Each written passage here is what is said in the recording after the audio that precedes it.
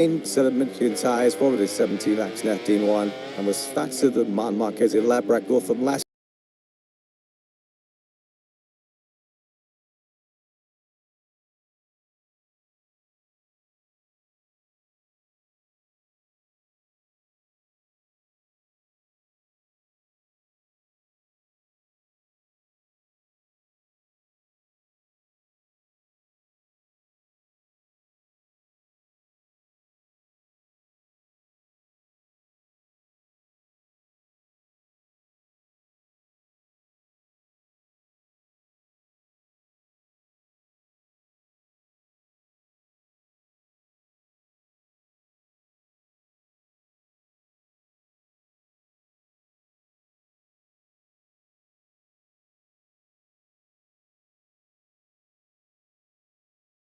Thanks Marquez, Roy Martin as he was this morning. He's up in third place. I think that might please a prettier, even more than Betty's pace, because we've seen how Eddie Vermont go through pre-season and through the latter part of last season, but for Jorge Martin once again to be something again done and feel this RSGP only tells us that Martin's back. What tells us that and prettier is just such a versatile, such a reliable motorcycle. The main Himalaya is quick on it. You've got to look at Baseki as we are doing right now, live here in Thailand. You want to look at the events and listen to you eats and in the net or is they because he'd been stunned by it and things. And saw something, there was a shake hand, and he sort of grabbed the sort of stuff with his leathers. And as he'd been circling, see what's going on here was something big word Lewis and another city got as a pit name to say the end of this plan to have some detail what he was happy, just to keep guiding that on track. He's and truly one and now certainly maybe that he's not gone up in lane to have gone over to the miters below his lane and he's continuing around for one more lap. So whatever it was to a temporary irritation from confidence and yeah, unless something got flipped took a style of the black in front of him or something like that, not quite sure, but yeah, head back into the bubble and clacking on. But all the clacking takes in the environment, Bruce Pettisecki, Valentine Marquez is this place is done tender, or it's like they're at the corner of the East lanes for, so that might be correct expense for you. Third, number 7, you saw the diminished heat of like the yellow and red stripes flag, so potentially those two facts may be connected. And it took Marquez Ago was just put in a 129.946 once again, knocking on the door of the top 6. Here was a 93 then, that mark. Little bit of vibration and chattel. He's all at the front right down into the final corner. Marquez took it as a 130.010. It's about 3 tenths of a second behind this benchmark. Sent this Nordic on his neck, slap after the brief curls and brief knee right here. What is previous that look, and you can see about a second he said he was straight back up the bubble. He's straight back down to a red hot pace here.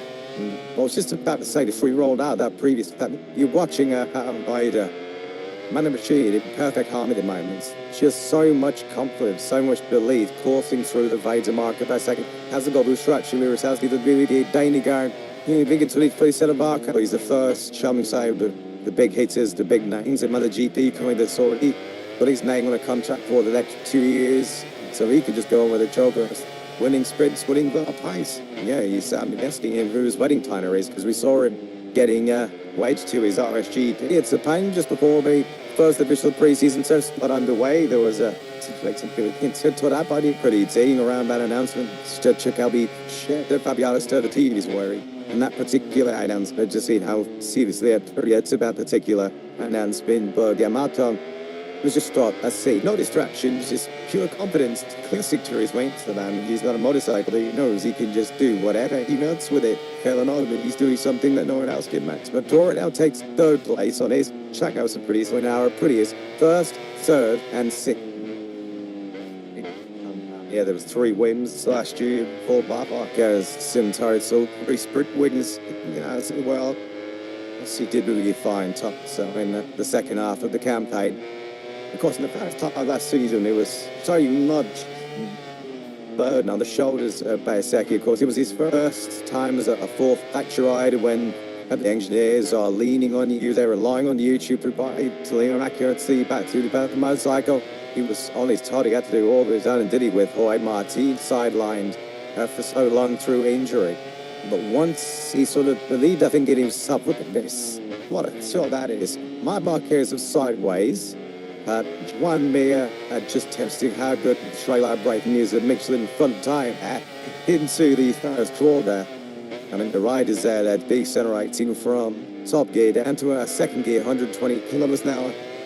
Turn round. You can see that my bike is sideways. Juan Mir doing one of the fastest rolling stuff, as you can see, into the braking zone for the first corner. Bringing the fastest way around, Rubber started good for the edge. Selling the most entertaining news. Fabio Di Gianantonio now heads into the final sector, building on what we saw from him this morning too. This morning it was Bezzecchi from Fabio Di Gianantonio, and that's exactly what we have at the moment as we enter the final quarter with DGS on sport him. Behind Marquez, but I'll look at them in all check, get back toward the 49, and DGS takes over by the PMR to 1,000th of a second from Marco Bezzecchi. Speaking of riders with confidence, Di Gianantonio certainly fixed that time file as well, looking really high. Really comfortable on top of that GT 20 since. Well, Trackhouse enjoyed a fantastic start to 2025 with I go with Spring David here 40 years ago. The end of 2024 was pretty cool as well, wasn't there? As Ralph Fernandez led the way into the pole, and second behind Marco Bezzecchi in the final Grand Prix Valencia. And the Prix, as we mentioned, looking really strong in environment. Still up to the boss. Really over the track. Day, great to be joined by WA after what was a great start to the weekend. William looking at the laps, done some of the test and build the height to be a contender this weekend. It is taxi up this morning. Third parties and I back home, and they got reason to be excited for what's to come this weekend. It's of course. We had that. First of all, we had a good test here. We will play happy about the development, and also I had a good pace. It did good lap time. And we had a good start this morning. So definitely this is a good try for Ryan. And let's see how things go on this heat. Bria looking very good, but also we have to see when everybody will play some card. Definitely is one of the track where I feels good, and let's see what we can do. Of course, was so strong here last year on debut. Wrapped headlines, but that the trouble to find his ribbon. So are you confident from what we're seeing in pre-season? What we see from I right now is not just a very round thing, but can be something you can translate to other circuits. I thought we observed, but also it's true that last year was a rookie season. We had a brilliant start, but then we were aware that you go normally up and down. And I think it was very important to be that speaking, confident. And I think by the end of the season, about the last race, we had the Ayobura platform shape here somehow.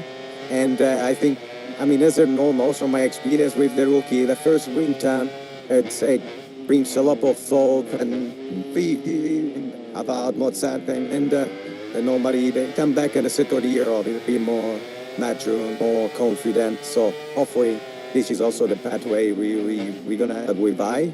And of course, if we can start well from the first race, then maybe it's a good point, a good motivation to keep it going, which we hope we do. Of course, Raul finished last year in such great form. It felt as though the seated engine came at the right time for him. Enjoyable wanted 4 or 5 more rounds to continue than done. So I would thought this was start to the season for him to pick up where he left off and keep that momentum going. For sure, the end of the season of last season allowed him to build up a lot of confidence on himself, get away from some battles, and of course we hope to restart from where we finished. In this track, this round particularly is, it's some everything good, but a little bit more, let's say, struggling in a few points. We have to work a little bit more. Let's see if we can talk, but definitely also round is a guy that builds up confidence really solid. So if we are able to have additional results, even if not very brilliant, then I'm sure we will start a kind of a journey, building more and more that we think that of course we have some expectation. I'm not denying that, but racing is unpredictable, and let's see what's happened. Just finally we see it really is take step. It feels like month after month. Ever since the summer breaking that again, with the 26th bike being the best bike it ever provided. Just how good is the package that you're both riders have this year? Yeah, it is. And we really had the feeling from half of the last season that the bike was improving development by development. And from 25 to 30 it's another 5 improvement, which is me. It's not that evolution, and the evolution is managed. Of course, 5 is one thing, but also need to be down Piano and all the guys making a fight in my finger, he did great job with me. Yeah, I'm happy so far, not a day. The race recent week, the whole there's been a great job on so a job. Yeah, as always, great to chat every day. Have a great year. Thank you, you too. I hope you all enjoy. Man, I'm sure we will enjoy it. But yeah, we're really looking forward to going racing again here this season. I admitted, but I was just as they on a chance state and play to the track house of Giovanni Agura. Fourth fastest, exactly where he's ended up this morning at the end of FP1.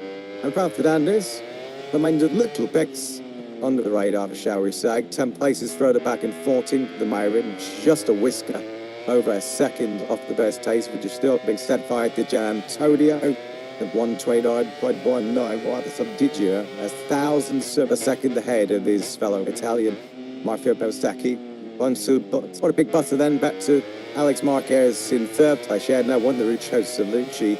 Valentino Rossi's right-hand man for Saudi is as good a massive smile with a big grin on his face because Fabio the Giant Saudi 7 shifts later was once his meaty breather as the flashing around of him around there. He just looked so relaxed, so confident, knowing that the GP26 had given him a better front-end breathing certainly than last year where the bike was very inconsistent part of the down from session to session almost. I mean, on his day, you could be anybody. He was, I guess, right, this man was pretty back up on you. I addicted of the Ducati GP25 must either was a little bit peaky in terms of his performance. What in a certain window, and if you didn't quite get him into that window, you answer, whereas Antonio proved weekends like Bordeaux when he was way down the order. Austria wasn't even been divided, but Tendy he really struggled. The difference between Didier, especially Didier and his wireless one deal was just way too big. So that's a big ability to close down this season and to improve upon his single lap. He used to give him the best possible chance. You tried the race bait. We think he scored Bagnaia, not Triple AD. Thanks then. As he attempts to break his own into turn 12. Bagnaia wasn't close to Brunt, but stays down, being 17th place. Actually being way to ride so far. It is happening in session. Yeah, seeing very little so far. He's 63 in this afternoon session. He was begging it to stop. Gotta get it turn 12. Unfortunately, they wouldn't. Plenty of run-offs there to make sure the Taco was able to quickly come back out onto the circuit. I think Fabio the Antonio made a really good point as well in the build-up to this season opening Grand Prix. This was the first time he's been the MotoGP lease. He's going into consecutive seasons with the exact same career behind him, same data in the year, the same mechanics. And that's more importantly as well, when it's sort of that accumulation at the top. And foreign cheese. Of course, the Antonio's foreign cheese, Silva Joan Zarco Cruci back in the day. Massimo Branchini. And that's just what I'm just English. To me, that's in. Kind of sometimes breathe success. And when it's just again changing your background crews, when you try to build those relationships, it's something that it's a distraction that you don't need. I'm trying to get to it. I think a settled Fabio Di Antonio is going to be the fights. There's some big races this year. He had 3 crew chiefs in MotoGP. He was when you also heard that, it was definitely Frankie Carcetti when you thought it's came into MotoGP. So a bit of continuity. He's certainly gone a long way. Will beat you up, but he's like me riders in this field. A bit of a prove it season. MotoGP, of course, man, 2-year Ducati contract and placed in the VR 4016. He's in his second year. But so if you like many riders will be well aware that after the start of the year, if some start of the year is really crucial to place in the best possible seat for 2027 and the new generation of MotoGP bikes that we're looking forward to seeing on track next season. There's a few bumps in the line. So at least was that last year for you understand after that brilliant debut made in Bumram 5 months ago. It never to me was Dominic Brevio said, you are going to get teats and sauce when you're a rookie competing at the elite level in MotoGP. It's a real standout performance. It's littered with some real bruising clashes. You remember soon Bruno was still the same at times actually. He did beat himself up by you need to be 100% think we must think another GP bike around. I need to take him. It's not you're missing that. He's a sharp fitness. It's such a tough ask.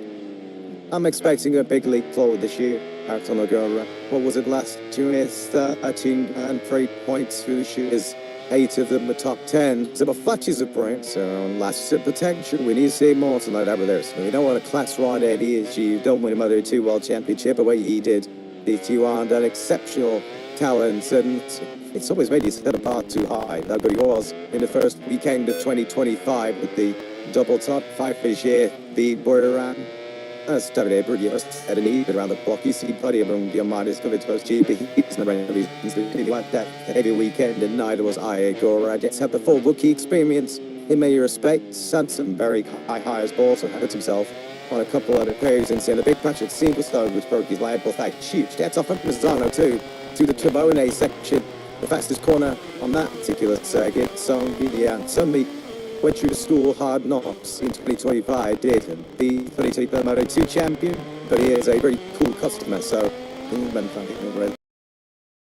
main to see that there's that kind of blip around Acid when he got the hand injury after a contact with Pedro Acosta, which kind of just we saw the challenge a little bit, but other than that, 2025 was the breakout year for Alex Marquez in MotoGP. He's very interesting about that yesterday, because he said that he said this to pre-season, we saw it during the test. But he joined us up to the studio, turned out to the flag coverage day. Mentally, unfortunately, he wasn't quite ready for the pressure, the extra, and just psychological. All the being at age and presenting position takes on you. So, we were surprised that I was testing what he did and didn't quite realise how he was there being part of another season where he's falling in the back again. Now, I'm sure he is paid very handsomely, without question. Let's see, contrast tomorrow we're going through the second year off was a bit more to confidence. Yamaha to say, I'm going to give you 2 more years. You give me a race-winning motorcycle, and they haven't done that in year 1, and they're not going to do it in year 2, unless something extremely happens in terms of the development of that V4 motorcycle. And Fabio Quartararo has got fed up, as I said so last year, he got fed up of qualifying well and then reversing back down the order as the Yamaha returned to its more natural place in the competitive order. He's going to do well to even achieve that this season, with the Yamaha set to start the season right down the back of the grid. And he needs a motorcycle that he feels reflects his talents, and sadly at the moment the Yamaha is nothing close to that. Great to see Jorge Martin, 2024 MotoGP World Champion, fighting fit and raring to start the season on the Fantoria Protocols that started last year. Jorge Martin's was in the middle of the start with a real injury. 9-man missed the Japan trace as he underwent further surgeries to correct some of the injuries that he suffered in what was a something forgettable 2025. But there was some positive signs, sadly born on test here last weekend when he made his debut on the new 2026 spec bar SGP. He said that finally, and it's taken the sun time, hasn't it? You can't, what he said last year, looked like Martin won't be anywhere near 100% fully fit. So it'll be key to see what he can do. But he did say last weekend, and this was really, really positive.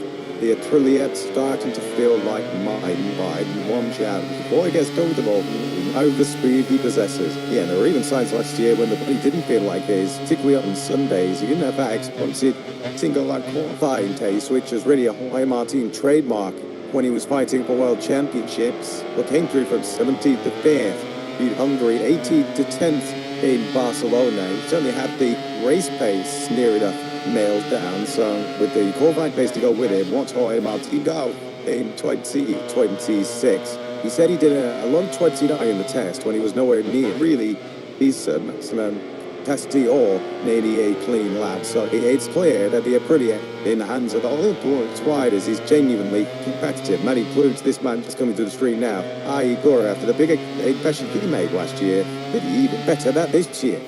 Well, 2026 is the final year of the current generation 1000cc four-stroke engines. The Q3 dropped down to the 950cc capacity.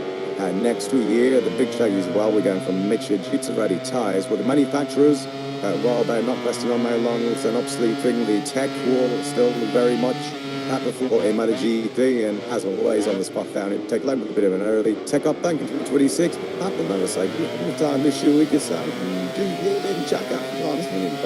Yeah, very good body into back in the front. Give all into all of you back home as well. It really is great to be back MotoGP pouring into life. And despite, as you said, it's been a final year of these current regulations, it doesn't mean the factories have been seething over the winter. Will make but as a few winners and the test support, small twist supports, all of the factories are now of upper sector on motorcycles that for the most part, all the four riders are running, starting with Honda and quite interesting with sort of regions, and the vast majority of it stayed very much the same. Ichiji's very late in the day here last weekend in the Buran test, a very slight tweak to their rear aerodynamics package. The cooling setup very much remains the same, but a slight tweak in terms of those rear wheels are a little bit further back than what they were when they first introduced that when you see them. Interesting that this might only introduce even very late in the day. They have up the new light, new people. The captain, and again, speaking with what I heard, and which you mean, and all that shows the bypass, might be in that reason that interesting. I'm sure you guys will get onto it. I'm going to ask David H. I'll see about it over the course of the next Fords, and it might be good to mess with it. It's okay in the 2020 I use because so lots of people can fight survive with will kill you me and then he change with the truth when he's at the moment with really difficult condition winter rehab. When it comes to KTM, quite interestingly, this is the only factory where all four bikes are not the same. Maverick Vinales is the anomaly. He instead of the blue points of aerodynamics package has decided to stick with me. Video wants to lose even 2025 there. Let's see whether that is the right choice for Maverick, because it goes throughout the start of the season. The Yamaha all bikes the same and currently, but I'm sure, given where they are at the moment, there's a hope now that Yamaha in a factory. That seems to be but that will change as we go through the rounds because they desperately need more items. And finally, with Aprilia, there's been a lot of talk about this new team Aero, the first time we'd ever seen it in MotoGP. With no image, it's difficult to describe, but I'll try my best. The bearing on both sides just beneath the fuel tank, how quite good and being selected. They take a lot and broke down the start of his right already straight to the back. You can see with nothing that said you. How Gibbons able to use his ball arms to cover up that hole and allow for the air to smoothly run underneath the fairing and allow an increase in top speed. Then onto braking as the rider obviously close upright. Well, they go upwards, increasing placement bins and allowing the flipping power tree to fix fascinating introduction. As we check the put some rapidly. Anything like that didn't just like it. Jump on the other bad place, all rigid, trying to manage all kind of nothing, trying to put the right height devices as they're entering corners that now go to what the operation is team Aero as well. And again, they only joystick very late, and the function riders at the moment, it feels as though they're still continuing development and testing on it to see how much of an advantage it brings, but fascinating nonetheless, and that should bring you right up to speed with everything up and down pit lane. Awesome, Mike, loving your work. Quite way to start off 2026, looking forward to all of Jack's and Sykes, sitting cheese down and tickling throughout this season. The new active air, I already work in the treat in the factory at footage. I market up by Seki waxing crutches, bill of time and stumping his authority all over. And this FD1, just like he did in last weekend's test. Of course, the riders are all well in tune, all dialed into this 4.55 kilometer Chinese Ducati circuit with the two-day test and a little bit of a smash reverse. He thought this had been gone 3 weekend best. Second and lead with an 129.346 of Jorge Martin, who said he's one to watch, maybe a dark horse. Getting Council and Contact on that factory pretty at third quickest as friendly Spaniard with a 129.551. Flexion already placed as a police. He had to make you a pub time early on this morning night, whereas just continued to back that up, going into 6th place. He's a 3D pretty is now inside the 20 season, even the 29s. The anti-aero in the literally sense is not allowed if we were having sort of aero. But the DRS in Formula 1 when wing would flip over, and that's allowed because the rider essentially triggers the active aero by moving his body around, and is looking at the regulations that prohibits that. So pretty certainly, with their thinking caps on ahead of this new season, leaving no stone unturned to try and Getting ahead of Ducati and Ducati's line at the manufacturer reference, not just in Italy, but in MotoGP. Pretty at the moment. First, third, seventh, and 10th. And as I mentioned, it wasn't just that one of them was could get the testing around. All three of them were. Yeah, pretty have only ever had 8 MotoGP victories. A quarter of those came in our last 2 Grand Prix of 2025. They knew you had to stand tough and taking the fight. Certainly in pre-season tasting to Ducati. Ducati, of course, the dominant manufacturer in racing history. In MotoGP, with that Honda, how long we now receive that constant, the men behind the scene on even in factory RC2 on the 3, they helped by the experience of Luca Moretti and Joan Mir. I think there's a sense listening to Marini and me that yes, the RT2 on Terrain, that's why Martin that is our further. The GT Forder is up to the final corner. Well, yeah, he's on the entrance to the tail, isn't he? So yeah, Martin then, who's our first Forder of 2025. Now, there's a new regulation in place. As this year, I think the 2026, I think always can, he's got the clutch in. But if you clutch in MotoGP or any class now in 2026, you can only restart your damaged motorcycle from behind the safety barrier. Shiny and also, and me, she will be the Sam with a double mum. That's me got to keep a close eye on. It tends to be relatively slow, hopefully slow from Temosha in that turn 12. Lloyd Martin, first gear corner around 70 to 75 kilometers an hour. So if you're going to crash anywhere and be able to keep control of the bike and keep the clutch in, turn 12 is probably the most likely possibility. Yeah, my bike has had a crash there. We're on day 3rd of the test here. 6 days ago, we went down much earlier under braking. Martin just off the corner here. Just up by, was he just up slightly behind the KTM Brabbinder front end washes away, and you can see him back fighting on to the Aprilia to keep the clutch in and ensure that the engine keeps running over here and now.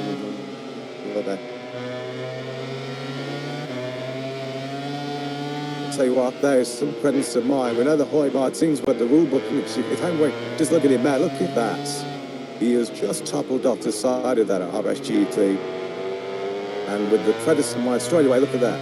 It wasn't even probably a tenth of a second between him losing control and then squeezing and grabbing that clutch to make sure that the motor didn't start. Because if it did, that was going to cost him a lot of time in that session. So Hoy Martin then, I think, we was picking up early after what was a pretty strong start. 2036, very, very early days. That was lap 7 for our former world champion, but Jorge Martin with the unwanted distinction of being our first MotoGP Forder of the new season. What's interesting already, looking at the top 10 of the current Free Practice 1, until around about the last 20 or so minutes of the test on Sunday, when some late time attacks went in, the top 10 was by Ducatis, basically the Ducatis. Besides Michele Pirro, who's in for injured Tony Alligator, the 4 Aprilias and Pedro Costa. And that is what the top 10 currently looks like after 12 minutes of Free Practice 1. Which brings me to the point that we're about to discuss before Martin crashed, which was about the Hondas. Well, he currently said they look like they are third or steers manufacturer. They clearly could, Jack. Furthermore, we put it around a circuit such as this. They're not as quick as Aprilia. They're not as quick as Ducati. It looks like Pedro Costa, at least on his KTM, has the legs on them. Tricky old corner, that turn 12. Really, really tricky. You power out to turn 11. The fast right-hander would have 4, 5, 600 meters back up the rider. He fourth gear through there, short of 30 comes now. And then you're up to 5th gear, approaching 285, 290 comes down. If we grab a handful of places, exactly what Marc Marquez is doing right now. Down 4 gears, scrubbing up over 200 kilometers an hour for that tight measuring right-hander to complete lap. So many riders have been caught out of that trial braking into that final corner. Jorge Martin joined the Crash Club back. Marc Marquez then starting the defense of his World Championship as his partner Gemma Pinto looking on. He sounds months about a future.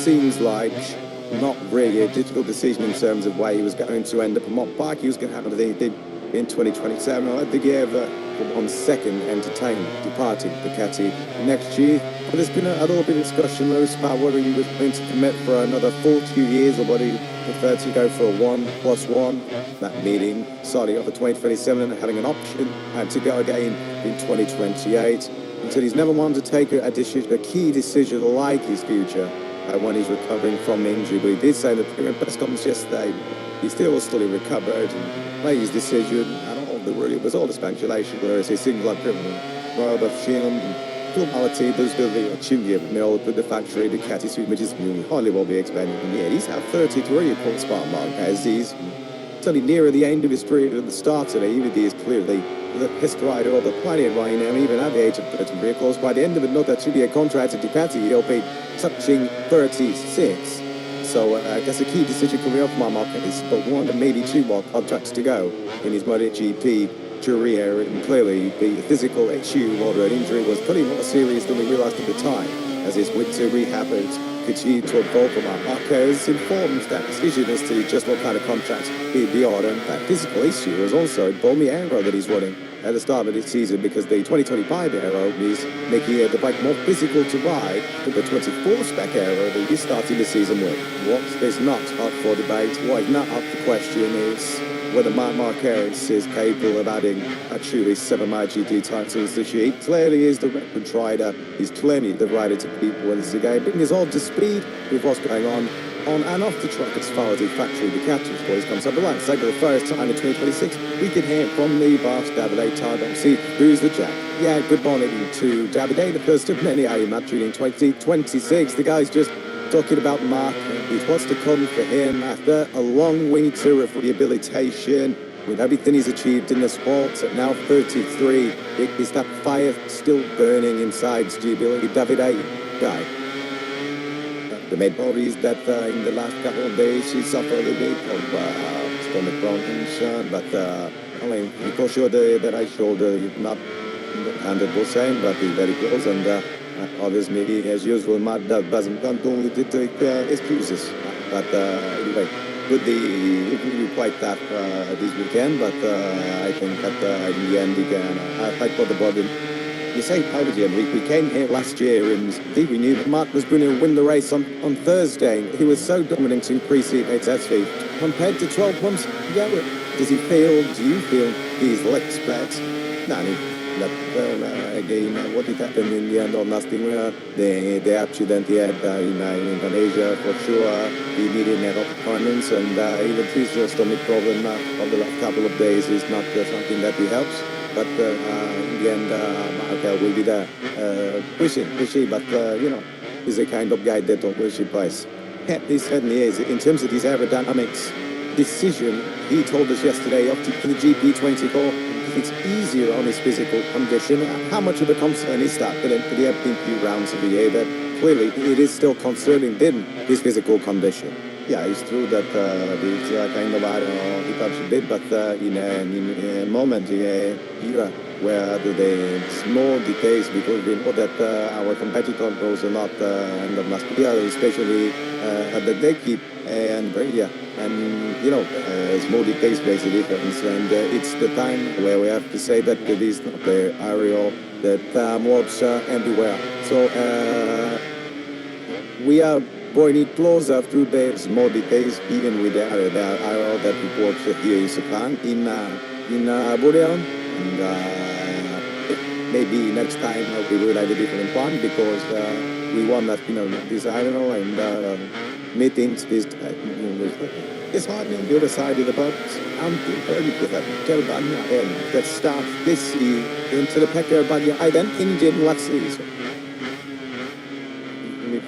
I think the Pecker is exactly the same of the previous years. So last year we suffered a bit with the bike, but in the end I didn't now the problems and he ended up both being the Ducati people and even in the sentence of and he's happening to take for that he won the title 2 years and 3 years ago.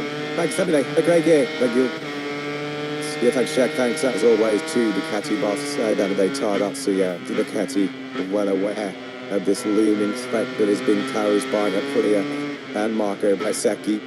Second then has made the early running in this FP1 session, 129.346 as it top of the leaderboards. Not, well, just under a couple of tenths clear of Fabio, the Antonio. Really happy. I guess they were supposed to be, of course, coming into this new season fully fit. got injured in the Sepang test last year, broke his collarbone. It took him 3 or 4 Grand Prix last year to really get the swing of things. So it was a very, very hard winter test he's getting, the hardest of his career, which I guess on one side is a good thing because it shows that Ducati were rolling out a lot of new parts for him to try. He said there's a clear difference this year. The 2025, he's hoped in digital map last year, it was where you say, well, the bike's performance will change from one day to the next. It's very hard to understand during the Grand Prix weekend what your potential would be from Friday, Saturday through Sunday. This, what are you going to call it? We'll call the GP 26 because we are in 2026. He says that it's a lot more consistent, a lot more feedback, particularly from the front end. So the Gian Antonio opening a contract here, big either side with many riders outside of that sort of, shall we say, the top 4 or 5, GP Ferraris, your Marc Marquez's, your Acostas, and Joe. Happy with the Gian Antonio, I think, might be a surprise package on more than a few podiums this year. Yeah, what he's going to have to do if he is to fight for some more podiums this year, take in 4 of them out of the 22 races in 2026 is qualified better, because there's no doubt that Fabio Gian Antonio's major tour film last year was on Saturday mornings and Friday afternoons, so what we saw Fabio Gian Antonio qualifying off the front 2 rows at the way, just 3 thunder starts in all last season. But his race pace was generally pretty good, particularly in sprints. We saw the Gian Antonio come through on several occasions to finish on the sprint podium from 3rd, 4th row backwards on the grid. So he can improve upon that. And Gian Antonio, I'm sure he's going to be in the mix somewhere, and yeah, it's going to make such a big difference to his head, if nothing else, to have a much more trustworthy, reliable, consistent motorcycle in the meeting, rather than a 2025 Ducati, which clearly had a very fine window in which it worked in. Another rider who was relieved, she gets probably the pre-season testing schedule unstained. The line jip was Ralph Fernandez areas in the 25, that beautiful Dulce livery in full show again, just as it was here last year. Now, of course, the 25-year-old Spaniard, a Grand Prix winner, such a strong ending. The 2025's for Fernandez, 2 podiums in the last 3 Grand Prix, part of just his second Avenue at 20-1-2, defined by Secchi in Valencia to close out last season. 2 sprint podiums in the last field as well for Ralph Fernandez. So he'll be looking to carry on where he left off at the end of 2025. Is currently just outside the top 10 with a 1:30.072. We had the pleasure of talking to Trackhouse team boss Davide Brigio, didn't we? It was through our coverage of the Valencia test as we closed out last year. The targets are pretty clear, the expectations pretty high. They want to see Iagura consistently inside that top 10, and he set it here in MotoGP.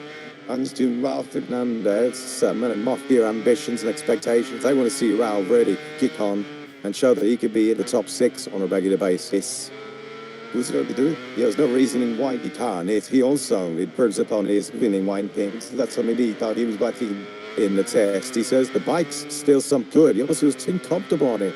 So when he has to really throw it on his side in a time attack mode, he misses that extra 10.2, which could mean a couple of bars on the grid. And Iguro's been a big step forward in pre-season testing. He says that the big improvement Cuddy have made on this year's package is in straight line braking, and to certainly need that around a circuit such as this in Neighbor. Into turn 1, into turn death, and into the final corner, turn 12. You need a bike that stops well, and we do know that Igora comes down among one of his very good strengths. So if that is a real strength to be a pre now, Igora is going to be in a great position to make the most of that. Of course, rookie season, which started in such tight fashion here, where of course there's punctuated by injuries thereafter. So a pretty thing I do in the to extend him with maybe second season. Dazzling rookie performance here last year, wasn't it, on debut, where he was running close to the total of both the Grand Prix and the sprints. As mentioned, if you joined us for our MotoGP photo op yesterday here in Thailand, Gora, checkered flag, 5th in the Grand Prix here last year, 4th in the sprint, which actually turned out to be his season best, and spent a lot more from Agora in his second season. Most like many of you, just like us in the comments here, absolutely in love with that spectacular good rebound. The good news is that it's not going to be just right here in Thailand. We'll see you again our next Grand Prix in Brazil, and we'll see you further to the season, and the Italian Grand Prix in Mugello, and end the season Slyway swing in Indonesia, and the Malaysia 5 Grand Prix at this year. Let's see that remotely if I go and spin every. There's Alberto Puig As always, a more than keen observer inside the HRC count vision is why it's up. Maybe trying near 11, flew 3 down in 12th place, host 0, both done 1:30.23, just 7 pounds of a second, split to the HRC duel. Yeah, there's also that out of that. Straight back soil course and run country could do the those will come in practice, but what was that everyone so settled with the running they done in the test, everyone's been to get down to immediately to break competitive one time, so I'm 29.3 for Bensenti. He's about 7/10 of a second down on his unofficial one, but already said a test, of course, that official, I reckon, had to be said. The big pretty competitive at Chimel would copy pretty easy Mitch counties. Pretty much lucky out of top 10 with the exception of Acosta. Then we have the Hondas, me and Arides, Arco, and Herrera. He's just been beaten by Bastianini, but then we got the KTN. Bastianini 14th, Binder 16th, Vinales 18th, and then the Yamahas. Fabio Quartararo just ahead of Vinales, with Vince Milan, Mascati up new, just behind. The mention is the new sort of action read, Spartan read for 2026 is Boyd Moting, another slight tweak to what you're going to see in 2026 has been a revision to the Michelin Tower case. Shooting course Michelin Spine here as the exclusive tyre supplier in the MotoGP and World Championship. Paint best season that the riders bring, having one less fun tyre specification. Most Grand Prix in 2026 is shot down from 40 to 2. Not just being Redford's issues in this weekend's time location. Top medium fronts, capitalized disposal, softening, and an medium rear. So just a slight tweak to the tyre allocation. Now, until 2026, and I really do have to pick the tyres around the circuit such as this with the specific demands, the temperature demands of this Hoyram circuit. Of course, coming here for the second season in a row, at the start of the year from 8th February, hinting only harness. The air temperature on Sydney is getting low to the mid-30s. We're going to see track temperatures potentially up as high as 16 degrees centigrade, which is really good at times. The Michelin run by the last time Michelin run we ran around this point around circuit, so they've had to take provisions to ensure that the tyres are up to the demands. This particular event, yeah, scorching hot temperatures, low grip. Anyway, is just create this whole load of wheel spin, especially these real known acceleration zone where it picked up. It's Fabio Quartararo out of the first corner. Just about to enter another brutal long acceleration zone going out of turn 3. This is Quartararo going through turn 4. Gears through there, 175 kilometers an hour, just running off almost running off the edge of the curb. As I down to it, my name returns to me. You can take your boys here from the camper band white cleat challenges. That's a pretty recruiting lead. This such a Paolo is now the jack. Easy day dreads to be joined by Paolo for the first time this year, and he's have to say, Paolo, when how you finished 2025 without 3 scenes in late. Do you feel them when they were in this place? They'd debate ahead of a world championship to challenge for a title. I think that. I know big talk early, look, that is where you are at the moment. But to be very realistic, it is clear that we did a great job. The last part of the season, we achieved an unbelievable run. It's a place in very directing. And we start the season in even better situation because this Stefano, in particular with Marco, because there was no the versatility sounded. Particularly in Marco, he showed that he has already very good content with the bike. We spent a lot of time to way to this dynamic solution between the 2025 and the finish, and they near the things. But the 6 bike was better. And with the 2026 bike, we became aerodynamic parts. I didn't pay the bike because I don't happen. As you can see, it is different from the Trackhouse one because it is a matter of lifestyle. The factory rider prepared one configuration, the Trackhouse one prepared this one. But for them here win, it is not under a motivation area, so we can play also during the year. Yes, here in Thailand, it is one of the best places for both our factory rider and also for Apodura as well. in particular, because last year he was probably one of these maybe. So, as you know, it is a good situation, but it's necessary to be very calm, very pragmatic. Don't put any expectation as you say. And it's necessary to go step by step and analyze very carefully the data and the comment of the rider. It's such a fun. There must be some finger cross, and we totally trust on our rider. We don't look on 1,000. It will be for us a confirmation season, and important. Just to confirm what you were saying, the factory ride is using the more classic style rear wing, and we check out about what's into the porcupine style rear aero with the 8 different spikes coming out of it. I was just speaking to Terminator Adolfsi Ducati, and he confirms that Matt's physical condition is not at 100% yet. So how important is the start of the season to really take advantage of that when we know how strong Matt can be and will be, but when he's not at 100%, that's the opportunity for you guys to try and build an advantage on him, surely. Every race is a single story, so in a different story. So we like keep focusing our rider and our way and analyzing our data, and as we typically do in the Thursday meeting with the rider, we say to them, we know about our possibility, about our performances, and we totally trust on you guys. So keep pushing, but step by step, and try to understand the bike as soon as possible. But the starting of the season, we say this is very important. It's very important to achieve before the race is sport boys. Because jump man in each corner.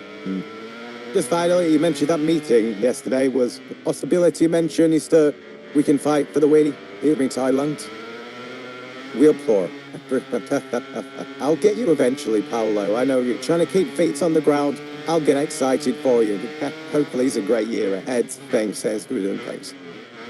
Smart Jack, and thanks as always. Listening to the thoughts of the insides of a pretty boss at Paolo Benora. No question about it. They have emerged from the chasing pack as Ducati's biggest threats in 2026.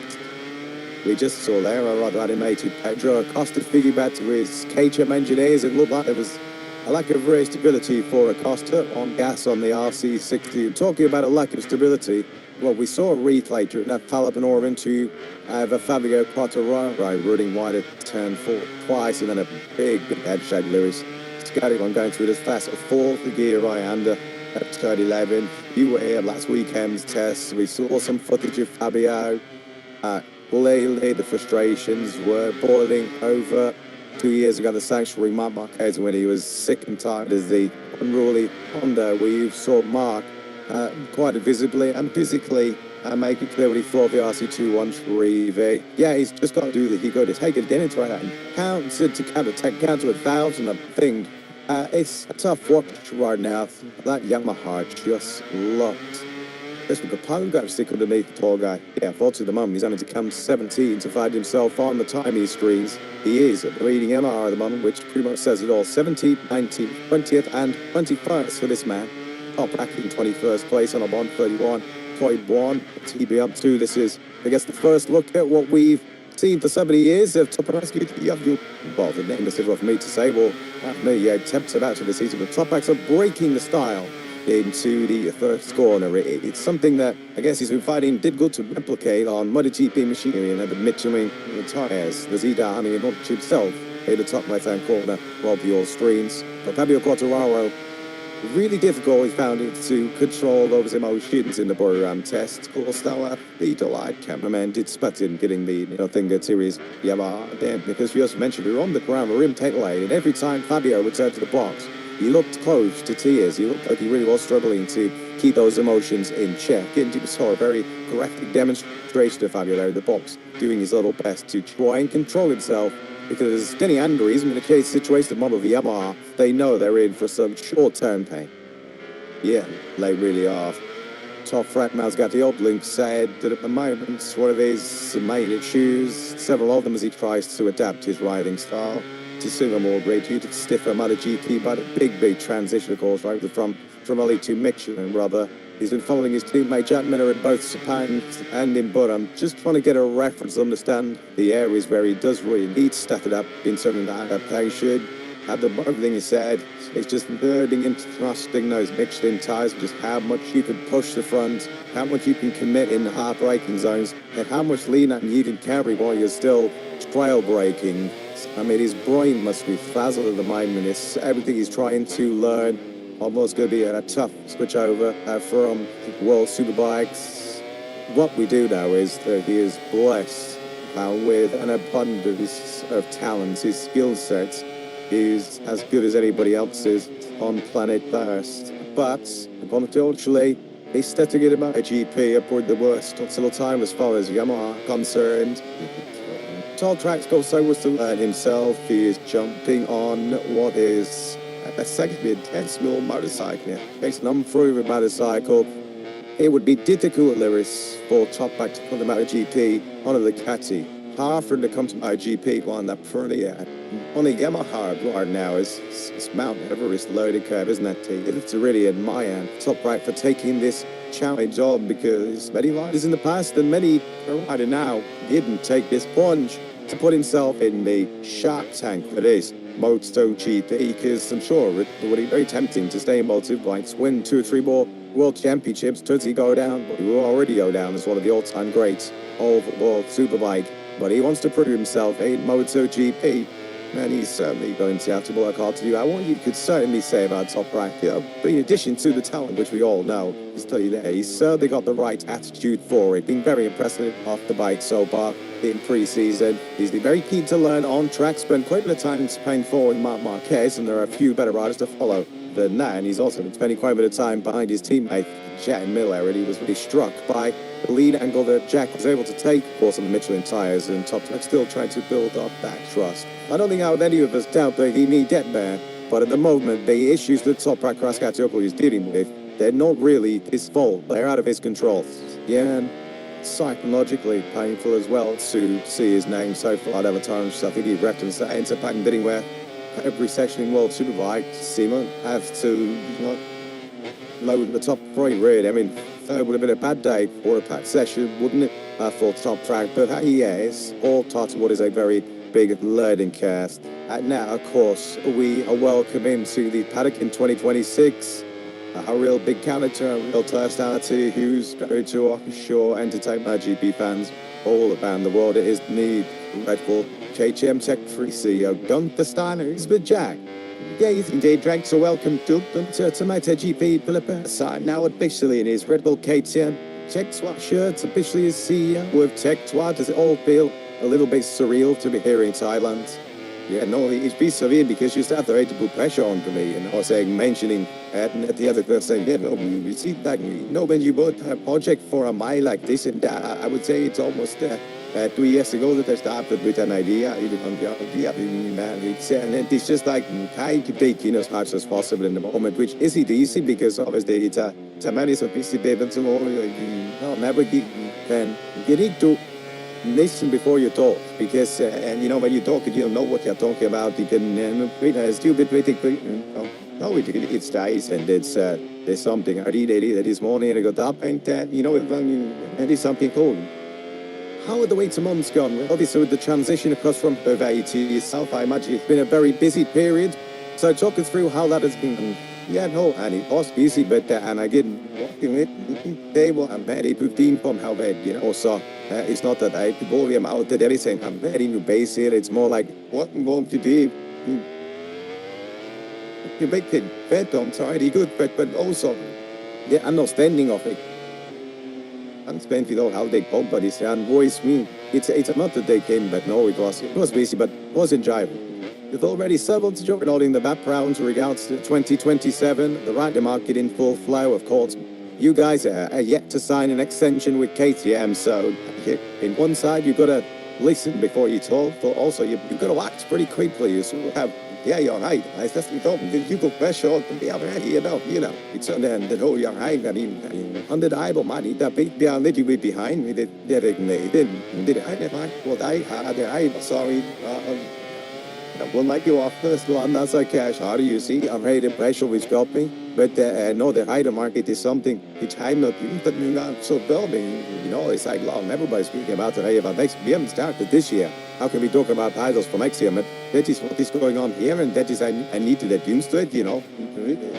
Almost deep, and then with the bike manufacturer, we need to speak prepared then.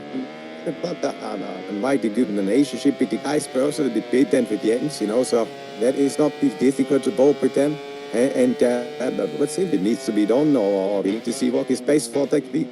Just final agent, the twin structure, we can see the curve going on as team manager. We see it's all going to be the eyes and ears for you. This first part of the year, you can set up to be in it. It's right. I need to get to know him.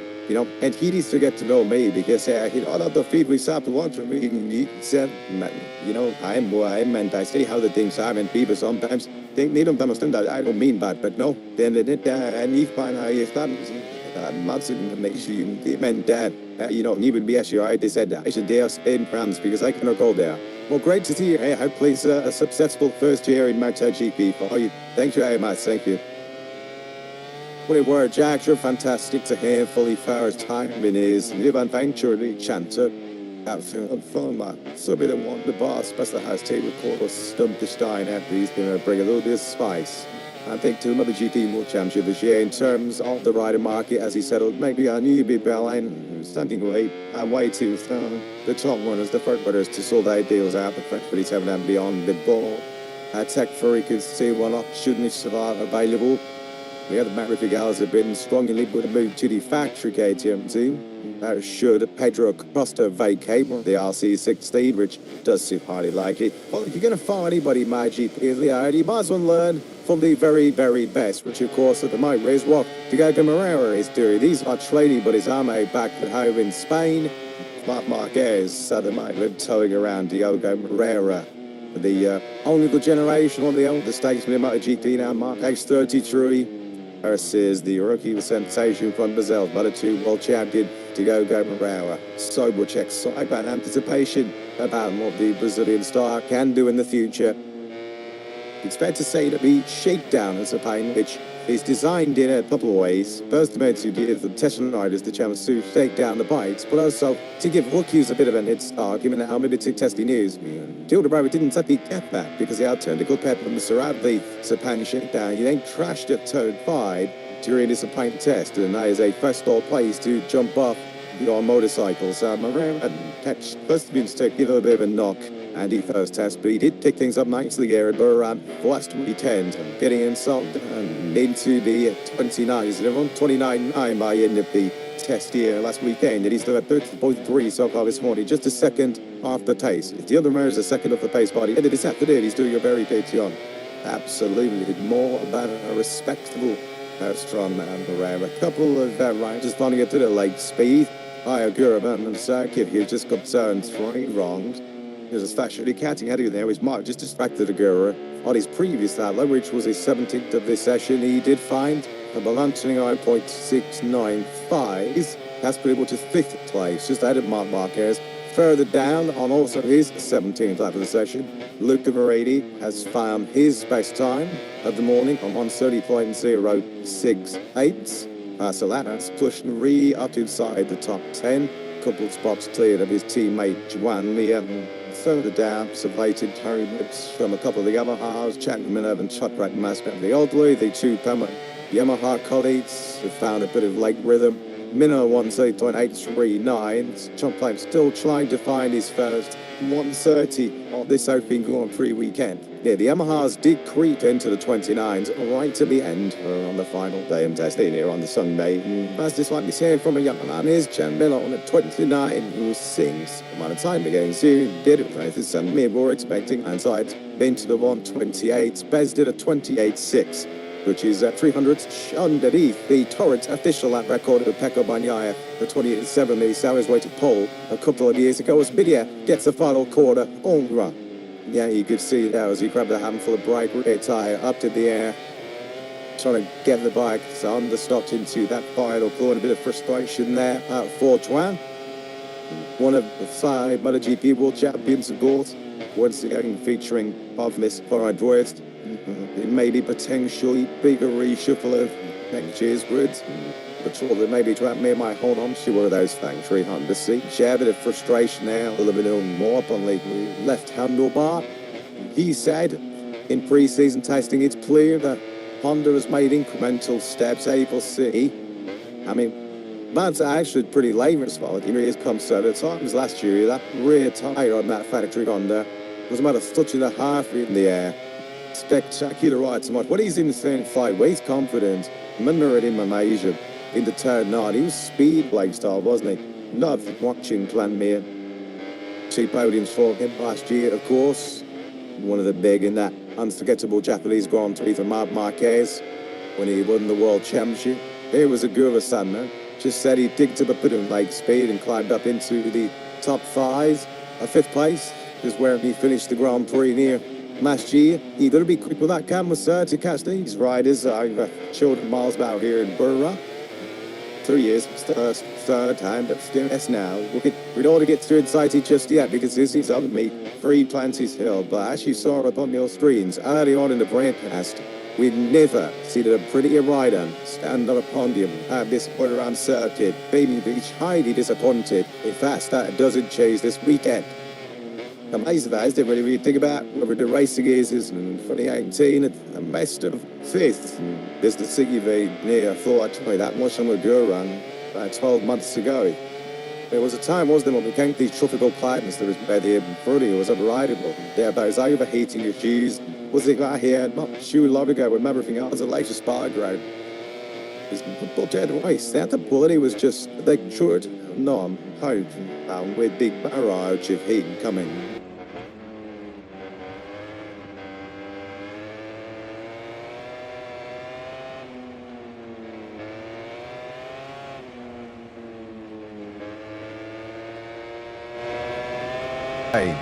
On this visit to Brazil, saw the Conta Samada take victory in MotoGP, but the last winner here in Goiânia, as we have been before, was Kevin Shorts back in 1989, who would be 37 years on.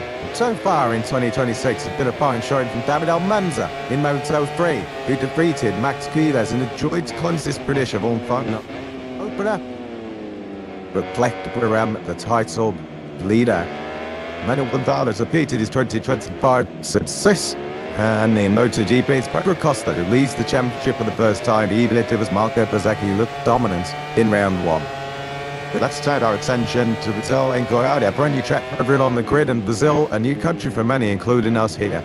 I'd love to say that it's time to get the party started, but as you can see, the session has been delayed due to track conditions. More information is going to be coming in around 3 or 4 minutes time. You're in the company of myself, Kiko Giles, and Eddie York, who's alongside me. We're going to have to wait a little longer. 22 years clearly not enough. Waiting time for bikes to return to the track. Here in Brazil, they have been working round the clock to get this place ready in time, and it is there in terms of the track. The paddock is being worked on literally as we speak. It's a real wholeheartedness, a real together mode has been activated to get this place ship-shape and tiddly-tidy, but just a few teething problems. Unfortunately, at the moment, it looks like a couple of pooling areas around the track, and that's why, of course, safety paramount. Some MotoGP will get in Disney a little bit longer. As you can see, we are right next to the city. 10 minutes driving from downtown Goiânia, the 10th biggest city in Brazil. It's a new place, as I said, for Brazil. And you know what? It does feel good to be back in this part of the world, South America, for the first time. So good morning, mate. Good morning, mate. Hello to everyone watching along from wherever you are doing so. Yes, it's great to be in Brazil, as you say, Keith. The first time for many of us here, including ourselves, should doesn't to be. In Brazil, it's one of those special countries where you land and you get a real sense of South America and passion for everything they have. And unfortunately, we're going to wait a little longer, unfortunately, to get bikes on track. That you're saying the heavy downpour this morning. It's not raining too heavy for the last hour or so, but it's still spitting out there. And yeah, unfortunately, the track is taking a rim soaking, so hopefully, fingers crossed, we're not going to have to wait too long. But as you can see there, the top is being session delayed due to track conditions, and this is the continued cleanup operation that is unfolding. That is down the, you can see turn 12 there in the background where the safety car is going through now, and this is looking from 10-13, the penultimate corner here in Guyana. So yes, unfortunately it is going to take a little while before we have Moto3 FT1 underway here on Friday night. You can see it's not so much the track itself, it's more the big spot off the track. You can just see also in the gravel at the top a little bit of pooling, there's a lot of water. It has been absolutely raining cats and dogs here, it's got to be said. We've been speaking to a lot of the locals already. In a few days we've been here in Guyana, and this is really unusual. The weather has been atrocious here. We've had massive downpours since we've been here in Brazil, but I think even the locals were quite surprised. It was breaking news this morning. Some parts of the city were really affected because they're not planning in what is really just the end of the dry season horribly here in Brazil. But unfortunately, the weather gods have not been kind. And you can see it in the drone shots. The track looks phenomenal. The track done a cracking job in a year to get the track ready. It looks, I mean, you know, it looks like a MotoGP racetrack. This doesn't feel like it's the track that we're coming back to after 37 years. But unfortunately, whether you're building a conservatory at the back of your house, a motorcycle, an airport, you need weather on your side. And I think the last couple of weeks, the weather has not been on the Brazil side. Now, we landed Tuesday afternoon, didn't we? And it wasn't raining as we landed, but into the evening, we had an almighty storm here. And sort of in the city, there were streams down the road, and we knew coming to the track on Wednesday or Thursday, which was in our case, any sort of heavy downpour due to the weather we've had in the last few days is just going to affect it even further. So the cleanup operation is underway, and it's busy riding safety. But we've been out on the track yesterday and speaking to one of the MotoGP rider yesterday, something to the crash as well, and in general, and everyone really likes the look of this circuit. The first section is super fast and flying. I spoke to Simon Crayford yesterday, when he was doing his GoPro laps to get a taste of the circuit. He was really impressed with the amount of grip levels that were down as well, and we'll get into head up there into the session. Hopefully we'll inspire drop track, as you can see in there. The heavy downpour this morning has seriously affected things, and we're not going to get any running sort of anytime soon, unfortunately, but we do have obviously plenty to get stuck into after the opening Grand Prix in Thailand, which feels like yesterday, but it feels like a lifetime. There 2 weeks is a long time off by MotoGP standards. But it was a great opening weekend over in Thailand across all classes, and especially Moto3 as well. We had a first-time winner. Hopefully, we get to see David Almanza on track very surely. This is obviously live scenes of the pit lane. We're continuing, of course, and you can just see how damp it is. The paddock is pretty damp as well. I've said before, rain was so heavy. Woke up this morning at about 6:30 in the morning and just opened the curtains and just saw an absolute mighty downpour happening, and did fear that this might be the case. Unfortunately, it has turned out to be the case, but obviously they're doing the best they can to try and get bikes on track as soon as possible, as we look at King Danish in the NSI box. Right in the number 13, these sorts of conditions is now, as you'll say, if someone knows about what we met that King Danish is your rider. Of course, he was a bit of a star last time out as far as Friday fun and saves are concerned. I was going to say, I think it was raining heavier than the water pressure in our shower. Well, I've got to say, it was really wet outside today. I can tell you it has stopped raining. We are no longer that guy's got the right idea, it's got to be said. I think, and really coming from Colombia, looks like a Colombian flag for me. When you see something we spoke about last year, of course, in Argentina, we are only having one visit to South America, because Argentina come back next year, and probably will be tacked along with them at some point as well. Whatever way round it is, but in themselves will have 2 South American GPs next season. But it's got to be said, this is a Grand Prix for South America as much as it is for Brazil. There will be none the place from Colombia, they're from Argentina, Uruguay.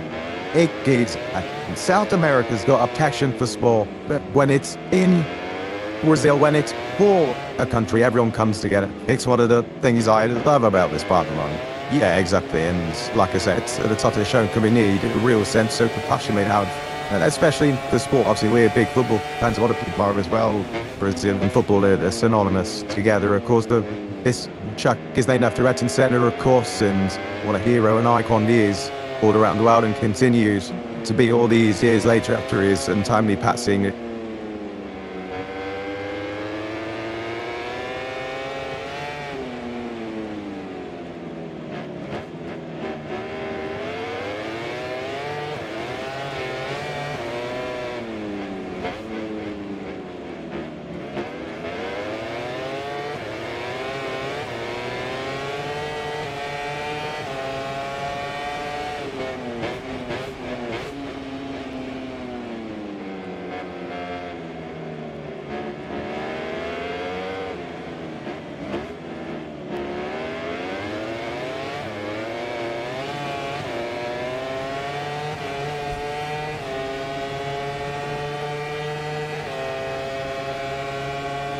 We can see what a circuit this new circuit's going to be. Exciting time if you're a South American motorsport fan. I mean, you look like us all know on. Everyone's right there. You've got Brazilians, Argentinians, but also here in MotoGP. Two very quick Argentinians in Moto3. Colombian representation in Moto2 and Brazil.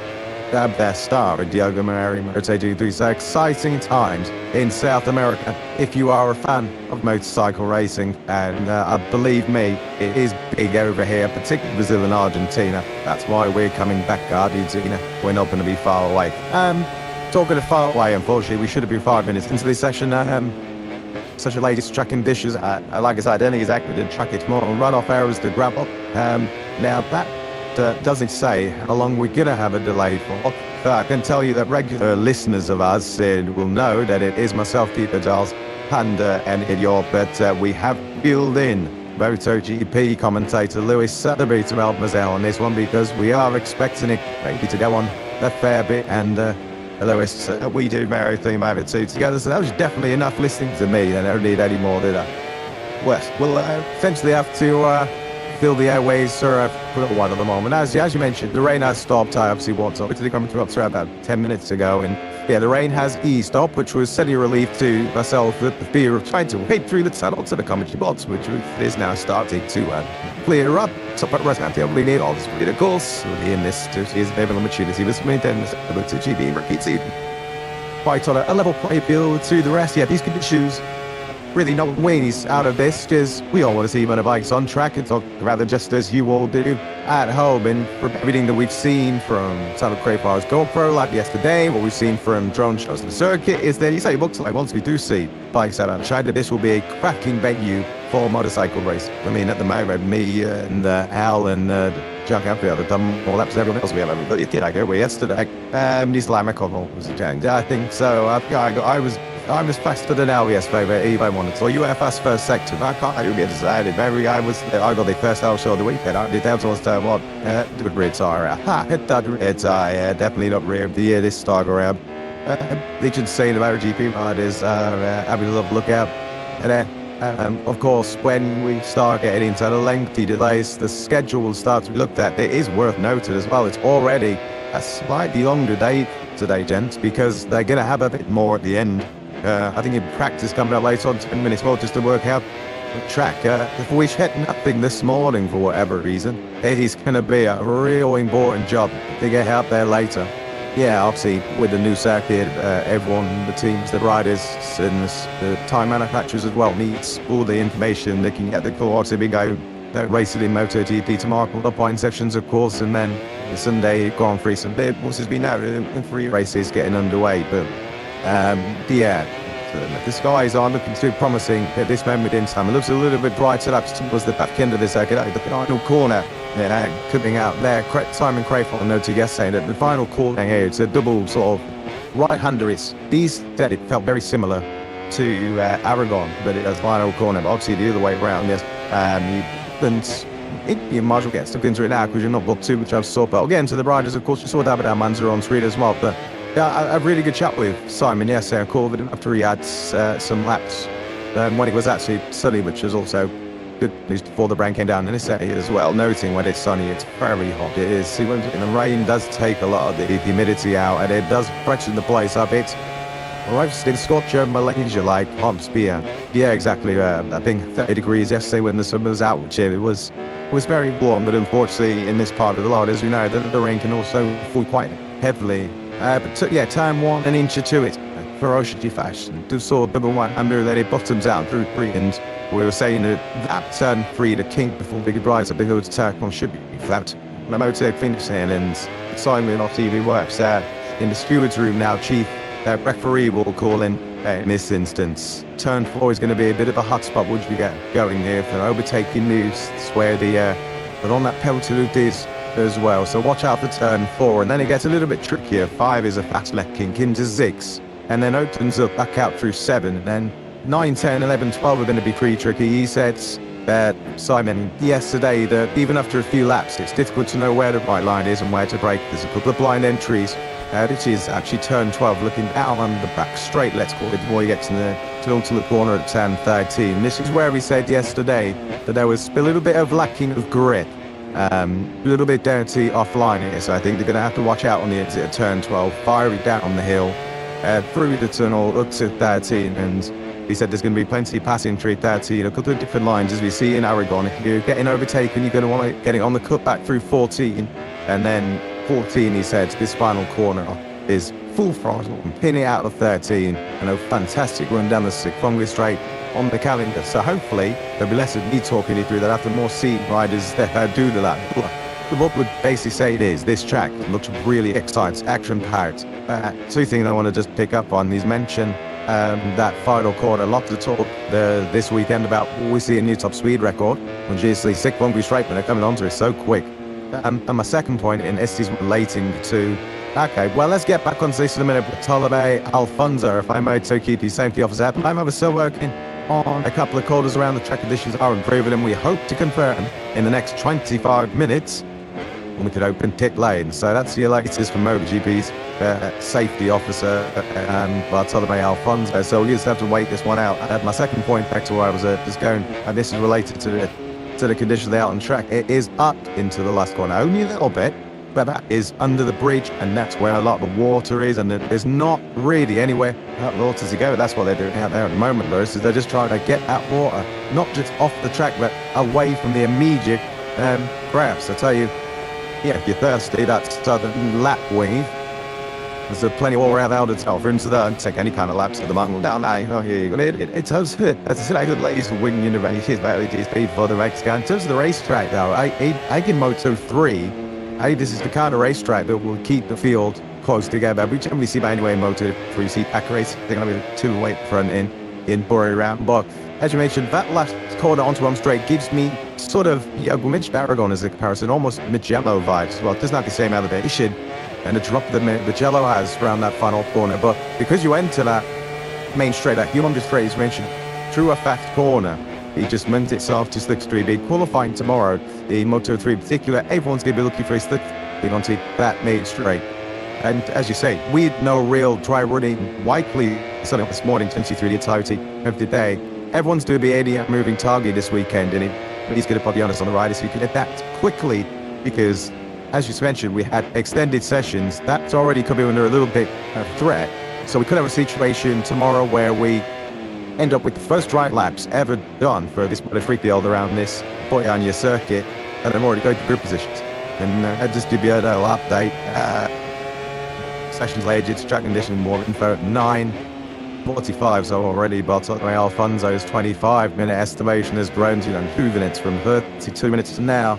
So we're going to have to like this one out, relocate will the kids get back onto the track, because his layer part of racing debut, I don't think went the way you would have liked to go. We know that we're going to be 7th and an invitation on in shoulders about refreshing, and unfortunately that's what happened in Thailand. It was not the dream start, and reminded that they lost, which is that our man's went and won the Grand Prix. So at Leopard back tonight, enjoying, not having the happiest of times at the moment. I think he went in pound another one to invade Batama as well.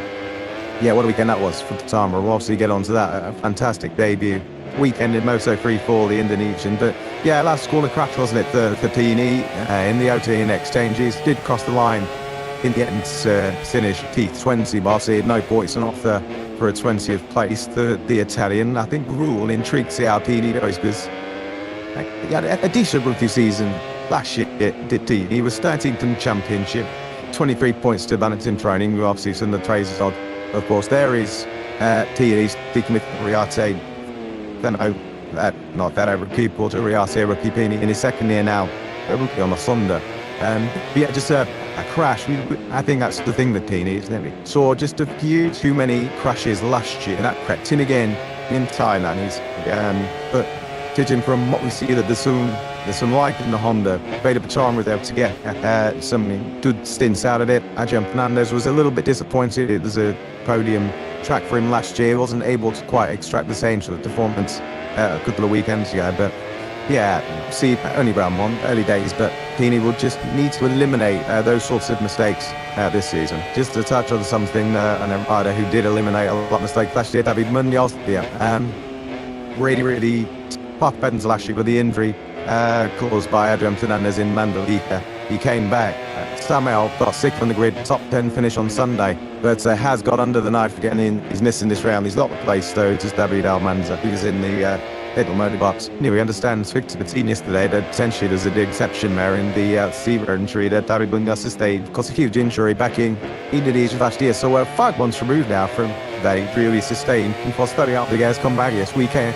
Could feel about some serious complications in the recovery for the David Munoz, which kind of puts that 10th place that he took in Bergman into a little bit of perspective, doesn't it? Sure, really does. Very, very impressive indeed. Yeah, he said afterwards that he was disappointed with a P10, but he also said that he couldn't have done anything more. And obviously now, we obviously saw him in the paddock and was still heavy limped on that leg. Obviously a massive injury, a broken femur, and obviously complications that have come with that as well. Unfortunately, the Munoz, who had a brilliant season last year, picked up his fast victories of cool zones. There's a title contender, and maybe not in terms of point, but he was up the front every single round. And if he hadn't have canned the first 3 GPs where he scored Saturday night, he probably would have been in the mix with Jose Antonio White.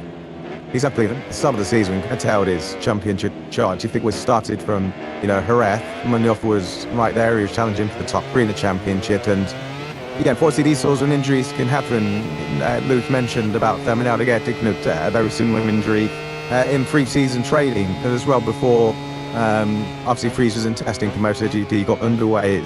You never want to get injured no matter what it is, but breaking a fever is something you really don't want to be doing. It's a long injury recovery process as well. So yeah, sending our best wishes to David Munoz. Hopefully we see him next weekend in America. It sounds like it's potentially unlikely. And then of course we've got a 3-week gap with the postponement that kept hard towards the end of this season. So that's in a way, a blessing in disguise, really, isn't it? Not even in disguise, it's a blessing. Glenn's in the old desert of death. Hopefully, he'll be fighting fit and be a lot more ready than he is currently for his home Grand Prix in Jerez, of course. So, yeah, sending our best wishes to Munoz. It was always going to be a difficult start to the season. But yeah, unfortunately, that's undergo another operation on that leg. So, yeah, I hope people see the 64 back on track. You've seen us, but what a start there across all dresses for the Conmurdy Dardova squad. David Almanza's first Grand Prix win. We're going to talk about that in that last lap move because there was a lot to talking about to get through there. But also, Manny Gonzalez said he just got pole, but it was Manny Gonzalez who got across the third round up a job down named Maratuto. Yeah, and boy, did he had some questions to answer around himself. Manny Gonzalez giving away his 2025 championship. Shetland, he kind of fell off the rails into spectacular fashion, didn't he, when he had that very comfortable lead.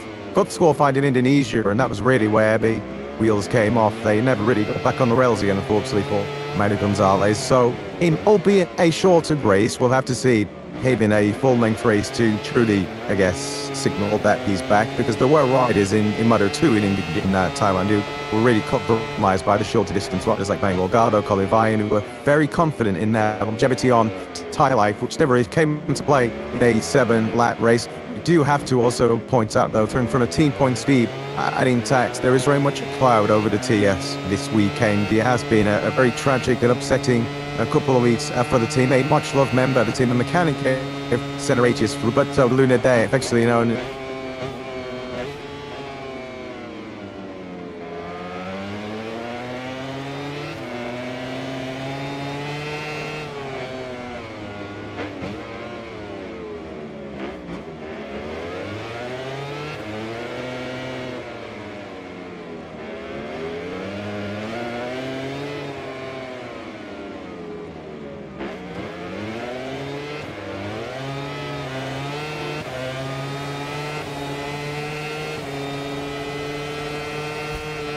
And when it's in that way, I think it's even worse. It's different with it if it's an injury, but it's a really, really upsetting time down for Nick Mann. It's worth pointing out that Robbie actually worked.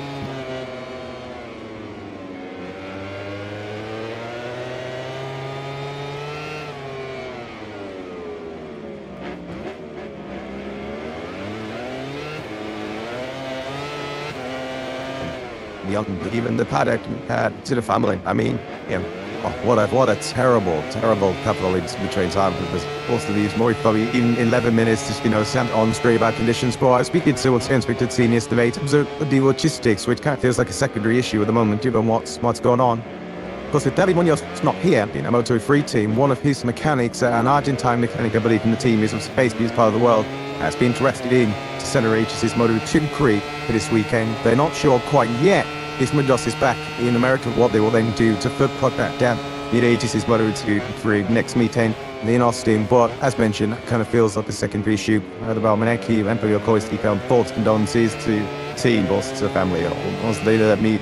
He missed by not only just the intensity, but feeling on about it. Absolutely, it's never nice to lose one of our at all. And like I say, there's no nice feeling when we're a man down, we're a person down, and condolences to the family, to the team, and to everyone connected. I don't know if I see any post out on I think it's Instagram out of it. Big home to film there, but see. Let's just turn our attention back to the track. You can see that Takabadi is down there with Babka Badzeki. Might be getting a bit closer next year in 2027, perhaps in the same box, but we'll speculate on that another time. This in the Teo Vitelli. Really tricky start to this season for him. Can it be more? Because it's the last season when he met rather box. But I think it's just set yourself on telly. Probably hers like going low with the camera. It wasn't the first time this season. He did have a great opening round and he stormed to pole position last year, but he really struggled this year. He's coming off the back of that awful injury. He's another rider who last year had a fantastic time, a terrible injury. Came up for the last 6 Grand Prix spooky point at points he cleared them.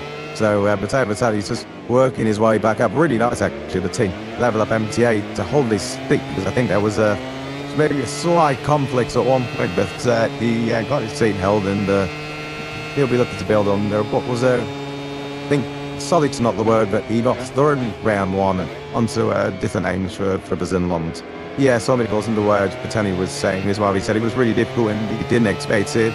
One of the fact that he was so competitive. That last year, of course, was on pole position, was in the fight for the podium as well, and he said just been able to regain that feeling that he felt last year once he didn't. That proved to be the case in the race as well. Ended up with a crash in the latter stages as well. Telly, but he wasn't injured in that crash. But yeah, we can't forget on that side of the box. Dom Esteban continues to impress though.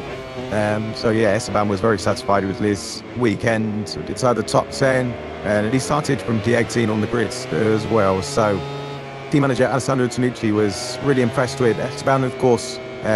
Speed time this year. He joined Esteban after a replacement points last year, but yeah, the main focus for the team at the moment is trying to get the telly back to the way it was for the start of last year, because he was a kind of title contender this time last year, absolutely no question about it. The table telly was obviously on the podium as well in Austin, and then of course picked up that injury away from his circuit, which completely curtailed this season. But the level of MTA saw enough at the start of last season in Matteo Vitelli to give him another chance, obviously in the team as well. So understandable that they kept him for this year. He just needs to rediscover that mojo. Of course, a lot of confidence would have been lost from that injury, and trying to get back up to speed towards the end of the last season as well. But yeah, a really tricky opening Grand Prix for the new brand team. As you'll be able to see, the ponchos and the cocoons are starting to be done. Look and tell you, the Saturday did just nip outside in the comms box and has come back in and it's drizzling. So not ideal. The track itself sees fine. It's the bits around it, there's a bit of flooding, it should be offline, off track into the grass, into weeds, and that's where the problem lies. I think they're doing a little bit of dredging work with the ground as well. Collins in Brunei, not quite a home GP, but to South America, and his only visit down home to South America this year, the Argentina. made some tribute for you, well, because I don't think I'm going to be able to use this stat at any other point. Last time, 2 Argentinians in the top 10 in Moto2 or 65cc history. Yeah, you did threaten a stat for me that I wasn't probably going to be able to get. Repeat it, please. Last time, 2 Argentinians in the top 10 in Moto2, because I mentioned this because last time we had Valentin Brady Mark and Morelli post the top. He said he hadn't Morris Morelli's best top 10 in Moto3, of course, that's time out. I'm in Grosteo racing at the same. I know, yeah, Gabriel Rodrigo. Yeah, Gabriel Rodrigo, the one that has never. Yeah, so does that, misery. Do you know limits? I do not that. Basically, he always is. That's how one of them. It's Sebastian Bottle, and he is not. Oh my god. Well, that is F.U, that's good. Yeah, exactly, there we go. Whenever wilds, well, they do are coming up here, or a track or a country. I mean, yeah, this could be anything, to be honest. So, I mean, no, right. I'll be honest, I do that. But that's the song. I told it, folks. That's the, well, put down tools now. And if you want a big net as well, you can fair, so yeah. Up in Belgium, Renault, Puto, and your terrorists, that's tonight, it's really good. Vignetting, I was right to say, and I can confirm I did find out that, but it was confirmed by the official doctor statistics. A wonderful Thomas Ross leader. So thank you about cheers to that. I'm sure he really enjoyed doing that on the 13-hour flight from Paris to Sao Paulo on Wednesday afternoon. But 2 Argentinians in the top 10, happy Lotus 3, Romero in the points, Merton, Gina Payne, David Onizaru, and Denengay, like how we thought he would do at the was fact. So, South America, right, as we said at the top of the program, enjoy a little bit of success at the minute. And I-282 Belgian Grand Prix took place at Spa. What kind of spot? The Tico Giles is really a fan of. Yeah, it's exactly. I can't argue with that, to be fair. It's just not like I can't wait to get to Austin because I think our hotel there has a bit of sort of might not be daughter anymore, very much sort of small. Yeah, it's looking pretty wet out there as well. So with regards to David, there was I said the North Steamer, it was my main time. Yeah, I mean, going back to the original point, it was, a great weekend for Pironi and it was Pironi on the podium. He did admit after the race to banter, spoke to the top 3 a few more. He did say that I think a lot of riders knew that the top 2, Armando and Jimenez, had that little bit extra pace, and the pace immediately from the off, that was very quick, and obviously there was a bit of a battle going on just behind the top 2, and of course they eventually finished at 9 seconds clear and a little bit more than the chasers, but Pironi won that battle that was unfolding to the final podium spot. Alvaro Carpe finished 4th, and Katama and Fernandez were in that little gap of the riders as well, and then Redley a little bit further back. So yeah, great to see 2 Argentine riders, 2 very exciting Argentine riders as well. Redley was a full-time rookie this season with Tori Mena and got to race last year, and Pironi in season from Friday. I'm really keen to see what Trey can do now. He's got a year of experience under his belt, and we're ready. For me at the start of the season was a little bit of a dark horse. Not, I don't think for title success, but definitely for maybe a top 5 finish in the championship. I've got to say, let's talk about moving away from Reddy. You mentioned Almanza versus Kilos. Why not? Let's talk about that in the last lap there. I did brake check Simon quite far as I was leaving the paddock in Bremen. I was like, okay, so just to know why wasn't anything said. I mean, the argument was Kia still make the moves. The track has a racing car. Vicky can use all the track. He did do anything dangerous. There was only one rider who could see where the other rider was, and that's why there was no penalty. I'll both say I agree. Yes, he was on the line. I think it would have been maybe a tad harsh to give Almanza a penalty, but there was a very fine line between what he did and then stepping over the mark. Yeah, I think I called it line. This thing, he was on the limit. I've never seen anything since then to shave line on that. I would not have wanted to see a Moto3 victory change hands for a move like that, because ultimately, like we were saying, let's keep us speaking on the inside, and yet there was a width of a pretty front tyre to go through. Max Kibo's found that gap. I probably had a little bit of word with that with the man just to say, look, we want to see close, exciting racing. That was probably just about on limit, or maybe just over it. And ultimately, I think where Max Kibo's would ever be right to be a little bit agreed is that he tried to make it over his side, and of course the gap is constantly closing as Armando keeps coming across. But David Almanza to release fight for first Moto3 victory, so I don't think we can necessarily criticise David Almanza too much for that. He was going to do absolutely every peak to defend that lead, particularly how given how quickly Keyless taught him last life. I do know Simon did have a little chat with the two, like, that is absolutely fine. I think Neil Hodgson actually called it perfect, because it was absolutely as far on to the limit as even another couple of things limit about it. I mean, at the end of the day, the bottle also worked both ways. Keyless could go all out me and wait, but he didn't. And second point, you think Keyless would have did the same? You know, that's the point I was going to make. Keyless would have done exactly the same in that scenario. And Keyless, we would have all sort of known that Almanza would have been covering the inside line, and obviously that's the inside line you want, because that's the easiest way to make a move down into turn 12 over the Chang International. So, you know, it makes Keyless like anything. He's never like yourself say, here, he's a exactly. It's like, I know where both players go. I think, Lewis, you made the point as well. If you don't want to see racists, decided in a similar in the steward's room, obviously sometimes that has to be the case with rules, but when it's sort of on the limit like that, I don't think anyone after the race was calling for penalty. I don't even think Keyless and the F-Spar team are necessarily saying that. I suppose he was a mistake, wasn't it? And he was more annoyed that he made that mistake and being on to the last lap. It cost him a little bit of time, of course, caught up and Almanza again to try and make that move at the final corner.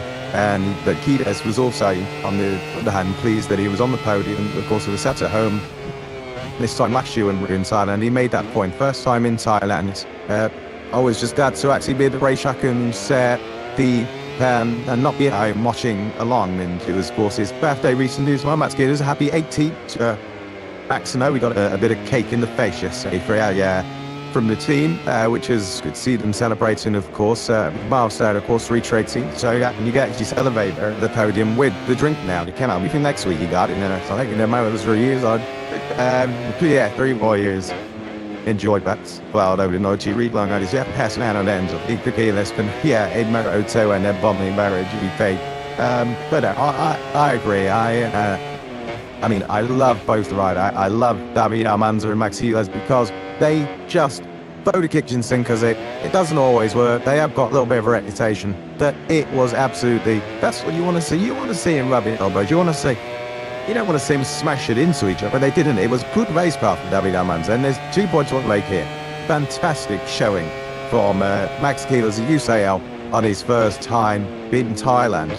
The cracking stuff from David Almanza, who's not been a Grand Prix winner before. He's not even been really, that's that 5-2 with a Grand Prix. So he sold Keyless at that big cracking stuff. Joe Andrew from Martin about 60 and Tom Sayers trying to right. Yeah, that kid, but at least says he was trying to wrestle back supremacy for his teammate Kawasaki when he gave him a brutal chop into the last corner because he wanted to try and win that Superboy race, which he did, and he also kept that victory. So I guess Sigmund was any sort of precedent. It was set some 10 years ago in a different championship, but better, those two were a country mile ahead of the rest of the field. By the end of the Grand Prix was the kind of 10 seconds, and that could well be a battle that was repeated throughout this season. So I guess in some respects, not the Devilmans was thinking about this at the time, but maybe set a bit of a tone as far as Keyless that likely battling each other for victories throughout this 2026 season. I'm going to be pushed around now, and it's over to easy. I think the other things well with than David Almanza was the fact that he's got that first Grand Prix win now.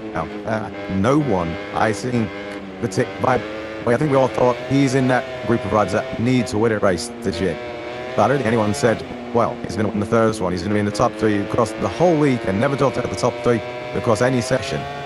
And then 10 seconds up the road, and he's only got Keyless behind him. I think that was a good benchmark, a good goal that laid down, and it just shows that where the Honda was at last year, Almanza's back to KTM, which he knows his junior GP day, slightly different spec, but he's familiar with what KTM repeating feels and handles like. Jump straight into Grand Prix winning team, and job done in Grand Prix. What really, really solid start. I think mentally for Almanza that's huge, absolutely huge, because we obviously knew what Keyless could do last year by far and away the best rookie that we saw, rookie of the year, of course, and comes into it, I think, on everyone's lips. Even probably his rivals just saying, Keyless is definitely in favour for the title, and I think we're all expecting Keyless to go on and win it this year. So for Almanza, first weekends in the new team, topped in pretty much every session, of course qualified on pole, topped Friday, of course won the race as well. Mentally, that was massive.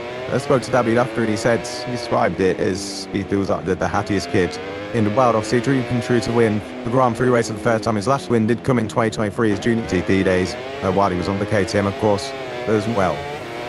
So to things to land in a new environment, get used to the bike again, get used to the team, and go out and be so dominant.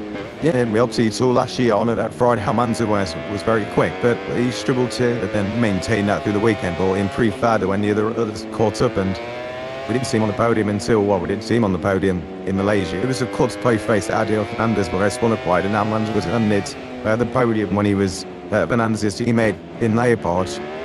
And the teams at been to Thailand, a difficult race track, difficult conditions, and been to then beat Quiles in a one-to-one. I think we all expected in those latter laps when Quiles was right behind Manza. It's a matter of time before Quiles makes his move and pulls up an aggressive move and then pulls them in. And we would have been saying, fair play to Quiles obviously for winning, we expect that. The fair play for Manza for the own by Williams properly on the road. Mentioning that massive for Manza, he must come to Brazil and for the rest of the season now, full of confidence that, okay, I'm not expecting Manza to challenge Quiles all the way into the title, but to get your first win at the start of the season, massive kudos to him. I mean, we're saying, no, we're not expecting it because you can't predict it now. Yes, too early in the season. There's your riders, you think, right, let's not allow draw too many conclusions from the call. My gosh, we'd just keep our feet on the ground, but really best. So really interesting one without Manza because Quiles is from a region aside Murphy is where Costa, for me, Aldier or from obviously had through the years, lots of Valencians, lots of Catalans coming through. Manza's done this the harder way. He's from a tiny city called Ciudad Real, way down in the south. Not motorcycle heritage down there, so he's put in the hard yards. And yeah, okay, I know we'll have colleagues of the music, another Spaniard, but this one, it's slightly different. It's not the most traditional routes.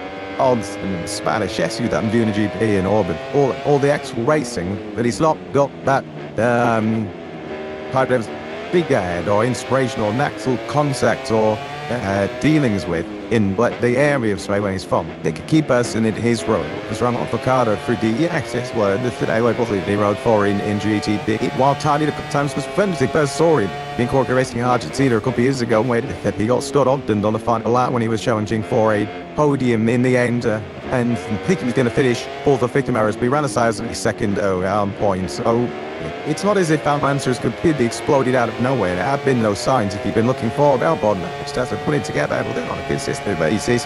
Made a few Grand Prix, of course, he had a whole podiums last year. They came together. One of the reasons the biggest reason he did it was converting those was good. He was on. It's no coincidence that they're only tasted victory in the last couple of Grand Prix, 2 in the last 3 of last season. They didn't ultimately have the package to challenge KTM on a regular basis. Truthfully, Ciabatti, you saw him leading the Grand Prix and also debating weight KTM's superior package to go. And this is another thing I want to touch on. I think David's pace, and the same with Adrian Fernandez, was so good on Fridays last year. But when it came to stringing 25 laps together, 22, 19, whatever we got to do, the Honda is at its limit. It's at its absolute limit. And I think what we saw in Buriram was that Alman's like, wow, I don't have to ride on the limit until the last lap, like he does. I don't have to be over the limit, overriding the bike. That KTM just seems like it has a bit more margins to play with. Yeah, for sure. And we saw that last year, like you say, as well, about White Corner circuit then, didn't it, on the Friday afternoon. And of course, they were in the podium in victory mix on some occasions last year, but there's no high in that KTM were the dominant force. You can see the rain is starting to fall a little bit heavier now. Unfortunately, it happened for the last 5 minutes while we've been chatting away. So session continues to delay due to track conditions. And I remember speaking to Meter to Leopard on the boss in Thailand, and he said 99% of the bike this year is the same. Obviously playing around with different settings and electronics, etc. Let's try and extract some more performance. However, it sounds like, understandably so with what's going on in MotoGP, limited new direction 2027. Honda's obviously main objective is to try and nail that. Using a confirmation of the hour screens, so 3 F2 1 minute starts at 22 minutes at 10 p.m. local time. Yeah, of course that will be the case. So I was thinking, I'm to you're out in spots over, flag one out. Happy so you want, maybe. We are just to try. Trust the some sessions in, so you never know. Tell you what, don't ask me to start doing flat line. Let's just get the track working. Tell me just about headed in somewhere. I was just, well, yeah, it's felt about that old man said. She said about, there's maybe a school farm or summer and the Spaniard on the sea. The man said a 58th different Moto3 winner and the 25th Spaniard as it. I'm going to ask you to name them all in case we get increasingly desperate. But the session now starting in just over 20 minutes time. Nothing but spare now. And they go down to one time one, then Loris Gaffarossi making his comeback onto the track. He was, of course, in the last Brazilian MotoGP. He wasn't, which was held at. Should have this vision in the right vision there. Right, with track no longer there, it was demolished to make way for the Olympics, I believe. I think it was in 2016 Olympics. Yes, there was a few different venues, haven't we? Yeah, and Brazil, it was in Barbados, which hosts the Brazilian Formula 1 Grand Prix. That was also held Grand Prix motorcycle racing. Certainly not a circuit particularly suitable to motorcycle racing for the leadings of the English. In its modern format, as confirmation on stream, session delayed due to track conditions, so we're an hour behind schedule, so there'll be a few people in this paddock now, frantically rescheduling their lunch breaks, because I know people up against that.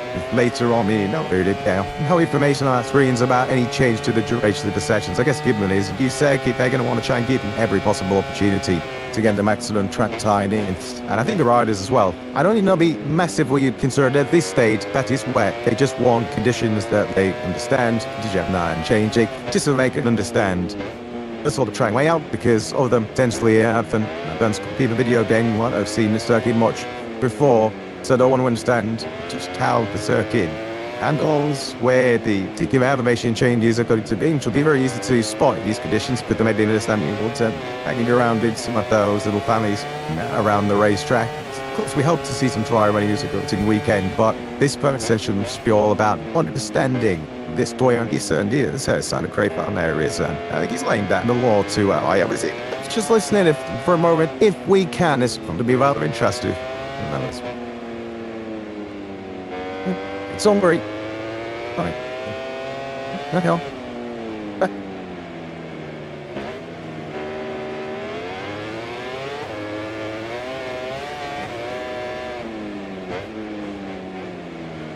So you're away that was an incident in the Moto2 race with the sunset and then go back and past the incident, but they were discussing sometime included by the Moscow, but they logged mad penalty for this week, and it's time to bring us Commission McPeak rating Moto3 champ.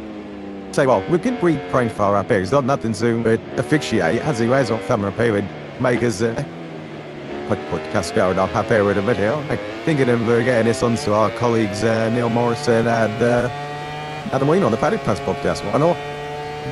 If anyone's still listening, of course, I could just speak class about sound like high virtual audience. Let's give it a yeah, I agree. Don't we still done too well to be expected to sell on a regular basis from us? I just said it starts at 10 p.m. Like, well, I'll tell you what, it's night time in some parts of the world, or getting towards that. Oh, that's a forlorn look and shot. Oh, ciao, Mark. That was rather, batten down the hatches. It's getting on for night time somewhere in that's where are we in not part you're about over in Asia, so if anyone is tuning in, there's no need for sleeping pills tonight. Here we are. My Australia friends might not too far away from 10 p.m, so we've got a few Australians who always listen to us, so hello from the other side of the world. It's done on the other side. Good to see. I'm a little going to talk about this in most actually, for obviously still one might say favourite obviously get it on soon. The different riders across the classes, Bracey Alonso fighting Philip Marinsgaard and his Stephen King crash right then in Thailand. At the end, on the sort of other side of the box, they say they have the Moto2 and Moto3 garages pinned together down at Aspar, and in the Kilos will be wanting revenge for what happened over in Thailand. And new schedule 11 to 11. 50 as the man's for lucky man, and I was like, got noted to VF5 has to meet day for a 1 hour session. So, yeah, the sessions are going to be as long as the routine never to be. Let's see, 5 minutes, I believe it is, for Moto3, 50 from Moto2, and 1 hour on Moto2 FP on. Yeah, just had to do a double take, and that was definitely Moto2 at that point. I mean, well, at least you're already here, man. No need to swear you left. He's still pouring it out here. How do you feel? I gotta say, the track don't look that bad. The track looks fine. It seems to be the grass, the runoff, the gravel.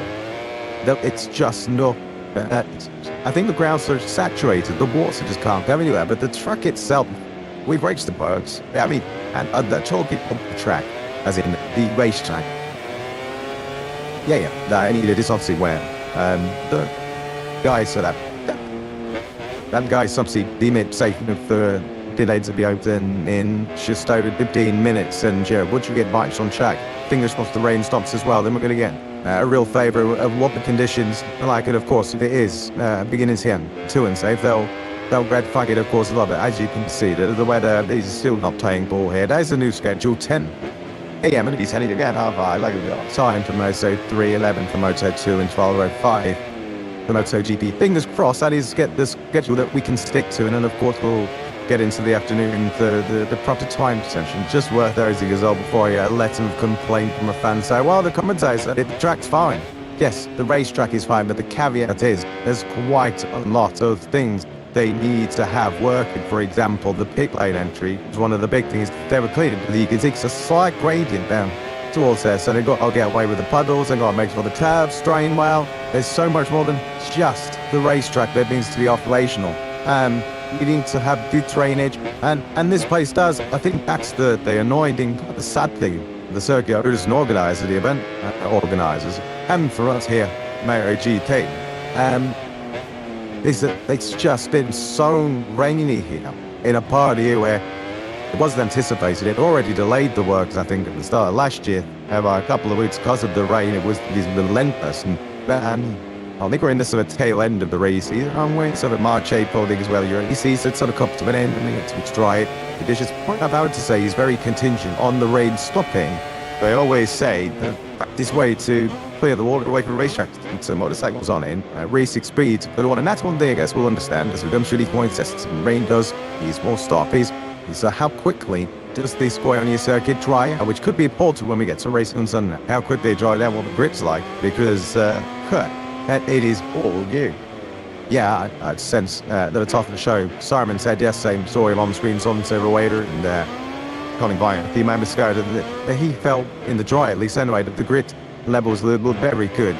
We go to some circuits that are protection, or he said, I think Bruno before he was resurfaced as well, that when he's riding the super bike, you can immediately tell that the bike doesn't want to do anything when the grip levels are low. It doesn't want to turn, doesn't want to accelerate, and you can feel it under braking as well. But he said immediately heading out for a few laps in the dry yesterday that there was so much grip on offer, which is good news. Obviously, it bricked his and ways welcome when we go to racetracks, especially when the conditions are a little bit iffy as we've got now. So I don't think grit will be too much of an issue. It's just how quickly this weather and water can be swept away from the circuit and dry up. But we're going to count now. Pit lane open. It was just over 30 minutes. Keep our fingers crossed that we will finish by good as there. From where we start to get where it starts anyway. The rain is still coming down quite hard on the front straight. We're sort of just after the sort of starting slots, the start-finish line, and heading down towards town. Fire Count, that was a song by that Mock band South America, wasn't it? It's just this. That's all of their one of cousins. They're big European cover release that one. Full schedule for the day. They hardly put a bit out of time to fill 13 minutes to be exact. So I've already briefed you. The morning sessions will be as follows. Moto3, 10 a.m. start. Moto2 11. MotoGP 12:05. The afternoon program has been pushed back by an hour as well. So the latest schedule that we've been sent is Moto3 Practice gets underway at 2:15 local time. That is how I'm Italy just here to Moto2 Practice 3:05 local time. Then MotoGP's 1 hour practice session that has now been cut by 15 minutes. That was due to be an hour and 15. 4 p.m. So that's the big things changing this afternoon. The sessions were originally going to be extended this afternoon. They have now been cut to their normal time. So Moto3 Practice, for example, 35 minutes later. I've got to say, and I'm not going to go all day without to go, what a shock that was at the hour. Seriously, our cameramen, and a big shout out here. Don wanted it. And I think I was a Sheffield Wednesday one. I've got to say, our cameramen and women are out there in all conditions, and they are currently in Chicago raining, getting absolutely stoked, and they still turn up with shots like that. Yeah, we're actually nice and comfortable with a dry, air-conditioned commentary box, and so we're not being the hard way. That's all we're just mopping away about. Moto3, Moto2, MotoGP, it's the guys and girls out there who are obviously sitting in the grandstand as well in the touring, in the Brazilian fans gone to see bikes on track. gotta say, there's so much hot air in this come as well. They should tell us to go talk to the circuit. It might dry out a little bit. There's like Jimmy Pop. I say that about Korea now because we didn't want me to do this session, and that Eurich said somebody's got such estimate of how to rescue him and shit. Then have to see if it said that this could die. But no, I've got to say, Cameron and women out there on missions, and this place, because it's new, obviously they're still trying to find the way to get to each place. It is perhaps the nicest service of the season, and place still provide us something to talk about. I mean, fantastic stuff, and kudos to the guys in the truck as well for finding that. It was a few good wildlife shops there. And I think stuff like that, you're always going to find it at new venues, aren't you? Then just naturally, your first made greedy, your old urban stays first for 7 years almost. So you didn't want to know awful lot relationally about how Grand Prix take place. So yeah, there are elements of this circuit that are, without question, a work in progress. But that is true of any new Grand Prix venue we go to on the calendar. And of course, once we get this weekend out of the way, of course, there will be standings about to be proved in next season. I think we have the basis of a very good Grand Prix circuit here. Certainly the racetrack we're about to see Moto3 bikes go around in 10 minutes time looks spectacular. And 5-1 distance, 10 minutes down wait, finally see bikes out the track in Moto3 for the first time. Yeah, I mean, it's amazing. I was chatting after Morelli yesterday. I finished my first lap, my only lap, as we always, when I went for a run. And I'll keep catching up with him and chat away one night. And he was like, it reminded me of a British track. I was like, oh yeah, because of course he did the British Moto4 car. But he only did one round. And the track he said it reminds him of is Thrapston. I was like, wow, I don't believe it. Someone in the MotoGP paddock getting some Moto3 rider who appreciates Thrapston. Love it. But this place, we were talking, and we both said it's going to be a belter. The Moto2 Practice. MotoGP might be a bit tight, very soon should be okay. Moto2 though, it is going to be fucked up. I'm so that first sector, please give it. That's a very different morning Marty than what we just thought about. We didn't way back. I can't wait to see Moto3 in the first sector. The first sector, he looks so fast. It's just, yeah, and you don't see him break down his so but it's my heady break-ins and you then it wouldn't mount, then turn to his flat out, down the nil, bottoms out, and turn 3. That's going to be flat out on Moto3 well, knowing the weight conditions. And then up into turn 4 as set down, he gets a little bit tight, a bit. There's a lot of this circuit, speaking to a lot of people yesterday, that it's, very exciting. We can't understand what's going on until we've seen, the bikes on circuit. I think everyone's really intrigued to see what the circuit is like. Honestly, it's going to be a little bit tight on a MotoGP bike, but it's got a near kilometers along straight. The first section is going to be ferociously fast, and a few way to take in hot spots as well. So at the moment, I've nothing to complain about. And as you say, I think it's going to be a fantastic Moto3 track. Well, the 6 stream of play, and will they lead into that turn for the fast reload shaping up? You see a good turn on will be as well with 6 stream. But yeah, I'm really excited to see what Ducati has to offer in modern day racing. I'd love to find out this, I'm sure. I love about a Grand Prix World Championship calendar. It is the variety of different circuits we go to. We'll lead variety. As in Texas next week, where these motors here bikes will be taking 2.25 minutes to complete his lap. Such a technical circuit of 20 quarters of all different shapes and sizes. And a circuit like this, which is a little bit more compact, but it is still, as I've already discussed, pretty quick. Yeah, any kind of Grand Prix motorcycle, we're expecting MotoGP, if we ever try qualifying sessions tomorrow, of a pole time of under 80 seconds, maybe a minute and 17 minutes if we need to move out for a pun time. And I love that, and that's what makes it a Grand Prix calendar. Different challenges for rider and machine. It's like what we went to Peloton last year. I know the track isn't the most exciting maps to watch, but you get even to Bounty Grand Prix on Sunday. Going those 3 head-to-head all the way with Pironi and Kilo, and in Moto2, Colombia's first Grand Prix winner in the class with David Alonso. We're in the text last 2 laps. I think we've seen for a long time. It's a must his way through. And now that might not be by virtue of the track, it might be by virtue of the class of the nature of the racing in the past, but the point is that because it's not an obvious overtaking track, when you do get past, it is exciting, and that's something you said. That's of course moves this year, whether June, aren't we? Right? As straight out to Magello, Parkland, and as so tracks you couldn't get at all and choose. fast and Polera Magello highest top fleet of the year. Let's see how we go here. Mercy's balance on but here. Test riders' ability to adapt to different circuits. Test the machines.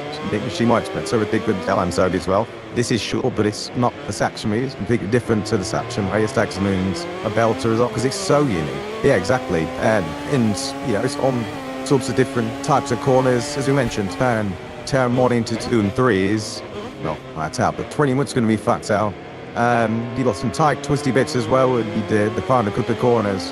And really had to stuff into the long colour, pretty much kilometres on French straight as Sigmund missed on the calendar. So, and that's live shots of downtown Bologna. The words are too pleasant over that way. I can confirm it is still raining over here as well, where we are on the circuit as well. But as we say, as long as it doesn't get too bad in the next 5.5 minutes, but we'll see bikes on track and then we can start to see what this circuit really has to offer. But I think the general consensus for everyone is brilliant to be back in Brazil, great. Brilliant to be back in Goiânia, a fantastic looking city, great food, great vibes, and I think the city itself is absolutely made up and really excited to see how MotoGP back food before coming is. Yes, there's some teething issues to iron out, but that's understandable. That's time to go to the circuit. In over 30 years, that's going to be the case. But in terms of the actual track layout and the city and the country we're in, I think everyone is rightly in it. So we had to see the bubble the first year we went to America. I mean, everyone was like, well, it's Brazil, we've had problems in Argentina. We had the problems in the United States. We've had problems in the United Kingdom. This is, look, putting on live events, and so like no one can predict the weather. These guys have been working around the clock to get this place ready, and I know in a more job they've done what's there. I mean, that pit building, he's finishing off one end, as you do say, but it's unreal. They demolished the entirety of the old one. They set the new one up within a year, and it's all fully working. Electricity doesn't seem like there's been any power outages down there, so it's geared up. And the track is in great nick. It looks the part. It's just these small problems that we're now finding out due to some extreme weather as well. That they just need all the shepherd on it. I think the most important thing for the millions of fans watching around the world who obviously can't be in Brazil or aren't trackside, the track itself looks like it's integrated. And the bottom line is that's the most positive thing. Of course, everything around it, the paddock, the facilities, etc., is important for the people that are here, for the rider and teams in the world. But most importantly, the riders, of course, who are attacking the track, and then the fans watching at home, enjoying this brilliant store. The track itself looks like it's going to be that. And just before we, hopefully get, fingers crossed, some action on track. Let's just talk, we forget about Goiânia City. My first time in Brazil, I must admit, Goiânia is not on the tourist trail, so you're always a little bit, okay, let's see what it's like, but it's so green, it's vast, but the food, the nightlife, it's not a bad place to have a Grand Prix. We're right in the city centre here, and there's real charm to the place, and the people here have given MotoGP such a wonderful welcome to. They said there's such a passion for sporting this part of the world, let alone sport, and they've certainly embraced MotoGP. You can't go anywhere in Goiânia without seeing some sort of billboard or some sort of sign advertising MotoGP. So they have taken MotoGP to their hearts here in Goiânia. They desperately submit to succeed, as are we, and we are 2.5 minutes away now from this Brazilian Grand Prix, well and truly getting underway. Yeah, fingers crossed. I'll see some puddles and damp patches around the circuit. Is still raining, as we mentioned 5 minutes ago. Kubazaki, like casual year could the pit lane, obviously trying to build what conditions are like on the French straight. We'll see MotoGP out, but that was time, of course. And look, you can hear some engines revving. Putting that's the Moto2 machine that's getting lined up in the background there.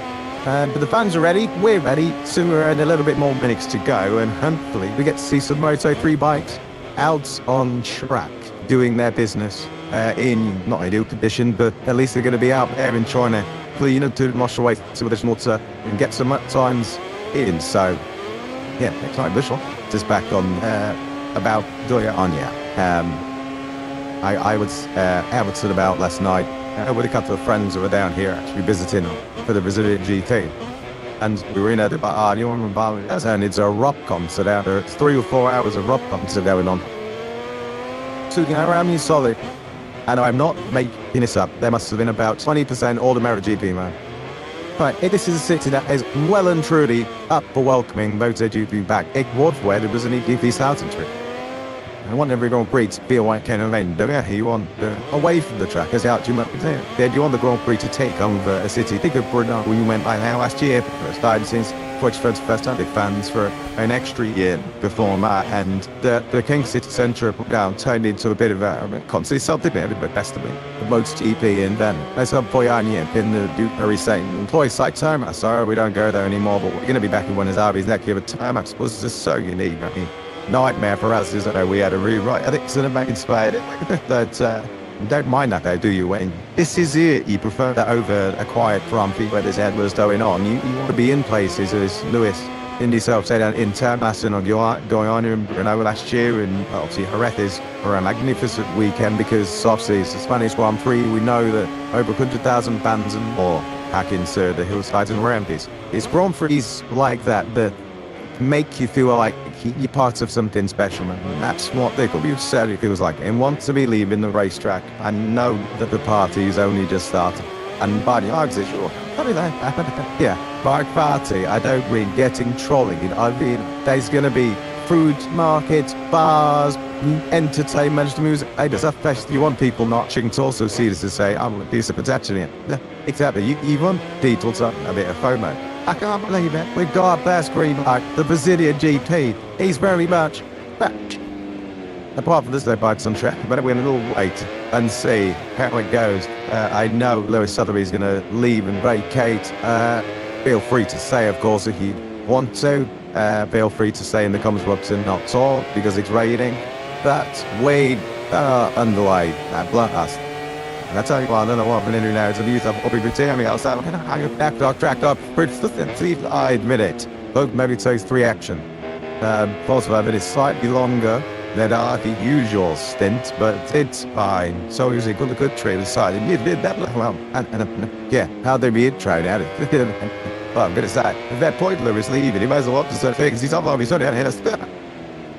Well, we do have fans on track. I think Rico Salmano had an history consisting first. I'd pack out, to say a long pit thing. Suit the enormity. Dingo out, hacking the nation, carried out in the right. This is the pot. This is the point we were talking about. It's not necessarily the weather that's been the problem.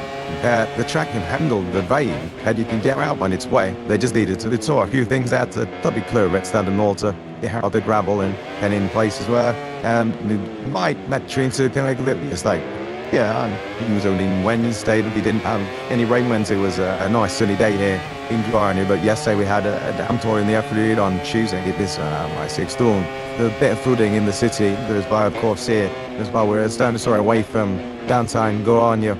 And of course, then this morning was again, must have been heavy rain in the city and at the circuit as well. But we do have Bardish on track, so this is Rico Salmano at the Maruche movie just behind.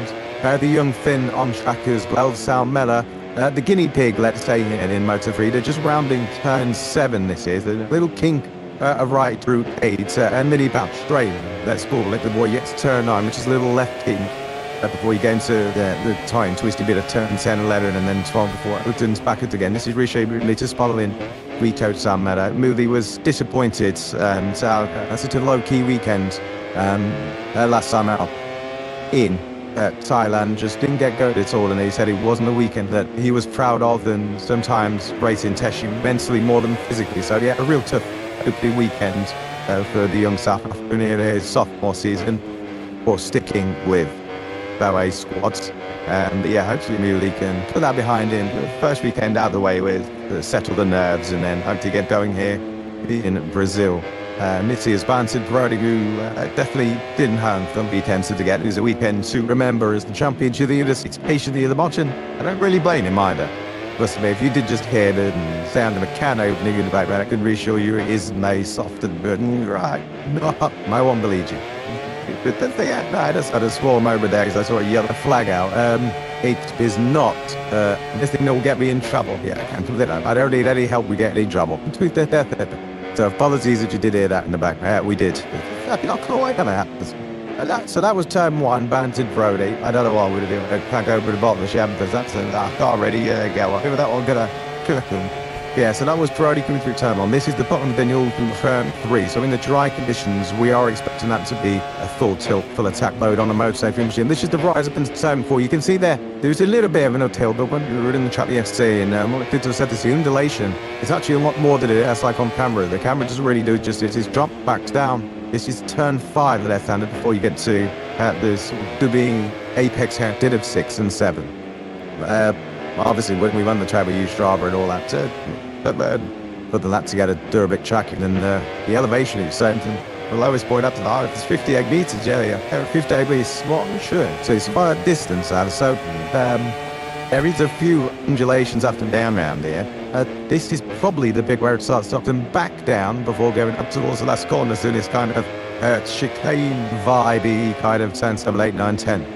Yeah, this is where Simon was mentioning yesterday that sort of blind entry into 9 and 10 and then trying to get it cooked up into 11 and 12 is really tricky to get by. It's better for riders to be making a few mistakes everywhere around this track when they're testing. Of course, the limits when the conditions improve throughout the weekend. But yeah, watch out for 9, 10 and 11. That's going to be a tricky section to try and get right. And this is the final couple of corners. As you can see, it really opens up out of turn 13. Get the bikes to as quickly as possible. Get the grit and power down as early as possible. 14 pretty much isn't really a quarter of actually then on the right hand side, but it's going to be full throttle in every single class as Riche really goes to the top of the time. She's wanted to 21 is up as to real competitive that time of the weekend, but do expect them so the drop considerably, of course. Let's really go through the session and the full shooter weekend. There's binary outside just making his way out on track, so you can see the rain so really falling down quite hard. It's definitely went smearing around out there for Moto3. Obviously, this is for many riders in the paddock, almost every single rider, their first time here to Goiânia. I can't emphasize how difficult this session is going to be, particularly the Moto3 guys and the rookies in Moto3 who have already got less references than everyone else.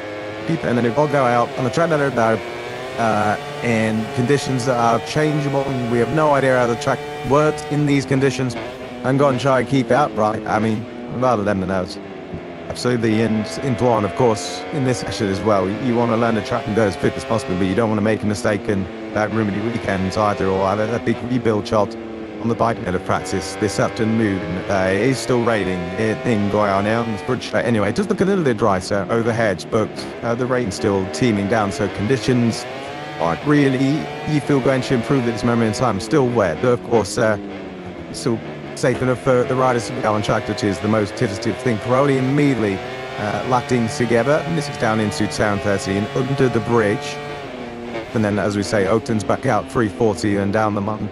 Start finish straight. Plenty of lines we can see from turn 13 and 14 near in Goiânia, and it's a long-ish run to the start pretty side, so you check the flag. So there is, a potential possibility, unlike we saw in Thailand, where he didn't get to find a corner. He's not guaranteed to finish in first or ahead of the rider you're battling with.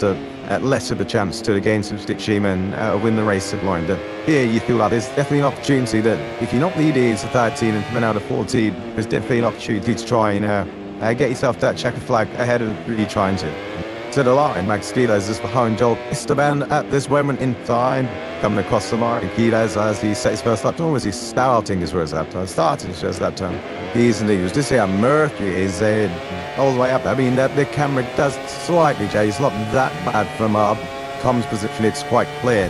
And the camera obviously looked all the way up nigher on, come on along fun track. So it looked a little bit worse than what it actually is. These are more accurate pictures. I think this is down through that turn. So this is up, so it's 3 and up to 4.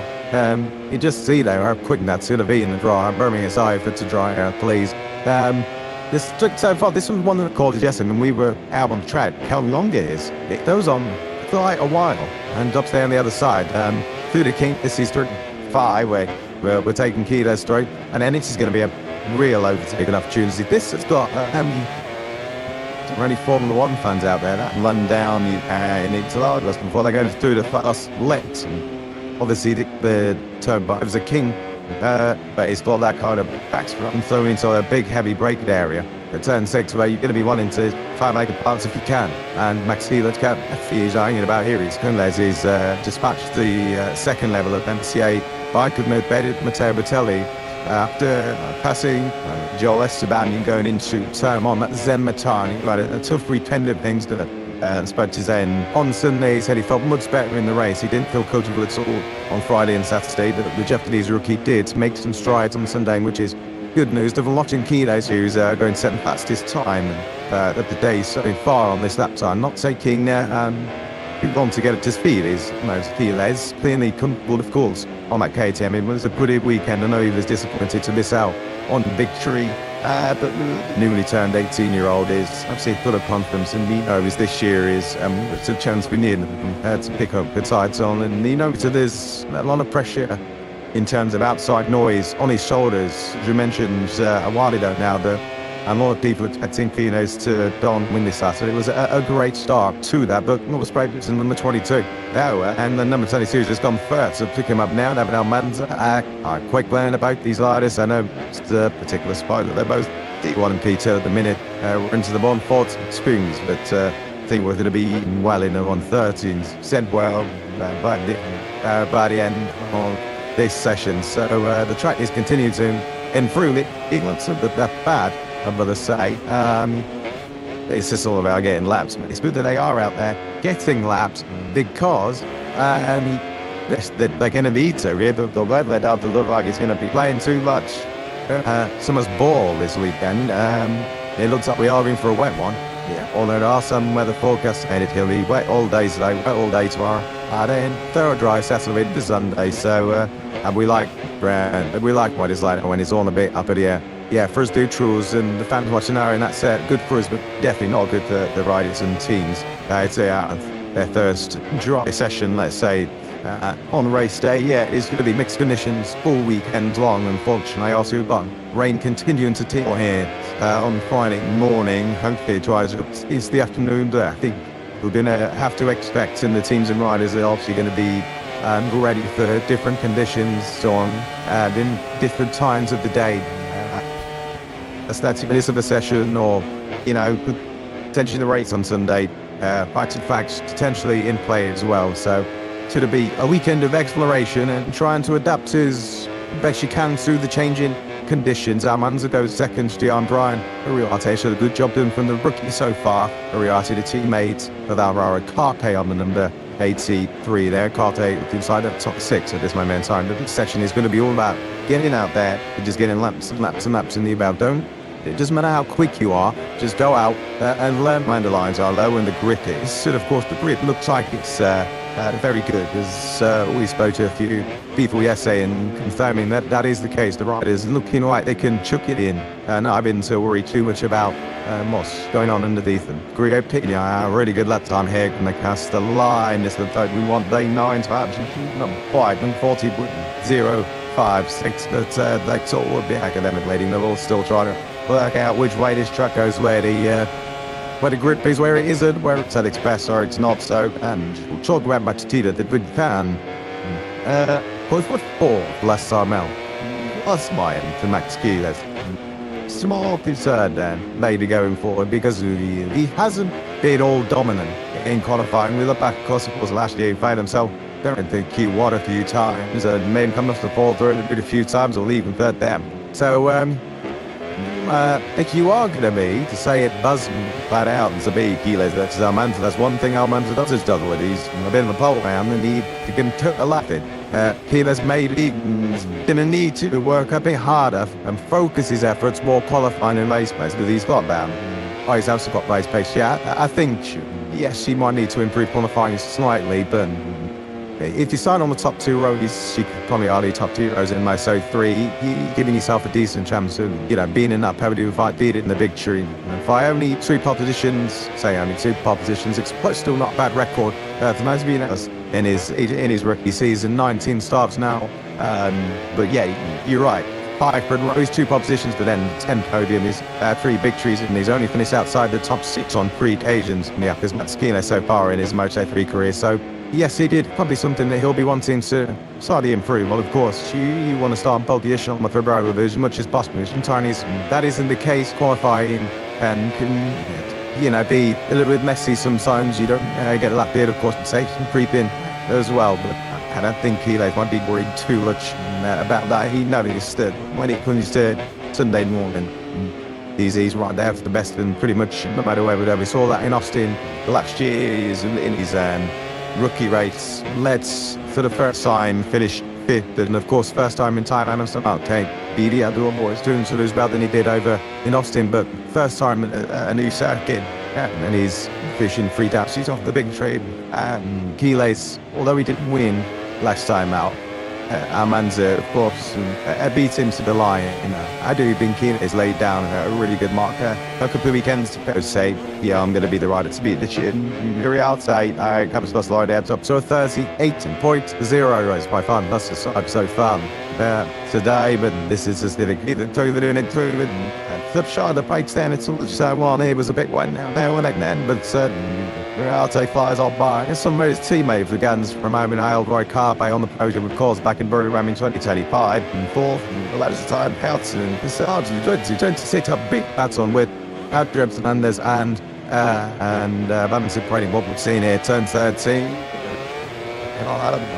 So obviously, he put back then, that's it. Well, when you say up there, because we see the mud running right down the body pan in that KTM, so Paolo Ciabatti might just want to have a think about turn 13. We can still see it, just an absolute terrible. I got back in terms of how wet it is, and see with a map that's been brought onto the track from various downfalls here. But Dom's a bad start at all to the season. That having Nick Schubert, that's him, that is it, Brody. Adrian Fernandez. I don't think Alvaro Carper was particularly happy with his own race. Probably thought he could run with Almanza and Keyleth, but fourth so some sound. Yeah, very solid. The carpet is quite a bittersweet feeling, of course. People twice on the corner in him race. It was a good start. He was a little bit disappointed. He didn't have the pace pretty much all weekend to stick with. That mid would be, of course, in the end, and the top two with Almanza and I think Keyleth and Nicholas, good battle. We obviously saw some focuses on the top two in the fight for victory, but yeah, he just lost out in the end too. Barnes and Ferroni in the podium fight, but it was a decent weekend overall, and Carpe said they had a good feeling on the bike from the beginning, so yeah, it's not the podium or the victory that Carpe would have wanted. He comes into this year as, one of the favourites. There's one onside Keyleth, put his bell and Guinness in P4 in the championships, and as last year did. Carpe, of course, right, if you replicate him right, there's always expectation lasted on your shoulders in that team as well, and they'll be expecting Carpe to challenge for the title this year. But Carpe said it's a good starting point, and consistency is what wins your titles. You didn't have the pace to fight for the win, and sometimes that's okay. And you got to finish as best as possible at P4 is a good haul of points for Carpe. And he also now has 5 consecutive top 5 finishes, and then it rose. So he finished last year in decent nick, and he started this year in a good way as well. So yeah, a solid weekend with less safe.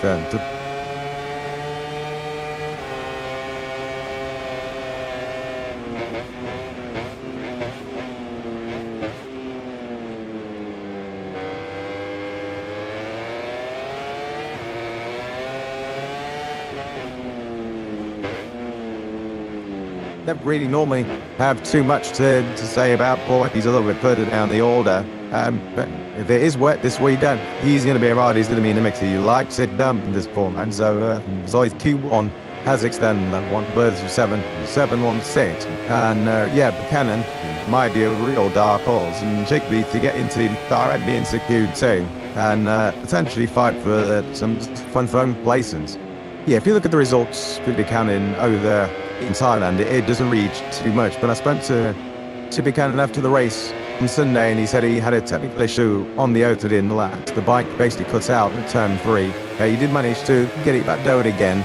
Obviously, he was way down behind the back and pushing hard to try and catch up and get himself back into the points paying positions or in and around there. Anyway, Buchanan said he took the front at turn 1 and down he went. So a mix of technical issues with Buchanan, as you see some nice slow-mo shots of the riders battling with the weather conditions here. Adrian Fernandez making the splash. Very good. Swiftly moving on.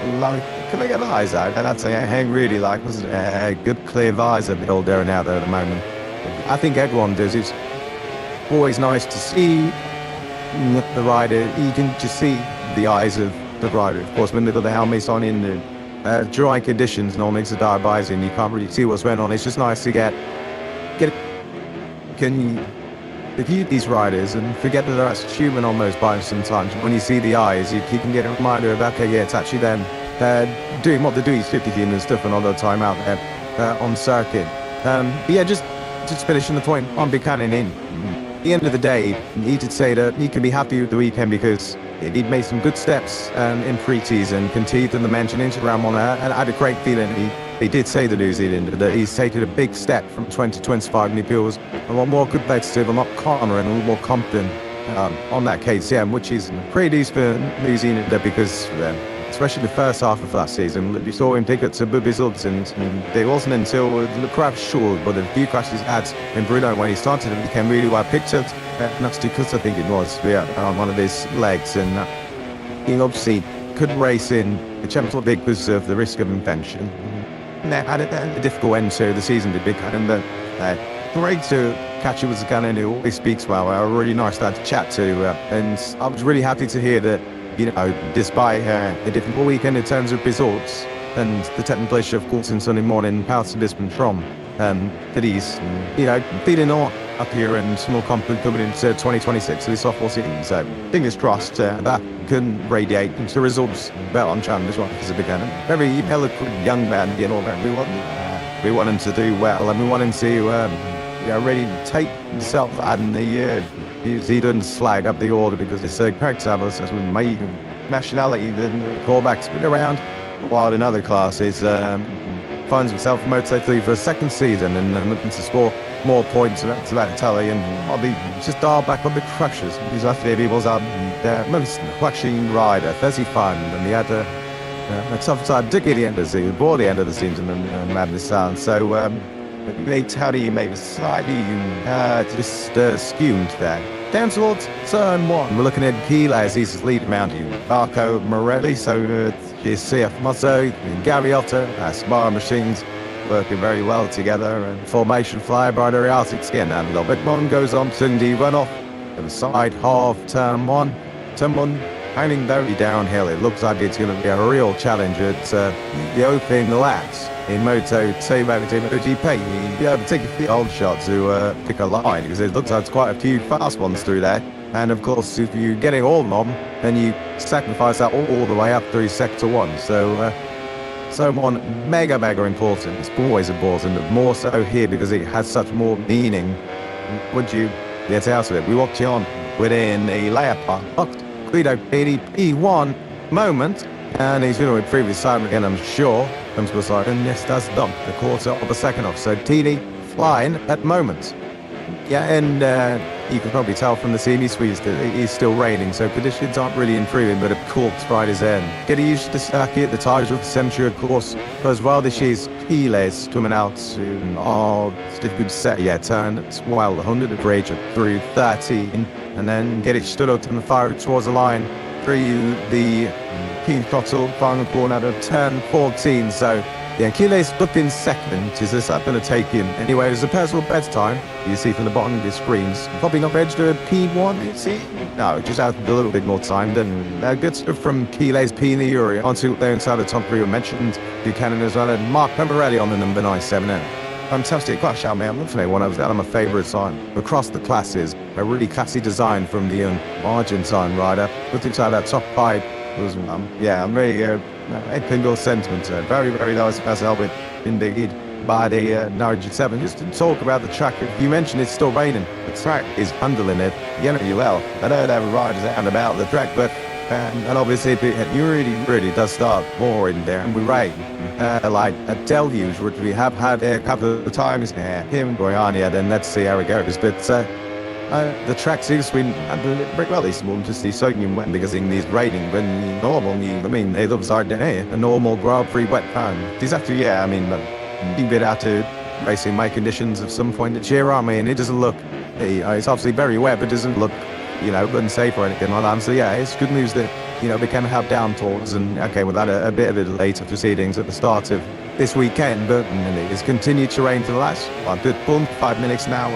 So it's still enough for these Moto3 riders to be out on track and aim some good lap times and then not sort of cooling round, are they? They're attacking the corners. Grit is definitely out there, and Yurtha, which is good news, and very heavy. And at the end of that, he would have been very easy, and let's say he walked enough from home to looking at right in 50 minutes before that, due to a bit, thinking, oh, this isn't going to get out of the way, but they've done a really good job at, allowing this track to seem to dry in. So it's just hope it doesn't get too much heavy on those things. It is very wet. I know it's lovely said, but they're doing well out there.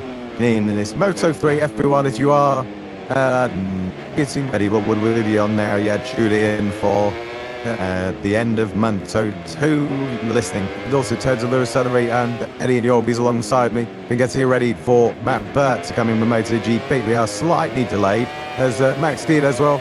That's one way to find if there's grip out on the curbs and all that, and the flirt of this something mostly better like it this time around. Yes, if you are looking forward to and hoping to avoid me with Moto3, then unfortunately we're not lucky enough because we did have a long hour delay. We normally get underway at 9 o'clock local time for Moto3 FD1. Unfortunately, just due to teething problems where they lost standing water and housing them out and around the track. So we had an hour of filling. There was suddenly did join us for that, but I can tell you it's at the top of the hour in 25 minutes or so time. Ignore Ghent. We get the broadcast of Moto2 and the session gets on the way out in Lemon. So we're just a little bit out of sync, and that's had a knock-on effect before late on as well in the afternoon. So just if you are a little bit confused as to exactly you're watching Max Piers, he's been right now. No, perhaps David Alonso, his teammate, at the Moto. So that's mine. An hour delay, but we'll be back for not quite on schedule, but not far off the schedule later on. So English drums, fingers crossed. And it was yesterday after around 1 o'clock when we had the biggest storm going.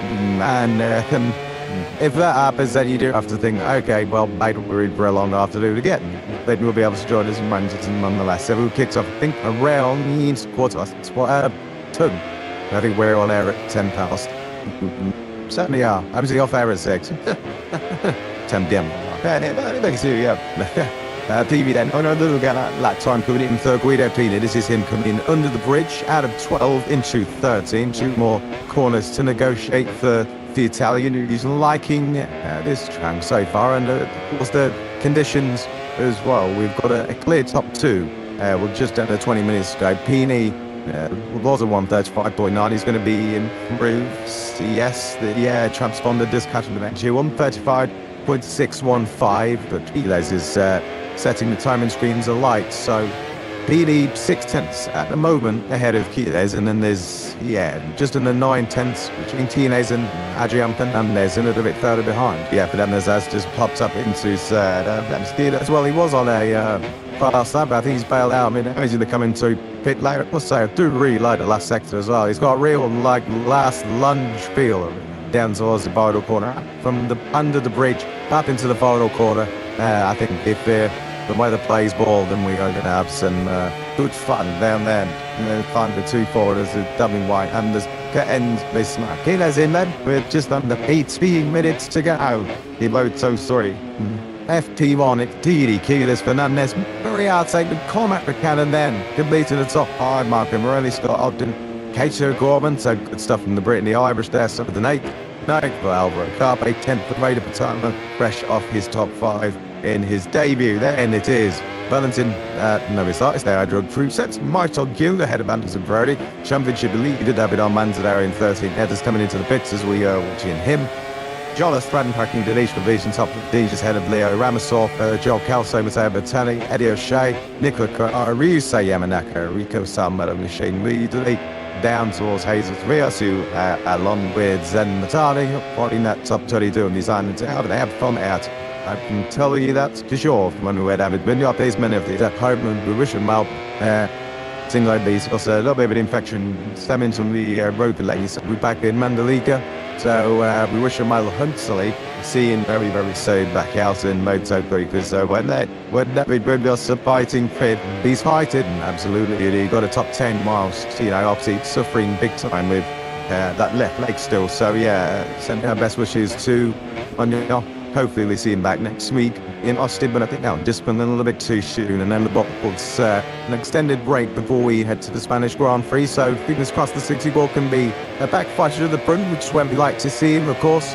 And and obviously Baxi's with Winyoff, Keyless, and the rest of them. I want to see the fastest riders at the sharp end every single weekend, and so again, and not a good time for Minot, of course. But hopefully this latest surgery is the sticks the needling turbulence that he's had with that being that thin right. So yeah, I think it's for Minot that he's back on track this week. It's worth noting as well. You mentioned we have a lot of debate. I also America into the ref if you haven't seen, obviously do situation in the Middle East hasn't fixed itself in time for us to maintain our April slot. It's the side, so we're going to have to lose that back, and that's now coming out under Malaysia. So there's a big old trip out from European heartlands, but we will be going to Qatar in November. All tending that it's all well and good, and obviously all our Middle Eastern colleagues and friends and viewers, we wish you well, and we hope that all of this drama what's called politics does subside, so we could have some slaughter like no spins. And then yeah, looking forward to going to Qatar hopefully now at the end of the season. Adrian Fernandez then makes it and lay upon 1-2 at the top of the standings, just over a second. A shift of Guido Bini, who is on our screens now. This is actually MO3 turn 6, which is the left-hander, before it opens up through 7, 8 and 9, and then we get into that tricky 10, 11, 12 complex before again then opens out into we're expecting to be an action-packed fun for the corners here in Guarnet.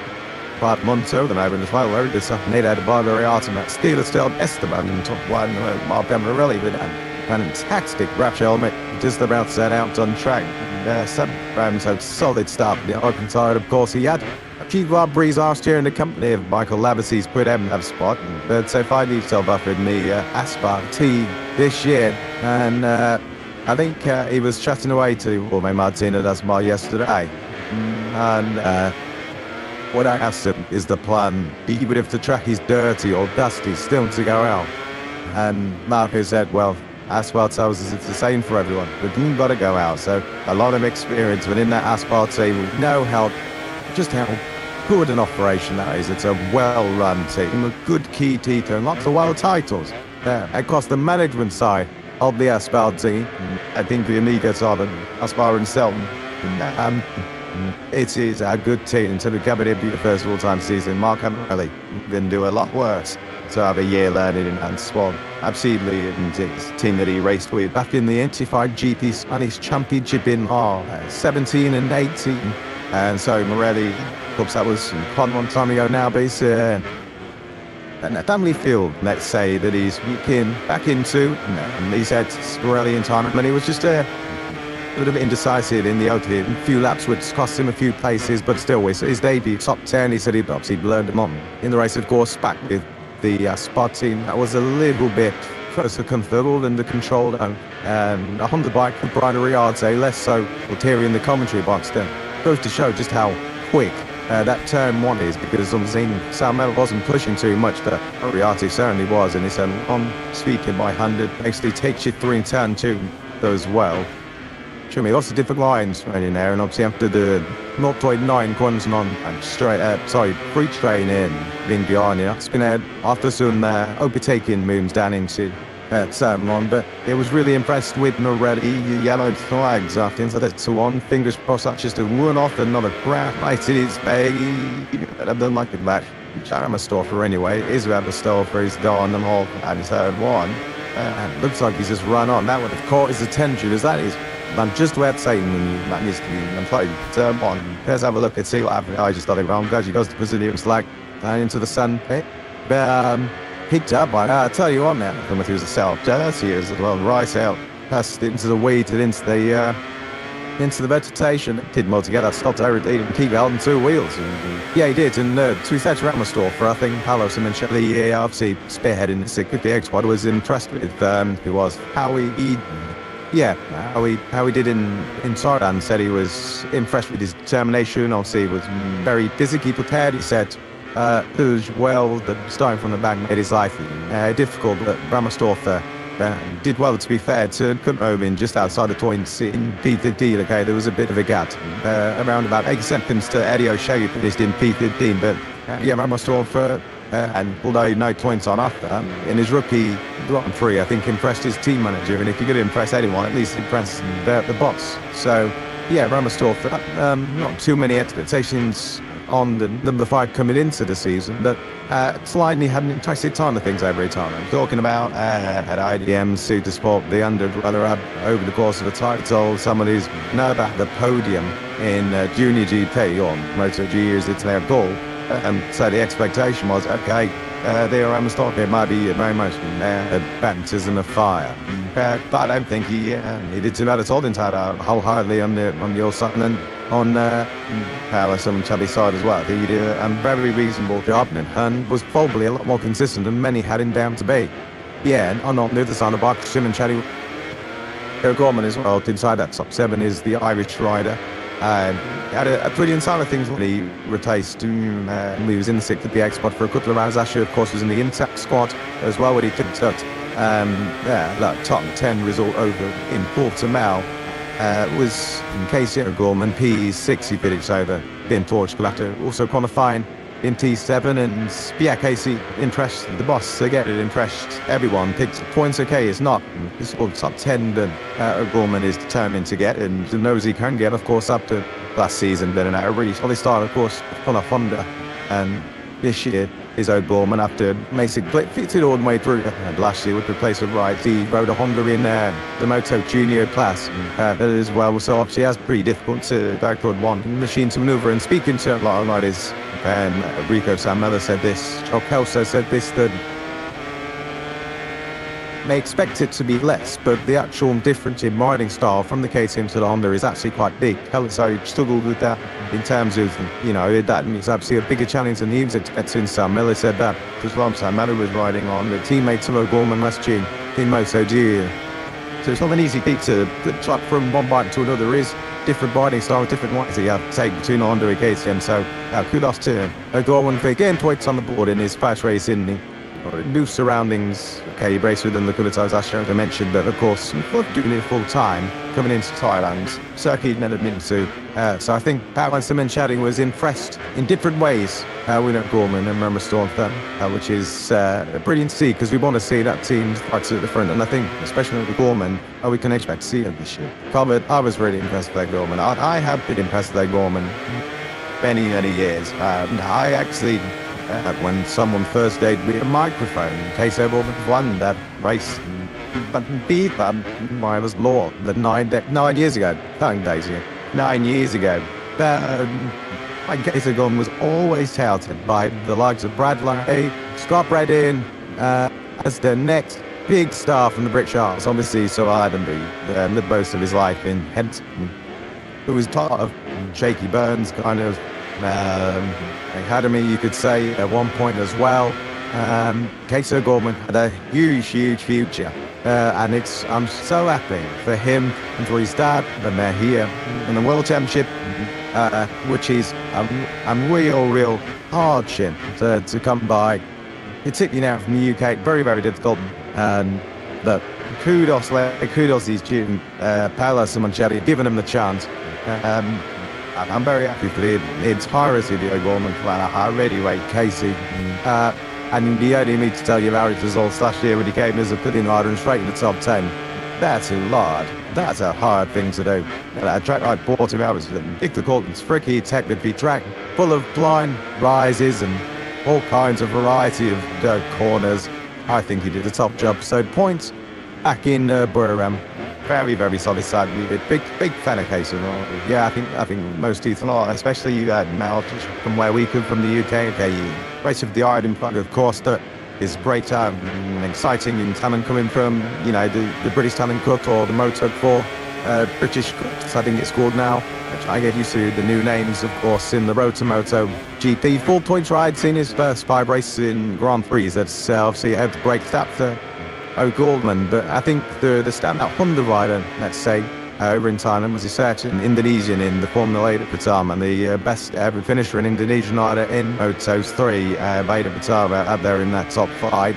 I know Some Crafer had a little word with him about his weaving or his rather sharp movement on the exit of the class border to defend his 5th place, but that's nothing more than just the talking to.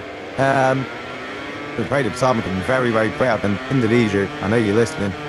Get ready because it is going to rock on long mod. Obama is going to be right there. Man, very, very exciting talent indeed. And I think Hiroshi Oyama, everyone in that clan, very, very, very excited for Vader Vatama, me before. Where was he in Moto2 7-6? So he's not really on so far on the scene. Can't read them anything into this one. Did we absolutely read everything into was Todd Poddy there and muscled his way through on the most recent Grand Prix winner before we got Jesus started, Adrian Fernandez. So we know that Leopard bike as well. He's the Big Tail was ever a factory Honda team Moto3, that would be it, yeah. Probably along with the Honda team Asian guys and girls as well, but solid, everyone, mate. Fantastic. And B4 kilos, of course, from America, the P5 kilos landed in first weekend as a Moto3 rider, finishes on the top 5 of Riate. A rookie this year, of course, the Vader Baton finished second to the Rebel Rookies Cup in 2025.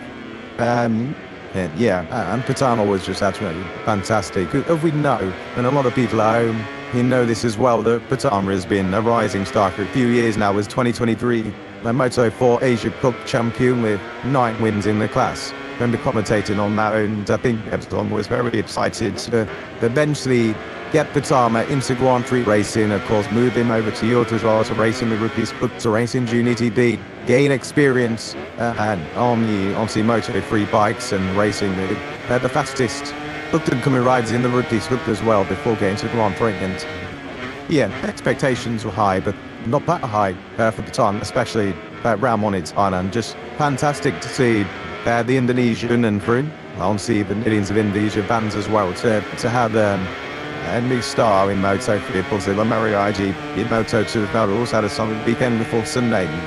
So exciting times for Indonesia, and Pratama, I think, announced himself as, a rider who we can fully expect to be on the podium a few times, challenging the victories as well. 1 step at a time, of course. Don't want to get too carried away. It's only round 1, and done. Vader Patama is a real talent in Moto3, and very excited to see where he can be in shoot. 11 points from that 5th place, obviously. There's already a record by single injury rider. And then have been 60th others Indonesian South. Well, they have only amounted to 30. So Indonesia, it is certainly a start now. Has been a while. Either coming from Indonesia, that is actually top door. Patama is only very much on door, and he's doing a top door performance, didn't he? Back in Buran. But let's get back down to business here on track. We're having a look at Bride Arialte's. He's just good. He looks good, but it looks like he's about let's move his way for the massive moment. Every time we clap eyes on him, he's really riding the wheels off that number 51 Red Bull KTM, which has got new sponsors, and that's interventing in the paddock. And then Thomas Leeds Hollins, don't know why I said immediately. Actually, yeah, nice to see that Interactive stickers are back with the retro seal, but I'll come back to a retro circuit. It's definitely had a bit of a sprucing up, man. Hey, it's so good to be in the end and seeing some bikes on track. 3 minutes to go. Arte, Esteban, Carpe, Buchanan, and Vader Patama. Marco Mumedi is in 6th place at Morans. They had a Kiles, Pini, Altid, and Almanza are in 10th. Peso, Gorman, Fernandez, Prolori, Bittens, Heli, Fruses, Kelso, Danish, O'Shea, Salbala, Jesus Rios, Leo Ramastoffa, Torralo, Yamanaka, Moodley, and Matani. Your 25 riders we have got turned out minutes after this. Nothing of what you're seeing has any bearing on qualifying. That's coming up later. Moto2 Practice, I think, at 2:15 now is the new time. So we just have to wait a little bit longer than normal, but it'll be well worth the wait to see. Certainly does move through into qualifying. This session, probably the most important, is the first lucky conditions are probably going to be very similar later on. Yeah, absolutely worth watching. Cormac Buchanan, we spoke about him a few moments ago, that he's in a debut to pin to T3 during a Riata. He did quite manage to improve his time on that last lap. The good stuff from Ariarte, the rookie in Ducati, and of course sophomore just behind the returning Joel Esteban. There's one at inside that top. So it's a KTM 9-2-3-4 then, who's the co-founder, as he was in Thailand, at Dated Sama in T5. But I had shown a retrade that the grip levels look absolutely fantastic. Yeah, the riders are really attacking, especially, turn on, which looks ferociously quick. I can't wait to see.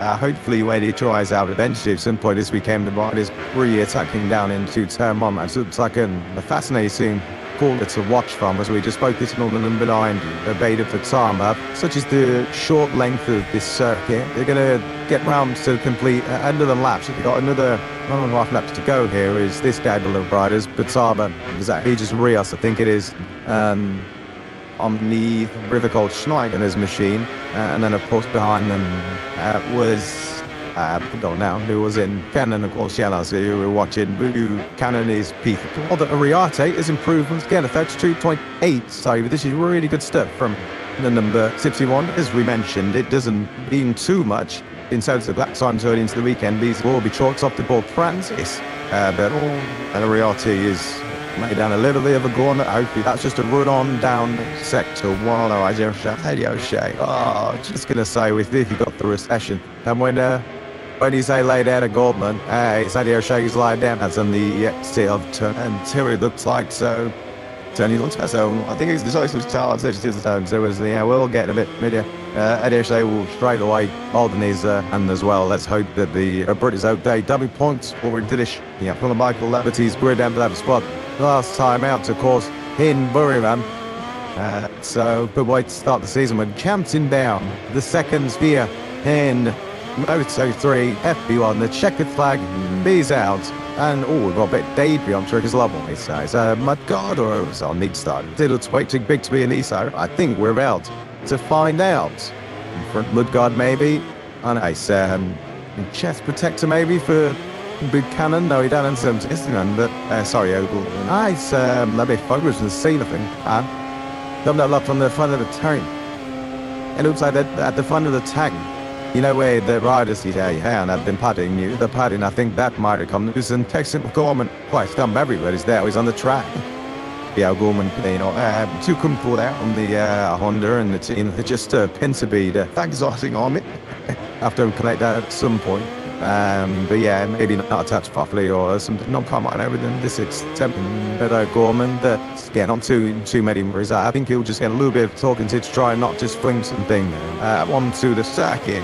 With Gorman and just couldn't live whatever was going on there on the Honda, but he is going to complete the session. He's dropped down to the P16.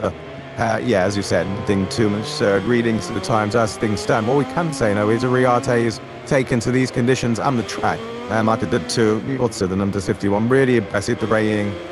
He's got the junior DP champion, of course. Is he going to spoil the parties with a lot of time to make up for the final sector? Be very surprised if he did. He could claw it back though. It's coolly sitting. The P2 improved his time, but doesn't go ahead of Ariarte. So he is going to be driving Ariarte, who leads the very first session on a return to Bionia. And I think that's the first session he's topped. So 3 other be surprised it is. I know he did a couple last year. I remember him leading the session of the second flag. So Trudos over on primary outside 132. 8-1-2. And as the graphic says, that is an all-time lap record. John. Second, Max Diaz. The jealous padding was in the pits of the last bit of that session. Guido Brilliant and Bostein. Rapid D1E completes it for Gorat McCannon is a bit of a hound in the wet and it's big. And then the first session, season pops out. We've got on there for coming up and close to 2 hours. Yes, I think it's very close now. So I was having a bit of a lie down. I'm running up to my Messiah metablood, so I can't get the other any hospitality. But where we suddenly is already here because he did join us earlier on for basically turned into a podcast and 3 let's chat about that and 3 in Brazil tourism. So simply bad. We're a little hour of delay, but we're able to get you entertained. Get B1 done and dusted in the Goiânia for the Brazilian GP. For Moto3, and it is Ariarte who leads that first session. Eric Kiyos, it's a Spanish 1, 2, 3. Esteban there in third. Preening, Buchanan, make you top 5 car payout to Baton Rail Monday attempt to be your night Park and Morelli that balancing pretty hard continuing during South American soil 10th and 11th. Down all the way out here shows our crasher of the session in 19th place. Face Woman did have a problem where there's some having all this fuel tank get right at the end, and we had Lear Ramsville for Brigade Aberfest yellow flag. That was ideal because he ran on that. Moto3 done and dusted this morning. Just the afternoon is fast approaching, but don't go anywhere. You're in the company of Lear Accelerate out of your path. Moto2, everyone from Guyana, enjoy.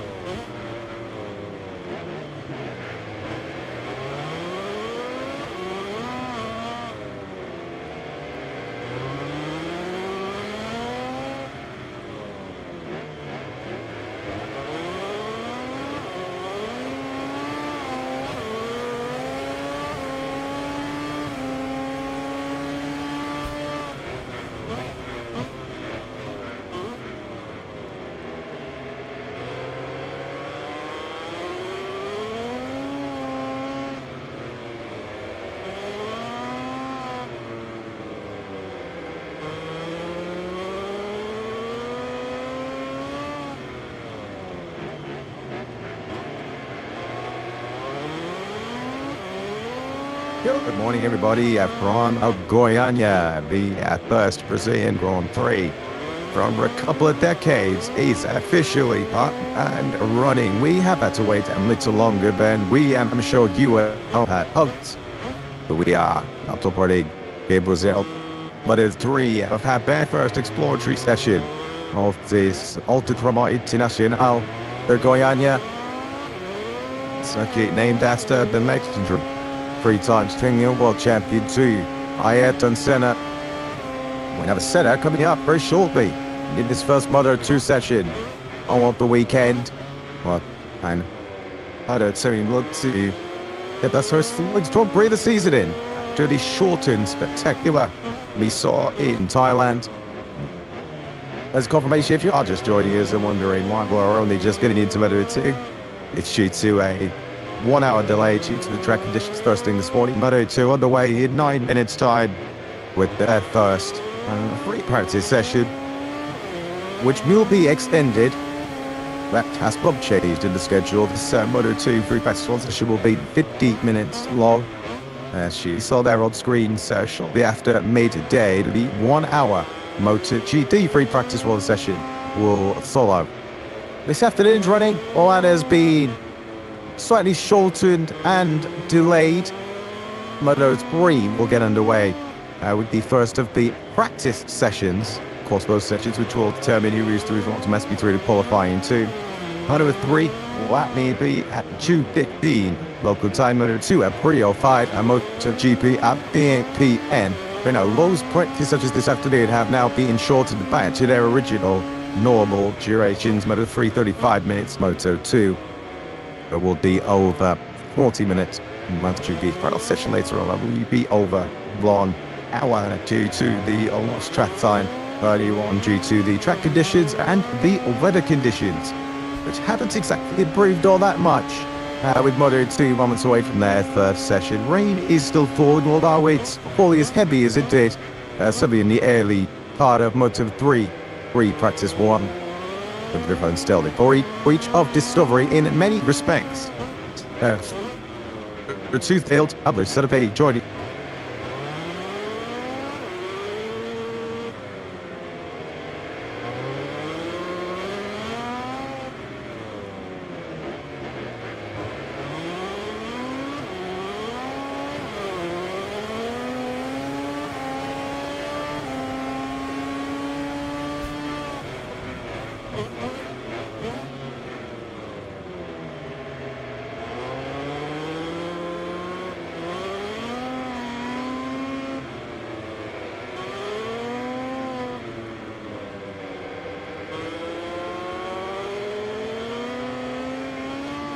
like to see what the Moto2 bike look like in these sorts of conditions, because to be fair to the Moto3 riders, didn't take long for them to, and we don't know what competitive that time looked like in terms of the conditions. To the 132 was the record that the sessions off of Grand Prix was in a few moments ago. So obviously that's going to be quicker eventually for Moto2 once they get up to speed with the new circuit. Of course, there was plenty of grip. There was a crash at the end of the session, but a few run-offs, of course, which is going to be expected no matter what the condition when you're trying to test the limits on a new circuit. That so far, I mean, logical about it, so far so good in terms of what we can see on track. The Moto3 riders were really attacking the corners. Turn 1 looks like it's an into turn 2 really fascinating start to the lap.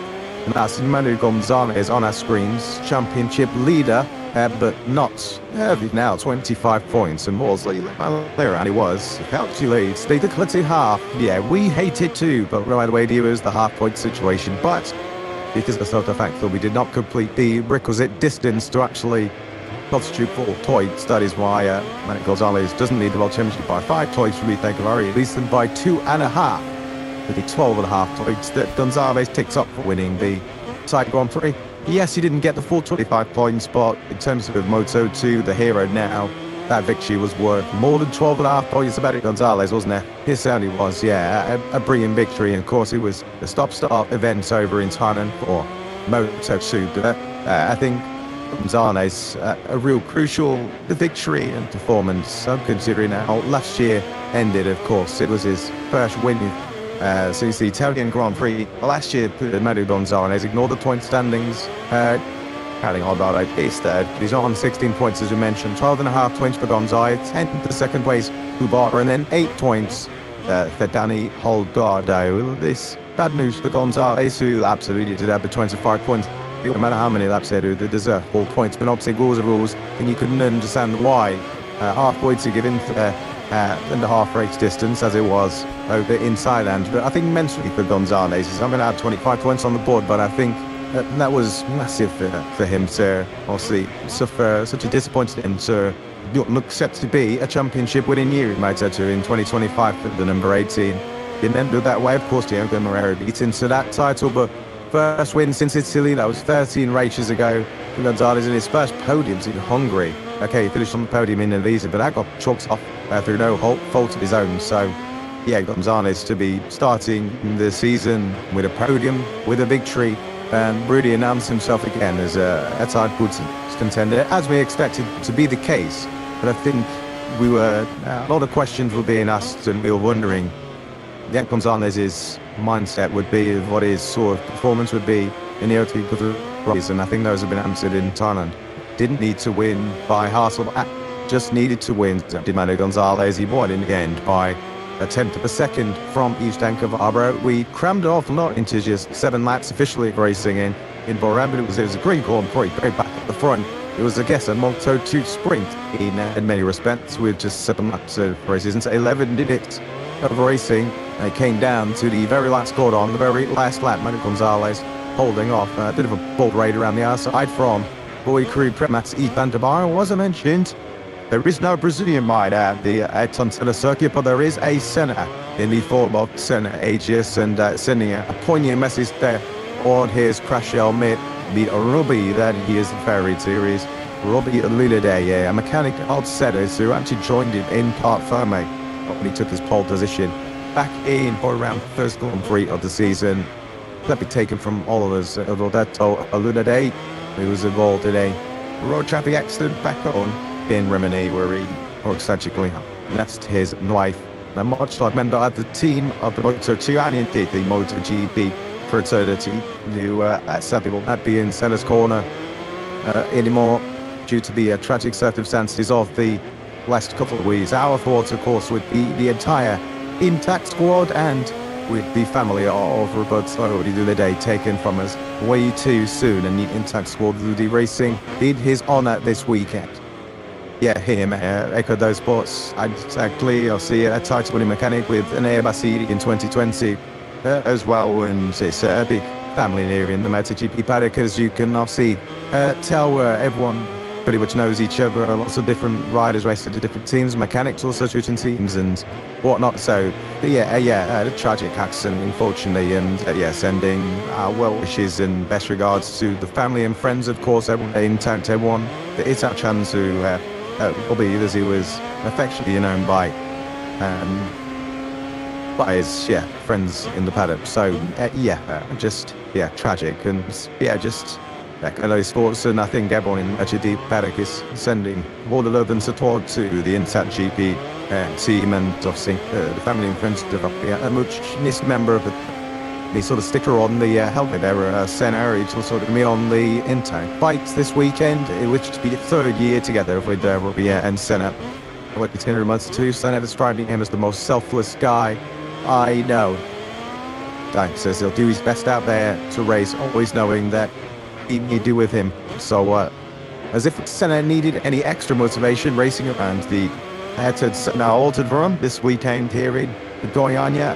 He certainly has it. He looks to try and do his fallen mechanic proud. We wish him well this weekend. The Ray Max still very much on, the umbrella's still up, and so he does appear to be pointing up a little bit overhead, which will it please or not that he's on tube? Who knows, there's potentially this could be an off-duty day to really shine on tube. Tiki Art, he's reminded us of 3.5 points at 9th place in the Thai Grand Prix, which I had to say was against the run of play. If I was looking to Moto BDS much of the weekend when they qualified relatively poorly on tube, going stuff into Q2 and 17th on the Great Connect. Whom saw Spirit of Moto his team at MotoBS 15th on the Great 9th and 11th. The Moto BDS team paying the price for having to go through Q1 and having one of fewer brand new higher ability to remember for all those restarts. Onchu was actually pretty happy with how things played out. We were fully expecting sort of from Friday and into Saturday there was going to be, it was going to be a difficult weekend for the Moto BDS duo. But it was looking a lot more difficult than probably some would have expected. Onchu was pretty happy, and of course returning to race. He's been out since the Czech Grand Prix with that fractured leg disc and ligament damage in that leg as well. So Onchu, I think first and foremost great to be back and really happy to be going around the racing environment and in a race again. He was pleased to pick up the top 10 and just get the B rolling in 2026 in his new surroundings or in their pipe. That's what he said. He still wasn't happy with how he raced, but I think just get inside the top 10 and aim for bigger things as the season goes on, to get more accustomed to the Buster Snorro and to the team as well. It could have been a lot worse, especially at the start of the weekend front shape and Canet on the other side. So we're underway there in a minute going in this first Moto2 session here in Goiânia. Let's just bring you up to speed with a little bit of housekeeping ahead of the weekend. Because we do have one injury absentee this weekend, and of course the least one weekend into what was a quietly impressive Moto2 rookie season. So we've got another top hitter, David Alonso. So we'll break off momentarily to show you this. We certainly remember from Fernando Alonso didn't exactly have the easiest and tripping-free of practice session. Turned his bike as a bit to have cut out already in his early stage of free practice one. Now, of course, when you crash your bike out on track, you're not allowed to restart it, and certainly going to be to the service road. But once we've seen that Alonso hasn't crashed, but this Colombian, perhaps the big South American hope in Moto2 here this weekend is a bit of a full start to free practice one. Certainly injury to also the 9 with the bike. He's just obviously just shooting out on the gear lever on the left-hand side there to try and figure out what's going on, but the bike is give it up the goes pretty much as soon as he's rolled out of pit lane. So first and foremost, just Marine see the Colombian on stack after one he folded over inside and a heavy crash in Steve down on Zoe. Thankfully no injuries sustained on the bruising, of course, and you've got a little bit second hand, but great to see the Colombian in good spirits there in Brazil. But unfortunately the weekend has not started ideally. It's all a man. Looks like a Troy Alex that isn't going anywhere anytime soon. Basically looks like he's clicked on the pit limiter, gone for some gas to power down his turn one and begin the session, and the bike has just not responded at all. Immediately doing his hand up, signaling to the right, he's leaving 10 lane, but he has a turned in some choosing very far to go from there to get the bike back up to 10 lane on already. Is sliding uphill to get himself back into the box. Then, as we did take up a World Championship leader, Mario Gonzalez, who spent more time than anyone else last year. leading the Moto2 World Championship. He leads it now by the slender margin of 2.5 points from Ethan Demaros, which returns to housekeeping then until we have any further incidents. So Noah Ukileneta is the rider I was about to tell you about. He's very climbing, impressive rookie campaign, very well in testing. I had for much of the Darren weekend. Thought, he was in an incident at the first end of the first sector of the would have been the first restart, the second of the 3 starts we got in Borderland last time out, which Joe Garcia. Unfortunately, the Lametta, he has refractured the right leg that he broke. You might recall much year, so now horribly crashed late to the Moto3 encounter, and when he was run over by, I think it's time for a startup. Around that time, late in that gone for a serious injury. Lametta has sustained, so he's done further damage to that right leg, so we won't see him this weekend, nor in Austin next weekend. His place in the HDR Hide to Run team, the Speed RS squad, of which you're his teammate at the moment. The Just DVA team will be taken by another Italian in the form of Dennis Foggia, an experienced rider. Of course, in this paddock was a Moto3 radio last season, 2 previous seasons in the Moto2 World Championship. And given that his number in his absence has been taken by Yuri Sasaki on the 71, Dennis Foggia will run at number 8. As you'll keep an eye out for him this lead day. Now, very quickly, 2 riders carrying penalties into the second Grand Prix this season. Joe Robert Waterton, along that penalty game after a collision with Barry Boutus on the first lap of the final restart in Burram. So a long lap penalty for Joe on the American Racing Calex. And joining him in that long lap penalty this weekend will be the Sonso van der Goldled, who was involved in the collision with Key and Jose Antonio Romeda out of the Thai Grand Prix. He will also pick up him on that penalty. As a result, Doorbell, I guess the major sympathy from Alex and Porter is a total attempt. Yeah, absolutely, real shame to hear that the Netter's refractured that right leg. We obviously saw in post Grand Prix. He was obviously on a bandaged up on that leg and was in a wheelchair when travelling back to Europe. And as you say, it was a quite impressive weekend. The Netter described it as well. He was really happy with how he progressed through the weekend. And with the new team on the bus for his first race in Moto2 was competitive from the start, but unfortunately, it was through no fault of his own as well. Garcia crashed just in front of him, and Netta had nowhere to go. Obviously, really 20 combatants down at turn 3, then in Burram, and really not close traction. Well, that's a good do anything about it. It wasn't an upsty high side or anything like that. But as we know, any type of fraction, much separating, then what can happen? You can pick up injuries, nick you, falling off over 100 kilometers an hour, and maybe more, maybe less. Unfortunately for Netta, these refractures that right leg, and just praying that yes, he's going to be out for this weekend. And of course, Austin Nets, fingers crossed, the weekend break that we've got now between America and Spain, that Netta can be back and doesn't sound like he'll be fully fit, but fit enough to be back on the bike, because it was an impressive weekend. And I think he was, one of the riders in terms of the rookies that were really looking out. He didn't come into the class this year as, the world champion like Rueda, and helped Karis will finish second. A lot of focus is going to be on some of those 2 really. And where he's going to spend a little bit more time getting speed up from the lap, and that's shit. But the next, I think, he was a bit of a dark horse in the rookie of the year race, and just a massive shame. It's a really likeable lad as well. As always, enjoy speaking to him. Was really emotional when he got on to Tony Mead in the Leader last year. Of course, after suffering that leg injury, was really emotional and just said that the couple of months he had recovering from the leg pain was super tough. We know injuries for the sportsmen and men super tough. They can't be out there doing what they do best, and to see that raw emotion from a rider who had dreams of winning races in Moto3, and of course now in Moto2, is just curtailed his season somewhat. But wishing Netta all the best, and judging from what we saw in Thailand and what we've seen in Moto3 as well, definitely is going to be forcefully recommended in Moto2. Won't he? They get me soon. Luke and are the 2 current fastest riders in this session who are already going to stuff. Kinna's actually almost loses the rear there as he makes his way through the left-hander at turn 7. Now right turn 8, and unless they make their way through what is a very slow lap. One of the shortest on the calendar, second shortest in length, 3.8 kilometers. Only the Setzer ring is shorter on our Grand Prix calendar. 10 to 2 times miles and 20 lap times. I'm 2 PB shortest. Moto3 season. It's the Moto2 rider, you're expecting something around 1 minute 20 by the time you get it to dry conditions. In wet conditions earlier on this morning in Moto3, they were doing 1:32s. Now you're already up to here in this Moto2 session, so we'll second mark, you'd imagine, by the end of the session as bouncers. The line in close to Mario and T2 310 to the center in PPI. He'll start to, and it's a season that bouncers that are lucky to kick on after finishing third in the World Championship last year, but he was on the seeding end of that collision with John Roberts, reaching also Roberts to take up the town. See, that certainly did delay bouncers.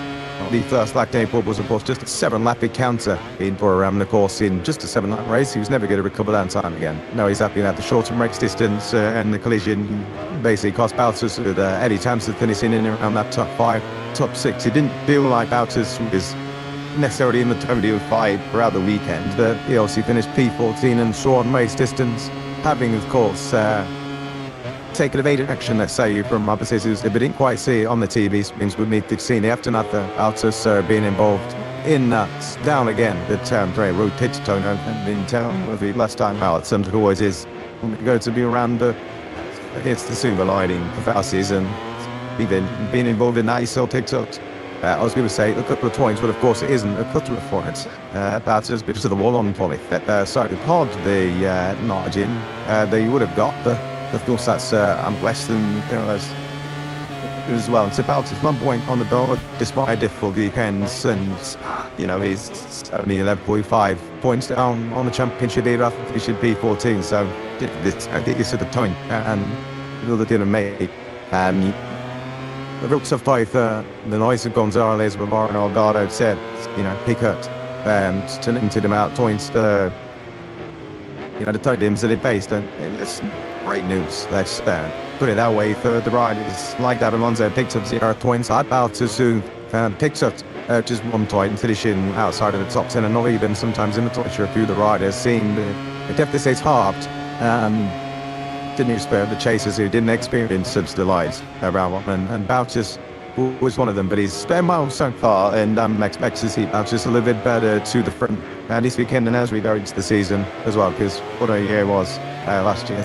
I was just thinking about Bank Medal. Yeah, make a good point. No, it's about particularly Alonso, or does it feel like got away with one a little bit in Borough and only half points, although it is one who will certainly, I guess, regret that. Yeah, but then you only got the 10 points rather than the 20. Just so you in on why that all occurred. Obviously, pretty close to the beach, wasn't it, after the Taiwan 3 actually being concluded. So that review took place at the Moto2 race results from Thailand.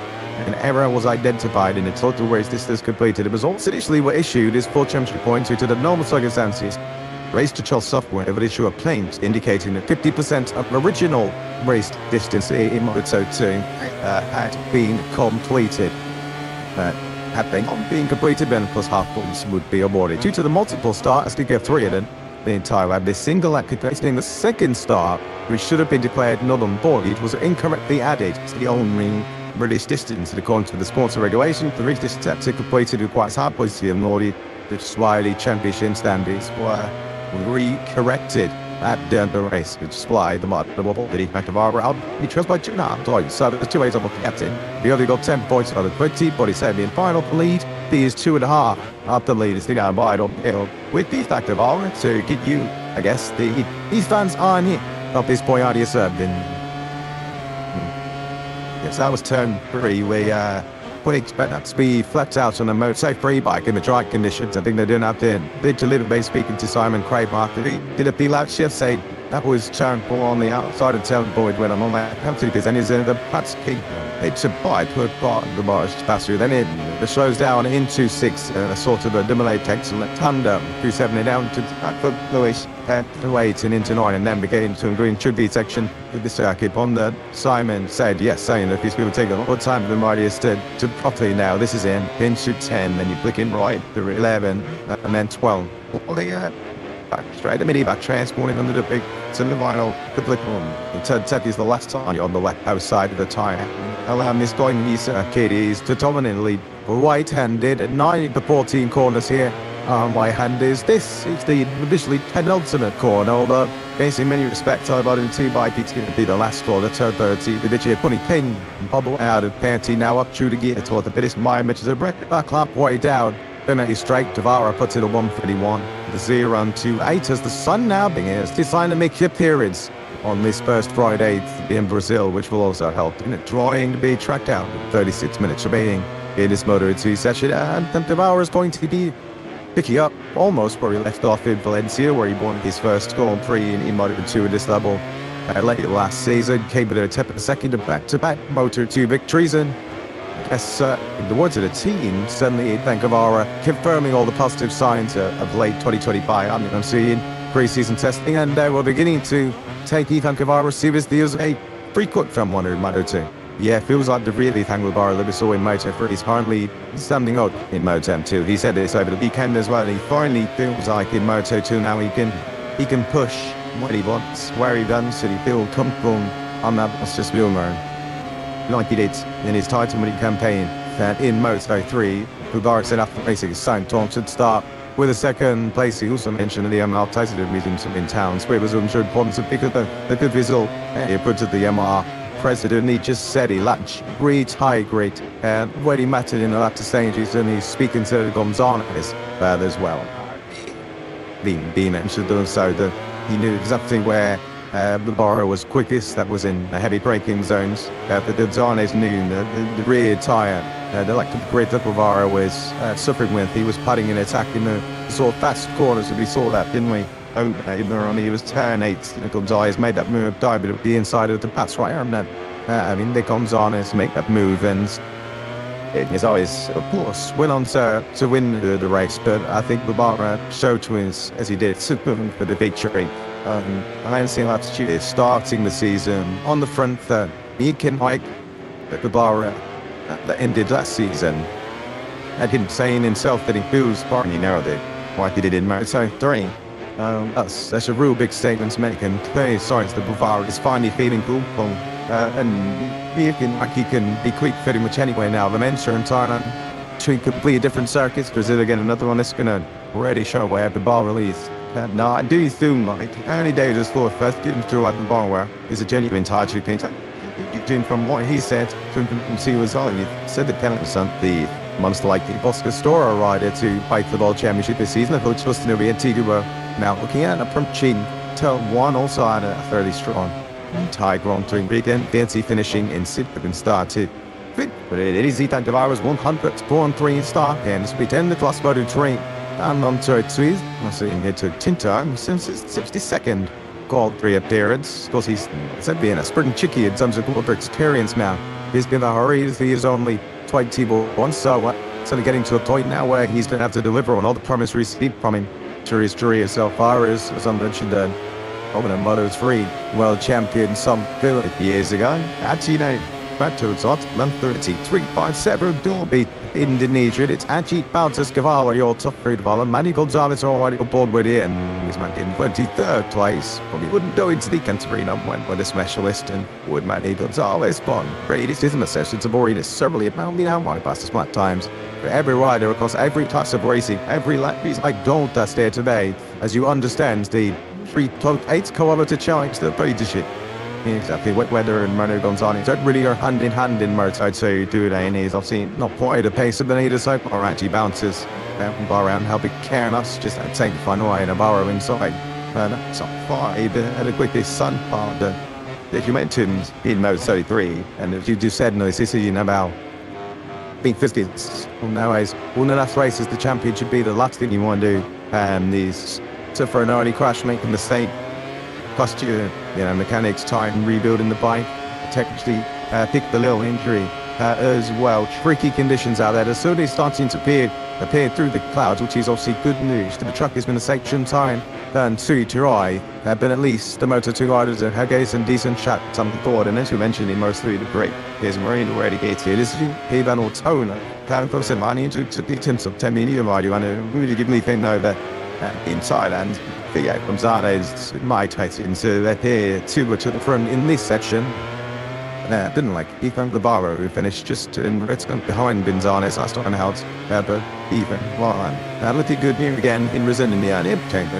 Yeah, there were some big winners for the shorter race distance guitar, I suppose, being the biggest of them all, winning the Grand Prix, but there'll be a couple of riders reflecting on that Thai Grand Prix battle and recursing the fact that we got a shorter race than originally scheduled, just the 7 months. In the end, Red Mac don't break into full distance. You do not get something to carry the coach if I did it. The receipts might have been, because after what he saw on Saturday morning, it's to be expected Daniel Ricciardo to be favourite to win the first Grand Prix at the season, and he'd still keep very closely fairness, finished in South second the race, in third place, a podium to start the season from Ricciardo, out of was terrified, very hard to manage to put himself on the front row the grid. He and Koivaya, there was another one, both saying, now our strength point, our big strength going into race day in Thailand was our run taste, our ability to get the tyre to the end of the race and still have good taste on pretty warm rule plan. As soon as the race distance was slashed in half, then many seats went high and Lloyd down. Yeah, it did unfortunately, but especially our garden, who was always looking like he was tingling on in the race. I was definitely podium contention. He's of course Ryan finished inside that top 5, a good result from him, a nice 5. But yeah, Gargano, he definitely count himself unlucky, and let's say over in China. But again, another fantastic weekend that they get to eat.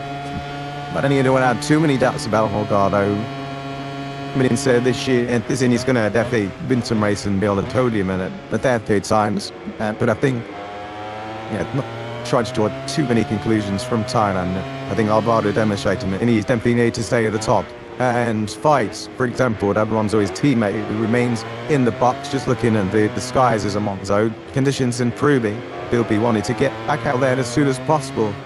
On that number 80 machine, it's like he's going to be in there in the next sort of 5 minutes, so does it? So clearly some a big issue down there, something technical going on that Calix Choice machine, but no such issues for his teammate Holgado, who was really impressive, as we say, a little bit lucky, but they did say at the end of the day, being on the podium, he was very happy with the job in general, where it was a very dusty weekend, as we know.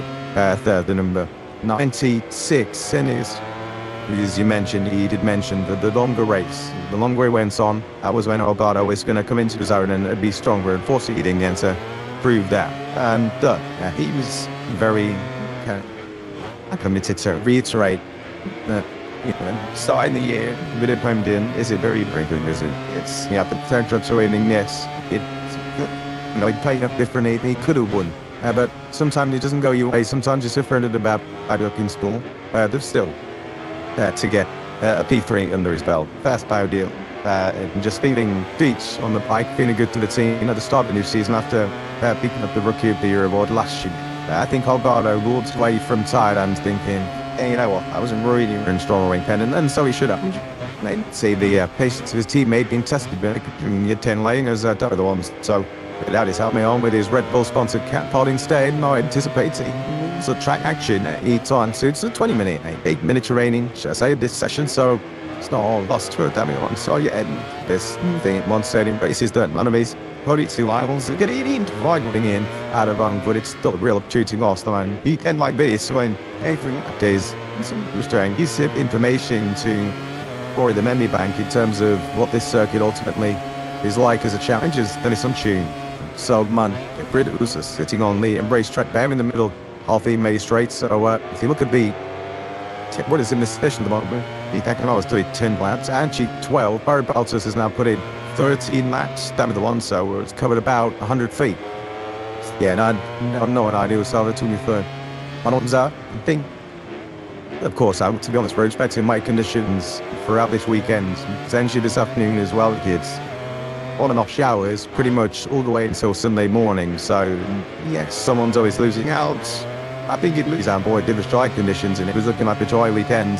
So that's a little bit of the saving grace for Moto2 at this moment in time, but she's still losing, as you're saying, valuable track time and in conditions that we might see across the weekend as well. You want to be out on track no matter where we go, when it's a ref, everyone knows at the back of the handrest.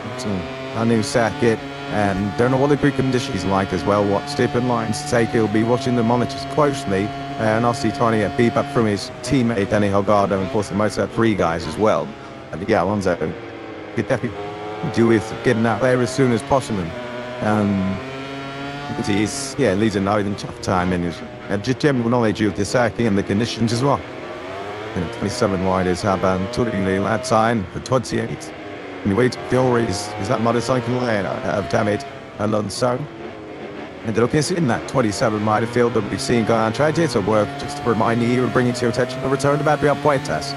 This weekend is in 46th place at the moment on 132.590. Of course, Puertas didn't make it. That's Friday. Burr Anthony, second Grand Prix in a row, if you were calling up to him. And in Valencia, and the end endless easily. That crash on a damp patch first thing Friday morning and broke both his arms. Unfortunately, Puertas broke a couple of toes on his right foot in Burr when that tell you Ukraine arrived in the closing minutes of Friday afternoon practice. That one and to Puertas' weekend, but putting the weekends off to recuperate and allow those toes to heal a little bit. Puertas is back in action this weekend alongside his all-times teammate Danny Munoz.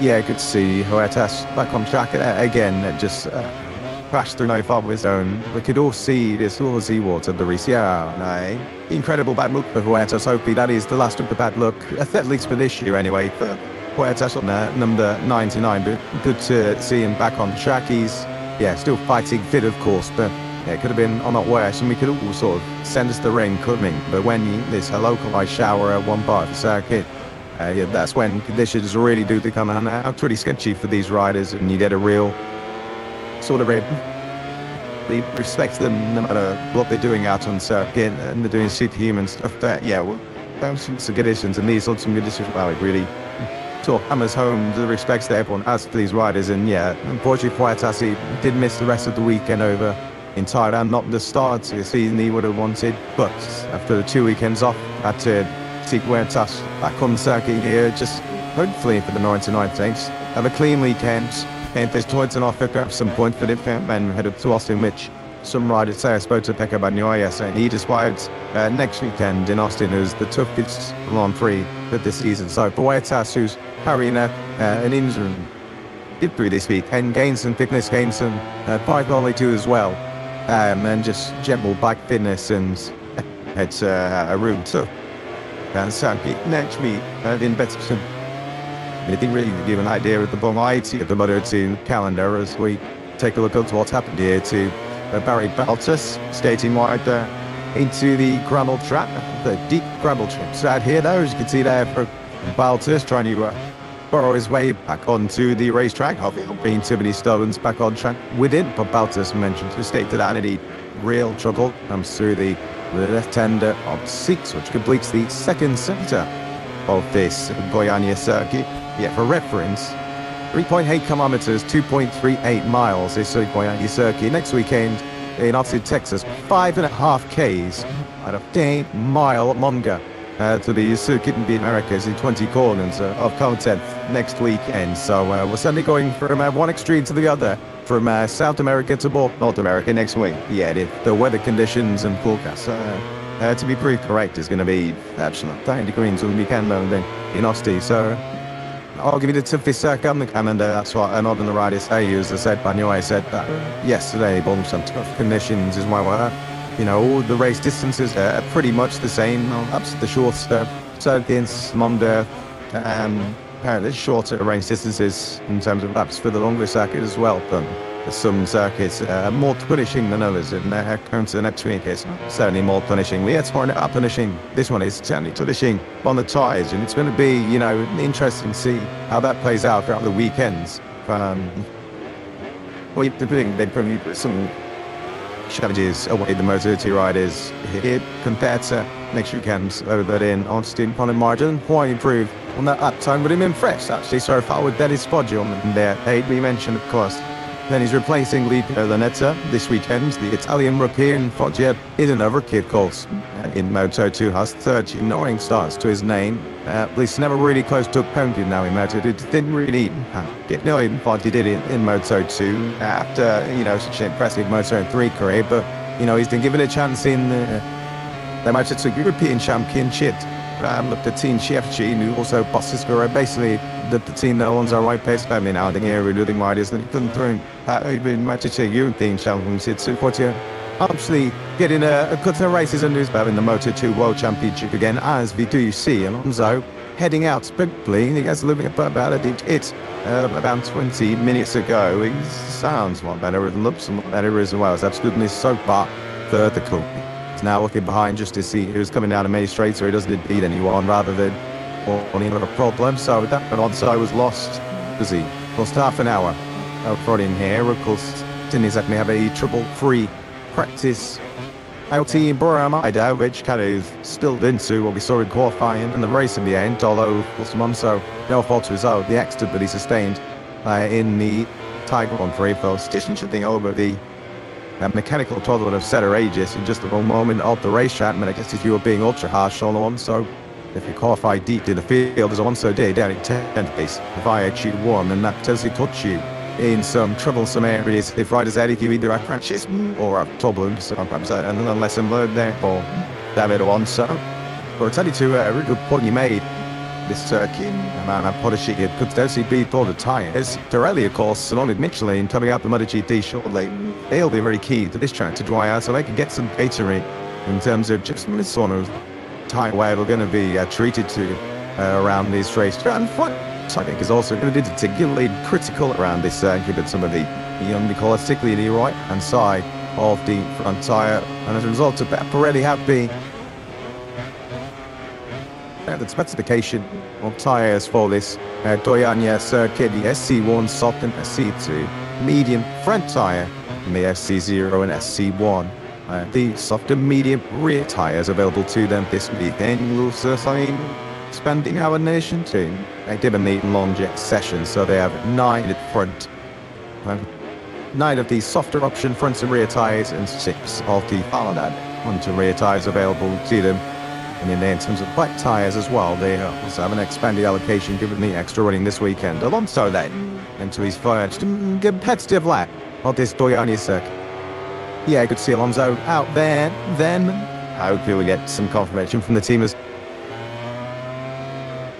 it looks like so far it has done. But Alonso has got some catching up to do on over the field in the pits, obviously debriefing with their respective teams about what they've experienced so far. This is up to turn 4. For Alonso, and descendably so after on his first flying lap of this Doyania circuit. He is 3 seconds off through the first bit, but he's going to take some time, of course, to get back up to speed. The laps, Mienti is going to be in 18 laps, some other riders well into the teens, 15 laps run off, 16 for some as well. So yeah, Alonso, I think, just has to spend the next 20 minutes to be on track to the game as possible. It's interesting because we're sort of potentially danger creeping into that sort of mode where we haven't got the water on the racetrack to really allow these wet tyres to properly function. You can see a little bit of steam coming up from the racetrack as well. It is still quite warm over here in Brazil, but the circuit lost nowhere near the situation where we can show some slicks on it. It's still way too wet to even contemplate that. We're starting getting to the stage now where for all of the standing water is being cleared away. It's still a few toddlers, you can see it to be in that final sector in the chain section, 10-11, and then in 12 for Alonso as he completed his first time lap. So these aren't exactly the ideal conditions where you'd want to be out there on the racetrack, lady, but terms of Alonso doesn't really have much choice. Actually, no, I mean, it sounds a little bit silly to say, but hardly these trickier conditions than one we experienced about 20 minutes ago when he was fully wet. You can see it. Still a lens he went enough for the riders to be out there on wet tyres, and it's definitely not. This is what your eyeline appearing, but hey, definitely less spray coming up. And this looks going to be dry tires of the circuit. They're going to be heating those Pirelli rubber tyres underneath in my thumbs, just heading back out. P3, less than 10th off the 10th. So I'm saying bar for the Belgian rider, positive so far for the number 7. It'd be nice to stick with Alonso just to see him negotiate his second flying lap time after getting one under his belt. But all the riders now heading back out. They're potentially long fresh through any wet rudder and trying to have another go at things. About just went out of pin lane still. That fancy western. So just be careful on the exit. The pit lane on his own connect heading back out as well. So I'll see the tungsten light. I suspect we will.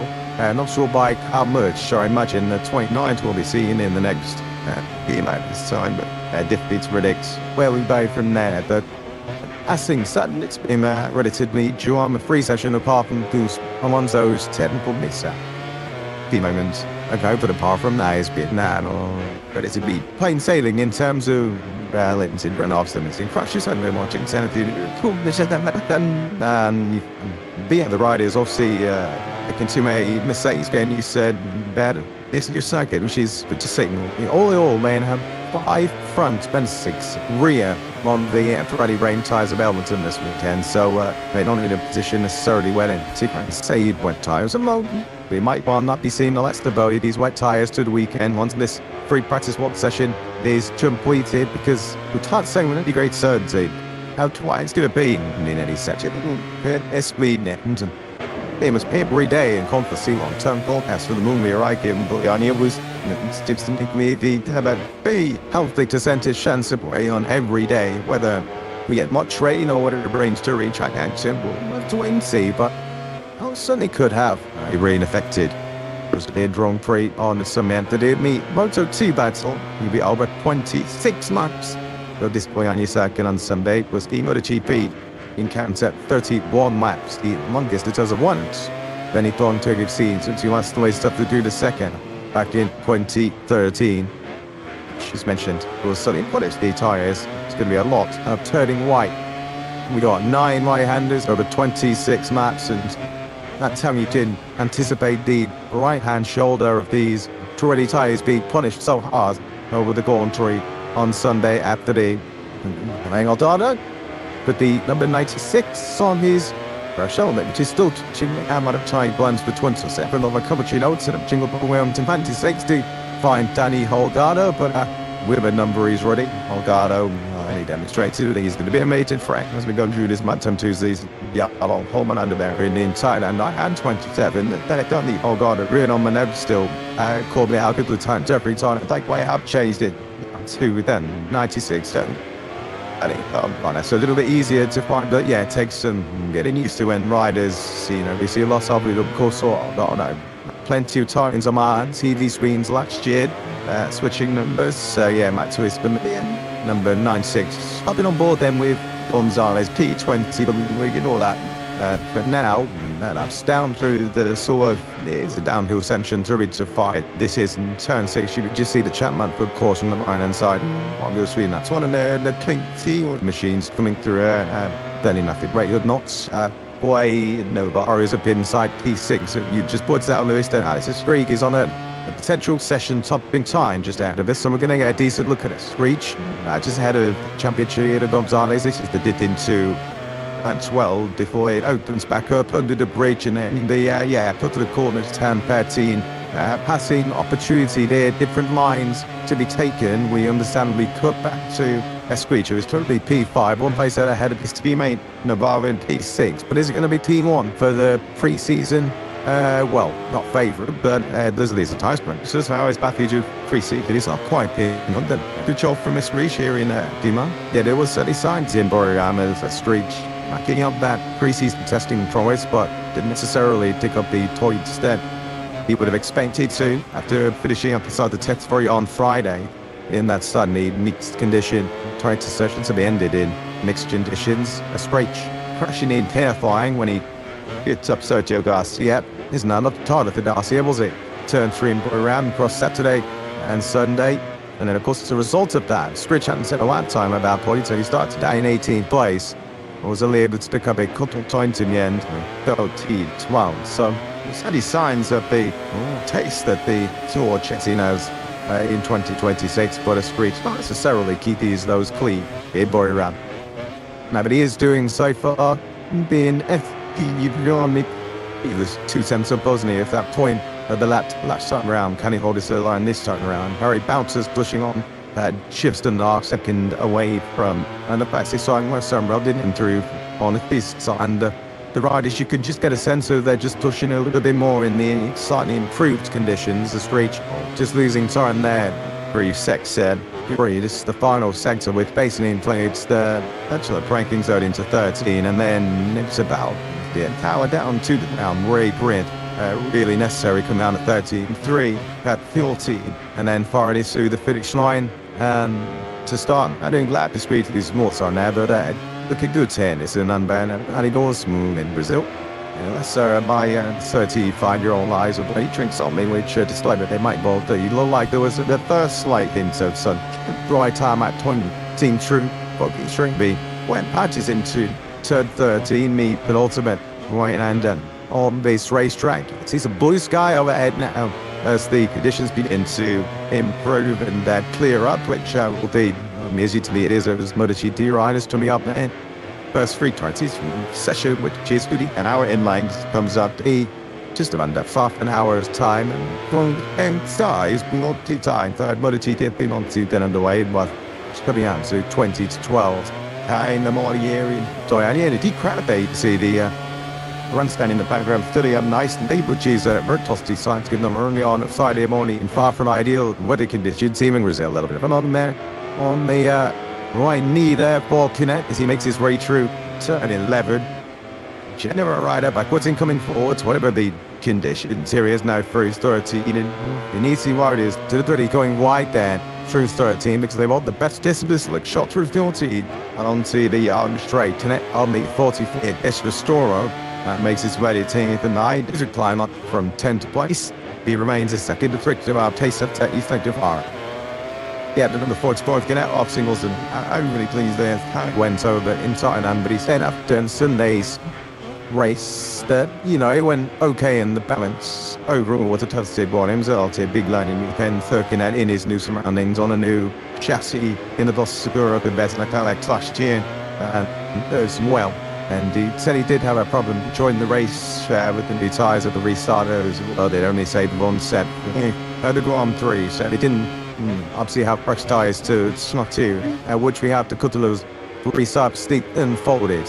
And he used, I said that the rear brake lever was broken on the third lap, so things in terms of out of his control, not his way for Kinet. I think in Q1 for Kinet, like his teammate Darius on shoot to just get points on the board. It was always going to be a difficult weekend for the off-mark he did too. And I think Kinet was, just sounding positive at the end of the weekend. It's hard, and it's not where he's going to be willing to be positioned in season one, just outside the top 10, P and Evans, Kinet. But I think it was nice to hear Kinet sounding positive overall and trying to, put the glass up always instead of, focusing on their negatives. It almost wasn't really there throughout the weekend. So obviously we're going to be expecting a lot more from Kinet. It is his worst start to the season since he was 30. In Qatar in 2021 when he was Nissan, one of the business mover on chassis. And having finished 20th on Friday, then qualified P15, so finished 11th, in a batch of doing, let's say, third Spaniard points. Hill.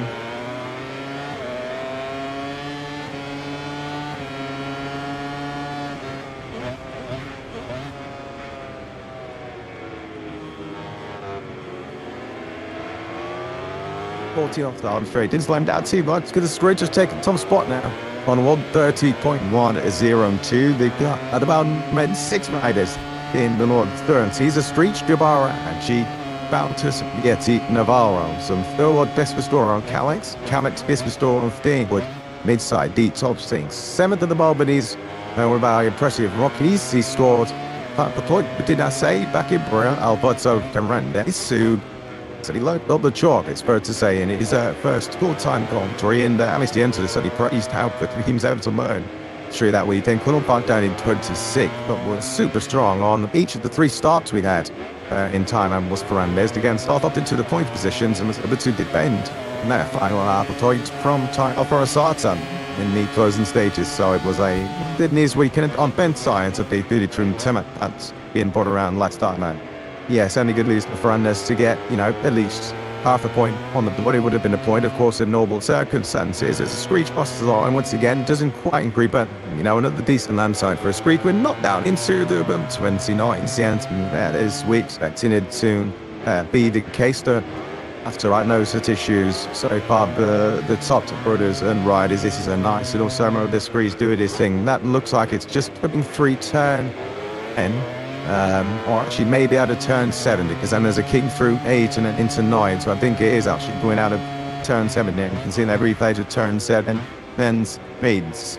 At point, Beckton's the point 9 in 4 bits, that tricky section of 10, 11, in, well, Diego Batza Frondas, it was a decent weekend, sir, especially, as you say, on Sunday, obviously, out in a tricky timing on Friday, and then qualified in 26th, and I think to qualify in 26th again, and things happened, and it could have been new music, and these spins out, but so Frondas on the didn't, but before the scene, and still, finish first version, it's finish of course, and saying no to, it's a finish out of time for on. So, for example, one of the matches we would be coming up to then, citing more of that, as well as, very solid job done from Fernandez. So, to get on point on towards over in Thailand before coming to Brazil would have been a nice confidence boosting.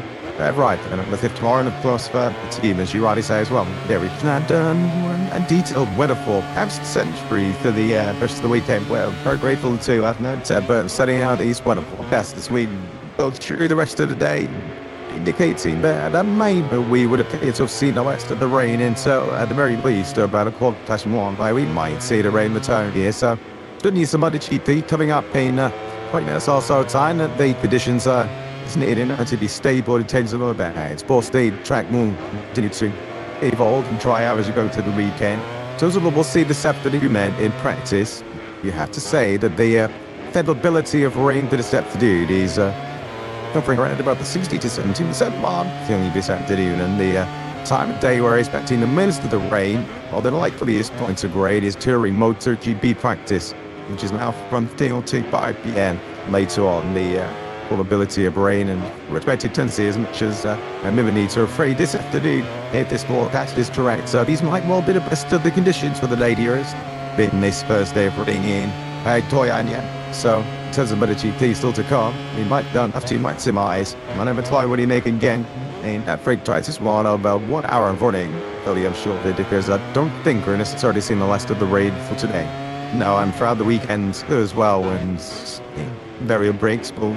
In this part of the world, the weather can change very quickly. Indeed, it's 3 to towards the 30 degrees mark as well here in Goiânia. So the track I've done in terms of the racing line anyway. You just see there it's drawing out, especially through turn 10. This is the right under, the right under at 11 before you go to 12. Some parts of the circuit did it dry quicker than others. I do think this is the sort of conditions. You can see they'd be drawing on it here now into the turn 13 as well. So with the air temperature being as warm as it is, shooting out as well, and of course pipes on circuit, it's been enough for me to dry out the track quicker than if there was no pipes out there at all. So it's maybe the tricky weekends the riders and teams would have hoped for in terms of the condition, but it's also going to prove to us just the best at adapting to these types of conditions. Good for us as neutrals, as long as bikes on track, of course, as well in their spans. But difficult for the riders, it seems, to get their head around changing conditions very quickly. In the last 20 minutes, it's changed quite significantly well. When if it doesn't rain between now and the end of the MotoGP, which is going to be really interesting to see how quickly this track does dry. See some massive dry out patches there just in the middle of the racetrack on the way down to and so on. Seriously, following Chicano, who's in 11th place in the 31. Quick Alonso update. That's David Alonso. Interesting Alonso updates. I'll tell you about him too. He's in 19th place. The down Alonso. He's in 26th. He's now put in 11 laps in this spring Francis one session, which is now the 60 lap. And our session leader at the moment, Alex Street. So David Alonso, he's plenty catch up, but at the moment he is catching up in terms of mileage around this Goiânia circuit, albeit also down in 26th place, on about 28 runners.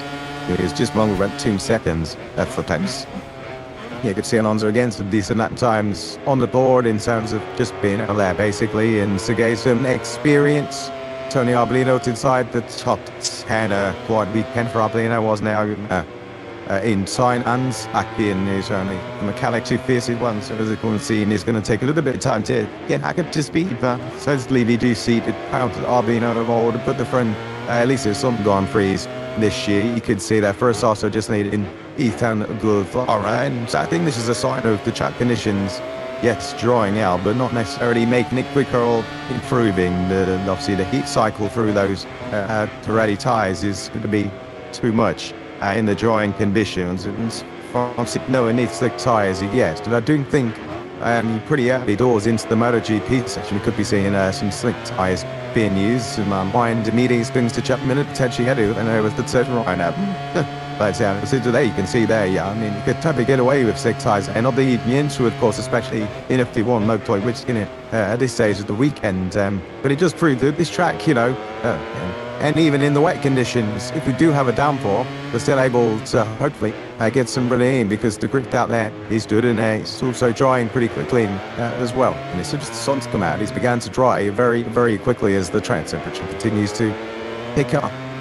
There's a Forsato 72 leads Bavara 28 through the right-hander of 12, and this is the back string, which I think is going to see a lot of action late in the Grand Prix on Sunday afternoon, because what a rectangle in front of you. The overtaking opportunity to turn 32, the call sheet needs to be a little bit careful to sacrifice too much of the way in, because you're going to want the best possible exit, truth guaranteed, down the main straight to the finish line. Forasato's lap did met. Registered in 2 to a little bit of action into the final corner, which means there's been a minute and a quarter to go. It does still look like just reach for the forward team. The Funcurisi squad is going to take this first free practice session. Dino Goiania. There's a Noshiyama. So I enjoyed his Moto3 action. Newly retended run. Stavo's on there is no bad. You'll be stripping D3 for Marioachi. T20 tile from Asato, who came in. That's up to the second of a first one championship point. Evan Bond. There's it was a tick on their end in Thailand. Marioachi really should have scored some very healthy points. He not crashed out in the very early stages, only taken his career best qualifying at 9th in timer. Yeah, the expectations going Sunday on Naji orders, and he did to 2000. At the end of these, and it was purely his mistake, but I think him and the team will, take the positives from Thailand, and, he had a really good weekend up until the point where he crashed on Sunday. I think starting the week, in that fashion, okay, minus the crash, of course. It means a thing if you don't. Yeah, I see the checkered flag. But on Sunday afternoon, but I think for actually the team, it would have been a nice confidence speech to start the end of a very positive way. But now in time, I mean, of course, he's had a top 3 now. He's also clearly feeling Jay on trying that so far this year. Gonzalez crossing the line, no improvements made. I'm just looking at the time and spins as well now, and all the great crash helmets appear. So I don't think, unless miracles appear in the final couple of sectors, then we're going to get a change to the order ahead of practice this afternoon. And he'll be probably got by dinner session. Pretty obvious reasons down on the sound.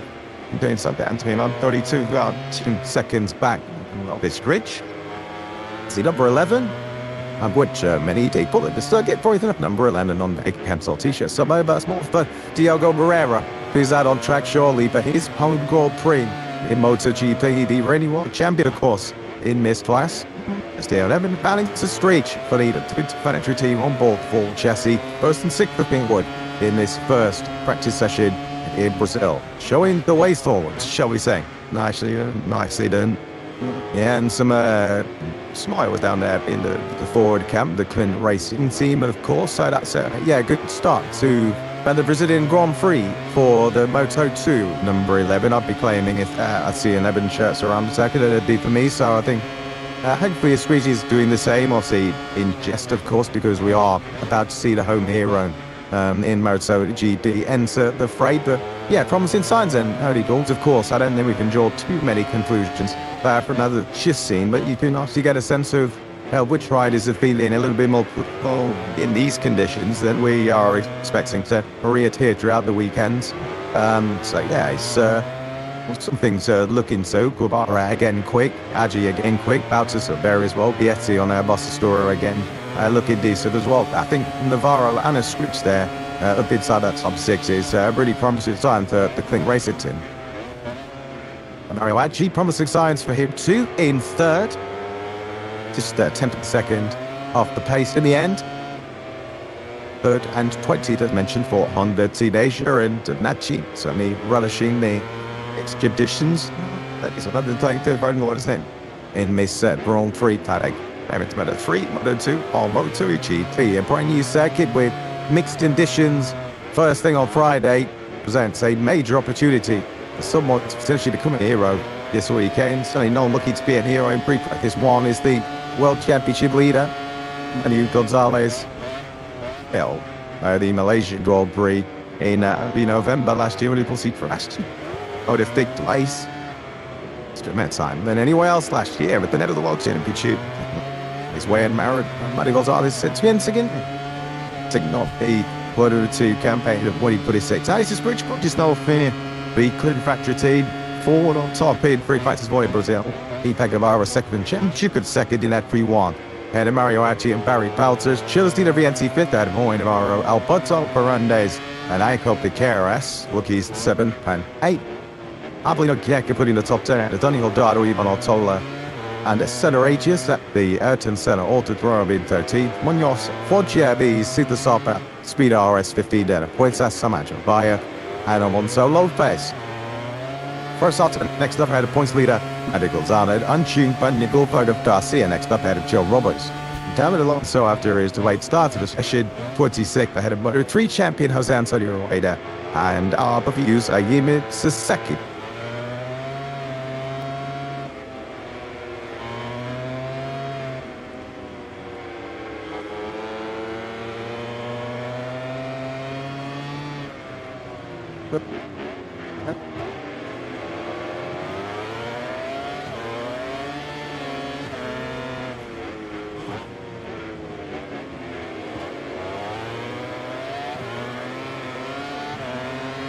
Lights a great shows that in the history thought says the post Moto2 pace setter here in Koyanyat, who have those honors in MotoGP. With many eyes on the home hero Diego Moreira and MotoGP's first free practice session. Here are the outings in all of in Koyanya since 1989. The moment, very idiot on this, FB1 on next.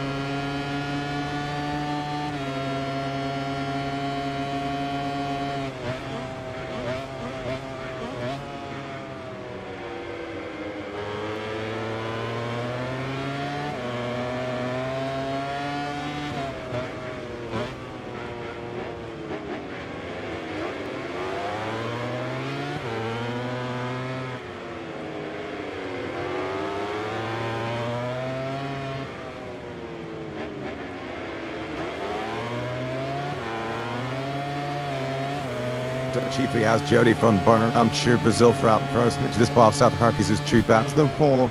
Locating Goiânia, Brazil's 10th biggest city and 9th at global bar small icon and national hero acts in Senga. Wayne Gardner aboard the Van GB type all the way back in 1987. A delayed FP1 DS underway finally next eyes. Pace time. February China GP. So welcome to the Autodrome International. Battery set at 3.8. Reef kilometers, 2.388 miles.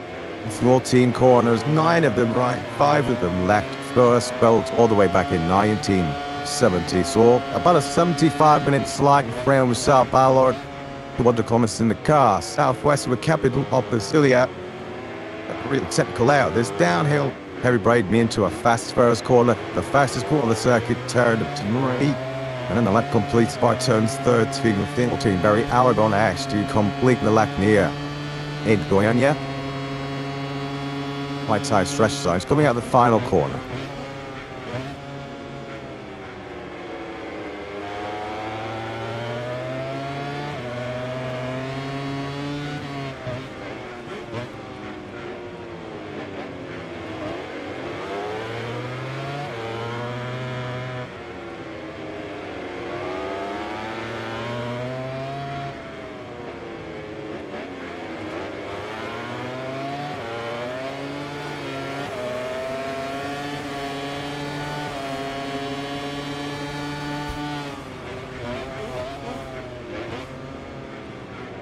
South America, our first Grand Prix here in Goiânia since 1989, 37, a long many years ago. But we are back in hunting, back with a bang, off into the distance there, my drone camera. Looking down from the first corner is downtown Goiânia, a population of just over 1.5 million. And ever since it was confirmed we would be coming back to this part of the world for MotoGP action, it has been the hottest ticket in town. And thankfully, shit, the surefire was my this will be the case, fingers crossed. And they are going to get a dry session or a I've started a session just to adapt circuit as to all the heavy overnight raid has been pretty tall since we first touched down here in South America a couple of days ago. And Brazil, with a tough act to follow, like blockbuster around what a way it was to kick off the 2026 World Championship campaign a couple weeks ago over in Thailand. Pedro Acosta, the first KTM head rider ever in history to lead the MotoGP World Championship, showed Ciabatti sprint win and second in the Grand Prix, the first non-Ducati rider to lead the MotoGP World Championship. It's about to go Potterrow right to a tail end of 2022. A rare off weekend, wasn't it? I thought Ducati on the podium for the first time since the British Grand Prix back in 2021. Ducati the top 6 overall in the World Championship standings since Aragon 2016. So work to do. 3 was to come show from the manufacturing. So this all turns around my international day. So the 33rd different circuits rights in the modern era MotoGP. Mount where Lewis will be in the commentary box. We be Jack out we are down in Tigna. So that's where the dust stay found for the remainder of the day. We can made it hosted against some slick tire action for the very first time here in Goiânia. We've had to wait a long time for this to Brazilian pan certainly have. It is probably well 37 years since we last came in back in 1989. Let's hope it's still be worth the wait, but it certainly feels like it will be. We've already got 2 sessions on track Moto3 and Moto2 as we inspire this brand new venue. This will be in the MotoGP era. The technically positive signs are the old won't be seen. Recent crashes a Moto3 pair, Moto13. Hopefully this MotoGP session will see the 22 very best of the world to be these studying machines to their bases. What is never be shorter, potentially one of the quicker venues we will go to on the MotoGP turn. That is the time allocation available, where we do understand that the teams have been given the additional extra set of wet tyres that normally already made available with 3 or 5 sessions of a weekend. How wet they have a need, they taken that decision given me, or offense, they're giving me new circuit that we're faced with teams every possible opportunity and every additional set more wet tyres available to them. Hopefully we'll be seeing those wet tyres for very unique this Moto2 and Moto3 International Airton Centre. It's been the most laps to the Grand Prix MotoGP since the Gouda Seika back in 2030 when we could be potentially the shortest lap time of the season. Now then, Michigan Manley's third Dutch battle busy in this part of the world. Just listen to that reception. He's got this absolutely wonderful, the editing, special art voice, helmet design, a homage and a tribute to a true global motorsport icon and a national sporting hero in this part of the world, isn't it? Ayrton Senna. So much pressure, so much expectation on the normally high school shoulders for Diogo Moreira as he's set to become the first Brazilian rider to compete in MotoGP. What will halfway source is £1 Barros in 2007. Or 2004, of course, we'll do some Alex Barros raced big MotoGP. 2007 was the last time Alex Barros scored a point in the World Championship, but Diogo Moreira in the points went places 13th, the very hard fought 13th place in grueling conditions over in Bahrain. A nation expect, I think it's fair to say, Lewis. Diogo Moreira is a sporting superstar already, only 21, get his name to Brazil. Then we could temper those expectations a little bit, given the fact he's a rookie, just his second Grand Prix. But there's so much expectation on this weekend. And he's been very good throughout his fairly short Grand Prix career, managing pressure, but surely this is a brand new experience. It's all Diogo, I mean, you said it, shivered down my spine hearing that rumor of Sator to Moreira from around on Friday morning. How must this feel? Being in his shoes, just 21 years of age, but Diogo Moreira carried home of the nation this weekend. Carried his yellow arms will be Pedro Acosta, and he did ensure that he led the World Championship for more than just 24 hours when he put his second to Marco Bentecchi on the Sunday in Thailand. Pedro Acosta with a 7-point World Championship lead, the first KTM rider having to say that in MotoGP. 32 MotoGP appearances with Pedro Acosta, the 32 points he collected over at the Chang'an National Circuit, while his best points so far, the 21-year-old. It's a surprise the SA said he doesn't feel like he won the championship is his place to be.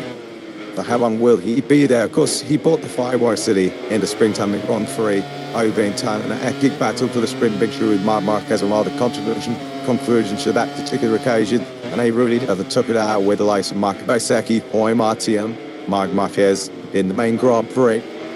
This, though, is a rider who, in recent history on Sundays, has been completely untouchable. Marco Bezzecchi has won the last 3 Grand Prix, all from pole position, and he has not seen anybody else's reattached as the Malaysian Grand Prix on Sunday. Back is the pound. Start to finish victory from pole position in Portimao, Valencia to round off 2025. A start to finish victory from pole position over in Buriram, the 21st rider in history to win 3 successive Grand Prix in a row. A blip in the sprint on Saturday over in Thailand, Lewis, but other than that, Marco Bezzecchi has set his stall out quite brutally at the start of 2026. He now adds up on Sunday Grand Prix to 78 consecutive Grand Prix laps without a reply. The Marco Bezzecchi has led. Can anyone get ahead of him on the Sunday? It only took him a stay, didn't it, from Bezzecchi on the Saturday to deny him a double on the first Grand Prix weekend of 2026. To Prix today, you saw a shot of the returning Femi Alzaguer in the Goscinny box, which means we are back to a forced sprint defeat tied MotoGP lineup after McKinney Pirro filled in for Femi back in time. And of course, Alzaguer raced riding for the first time since he broke his left femur in January, just 2 weeks into 2026. So in many respects, this is a bit of a pre-season exercise for Femi Alzaguer this weekend. And then the race is sort of close and threatless, but with about 70% fully recovered. As I saw, Alzaguer just great to seeing him back, and maybe he's not at full strength, but we can say we've got a D strength, quite a GT grid. That's all these first times in 2026. Speaking about an sort of 3 rider, the full of Marco Bezzecchi against me, I'm to cheap to throw Ralph Hernandez into the equation as well. Easily by far, he's in the best form of his MotoGP career right now. That was the first time actually 5 seasons in MotoGP. He actually managed to scoring a point in the opening Grand Prix. Back-to-back podiums for the first time in the top class. 3 podiums in the last 4 Grand Prix, 3 sprint podiums in one last size. It was a phenomenal start to 6 Monte Lewis for truly. I mean, a really big grab the point by the Northern over the Italian and show again, but the RSGT's good in series contended this year.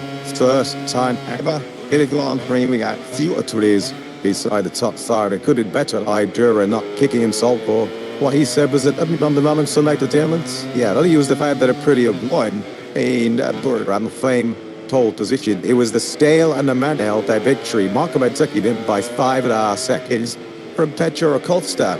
But of course, would have probably won the sprint by a fairly comfortable margin had he not crashed on the second lap. So prettier with a major statement to the rest of MotoGP, in particular to their Italian counterparts at Ducati, that they got a serious challenge on their hands in 2020. So I'm pleased that he'd see more venues, more conditions, more different scenarios to truly judge whether a prettier RB class leading factory now in 2026 or whether that was just one weekend in time. But no question here, the reigning champ did Marc Marquez, who is 23 points off the World Championship lead after, of course, the Mongol break at the curb and lost the rear tyre off the rim in the Thai Grand Prix when he was in mid-battle for the podium. Marc Marquez and Ducati, no question, played catch-up 2 rounds into the season. So the wank then is finally over. A 22-year wait is undusted. We are back in MotoGP action here in Brazil for the first time since 2004. Fans in this part of Brazil have had to wait 9 years to see the world's best riders tackle with the Goiânia venue. This is one of the tighter sections of this 3.835 kilometer layout. That's a little run through turns 10 and 11. We're getting an early replay here. It was Taco Bagnaia. He was just trail braking. You could just see him with hardly any lead angle whatsoever on the brakes into turn 4, and he was so fortunate to stay up right there. It was Bagnaia. And we saw really good grip levels, didn't we, in the early sessions in full rain condition. I think there's a concern there is that when the track does dry out, all the sort of dirt and a bit of mud that can get brought onto the circuit is actually going to mean it's going to be quite so treacherous, a bit low Britain if it does get full drying. You know, I is an Iranian, a very sort of moving target near in this first session of the weekend. Of course, on Monday, your new track is challenging enough. Of course, every time you ride a corner, you're learning more about a particular corner, about what kind of key you need to be in, the undulation, what kind of challenges you're going to face, where the gritty parts of the circuit are and where it's plenty a bit more troublesome. But when the track conditions in terms of whether it's dry or wet are changing, and it's changing every lap you go by, it's very much a session where you have to be living on your wits. As a MotoGP rider here, 60 minutes of pre-practice one to go with the 60-minute practice session we'll have later on this afternoon. That session has been cut from 75 minutes down to 60 because of the delays we've already had earlier today. So every lap is like gold dust for these MotoGP riders, and every lap they prefer to be dry conditions they don't have at the moment. What a moment this is for Diogo Moreira. A dream coming true right in front of your very eyes.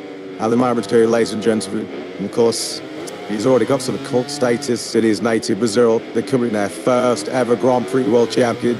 Last year in Valencia, when he wrapped up the Moto2 World Championship campaign. This is what they waited for.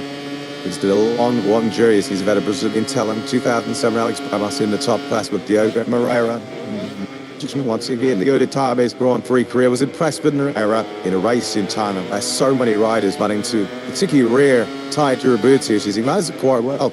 Right towards the back end of the Grand Prix. Scored 13 points, just finishing the race in the checkered flag goes. It was just the sort of knowledge, the experience at this stage of his career, gold to Moreira. Of course, Diogo Moreira, out of circle, some fans here in Brazil would have been looking at what I did back in 2024 when he did the Santo top 5. I think he's toured just as well for Moreira that he didn't do something like that. Because that would really correct some expectations on him.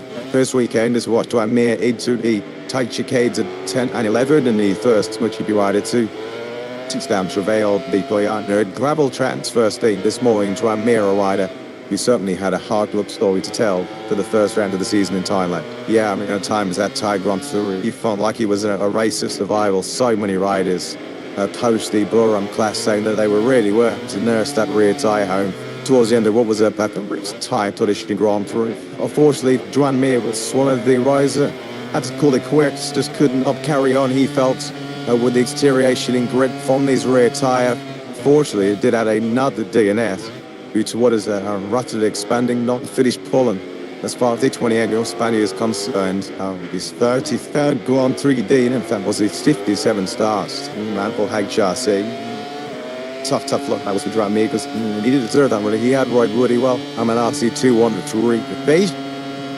As I'm showing Zarco on these very sort of slippery and greasy, tricky conditions. So I hope to the account for MotoGP here in Brazil. And Zarco the first light to fight a sub-92nd allowing in full dry conditions. The MotoGP team has been doing their simulations. They've been getting the calculators out. Speaking of a few KTM guys, they were saying maybe a 1/17th Bobs. It says I'm only fine. Did the first give him sit this going on your second.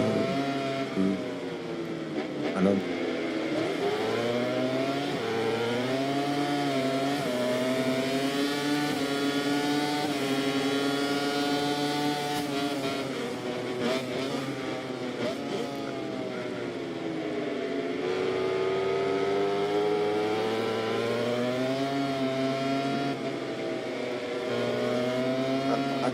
And Lantana.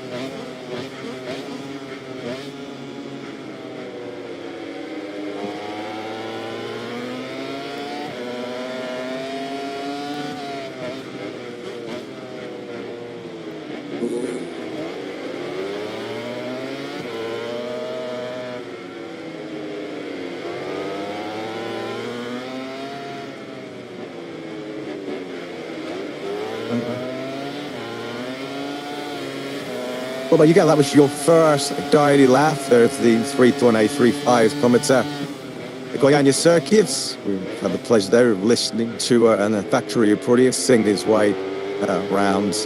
Well, I had to say, there was just not a bit too late. I think there was a few concerts. It might be a little bit too tight, a bit too twisty. Now we're in places, but I think in general, speaking of some Moto3, Moto2 and MotoGP this weekend, they'd had a pleasant surprise about just the sort of challenge that is posed by this Goiânia track. Yeah, a little bit of everything around this circuit. First sort of couple of quarters remind me a little bit like the first couple of quarters at Mordau, the long double apex. Why it hadn't you then continue on the white outside as I was you saw bad into the tight-headed off team, which is going to be along the top normal, the big overtaking opportunities.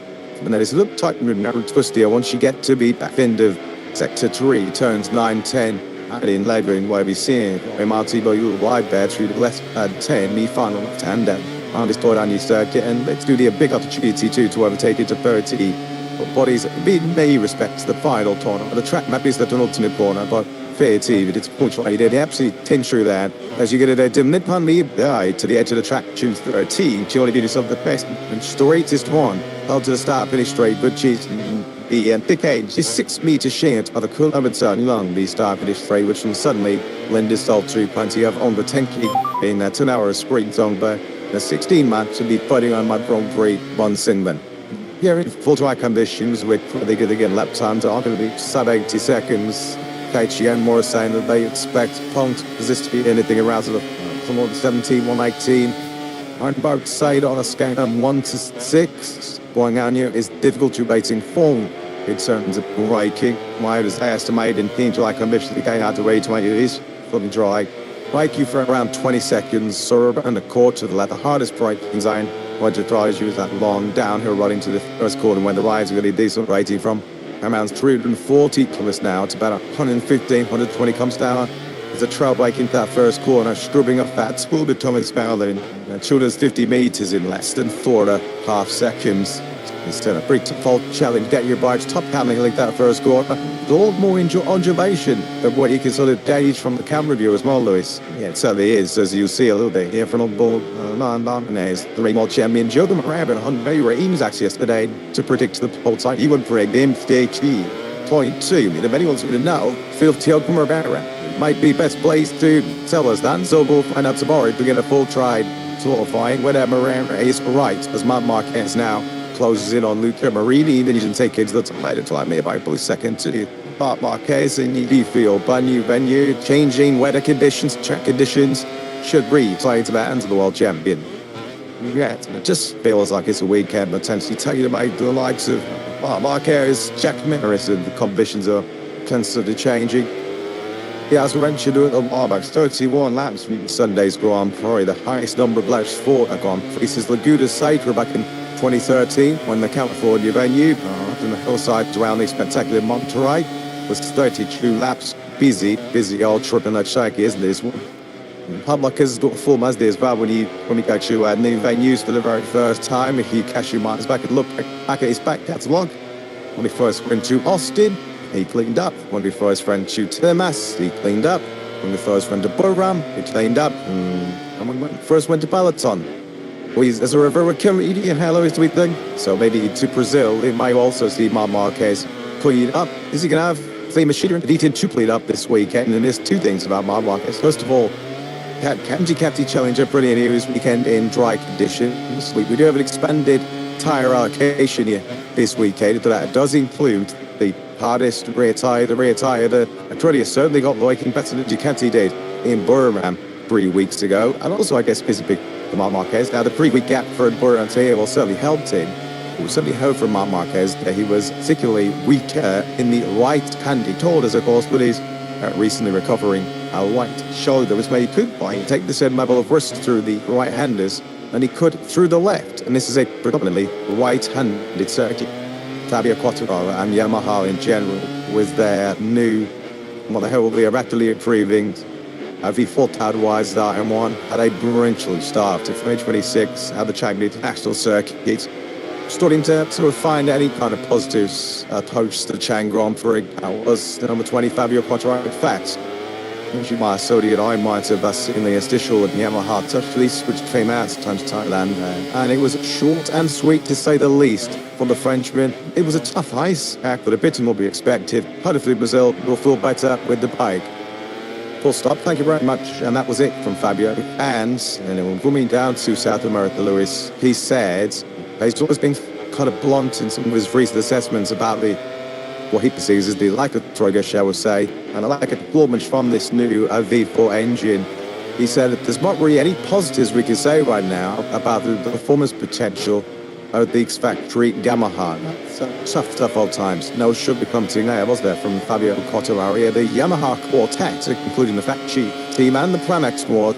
And a number of sponsored media after the race on Sunday was like to Paolo Ciabatti to give the post-race debrief for Yamaha. It wasn't a particularly pretty one either. Fabio Quartararo finished 30.8 seconds at the race win in Thailand. That equated to 1.2 seconds per lap. Well, it was a dream start, a nightmare start for Yamaha, but a dream start over in Thailand for the new Ducati factory. A pretty full bikes in the top 5 at the end of the Grand Prix. 3 successive wins for the first time in their history, courtesy of the Prix Marco Paisecchi. How are they shaping and how they think round 2's in a pan out? Let's get a thoughts of the boss. I have an order for time. Yeah, just as much in that prevent check your heads. That helps all you tripod up, John.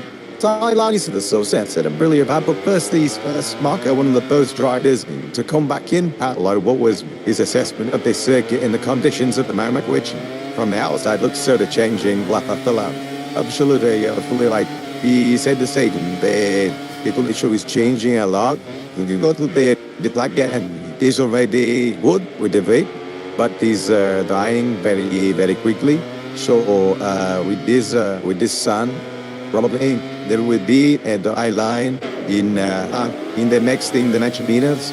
So at the moment with the wet tire, it is difficult to understand the behavior of the bike. It is easy to wait and to understand the young. So to understand the young of the bike is useful, but it necessary to wait.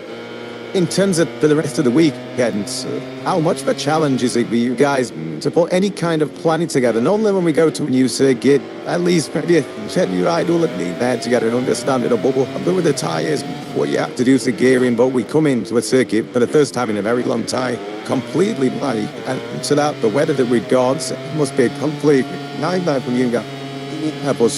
This weather condition doesn't help. I mean, and you see it, we have a simulated this like layout in the last mile. So the most difficult situation is this. So coming into the new park layout and have no possibility to make a lot of kilometers with a man. But by the way, we have simulated one year issue. This is the first priority for sure, and then it's necessary to. When you evaluate the car, the ratio, you want to fix the electronics, the electronic safety, and then you have set up these 2 priorities. Is necessary to work on the setting. But this doesn't help, but it is the same for everybody. And we totally trust from our technician to understand even a shorter time all disease. We have to look back on Thailand's an unbelievable weekend for really 4 bikes inside the top 5 now. 3 victories in a row for the first time ever in the company's history. What does this period mean for it really right now? It feels as though we've been saying it throughout the winter. Brett Whiten, the world champion, Jim DeZays and Henderby. So how much did that lately rounds mean to prove that you're here to fight in 2026? Yeah, for sure, we are in a very good momentum, and we have to keep this momentum. We have to keep this move for sure. We have Alpha in his fluid potential. I felt 100 on his potential, of his ability, of his energy. We can't say to him something could be, because at the moment he's very on it. He's in a very positive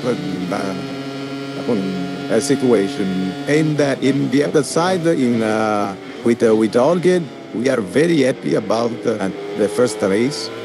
He joined the first test in Thailand with a very positive, pragmatic way of working. And he didn't push so hard since the start, as we said to him. And he made step by step to understand the bike, and they did a wonderful, to be honest, we say that to doing either wonderful weekend, because he achieved a very consistent result, is as well as Marco in a very positive situation and a very, very positive mood. So, yeah, we are looking forward to be part of the game in this first part of the season. Absolutely. You are a part of the game. What a great start. Hopefully it continues for you, Paolo. Can't keep these things out. Space Jack, thanks as always to a pretty boss, Paolo. But no, it's a fairy tale start, wasn't it? Over in Thailand, we're looking at Marco Bezzecchi. Sunday to pick up just the throttling rider. Imagine his journey through to rider to win 4 Grand Prix in a row. Teams now use the accolade, Jack and Marcus Steedy, Valentino Rossi, and of course Pecco Bagnaia, who we do still believe is going to be Marco Bezzecchi's 2027 factory pretty colleague. He's got a little bit quiet on what was going to be a very strong and busy early season rumor mill. Few announcements we are still waiting for, but everybody believes that the tech head of Bagnaia to a pretty story is completed. As mentioned then, we are back in Brazil for the first time in 22 years. Deca Bagnaia, the last time we raced in this part of the world, in Rio de Janeiro, the Cabana Beach. I've got very fond in the time. Heggy's event. A few countries involved over my last visit to Brazil. We are fantastic to be back in this part of South America. This was the last time we saw a Grand Prix finished in this part of South America, and it was Makoto Tabata riding then for the Sito Pons Honda that took the spoils until Wayne Gardner back in 1987 would lift the World Championship here. Now it's Tamada and Kevin the Bethune Vista on the Pons teammate Max Biagio at occasion. Champ of podium broadcast. I think it's my actually fine lighting. I don't know if it's put down and I just see the tree but I'm not too sure did they get a repeat of it on the lockout they did in Brazil 2004, and of course completing that podium late great Nicky Hayden now in third place. Yeah, and the fans here will also be signed for an all on the podium because there'll be a chance to deal with Moreira might do other than. But we will see how it goes at the moment. The home hero is at 15, so twice Moreira 1:34.77. He's 1.7 after Taser Bart Marquez. Team leads this match. World Championship leader Pedro Acosta a mere 4,000. We're down into the 128 now. Another force that was like time will continue to trot. It will do get some to the title running, which certainly appears likely in the 40 minutes remaining. Yeah, Zarco Acosta, we're looking at our screens now. The Lord Championship leader Bagnaia, Bezzecchi, Alex Marquez, that the only riders that are coming out on circuit. It's gone very, very quiet here. And I'm going on here, just wondering whether some riders are seeing enough on the wet tyres. Maybe they feel like the tipping point is creeping in a close up before they have a little double out on circuit. Palander is next. 128.708 is the best time we've seen so far by Marc Marquez. Now, if there's one team that's going to be holding a lot of headlines around Brazil this weekend, it is going to be LCR Honda, because they had the proud hero in their camp, turned himself brilliantly on debut, didn't he? A complete scout in Thailand. What are they expecting this weekend? They're from one of the biggest weekends so far. Diogo Ferreira's career, let's say LCR boss. Let's show you know, Doris Jack. Yeah, the first of many interviews I imagine this weekend. Believe Diogo had already lately, not only yesterday, but he was in Sao Paulo as well. He's been quite the building. That's the one that's beginning to fix up in his second ever MotoGP weekend. So, how was it this morning? Yosaki is ending very, very well. The pressure so far, he was very calm, and he did his routine, warming up, and looking at the technicians, and looking here along the and half race weekend of race. We feel some pressure on that effort in terms of what to expect from him. As the guys were saying, his opening weekend I thought was fantastic. His performance in Q1 to have been only at 10th of the second, maybe even less behind Luca Marini, was very impressive. And then to go again in both the sprint and the Grand Prix, the positions he made up on the opening lap, and then his ability to look after the tyre. Yeah, you have to be iron out. He get proud putting the able to people. It's absolutely remarkable what he have done, and Michele fixed the target with him, to not exaggerate, to not push himself over the limits, but he's already riding like in a very natural way against so his body, he went along the bike, he's let's say dancing on the bike, really beginning like and really an expert MotoGP rider. It's really very bad one. This is a sign it matters. Neither anything. He are very used to. As long as possible, he is MotoGP only. And you will show how the experience coming back to Brazil for the first time in 22 years from China out of the Brazilian rider to probably last game to Rio. It's definitely very nice speed. Jimmy in South America, the joy and the happiness of the amor, the calor, the fun is something, and another level. And especially as I on the team, every the other morning at a brilliant night. I tell you, yesterday wasn't down, and yesterday evening, and people was in the street and said, the other morning, and I don't know what they at the new. I thought also sweet, pretty nice, and the band did provide them more joy as possible to those fantastic. That's just pre-flute chair. The 22 years on, and you don't look a day older than he did when we were last year in Rio. Then, and Dick in the Orba. It's really nice for me to come in Brazil because again, the happiness, the joy, and the enthusiasm of the people, it's really, it is another level. Well, Mike, all of us will be keeping a close eye on Diego this weekend. Let's hope it's a great home Grand Prix for him. Thank you so much. Thanks, Chad. Thanks to what is going to be a very busy new show. Check it out. I hear in Brazil this weekend. These are room tickets, isn't it? Around. But he already looks like a potential future MotoGP world champion, the first ever Brazilian Grand Prix world champion. In Moto2 next year, once she figures out how to get the best out of that Honda RC313V, well, and then expect him to be working his way a lot higher up than 13th as he finished in Hong Kong, Thailand. I mean, we can't sort of overemphasize Camberley. It's just how long your ears hidden his home country when we arrived from the flags from Sao Paulo about 75 minutes far from Sao Paulo into the Goiânia airport, where so my team just runs up into Milan. Advertising boardings, the videos of Barrera, all of the sort of arrivals, his face is on placards everywhere. Every seems to have a Barrera merchandise.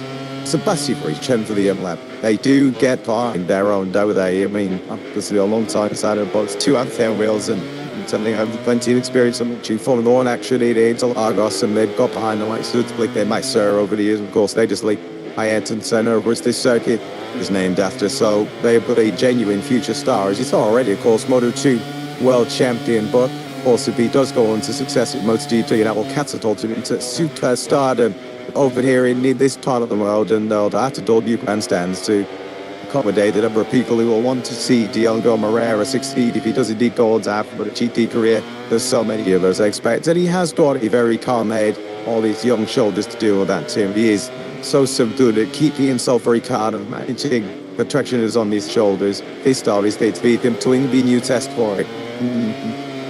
And early season tested well in 2026. His follows Alex Marquez has come third because 2025 he takes up some serious momentum in our Grand Prix. But when he qualified seconds and finished the sprint second and the Grand Prix second, unfortunately, the 2026 edition of the Thai Grand Prix was the complete opposite as far as the 29-year-old Spaniard was confirmed. He did score a single point, his worst weekend at 11 since Brno. And we're plus some stick tie, actually then for the first time in Goiânia, and no prizes at all. The guest degree was going to be, of course it is, bring Pamac Racing's Jack Miller. So Jack feels like that tipping point has been reached.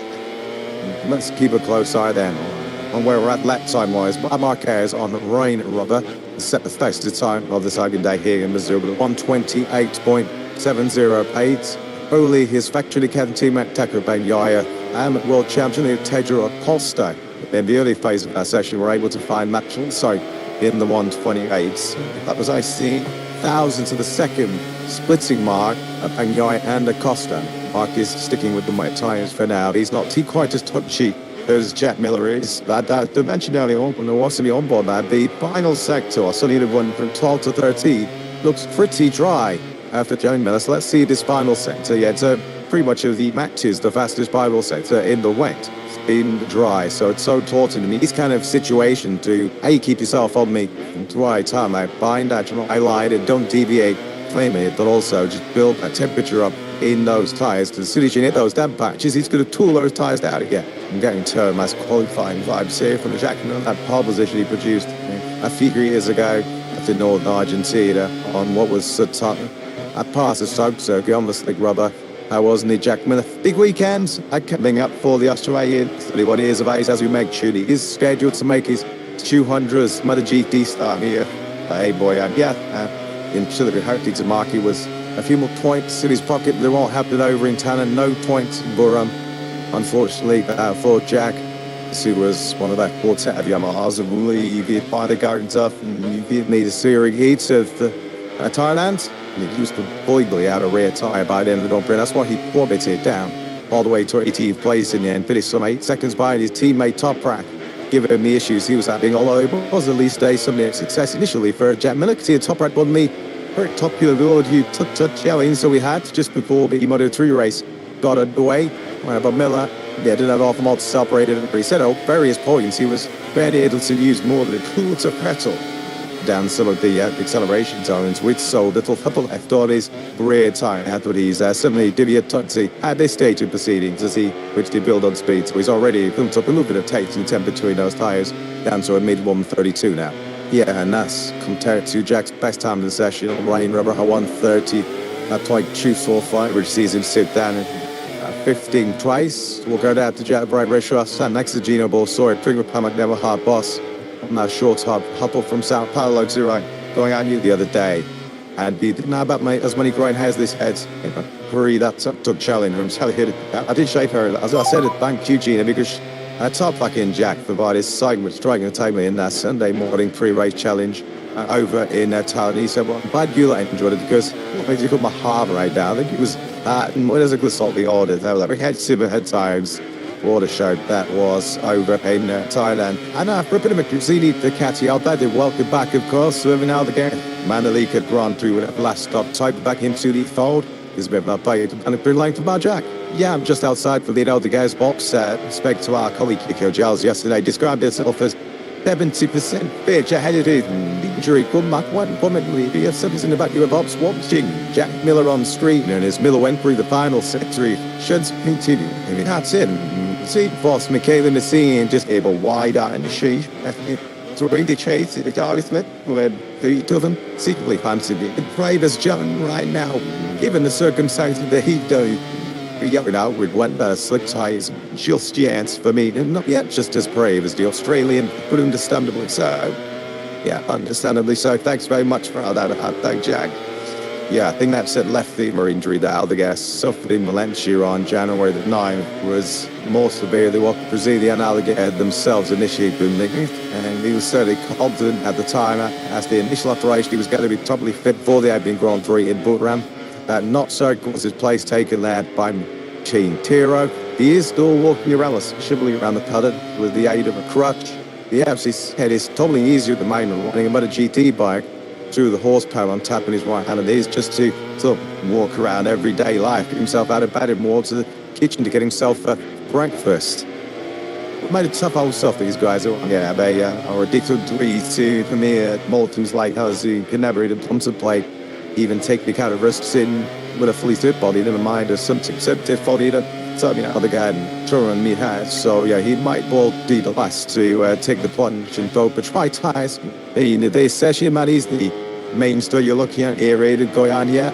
And so they're up there with the longest we see in also on he's out end straight, but you're entering any high speed team because he kind of the net in a 13 and you're pretty much flat through the team. So although it's only straight for 94 meters, you throw it tough down for a big chunk of the time, but more about has been make our way down that straight with Marquez, who is still improving on the wet tyres. He's now thinking of a stepping clear of his teammate and Echo Bagnaia down to 27th, 7 now.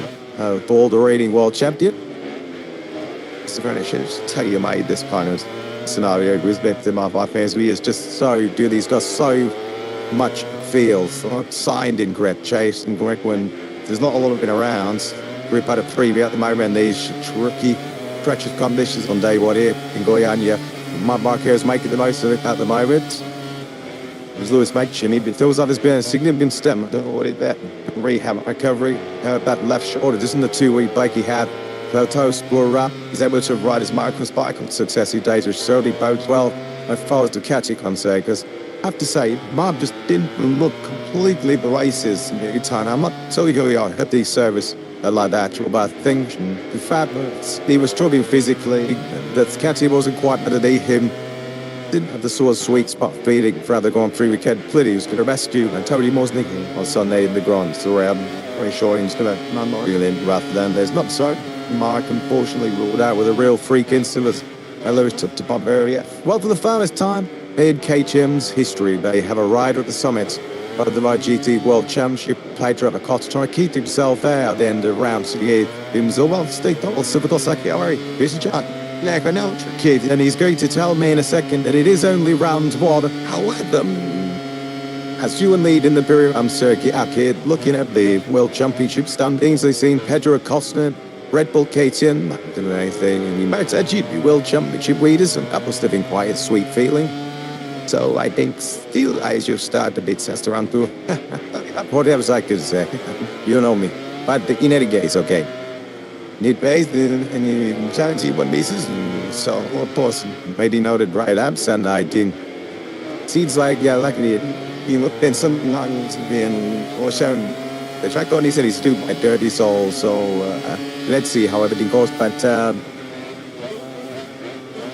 in any case I think good to have also this somehow I might like this kind of start with the new track with the red tires and everything, so maybe it's also happen. In the press conference yesterday, Pedro said that we're not deserving World Championship leaders. So what did he mean by that? I think was a little bit out of context, this comment. I think it was more like that was not the plan. The plan was to start these years. You start with the heater and then move. Their mindset, let's say, and they don't have their target maybe too high, not with realistic targets. But this with let's say, realistic mindset for the constant work. I think it's more about this, what he wanted to say. And of course, if you are leading and you are not targeting leading, it's severe that they get floated.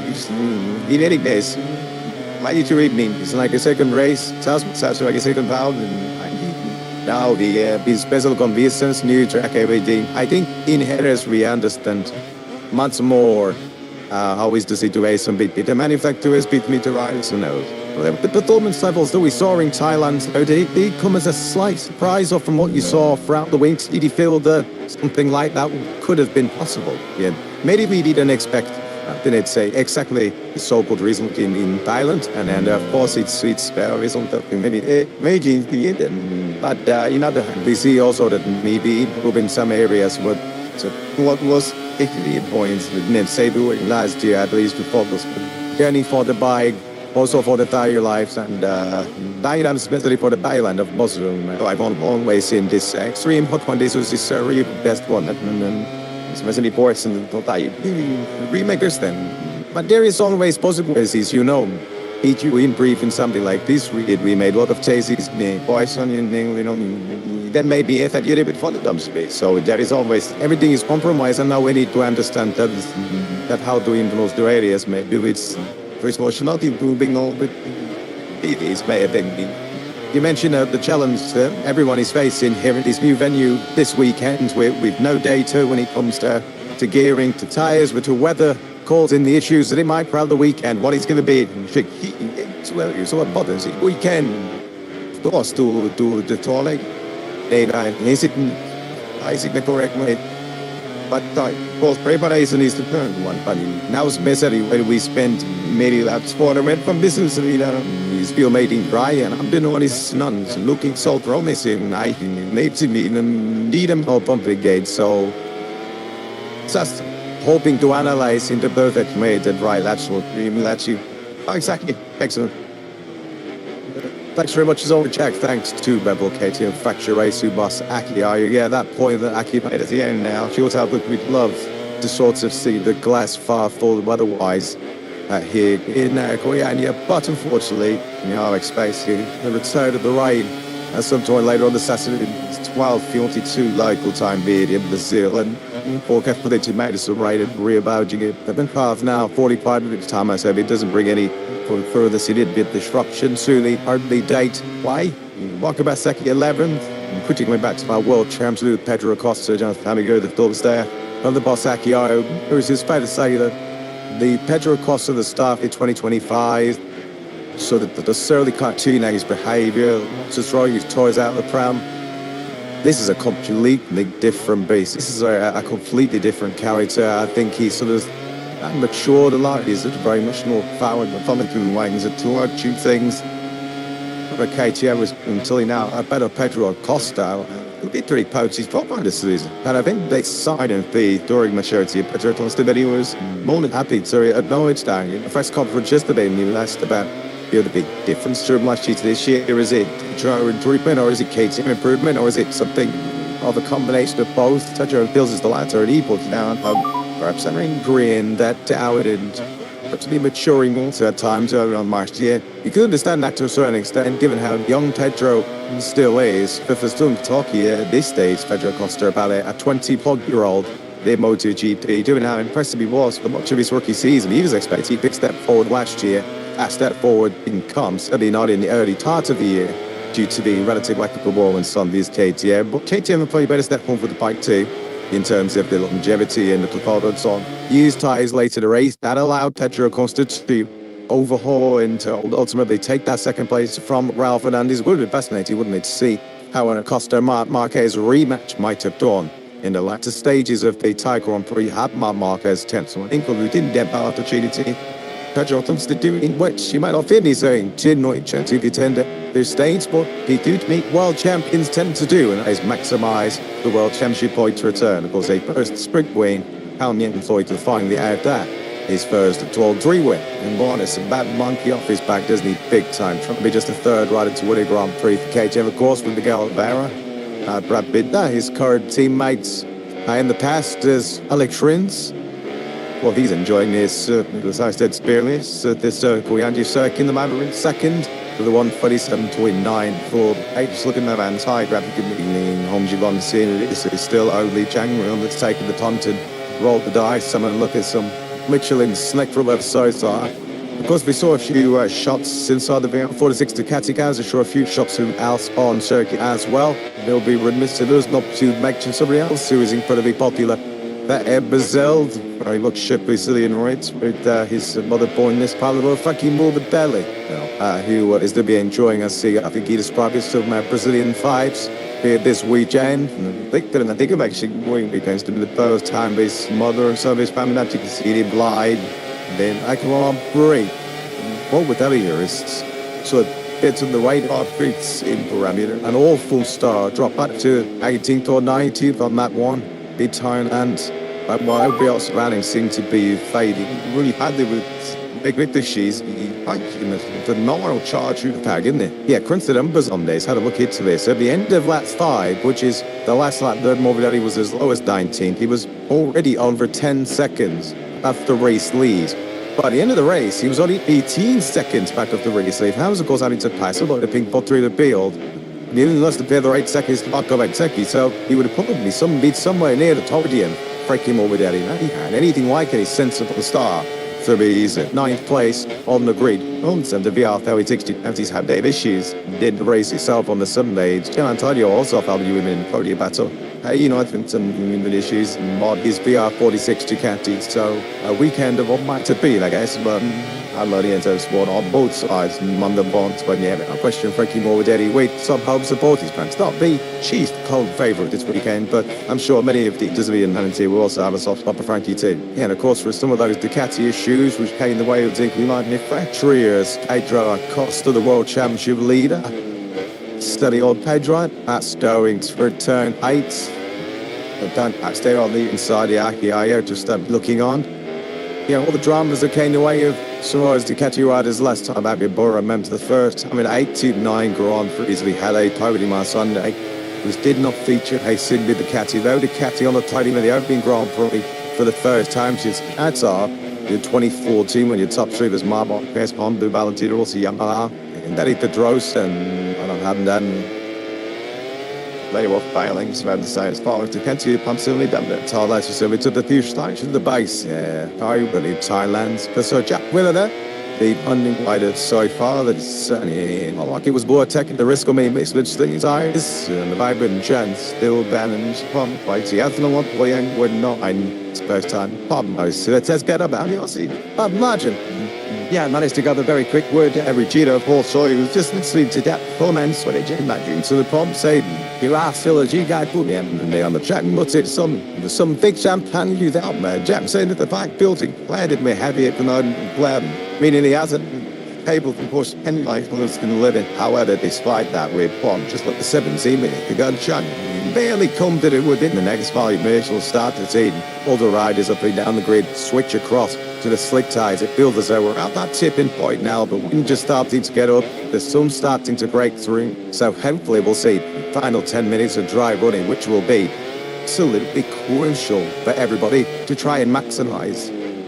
Yeah, thanks very much as always from down in Tick Lane Jack. Yeah, because the full hour-long practice session due to get underway at 4 p.m. a local time this afternoon to be in Brazil. Which you kind of look at the weather radars, look at some of the forecasts, it should be run in small, wetted conditions. The forecast later this afternoon not looking too pretty, unfortunately, as we take up Fabio Gianantonio.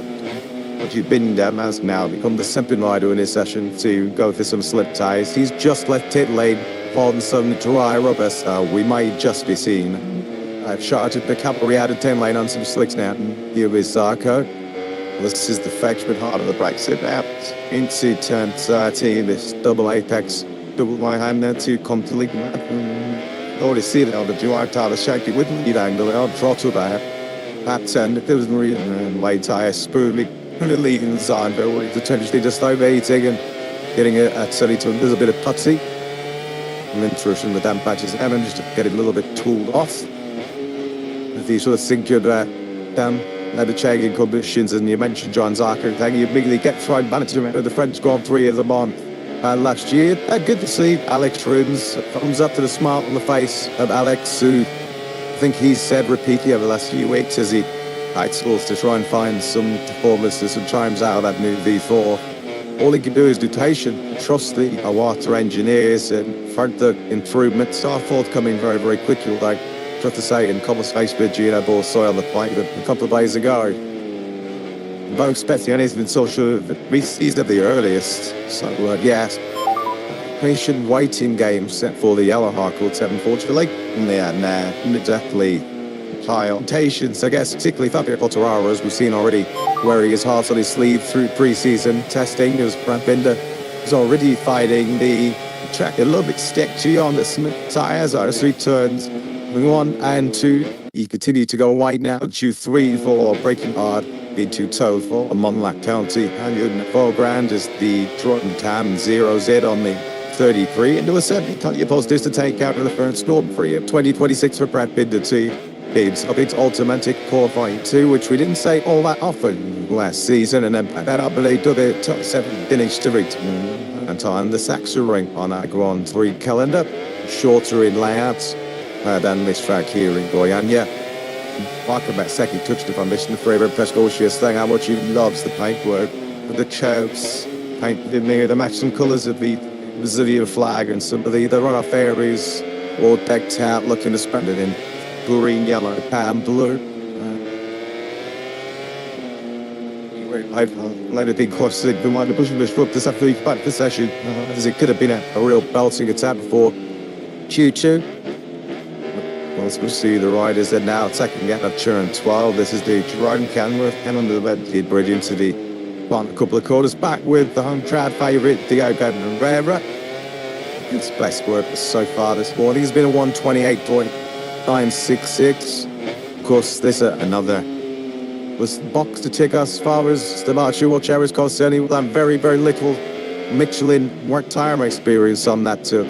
See our Honda, it's certainly these sort of changing conditions where you really do have to sort of judge the grip levels and work out where the limit is. You saw it like you experienced in this department as well, so once again, cut you the eye. The look off the caps of Brazilian. And for the question is asked of him, he tends to come out with a pretty conclusive answer, does Diogo. Everybody does that, they're on the white tyres. Admit to me now, they're on the Thor West. Moreira, Vinales, Gil Antonio, and Jorge Martin for now. They're along with Brad Binder on the Snakes. They're all good out there on very used white tyres, the same white tyres they started this estimate for two reasons. First of all, that they don't want to burn up a set of brand new wet tyres that they might need later on in the weekend. And also, as the track dries out and these wet tyres wear away, they might well start to resemble a slick, which might be quite useful in these changing track conditions. Beautiful shot there of Moreira, and just love the Senna Tribute helmet. Absolutely brilliant from the 21-year-old.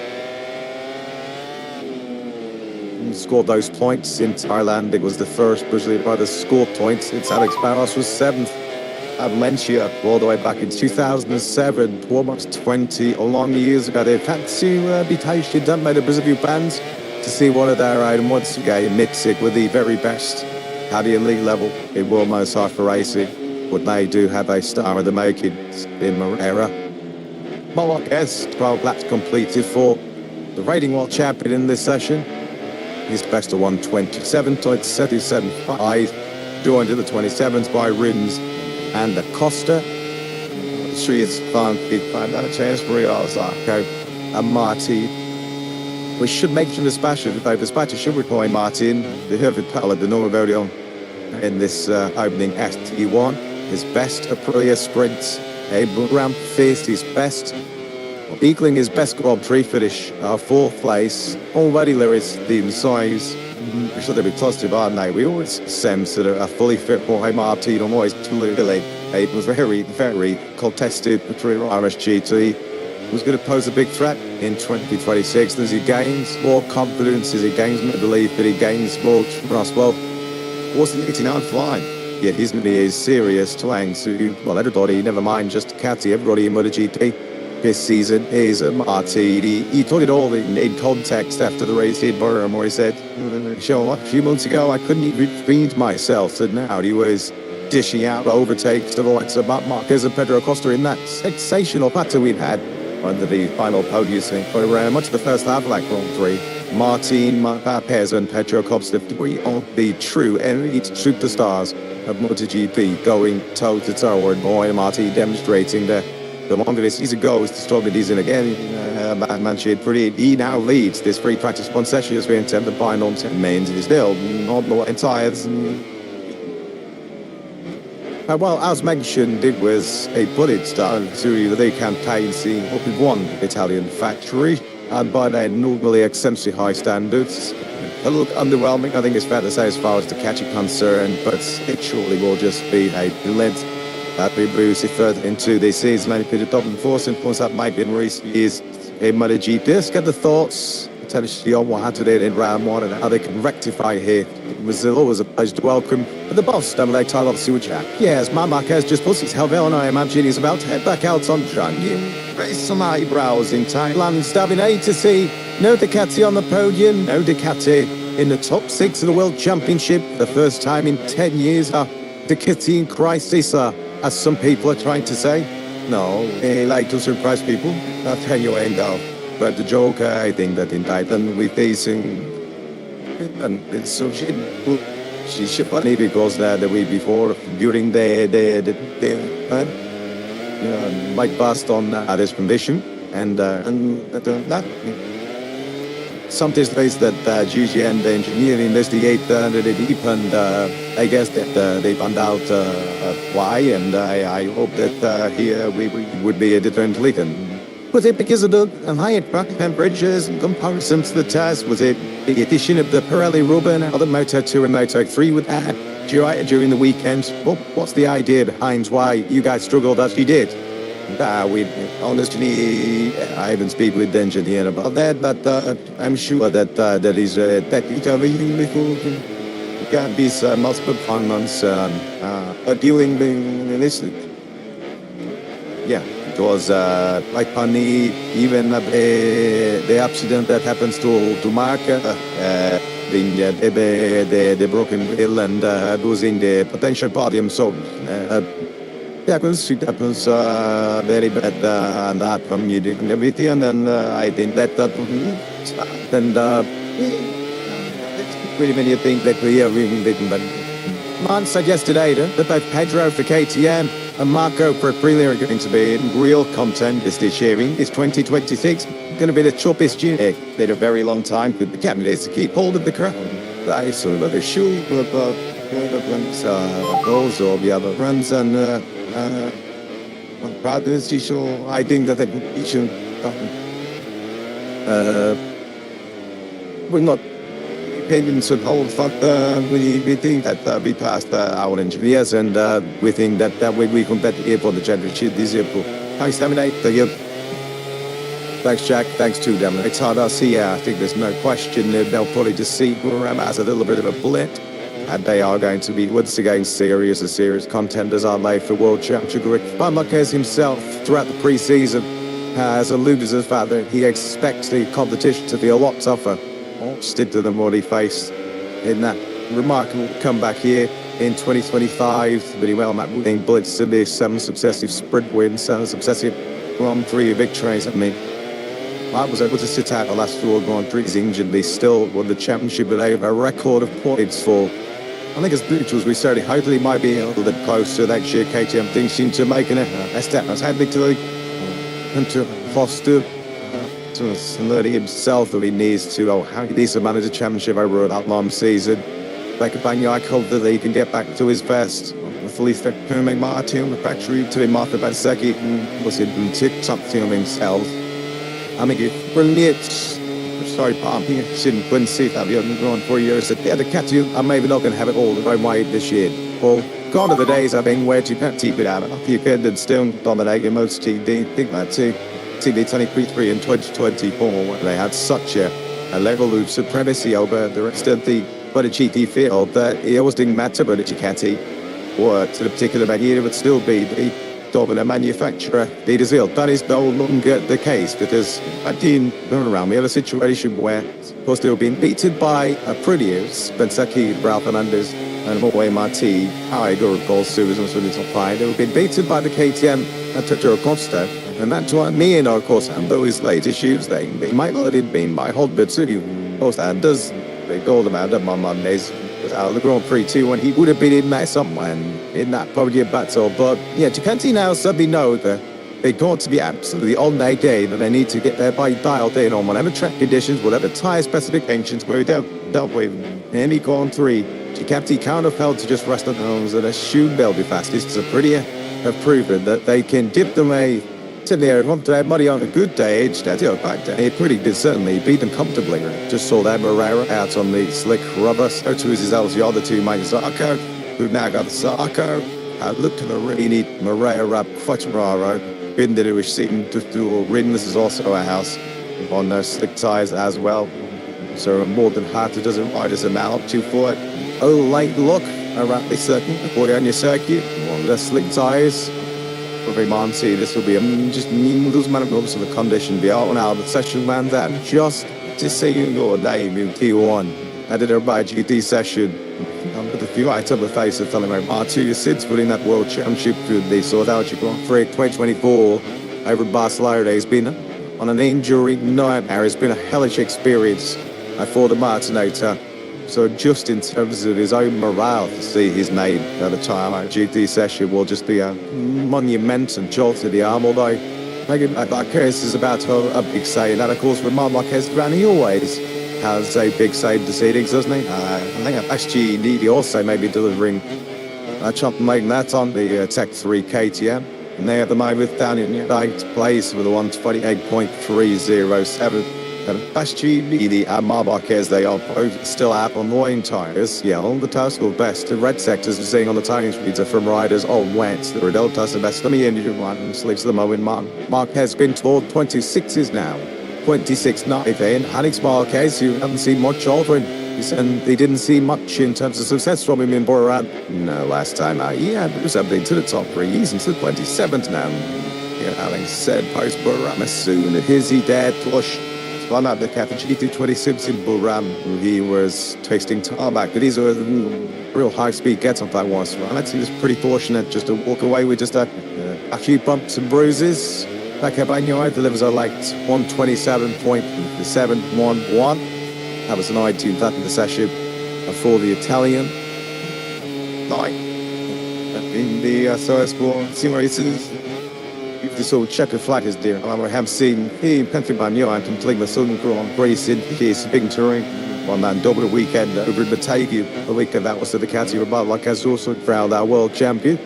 Being already 25, and then it's not back on my yard on the even thing. That is not the weekend in Thailand, but equally then just 1 point behind my market. So you could probably sign for it, but as it is, we are 8th and taking respectively the World Championship after then. Very good support news. Because Marquez had the speed, but always have the luck. Back up Anyaya certainly take the ties for a point fighting, which he didn't rectify. He qualifying more and the pool's with meaty conditions potentially expected this afternoon. For practice, the spotlight might be on Teco once again.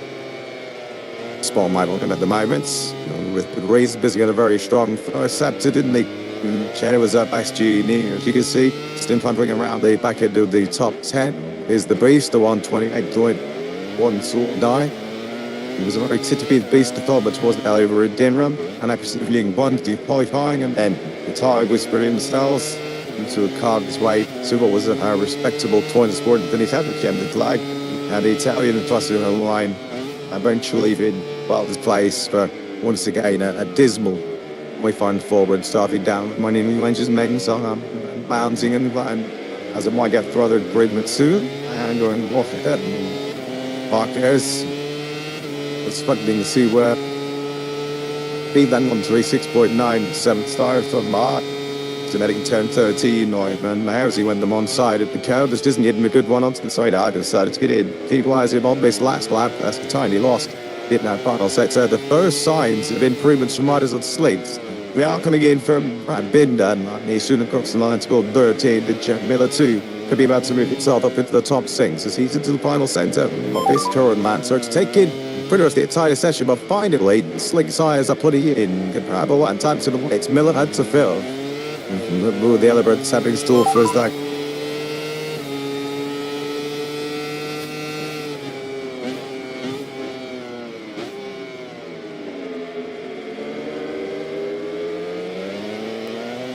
Problems. But now it's starting to show my film hand once again. There's well, he's actually just jumped up in the second place. Tough job by the close to meter Hendra of the R46 Racing team rider. There's Ferbert Aldegar. This is the massive contest speech for Aldegar as well. He's experienced a very, very good lap time.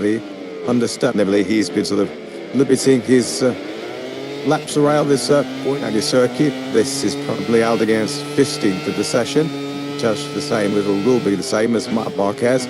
With at least taking the checking flag, so he'll be first second. Aldegar has ported up into 6th with 127.57 suitors. Pretty money hasn't put about a GD by Steve, but many two tests last November. And that's how you blossom cobwebs. Then Gideon 226 is now breaks the World Championship lead. Now looks like he's going to end about 26. Paul Pedro Costa puts it a quarter of a second clear. Now Marco Bezzecchi, so it's a Costa Bezzecchi, Mark Marquez. The one made train now is coming from the slick shot Jack Miller and the Termac Yamahas. He goes across the line and Miller splits Costa and Bezzecchi to take P2. Yeah, first one of the Tom Shuley makes sure the slicks wasn't Miller. And he's one of the last two across the line at the end of that opening. Practice session here. 17 laps, Chad, that have been total on the slick tyre, so he's got a lot of data on the information.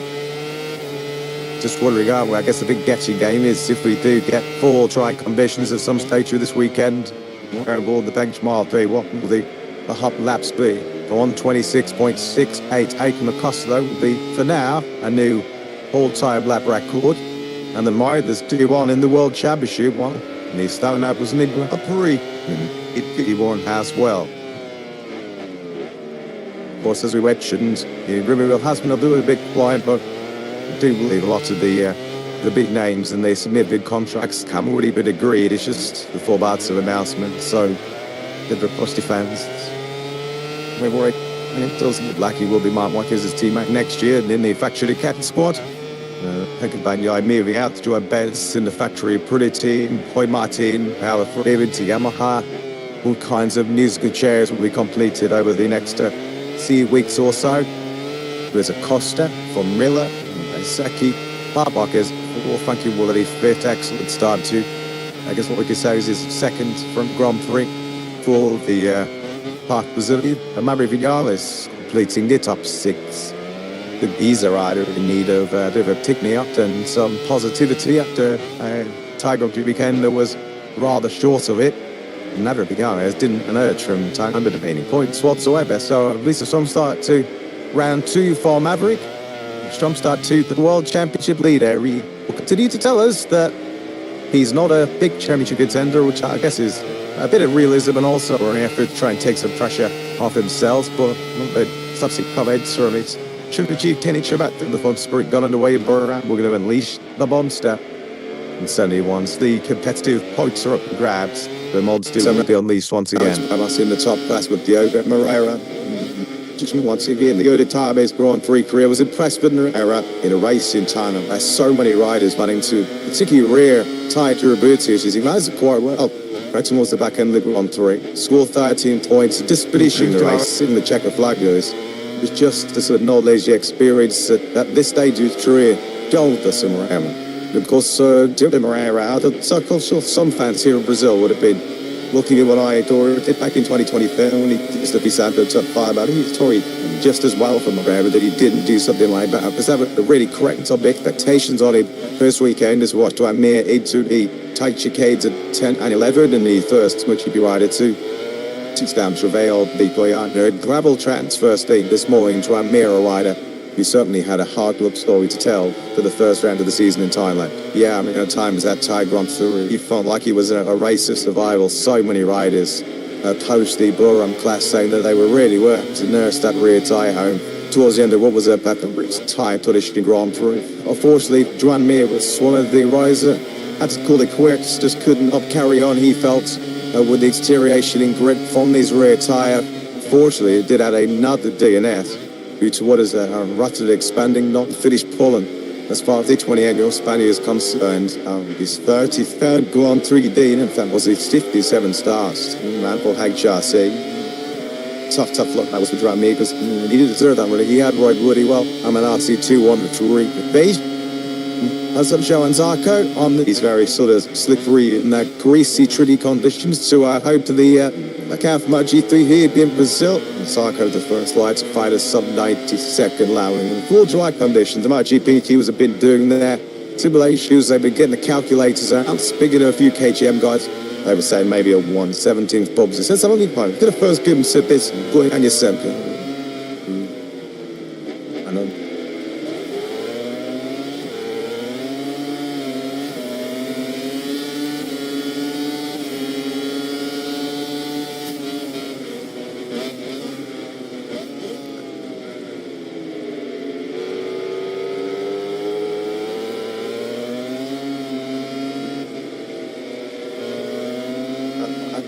And about Lantana.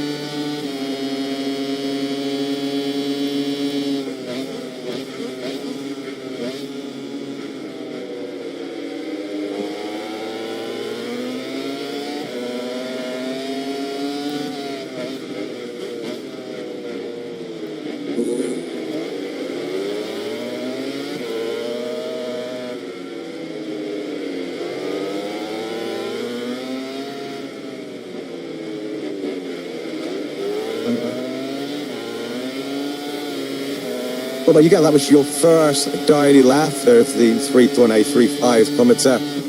The Goiânia circuits. We had the pleasure there of listening to an factory Aprilia sing his way around. Well, I had to say, Lewis, is not a bit too late. I think there was a few concerts. It might be a little bit too tight, a bit too twisty.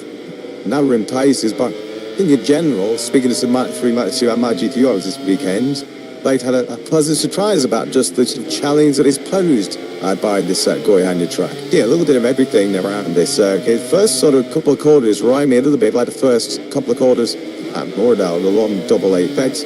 Why it hadn't then continued on the way outside the time as you saw bad into the tight-headed off team, which is going to be along the top more the big overtaking opportunities. And then it's a little tight and twistier once you get to the back end of sector 3, turns 9, 10, and in later in where we see Marty Boyle wide there through the left 10, me final left hand down on this Goiânia circuit, and let's do the big opportunity too to overtake it to 30. But what is in many respects the final corner. The track map is the penultimate corner, but 30, but it's fortunately they absolutely tinge through that. As you get it to mid-pan me to the edge of the track, choose 13, she only did yourself the best and straightest one. Held to the start, finish straight, but she's the big age is 6 metres short of the kilometre long, the start finish straight, which will suddenly lend itself to plenty of on the 10K in that 2 hour sprint song, but the 16 match will be fighting on my Grand Prix one Singman.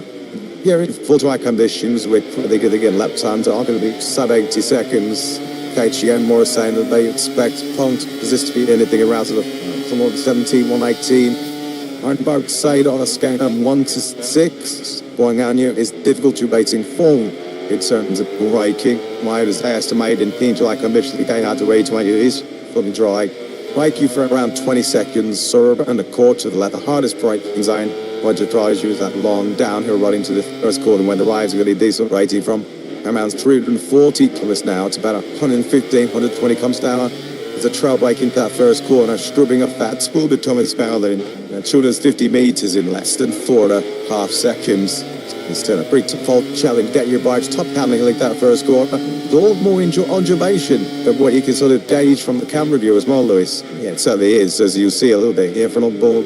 And there's the remote champion Joe McRaven on very ratings actually yesterday to predict the whole time. He would predict MPH.2. If anyone's going to know, feel Tio Kumarbara might be best placed to tell us that. So we'll find out tomorrow to get a full try qualifying whether Morera is right, as Marc Marquez now closes in on Luca Marini. Then you can take kids that's later to like me about probably second to Marc Marquez in the field. Brand new venue, changing weather conditions, track conditions. Should replay to the hands of the world champion. Yeah, it just feels like it's a weekend potentially taken by the likes of Marquez, Jack Miris, and the conditions are constantly changing. Yeah, as we mentioned at the Marbax, 31 laps from Sunday's Grand Prix, the highest number of laps for a Grand Prix. This is Laguna Seca back in 2013 when the California venue up in the hillside around the spectacular Monterey was 32 laps. Busy old trip in that shaky, isn't this one? Public has got full Mazda as well when you go to new venues for the very first time. If you cast your minds back and look back at his back catalogue, when he first went to Austin, he cleaned up. When we first went to Termas, he cleaned up.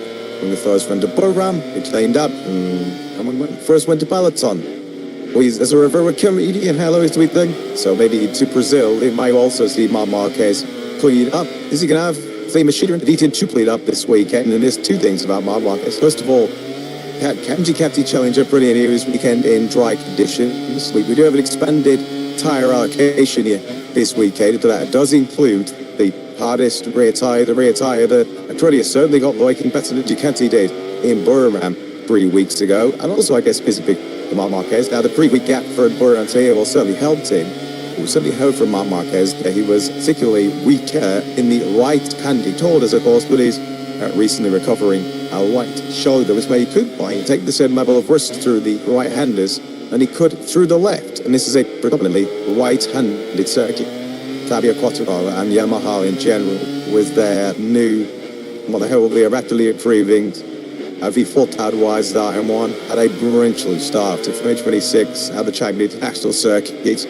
Starting to sort of find any kind of positives post the Chang Grand Prix. That was the number 20 Fabio Quartararo. In fact, Sodi and I might have seen the official of Yamaha touch release which came out time to Thailand, and it was short and sweet to say the least. For the Frenchman, it was a tough ice, but a bit more be expected. Hopefully Brazil will feel better with the bike.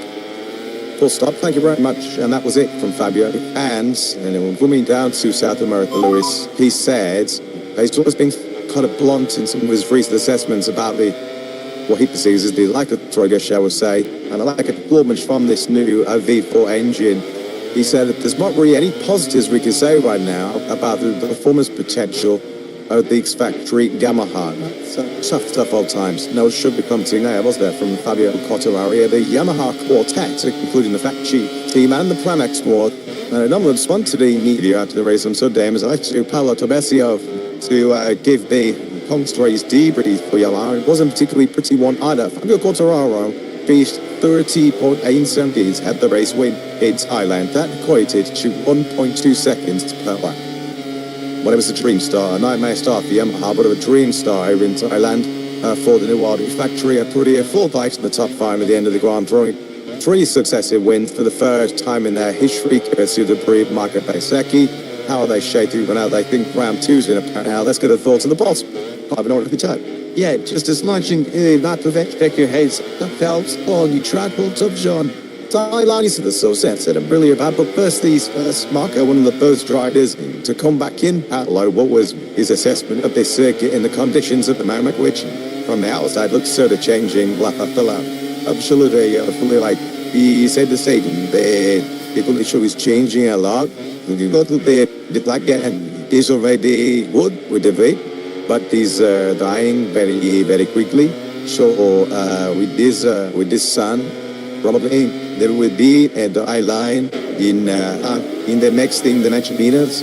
So at the moment with the wet tire, it is difficult to understand the behavior of the bike. It is easy to wait and to understand the young. So to understand the young thought the bike is useful, but in a to wait. In terms of the rest of the weekend, how much of a challenge is it for you guys to put any kind of planning together? Normally when we go to a new circuit, at least maybe set your idle at least there to get an understanding of bubble. But with the tyres, what you have to do is the gearing, but we come into a circuit for the first time in a very long time, completely bloody. And so that the weather that we got must be a complete nightmare from you guys. This weather condition doesn't help. I mean, and you see it. We have a simulated this like layout in the last month. So the most difficult situation is this. So coming into the new part layout and have no possibility to make a lot of kilometers per man. But by the way, we have simulated one year issue. This is the first priority for sure, and that is necessary to.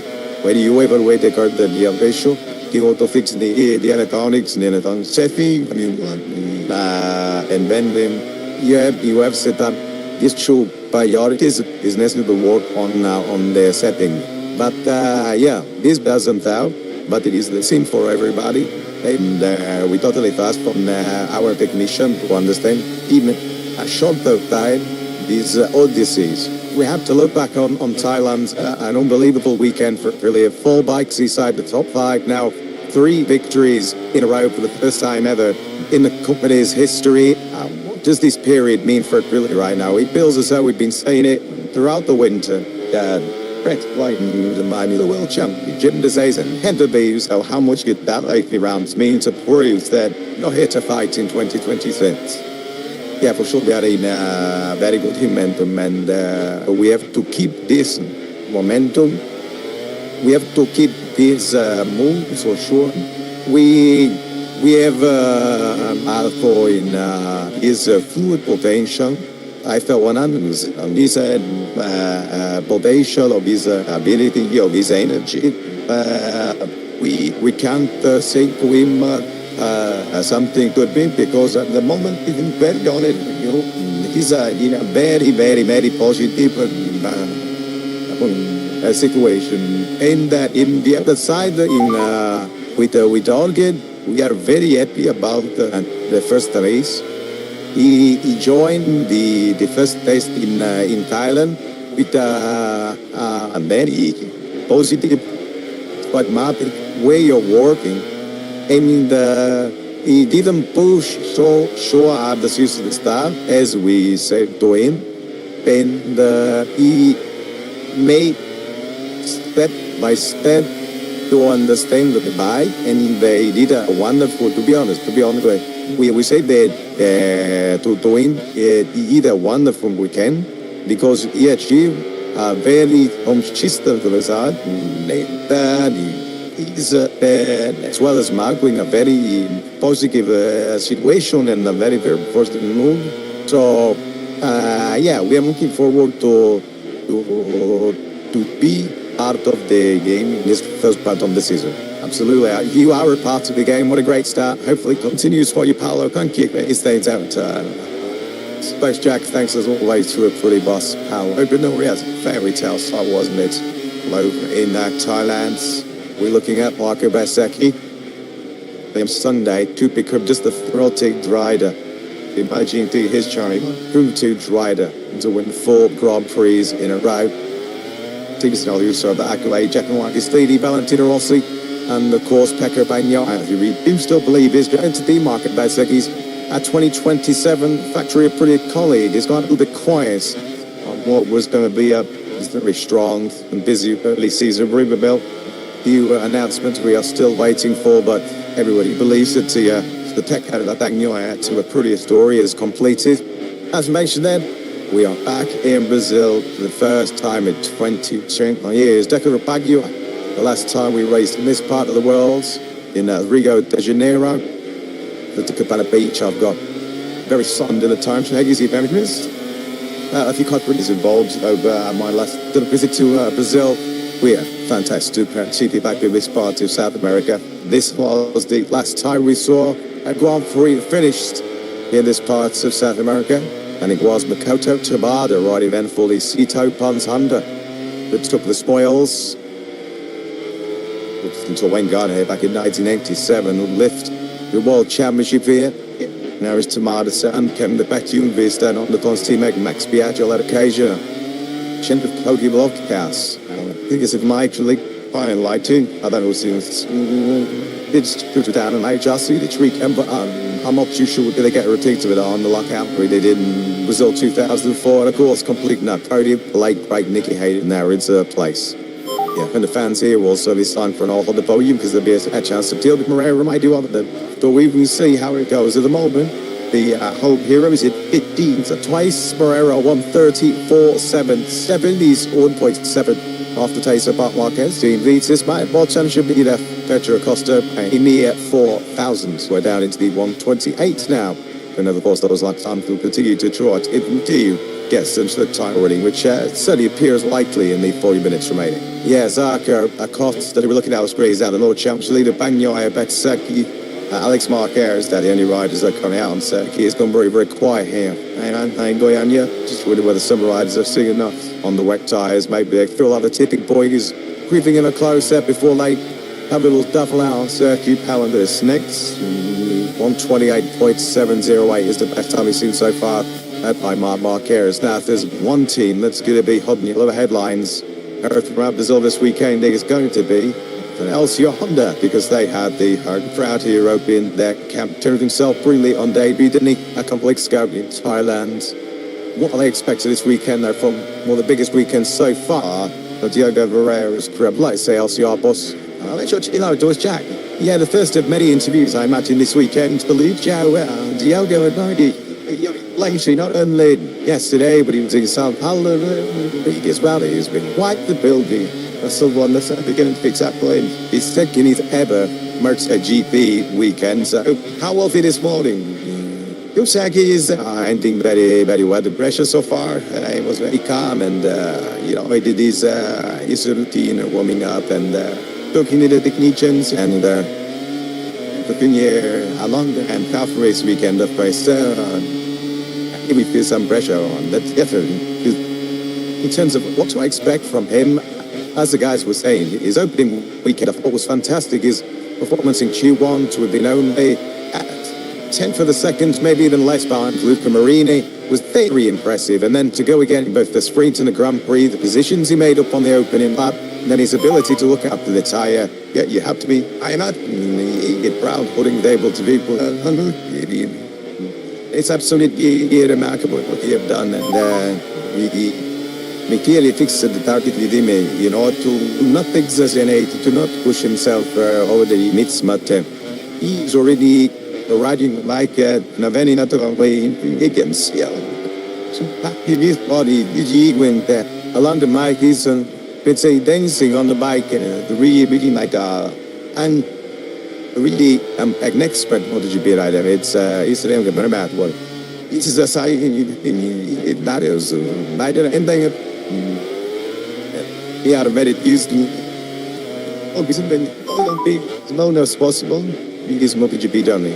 And you will show how the experience coming back to Brazil for the first time in 22 years from China out of the Brazilian rider to probably last game to Rio. It's definitely very nice speed. Jimmy in South America, you know, the joy and the happiness of the amor del calor, the fun is something, you know, and another level, and especially as on the team every Delta Morena, but and I tell you, yesterday wasn't down, and yesterday evening, and people was in the street and said, Delta Morena, Delta Morena at the new, also sweet, you know, pretty nice, and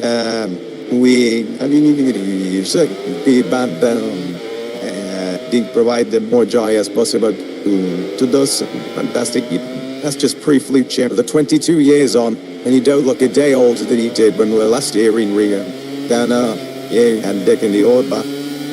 You know, it's really nice for me to come in Brazil because again, the happiness, the joy, and the enthusiasm of the people, it's really, it is another level. Well, Mike, all of us will be keeping a close eye on Diego this weekend. Let's hope it's a great home Grand Prix for him. Thank you so much. Thanks, Chad. Thanks to what is going to be a very busy new show. Check it out. Like I hear in Brazil this weekend. These are room tickets, isn't there? But the already looks like a potential future MotoGP World Champion, the first ever Brazilian Grand Prix World Champion. In Moto2 next year, once she figures out how to get the best out of Honda RC213 well, and then expect him to be working his way a lot higher up than 13th as he finished in over Thailand. I mean, we can't sort of overemphasize Cameron Lewis, just how unhealthy he is hitting his home country when we arrived from the flags and from Sao Paulo about 75 minutes far from Sao Paulo into the idea of Goiânia Airport, where so my team just runs up into Milan. It was advertising boardings, the videos of Barrera, all of the sort of arrivals, his face on placards everywhere. We seem to have a Barrera merchandise. It's a bussy for each end for the young lad. They do get by in their own dough, they. I mean, obviously a long time inside of the box, 2 out-tail wheels and something over plenty of experience. I'm actually following on actually, they to Argos and they've got behind the white suits like they might serve over the years. Of course, they just like Ayrton Senna, which this circuit is named after. So they've got a genuine future star. As you saw already, of course, Moto2 world champion, but also he does go on to success at MotoGP, and that will catapult him into superstardom over here in this part of the world, and they'll have to build new grandstands to accommodate the number of people who will want to see Diego Moreira succeed if he does indeed go on to have a GP career. There's so many of us expect, and he has got a very calm head, all these young shoulders to deal with that too. He is so subdued at keeping himself very calm and managing the traction is on his shoulders. His style is going to be him to be new test for it. I know this season tested well in 2026 as far as Alex Marquez is concerned, because 2025 he takes up some serious momentum in our big Grand Prix. But when he 0.5 seconds and finished the sprint second and the Grand Prix second. Unfortunately, the 2026 edition of the Thai Grand Prix was the complete opposite as far as the 29-year-old Spaniard was confirmed. He did score a single point, his worst weekend in 11 since Brno. And we've got some stick tie actually then for the first time in Goiânia, and no prizes at all. The guest agreement was going to be, of course it is, bring Pamak Racing to Jack Miller. So Jack feels like that tipping point has been reached. Let's keep a close eye then on where we're at lap time-wise. Marquez on rain rubber set the fastest time of the second day here in Brazil with a 128.70 pace. Only his factory Kevin teammate Teco Bagnaia and world champion Tedro Aposto.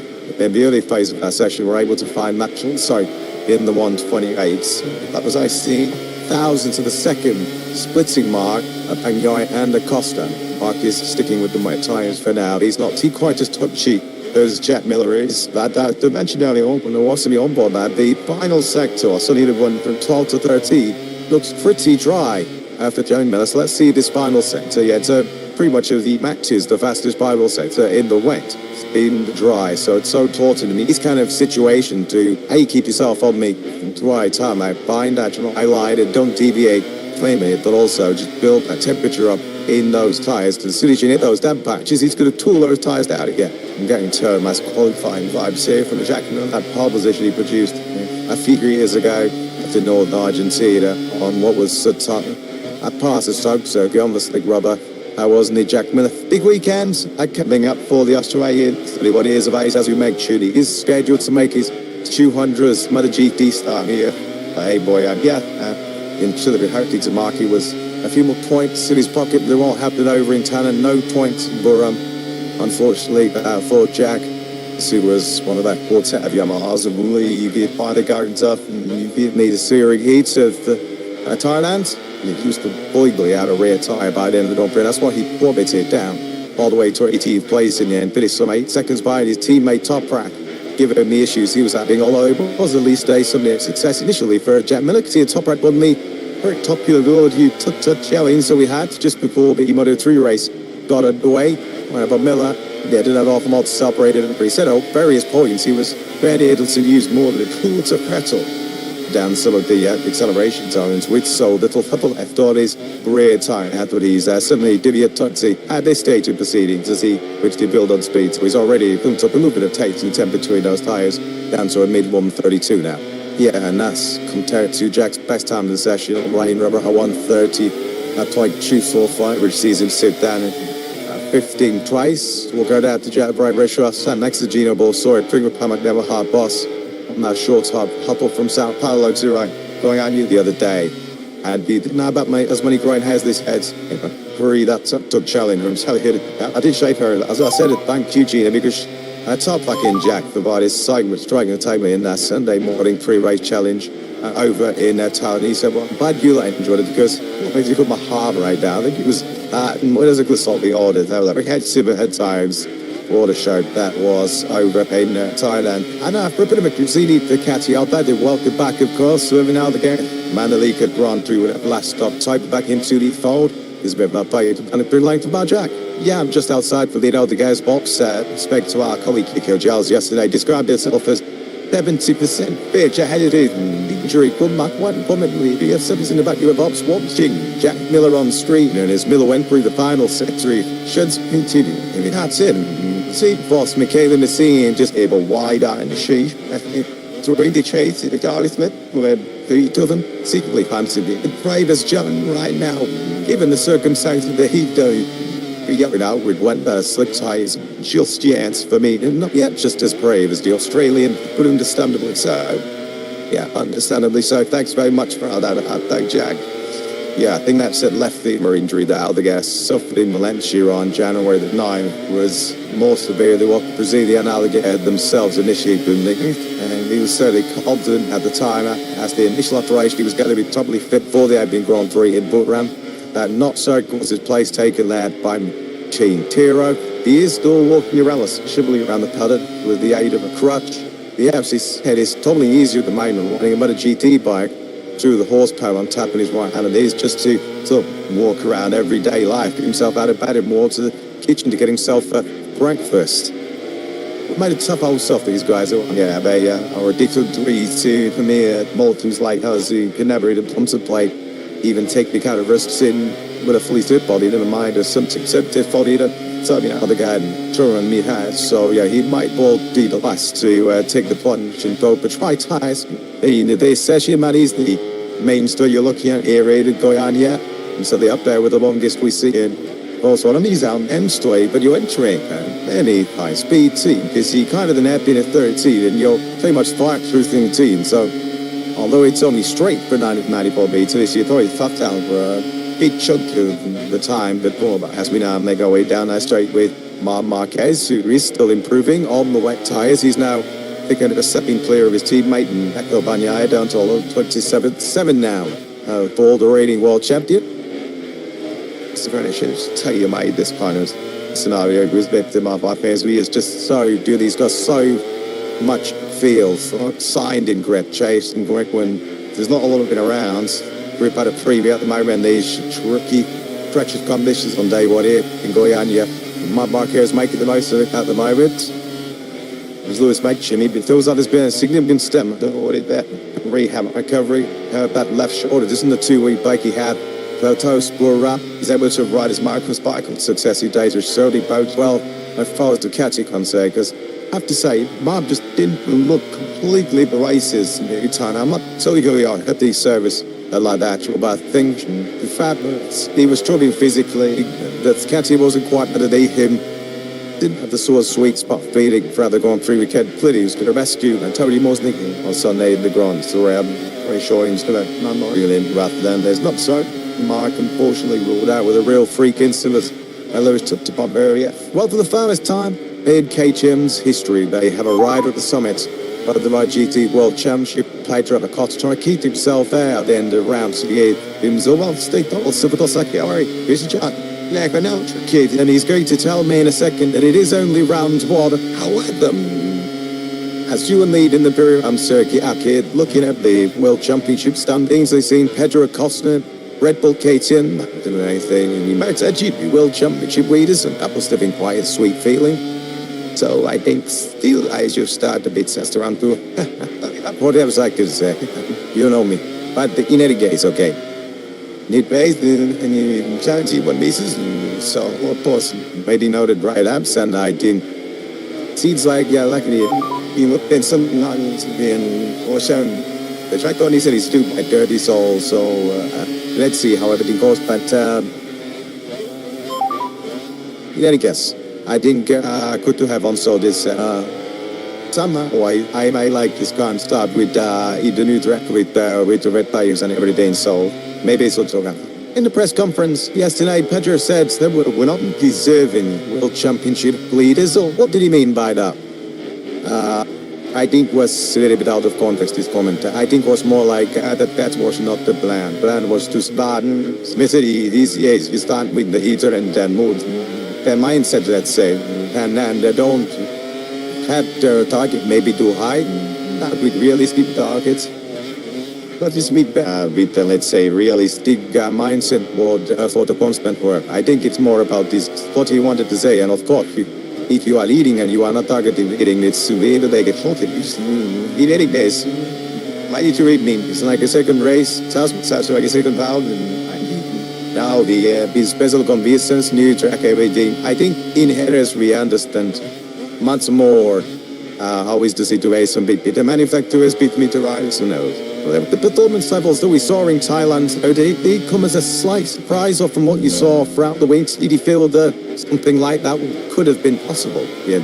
Maybe we didn't expect, didn't say exactly the so-called result in Thailand, and of course it's better result in many but in other hand, we see also that maybe in some areas what was actually points with say doing last year at least to focus journey for the bike, also for the tire lives, and Thailand, especially for the Thailand of Muslim. I've always seen this extreme hot conditions is really the best one, and especially for the Thai remakers then. But there is always possibilities, you know. Each you in brief in something like this, we made a lot of chases, poison, that may be a little bit for the dump space. So there is always, everything is compromised, and now we need to understand that how to influence the areas. Maybe it's first of all, not improving, no, but it is by a big deal. You mentioned the challenge everyone is facing here in this new venue this weekend with no data when it comes to gearing, to tires, with the weather, causing the issues that it might throughout the weekend. What it's going to be, well, you saw what happens. We can, of course, to the toilet.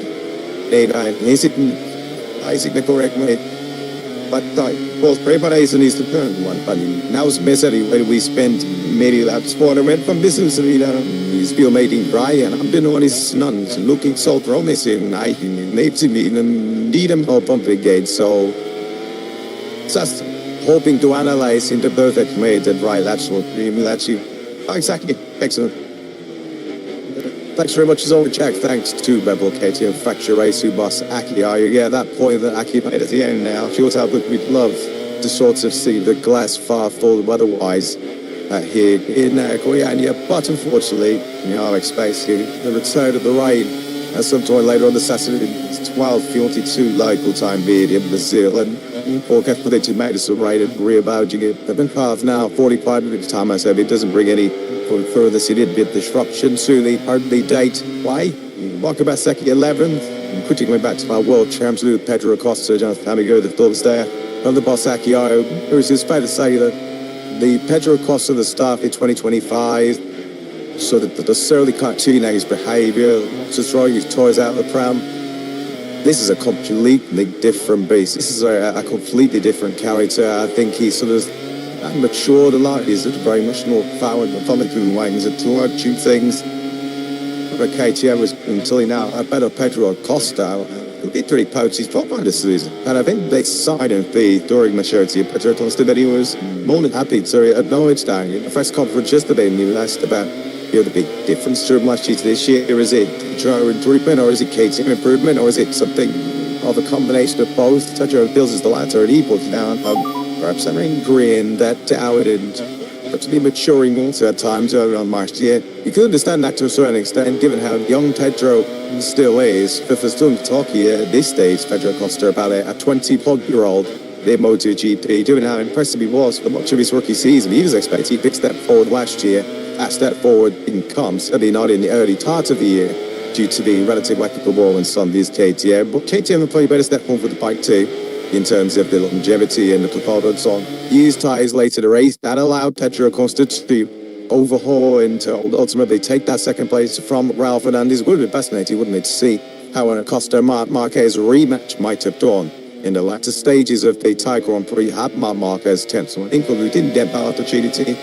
Pedro comes to do in which you might not feel me saying did not chance if you tend to this stage, but they do meet world champions tend to do, and that is maximise the world championship points return. Of course, a first sprint win, How Mien Floyd to finally add that his first 12-3 win. And bonus, and that monkey off his back doesn't need big time. Trying to be just a third rider to win a Grand Prix for KTM, of course, with Miguel Oliveira. Brad Pitt, his current teammates in the past as Alex Rins.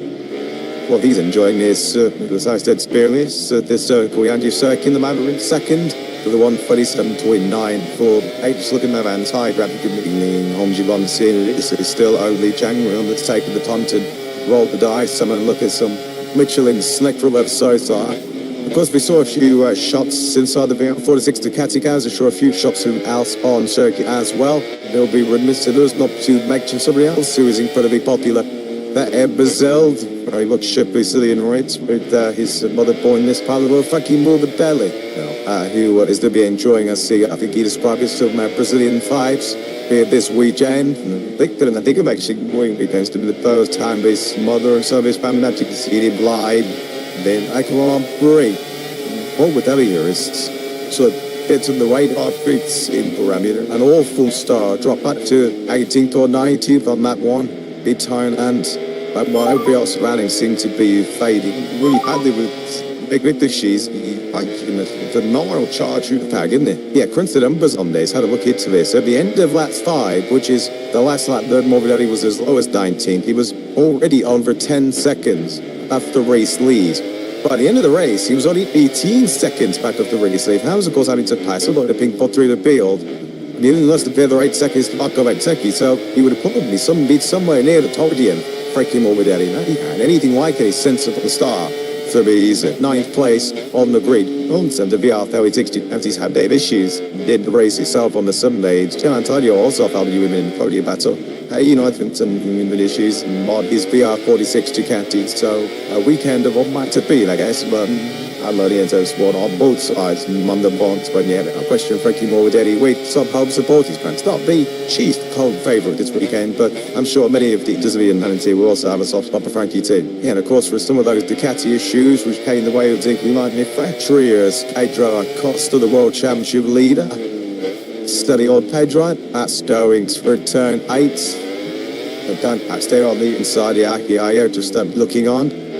Yeah, all the dramas that came the way of some of those Ducati riders last time out with Bora. Remember the first time in 89 Grand Prix we had a podium on Sunday, which did not feature a single Ducati. Though Ducati on the podium in the opening Grand Prix for the first time since Qatar in 2014 when your top three was Marbot, Honda, Valentino, also Yamaha, and Danny Pedrosa, and I don't know, they were failing, so to say, as far as the country pumps only done it. Thailand facility to the few stations, the base, yeah, I believe Thailand's, but so Jack Willer there, the funding rider so far that it's certainly not like it was more taking the risk on me, mixed with things eyes, and the vibrant chance still balanced from quite the other one, playing with 9, it's first time, pardon most, so let's get about it, I'll see, imagine. Yeah, managed to gather a very quick word to every cheater of Paul Sawyer who was just listening to that comments when it imagine to the pump saying, you are still a G guy put me and they on the chat and what's it some big champagne you out man. Jack saying that the back building planted me heavy at the plan, meaning he hasn't able to push any life was going to live it. However, despite that we're bomb just like the 17-minute the gunshot barely come to it within the next 5 minutes will start to see all the riders up and down the grid switch across to the slick ties. It feels as though we're at that tipping point now, but wind just starting to get up, the sun starting to break through, so hopefully we'll see the final 10 minutes of dry running, which will be absolutely crucial for everybody to try and maximise. Yeah, thanks very much as always from down in Tick Lane. Jack, yeah, because the full hour-long practice session due to get underway at 4 p.m. a local time this afternoon to be in Brazil. If you kind of look at the weather radars, look at some of the forecasts, it should be run in small, wetted conditions. The forecast for this afternoon not looking too pretty, unfortunately, as we take up Fabio Gianantonio.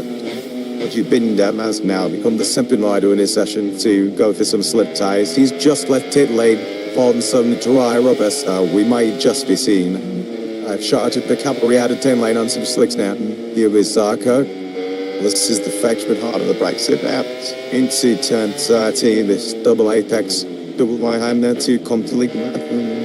Already see it on the drive tire, the shaky with lead angle on throttle there. That 10, it doesn't really late tire spooling and the leading side, but potentially just overheating and getting it at 32. There's a bit of putsy. And then through the damp patches and just to get it a little bit tooled off. These sort of think you'd leather changing conditions, and you mentioned John Zarco thing, you immediately get thrown back to the French Grand Prix of the Mon last year. Good to see Alex Rins thumbs up to the smile on the face of Alex, who I think he's said repeatedly over the last few weeks as he struggles to try and find some performances, some chimes out of that new V4. All he can do is be patient, trust the Awata engineers, and further improvements are forthcoming very, very quickly. Like just to say, in conversation with Gino Borsoy on the plate a couple of days ago, both Specianis and social he's at the earliest. So yes, patient waiting game set for the yellow hardcourt, unfortunately. Yeah, exactly. High on patience, I guess, particularly Fabio Quartararo, as we've seen already, wearing his heart on his sleeve through pre-season testing. As Brad Binder is already fighting the track a little bit sketchy on the Smith tyres. As 3 turns, 1 and 2. He continued to go wide now. Q3 for braking hard into toe for Monlac County. And in the foreground is the Trotton Tam 0Z on the 33. Into a 70 positives to take out of the first Grand Prix of 2026 for Brad Binder too. It's automatic qualifying 2, which we didn't say all that often last season, and then that I believe to the top 7 finish to reach and time the Saxon ring on our Grand Prix calendar, shorter in layouts than this track here in Goiânia. Michael Matseki touched upon this in the Freire Pescocious thing, how much he loves the paintwork, the chokes painted in there, the matching colours of the Brazilian flag, and some of the runoff areas all decked out, looking to spend it in green, yellow, and blue. I've let it be close to the mind of pushing this foot this after the session, as it could have been a real belting attack for Choo Choo. Let's see the riders that now taking out of turn 12. This is the drone camera and under the bed, he'd bridge into the front couple of quarters back with the home crowd favourite, Ducati and Herrera. It's best work so far this morning. He's been a 128.966. Of course, this another was box to tick as far as the martial chair is concerned. We'll have very, very little Michelin work tire experience on that too. See our Honda is certainly at least sort of changing conditions where you really do have to sort of judge the grip levels and work out where the limit is. You saw it like you experienced in this department as well, side. Once again, catching the eye. The Villadolphin, the captain, Brazilian. And for the question is asked of him, he tends to come out with a pretty conclusive answer, does Diogo. Every rider does that, but they're on the white tyres. Admit to me now, there are only Thor West, Moreira, Vinales, Gian Antonio, and Jorge Marti for now. They're on the rapid on the snakes. They're all good out there on very used white tyres, the same white tyres they started this assessment for two reasons. First of all, that they don't want to burn up a set of brand new wet tyres that they might need later on in the weekend. And also, as the track dries out and these wet tyres wear away, they might well start to resemble a slick, which might be quite useful in these changing track conditions. Beautiful shot there of Moreira, and just love the Senna Tribute helmet. Absolutely brilliant from the 21-year-old. Scored those points in Thailand. It was the first Brazilian rider to score points since Alex Barros was 7th at Valencia all the way back in 2007, almost 20 long years ago. They've had to be patient by the Brazilian fans to see one of their items once again mix it with the very best at the elite level. It will most hard for racing, but they do have a star of the making in Moreira. Marquez, 12 laps completed for the rating world champion in this session. His best of 127.775, joined in the 27th by Rims and Acosta. She is fun, find out a chance for Riazarko and Martin. We should make sure dispatches, if they dispatches should require Martin, the Herford Pala, the Norvodio, in this opening ST1. His best Aprilia sprints, a Grand Prix, his best. Equaling his best Grand Prix finish, fourth place. Already there is the size. I'm sure they'll be positive, aren't they? We always sense that a fully fit Jorge Martin always clearly. It was very, very contested between RSGT. He was going to pose a big threat in 2026 as he gains more confidence, as he gains more belief, that he gains more trust. Well, wasn't 89 flying? Yet he's going to be a serious twang to, well, everybody, never mind just Ducati, everybody in MotoGP. This season is Martin. He took it all in context after the race in Burma, where he said, "Sure, a few months ago I couldn't even feed myself." And now he was dishing out overtakes to the likes of Marc Marquez and Pedro Acosta in that sensational battle we've had under the final podium for much of the first half of that Grand Prix. Martin, Marquez and Pedro Acosta, three of the true elite superstars of MotoGP, going toe-to-toe, and boy, Martin demonstrating that the longer this season goes, the stronger he's in again. He now leads this free practice one session as we intend the final 10 mains. He's still on the white tyres.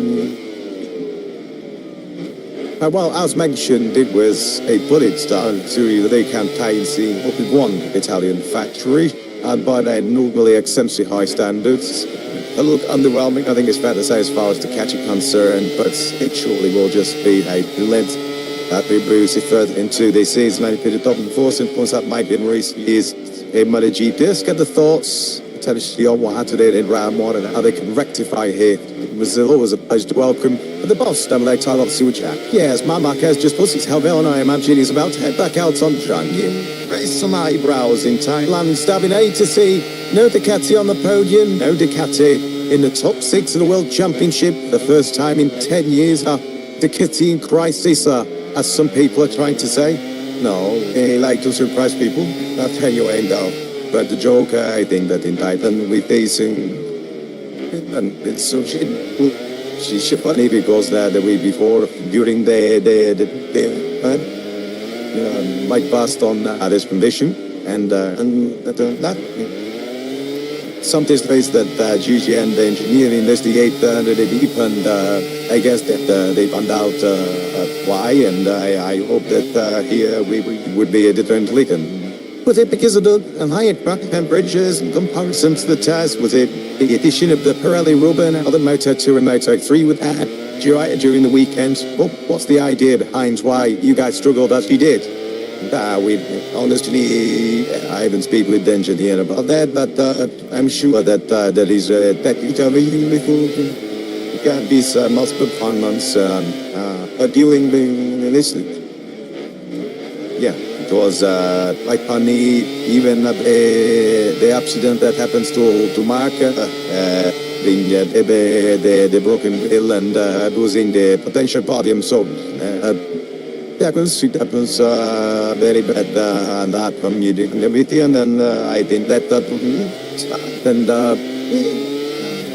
really many things that we are really bitten, but man said yesterday that both Pedro for KTM and Marco for Aprilia are going to be in real contenders this year. It's 2026, going to be the toughest year. It's been a very long time for the candidates to keep hold of the crown. I saw that issue with those or the other runs, and brothers, I think that they should will not opinions of whole fact, we think that we passed our engineers, and we think that we compete here for the championship this year. Thanks, Dominate. Thanks, Jack. Thanks to them. It's hard to see. I think there's no question that they'll probably just see Guram as a little bit of a blip, and they are going to be once again serious contenders, aren't they, for World Championship? But Marquez himself, throughout the pre-season, has alluded to the fact that he expects the competition to be a lot tougher. Stick to them what he faced in that remarkable comeback here in 2025. Very well, Matt Wooding blitzed to the 7 successive sprint wins, 7 successive Grand Prix victories. I mean, Matt was able to sit out the last 4 Grand Prix injured. They still won the championship with a record of points for. I think it's mutual as we started. Hopefully, he might be a little bit closer next year. KTM thinks into making it a step as had victory and to foster. To alert himself that he needs to, how he needs to manage a championship over that long season.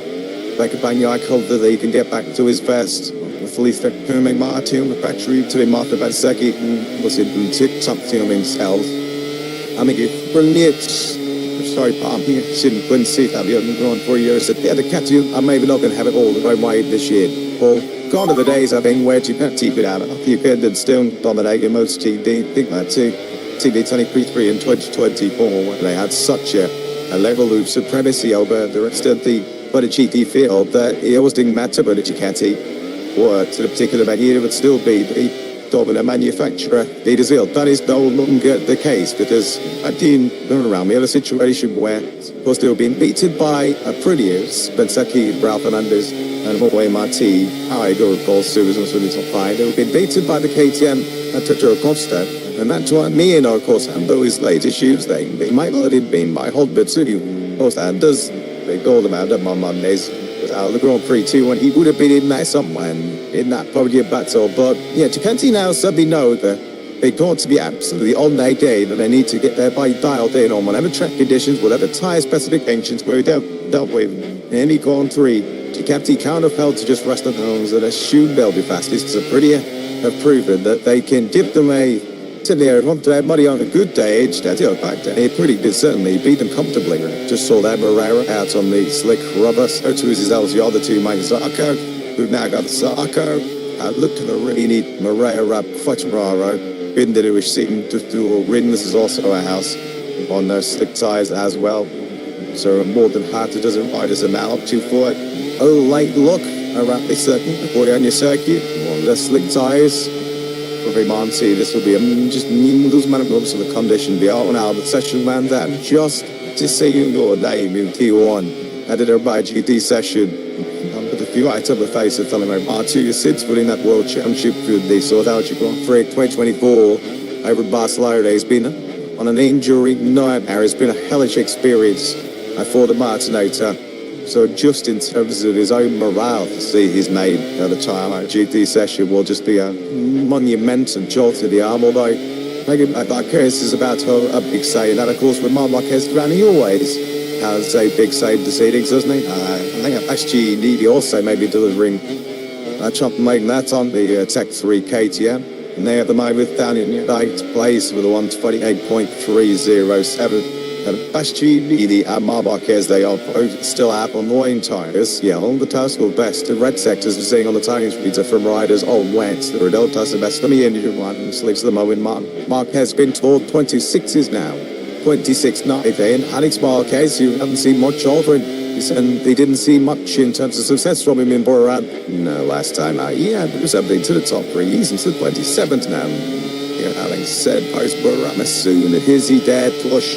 One out the Cathay GT26 in Buram, he was tasting tarmac, but these were real high-speed gets on that one. So Alex, he was pretty fortunate just to walk away with just a few bumps and bruises. That Cabano delivers a late 127.711. That was the 19th lap of the session for the Italian. In the first four races. This old checkered flag is there. I have seen him Pennsylvania and complete the Southern Grand Prix in his big touring on that double weekend over in Batavia. The weekend that was to the Ducati above, like as also proud our world champion. In the running 25, and then it's not back to Mania on the even thing. That is not the weekend in Taiwan, but he couldn't even. Just 1 point behind my Marquez. He could probably sign for it, but as it is, we are 8th and same respectively in the World Championship after then. Very good support news. Because Marquez had the speed, but always have the luck. Back up and certainly take the ties for a poor fight, which he didn't rectify in qualifying more, and the pool Sweden meet the conditions potentially expected Saturday. For practice, the spotlight might be on Teco once again. Spot might open at the moment, with the race busy on a very strong first Saturday, didn't he? Jenner was up SG near, as you can see, still wandering around the back end of the top 10. Here's the beast, the 128.1 sort die. He was a very typical beast to thought, but wasn't over at Denham, and actually being one to qualifying, and then the tire whispered themselves into a car's way to what was a respectable point of sport, and then he had the champion flag, and the Italian plus in a line, eventually in Wilder's place, but once again a dismal we find forward, starting down. My name is Lenches making song. I'm bouncing and as it might get further improvement soon. And going off ahead. Marquez. It's funny to see where B-Van 136.97 star from Mark. Genetic turn 13, and Mahersey went them on side of the curve. This isn't even a good one onto the side. I decided to get in. He was in on this last lap. That's the time he lost. In that final sector, the first signs of improvements from riders on slicks. We are coming in from Brad Binder, and he soon across the line scored 13. The Jack Miller too could be about to move himself up into the top 6 as he's into the final centre of this current man. So to take in pretty much the entire session, but finally the slick tires are putting in comparable lap time to the weights Miller had to fill. The other birds having store for us that.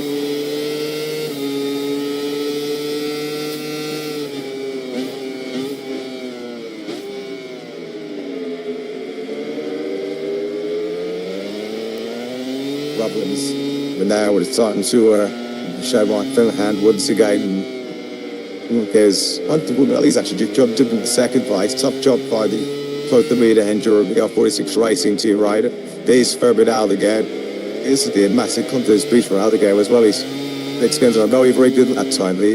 Understandably, he's been sort of limiting his laps around this point and his circuit. This is probably Aldegar's 15th of the session. Just the same, it will be the same as Mark Marquez. With at least taking the checking flag, so he'll be first second. Aldegar has brought it up into 6th with a 127.57 Suits. Pretty money hasn't put it out of GP by Steve, but managed to test last November. And that's how you blossom cobwebs. Then Septilian 226 is now breaks the World Championship lead. Now looks like he's going to end about 26. Paul Pedro Costa puts him a quarter of a second clear. Now Marco Bezzecchi, so it's a Costa Bezzecchi, Mark Marquez. The one made train now is coming from the slick shot Jack Miller and the Termac Yamaha. He goes across the line and Miller splits Costa and Bezzecchi to take P2. The first one that went to Tom Shuley makes sure the slicks was Miller. And he's one of the last two across the line at the end of that opening. Practice session here. 17 laps chatted in total on the slick tyre, so he's got a lot of data, a lot of information. just wondering, I guess the big getting game is if we do get 4 track conditions at some stage through this weekend, where will the benchmark be? What will the hot laps be? For 126.68, Aiken McCusker, though, will be, for now, a new all-time lap record. And the Midas D1 in the World Championship one. And he's starting out was in Grand Prix. He won as well. Of course, as we mentioned, Riverville has been a little bit quiet, but I do believe lots of the big names and they submit big contracts haven't really been agreed. It's just the 4 parts of announcement. So, good for Frosty fans. We're worried. And it doesn't look like he will be Mark Watkins' teammate next year in the factory captain squad. Thinking about the moving out to a Benz in the factory pretty team, Hoy Martin, our David to Yamaha. All kinds of musical chairs will be completed over the next few weeks or so. There's a Costa from Miller, and Seki, Barbakers, all funky Woolly fit, excellent start to. I guess what we could say is his second from Grand Prix for the Park Brazilian. And Maverick Vinales completing it up 6. He's a rider in need of a bit of a pick-me-up and some positivity after a Tiger weekend that was rather short of it. Never begun. In tell him 2007 Alex Palmas in the top class with Diogo Moreira. Just once again, the early time-based Grand Prix career was impressed with Moreira in a race in time. And there's so many riders running to particularly rare tight durability issues. He rides quite well. Right towards the back end of the Grand Prix. Scored 13 points, just finishing the race in the checker flag goes. It was just the sort of knowledge, the experience at this stage of his career told us around. Of course, Diogo Moreira, so some fans here in Brazil would have been looking at what I did back in 2023 when he used to be Santo top 5. I think he's totally just as well for Moreira that he didn't do something like that. Because that would really correct some expectations on him. First weekend is what to admire into the tight chicades at 10 and 11 in the first MotoGP rider to down Travail, the Goiânia gravel transfer state this morning to Amira rider who certainly had a hard look story to tell for the first round of the season in Thailand. Yeah, I mean, at times that Thai Grand Prix, he felt like he was a race of survival. So many riders post the Buram class saying that they were really worked to nurse that rear tyre home towards the end of what was a time traditional Grand Prix. Unfortunately, Joan Mir was one of the riser.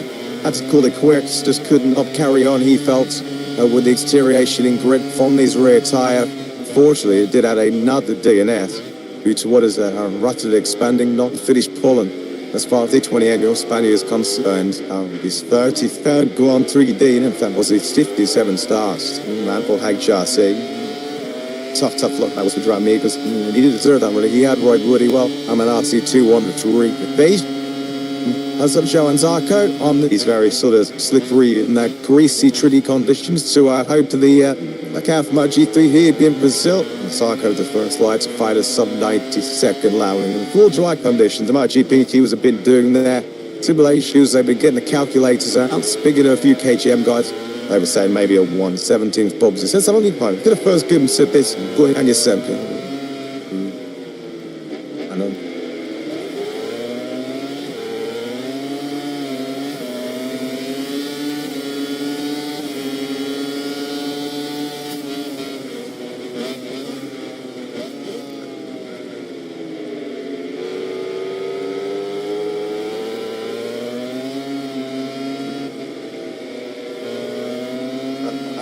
And about black on it.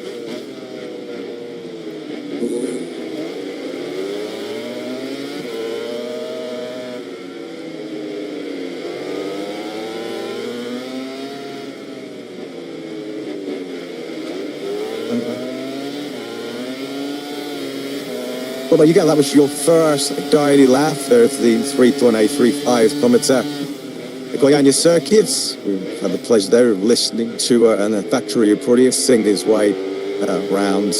Well, I had to say there was just not a bit too late. I think there was a few concerts. It might be a little bit too tight, a bit too twisty. No in places, but in general, speaking of some Moto3, Moto2 and Moto3 this weekend, they'd had a pleasant surprise about just the sort of challenge that is posed by this Goiânia track. Yeah, a little bit of everything around this circuit. First sort of couple of quarters remind me a little bit like the first couple of quarters at Mordal, the long double apex. Wide hand, you then continue on the right hand side of the time as you saw bend into the tight-headed off thing, which is going to be along the top normal, the big overtaking opportunities. And then it's a little tight and twistier once you get to the back end of sector 3, turns 9, 10, and in labouring where we're seeing MRT by you wide there through the left 10, the final left hand down on this Goiânia circuit, and let's do the big opportunity too to overtake it to 30. But bodies, in many respects, the final corner. The track map is the penultimate corner, but fair to but it's punctuated. They absolutely tinge through that. As you get it to mid-pun lead to the edge of the track, choose 13. You only give yourself the best and straightest one.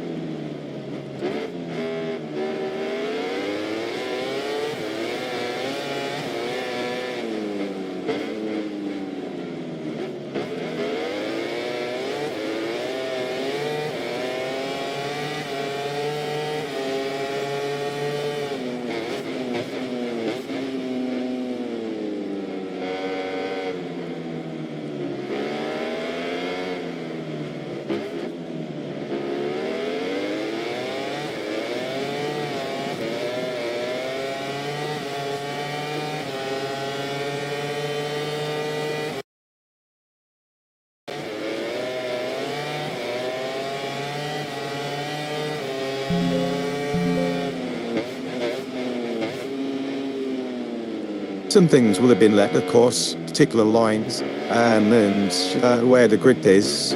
Where the grid is, by the way, pretty much bad. Hearing some of the riders and team personnel saying that this track is very grippy when it's either full wet.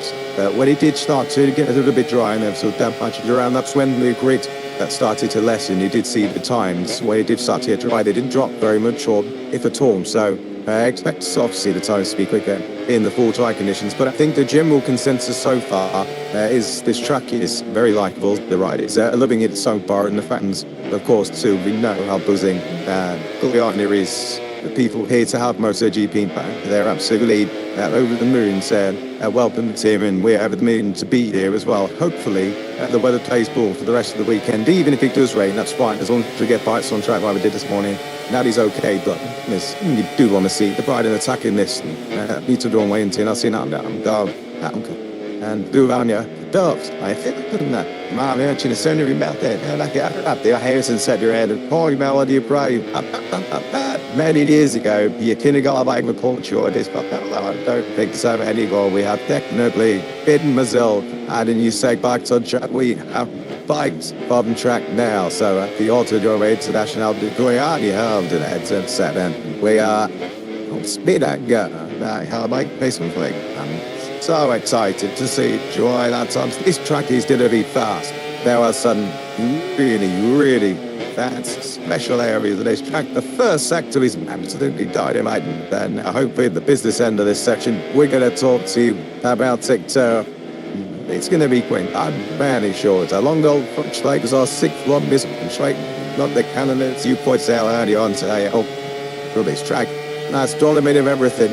It's got a few damp patches, unfortunately, at the moment, and that's a real problem because that's right on the braking line down toward what is this massive turn one that really is all you can. So 1 and 2 is on taking this one, really. And then do on a Moto3 bike. He's going to be the front out king and turn 3, and this is turn 4. Another long right hand of it. Some tunnel chain.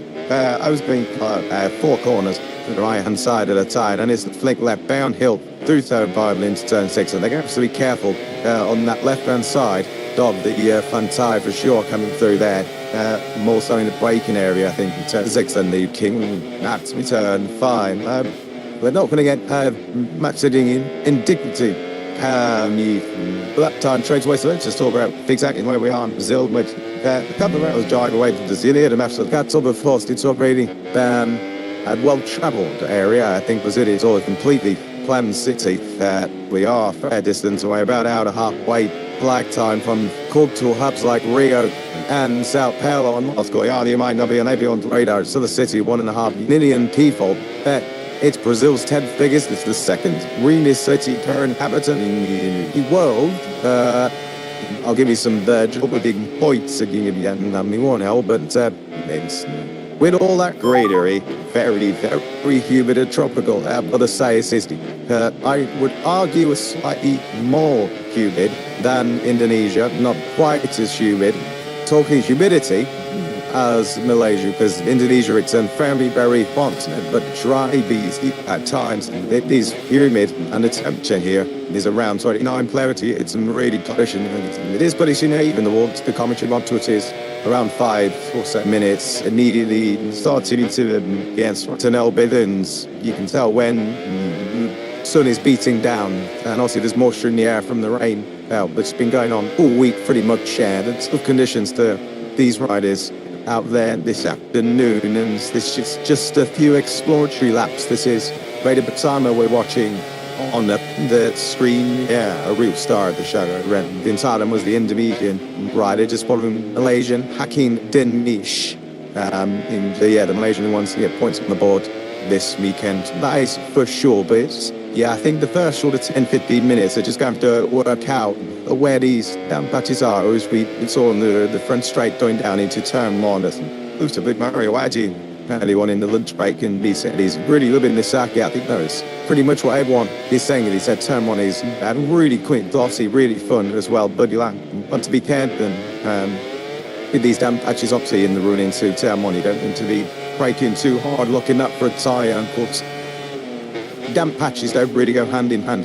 This is who started coming out of the final corner. Two shots coming out in the final corner when the riders are the full gas attacking down this north wind. I come on straight down into turn 1. Here we go then. These then the first real lap times doing him. These lap times are slower than they were in this morning's wet conditions, as Paul Ciabatti leads this front riders. Riarte to the top. Here was P1 and you're on this morning. So Riarte nearly enjoying himself in Brazil. And this is down the hill through turn 1 and 2. And this is turn 3 to fast king. Once they get up to speed, we aren't expecting them to be pretty much burnt out on a Moto3, but before there's a tricky uphill braking zone into turn 4 on the outside of this corner, because along the penalty loop as well. And Simon Crayfire yesterday, I spoke to him after he did some exploratory laps on the BMW for a couple of videos and just basically blend circuit, of course, in the steward's office, and he said they pinpointed at this moment in time turn 4 to be a real flop spot. Then overtaking and potentially some histamines. Always been some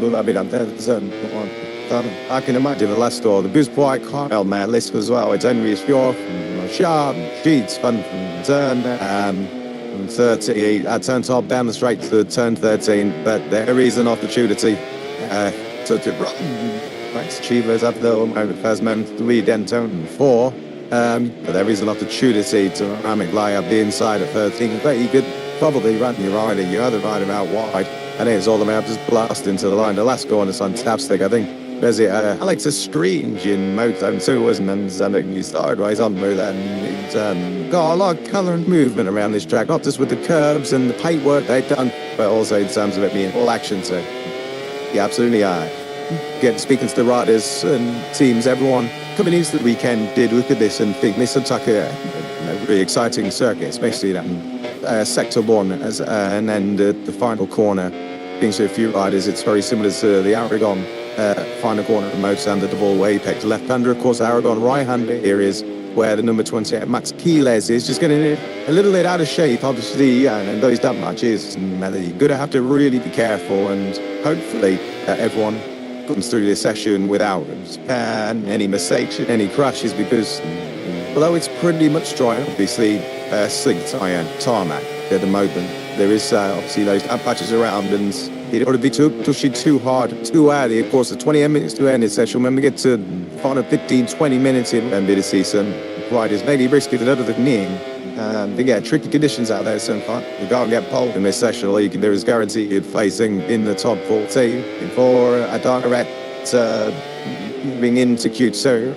And if not, then you do find yourself through Q1. But the other thing is you've got to be so careful. It's a track that no one already knows. Well, no one knows at all. I mean, yes, they know what way it goes now, but that's about it. You've got to hit the ground running, but you've got to work methodically to try and take that lap time down a little bit more each time you come around, because you don't want to be crushing these guys on your bike as well. So you want not, then perhaps your session done ready before it's even got started. And a new track, doing that in the early stages, it's one where you not your smartest move, because then it'll be through as the session unfolds. We're just good looking at David Almanzo, who's 10th place at the moment of this Philips of Chins, who P1 is here as he comes to find out. Lost a lot of time in that awesome final sector. He goes third. Still enough, you can see on the time tell we're talking about it all the time, but the top 14 riders I've highlighted, but the positions on the left side, and those riders are the ones that go straight in using shoes. So anyone else finds himself down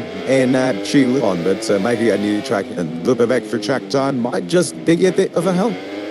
Yeah, and what you also don't want to be doing, of course, you want extra track time. Of course, these are the first mostly dry conditions at Bed Baden this weekend, and who knows, before the race on Sunday, this might be the only track time they get in these conditions unstick time, because we are expecting rain to be in and around the area for the entirety of the weekend. Sunday, it looks like it's going to be the most dry neighborhood, pretty unpredictable weather. We dedicated rain on Wednesday, was useful blue spots throughout the day, and then yesterday didn't really get it too much rain, and we had a massive downpour, so very unpredictable here. And this is going to be a super employing outing in 15 minutes, just to bed yourself in, get used to these 6 tires on this circuit, and then obviously in the final 15 minutes you're going to have to push a bit more for a timer. I just made it a timer. Feeling right around the other side is not often coming around turn 13 and 14 on the that's sort of big pink helmeted and big numbers, isn't it? I bet it. The 9 and 19, but I will go send you them. You know, stop this down to it. 30. Nobody better that so start the neck in 13. These were those, and you mentioned about the weather conditions. Backsid weather warning isn't causing the slate of Goiás is where we are.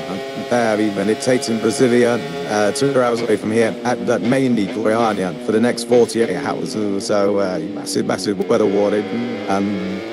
It is unusual, I think, to be this wet at this point of the year, but unfortunately we're in South America, in a very green bit of South America, and afternoon rain is almost guaranteed. So far, we're getting away with it. There are some dark clouds out to North Turn. One I think it is. So, as we pan real well, you just miss the Maverick. You get a long shot looking back up the track, and you are going to see some dark clouds in the distance. So let's just see how we could hold on to this, and hopefully, my quest of the day is we really want to see the MotoGP bike now. See Nogner as well. And very dry going on his head. Yeah, I think for the riders and team sakes, we don't want to have to keep that foot in weather conditions. One session is dry, one session it's wet, or in the middle of sessions it's going to change as well. We want this afternoon to be perfect in an ideal weather. It's fully try to get Moto3 done, Moto2 Practice done, and of course MotoGP Practice done later on as well. Fingers crossed that will be the case in the very near future. Hopefully we get 20 minutes of dry weather runnings. It's going to be fascinating to see as the session goes on who's going to build a pace, be quickest, and so far that is Turkey, the Beta Patama. Big place last time out in Thailand, and so far 138.846. Perhaps this time of the session so far as well, over half the second cleared as things. And 90 days of course we're going to get swing signs in the good stuff from the Indonesian. Very good stuff indeed. Patama, of course, was a bit of a sensation after Ireland into Thailand. The men said this week, of course, this is the track for all. Not be having a look at speed out. Sit down, road car by us, room at the bow, house, about he'll gather that at 4 right. Foot off the foot, bestie, off the foot, peg, limbs of marking files for doing that. As he's like that, friends over. Keep you, no intros. Of course, we did think we were in motocross at some stages early on in the weekend and this morning, but Many Vatana is on his way again. Please open aboard that Honda team Asian machine. He was too badly, of course he was. After his performance last time, the team were very, very impressed as well. I think he came into, he spoke about this morning, but he came into this year, we'll see, a lot of fan use, especially the Indonesians, but according to another Grand Prix, most cycle racer fans will be following the riders on the road to MotoGP and wouldn't know. Elevated Patamo, rookies could win it last year too, Blind Ariate, and comes into the Moto3 paddock with other buyers on him and accommodations in a good way. He made a time and a real exciting talent. He's going to extend this advantage at the top. He had a little bit of slick guy in corner, Luke Cannon, but not quite this time around. Joel comes with this other top tail and hits on that as well. There's a very time gets some stitching around the outside turn one. Luke Cannon, and on his way he goes. So the wet patches aren't causing too many issues so far, which is good news. Down there, there's someone that's like you around here on the side that's needed. That's been at the final corner. Now he's just also made his way through turn one as well. Look at the max kilos. This is down towards turn 13. It is that final corner. Kilos gets a little bit one. I think that is help you pretty all right. Blasting out into the line. Let's see what this puts him away. The old M8 tends to go to top 5, but let's see. He looks as a bit more in that final sector. Yeah, he does indeed. Very improved his time. 15th, more than 9 years. Some more T, and then late down and seen late June 2. So I think what else? He happens to go via Q1 as he works his way through. Turn 1, you catch up with Benacore Buchanan's with Valentin Peroni right now. Him solid services seated. Valentin Peroni last time out light on the private fan already. You gotta say he's gonna be one of the hot properties in 2026. We put him and David Almanza in that Puyo Kini in a group from riders have been wanting to take victories. And gotta say that Valentin Peroni starting straight away with the podium as definitely opened his camera very strongly indeed. Yeah, Green Mountain Gardens. And in 2026 third, Peroni, you're one of the standout riders last year as a rookie, not having experience on a Moto3 bike before jumped into the Grand Prix paddock is no mean feat come up with Cannon start. Inside of his real something that is there. Peroni moved it up into P2. Peroni did say afterwards, obviously he was very happy with the podium that he said, you know, I couldn't hit to finish that. I couldn't make it to finish that, but he did admit that got into the race and it was pretty clear throughout the weekend. This rider on screen, David Amanza and Maximo Quiles in race trim, just has a little bit more than everyone else. And Peroni, obviously, didn't qualify 2 out of his P30 on the grid, so had work to do. Did the young Argentine, and he did that brilliantly on Sunday and won that battle in the latter stages of the Grand Prix in Moto3. So he had climb onto the podium, beat Alvaro Carpe, Velibitama, John Fernandez to the podium spot. So, yeah, a promising start to the air for Valentin Peroni, and he's just using confidence, I think, after a tough start to life as a Moto2 rider last year. Got his first point on the board over in Qatar, and since then he's not really looked back. Yeah, it was a little bit up and down towards the end of the season, but that's expected for rookie Alvaro Carpe. Also, too, he's getting out of shape. Is he on the ends in a half 9-11? Out of shape, yes, he is. Out of shape, but both ends up front, buggered, and the rear came out. Alvaro got by fantastic. Good. Now the guys that take the other to be thought he'd take another liberty after the first save he had. Well, that definitely would have got these on. It's up wider. I'll take like boys as long as memory boot. Turn 30 to 40. So I think they all started to push on the plot that it's the Kina Goyardia. As I'm sure you've been able to see by some shots, this was a good one. His son went off burning, and the track is so damn everywhere. And the mud is empty way. You can't go anywhere without seemingly getting this really high and iron red mud on your clothes, on your shoes. We went on the over in the training we in MotoGP, and you come back and you haven't really stepped in. It's absolutely everywhere. And the thing is, when it rains, it drags all of that onto the track, and now it's dry. It's just a small film of this kind of almost Mars-like dust that's hovering going out at a minute. So offline, the race in mind, you are going to have a couple of moments. Key, let's come to cross the line. Those 14th, and that'll do for now. With reversing 20 minutes to go, we are approaching half distance. In this Moto3 practice, is going to need to improve. Younger Flags is second to New Zealand.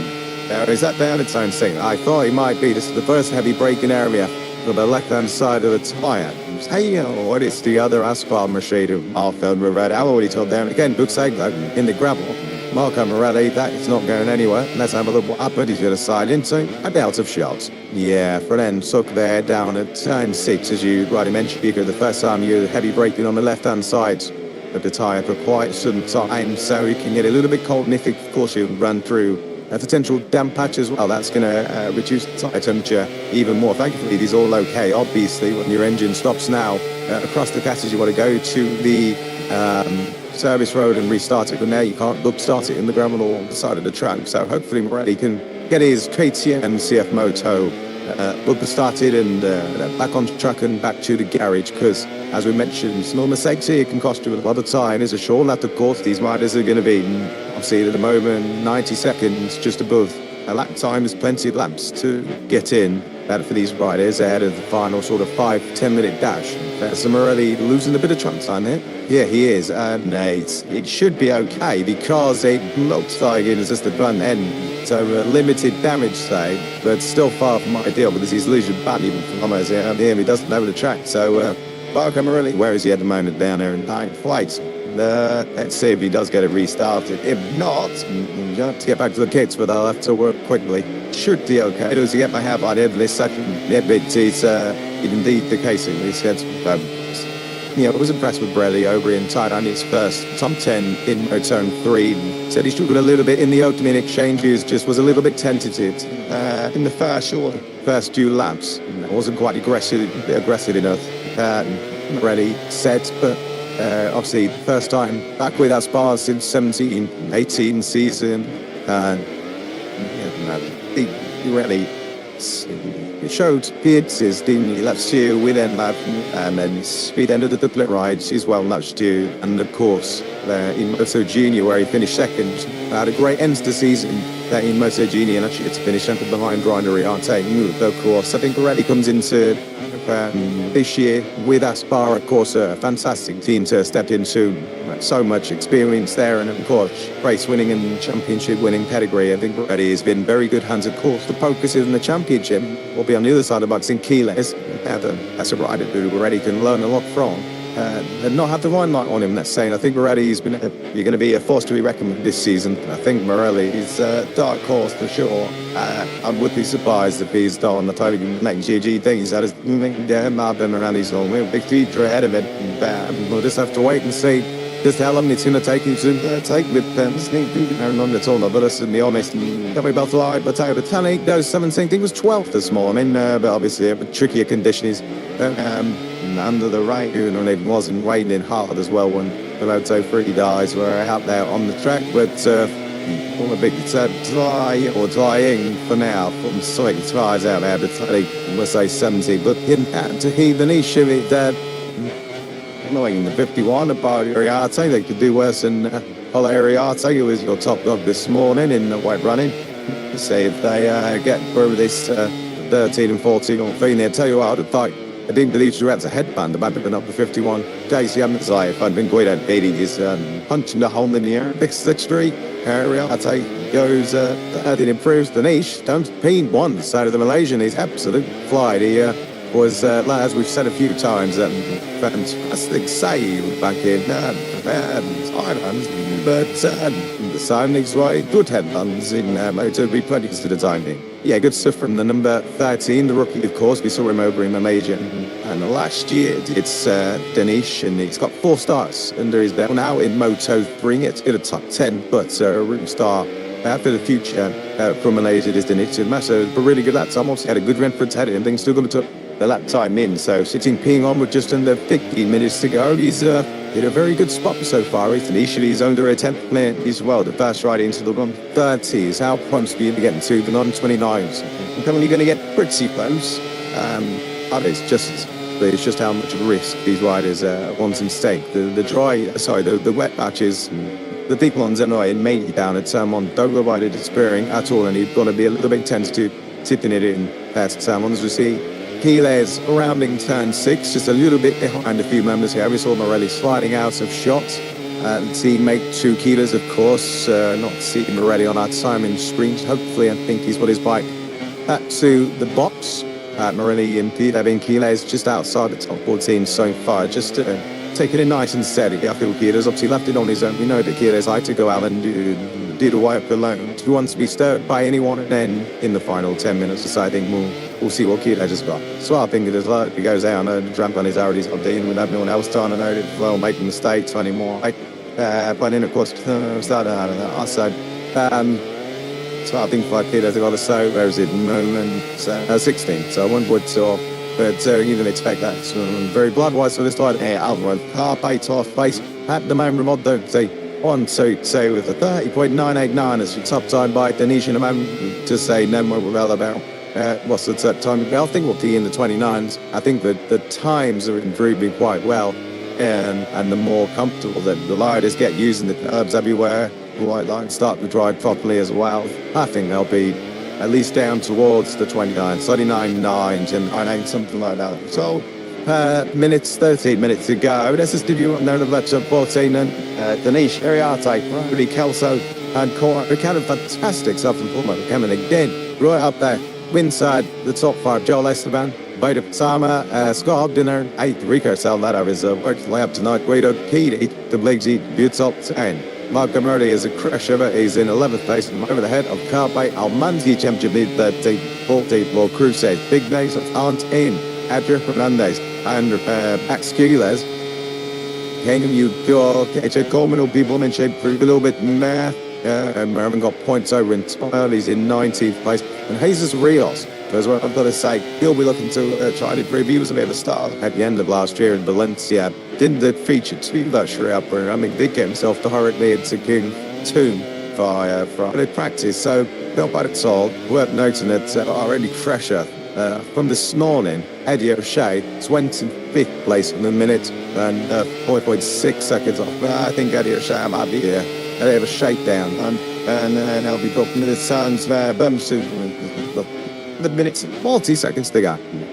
Just seen a stuff there on North Carolina's left shoulder, and that is why we saw a little bit before that, didn't we, the 97, just, I mean, a simple enough crash, let's say. Head down at turn 6 here in Brazil, straight back to Forestby, and did seem ready back in the box, being Willow Cape, and so guys getting some good shots there. The Asphalt machine sliding into the Robinson. I think really so many guys have been quite happy. It was a bike and not an owl, right? It gives them something to look at. Or you just look at see those big dark clouds. They are over in the right hand side, and I think actually we're quite in front of our Cummins boxing. Not the first hill, the second hill, but I might just be a little bit darker over there. So rain is coming. I think we're going to get away with it now near Moto 3. Moto 2 is still all blue sky, so Moto 2 might be all right. Let's just see where we're at in an hour. The MotoGP attacks the track. Well, it's going to be a really interesting afternoon of MotoGP action. And tell you what, we were just looking at Vitelli had a very disappointing weekend over in Thailand. Said he just couldn't get up anything that he wanted and felt. And years prior, of course, when he stood behind pole position, was in the podium fight as well. Recorded the team manager, Alessandro Tanucci, doing the lunch bacon. And he said the riders are enjoying the circuit, but obviously different kettle of fish when you're going out there in the dry. But he did say in the wet conditions, his riders were saying there's so much grip on offer, it feels good. But obviously, when it got a little bit drier, and there was still a lot in from the surface, that's when the equipment was did drop. The telly hanging outside of the top 15, so that'll be wanting to penetrate that. Joel Esteban team back decided substitute, and look at showing from Esteban again in front over in Thailand as well. This is now the waiting game. This is since in Moto3.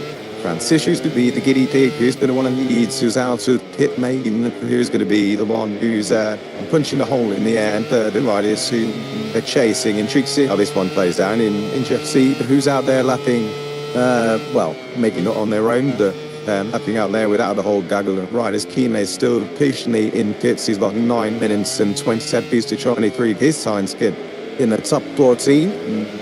Going out the hell of on there.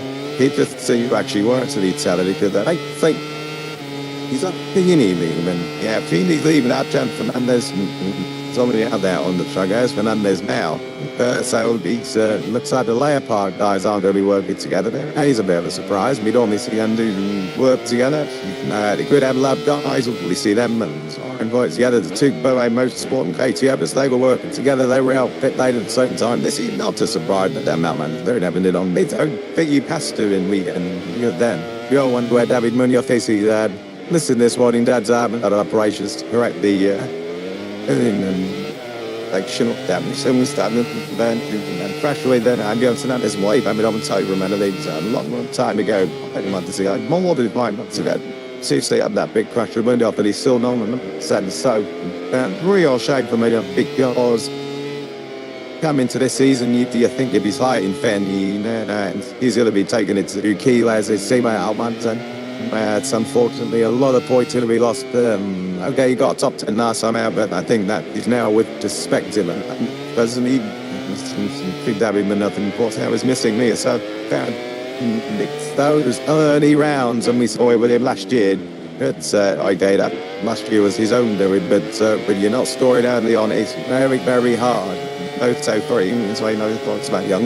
The outside facing window back on track. It's not near Austin, which Auntie looks a little bit did for less than a week win. Like on track in Austin next week, if it's not there, then obviously involves Green ramped in just over a month's time. Fingers crossed with feeling unseen. Bad Monday off back on track and fighting for victories. Adrian Fernandez and a big mover up inside the top 10. Good stood from Fernandez. He's 7.5 tenths, so away still from back in Denish's table topping time so far. That's a decent banker in that, disposed to show that plenty of life. Even with these joys, and on the Chico hang on man as there goes to B4. Good job done from Almanza. This is now what the times will start to tumble, and we're going to see a lot of changing, I think, inside that top 14. Yeah, and I think we're going to have a lot of big changes, because we're going to need to have some big faith. You're never going to say, quite you shouldn't be after the saying, I'll break carpet out before take this side of this thing. I see that down his 17th place, they're going to rise. That is what you want. It's gone firmly down. I found it turn one. And, I wonder if maybe we've just cursed them. No, it's not new anything of me. Right, yeah, no, Moyle reacting bad. It's all ready right now, but look, filthy black. Well, so we're at least the bar right down towards turn one to and keep you posted about that, but it might be time to hell the time attack it. And I think everyone else has sensing that they'll be loving it. So retirement towers be safe. Adam Fernandez had more in the first section. He's going to more safe and power on tough was gone as he's lost a bit of time, but at the moment he's in 8th place. Grabbing these through and safe and seeing once and dense as comes through the line. 6 minutes on the phone. This one be it in free, but Barnaby owns it all together. And he doesn't, so we stay. The old man's at the moment now on course to go into P1. But he's in the final sector, I think. He's in the final couple of quarters. Here he is. We pick him up now, number 22. Grand Prix winner for the first time. Start of this 2026 season. Metsu Almanza's got is on a 30.989 to beat. What's it going to be as he comes to the line of 30.725? David Almanza, he won with just about farm out, but it's to go. Impressive start. Yeah, nothing on his own as well. It was but a point out. Kelson, he was half a second on the former Bassix lap. But the section does improve. Kelson goes to P7 kilos. Unfortunately, but it's only inside that top 10 in D9. Gorman going to T10 just behind kilos as well. So good lap times, but not safe there at the moment. And it was Joel Esteban who took the honours all over because he was up there in P1 with a 30.560 to team watch on. So Joel Esteban back in front. I thought they just started this season just as strong as his previous best start to a season. So good start in the 78. Have another bite at the 8 base. So as the chef tries to work his way through. And also Esteban Hayes now into one ahead of Almanza Denisha in third. Fourth, the Big but Ariate, sixth, Parodi, Stu's now in the pit. He also seventh, the candidate, Fides, and Gorman completed your top 10 of better say. Did expect the end. Dinner with more from the likes of Alvaro Carpe, Adria Fernandez from this moment. It's 12. This is Carpe. Get another line down. And now he starts his 5 lap. We're just 4.5 minutes though. I wouldn't keep his thumbs and the clappers to get at me and into the top 14. And they probably really did without Adrian Fernandez in his fresh on car. They outside the top 14. He won't be expecting that. Almanza, does he improve? Then go back to P1. Yes, he was by 3/10 of a second as well. Great last big. Kelso's on another great time. Lost a little bit of time there in the third. The Kelso should be and moving up the timing screens with Dishwal Klum and the Canada as well. He disposed of the second. Great job from the New Zealander and the Australian. Sucks him to seed all briefly because the Indonesian Bailey the Timer goes inside the top three. Craig stuff with the rookie. Tell you what, it ain't about 2, 3, 4 is in New Zealand from underneath from Australia. I've got to say, fantastic goal back. And I've got to say, I think this is the best driving section we've seen of it during his first season in 2 GPs of 2026 as well. Oh, yes, those dark clouds are rolling right in. We're going to be okay. I might not be on my way out of the comms spot, but you'll have one with Jackie Woodman.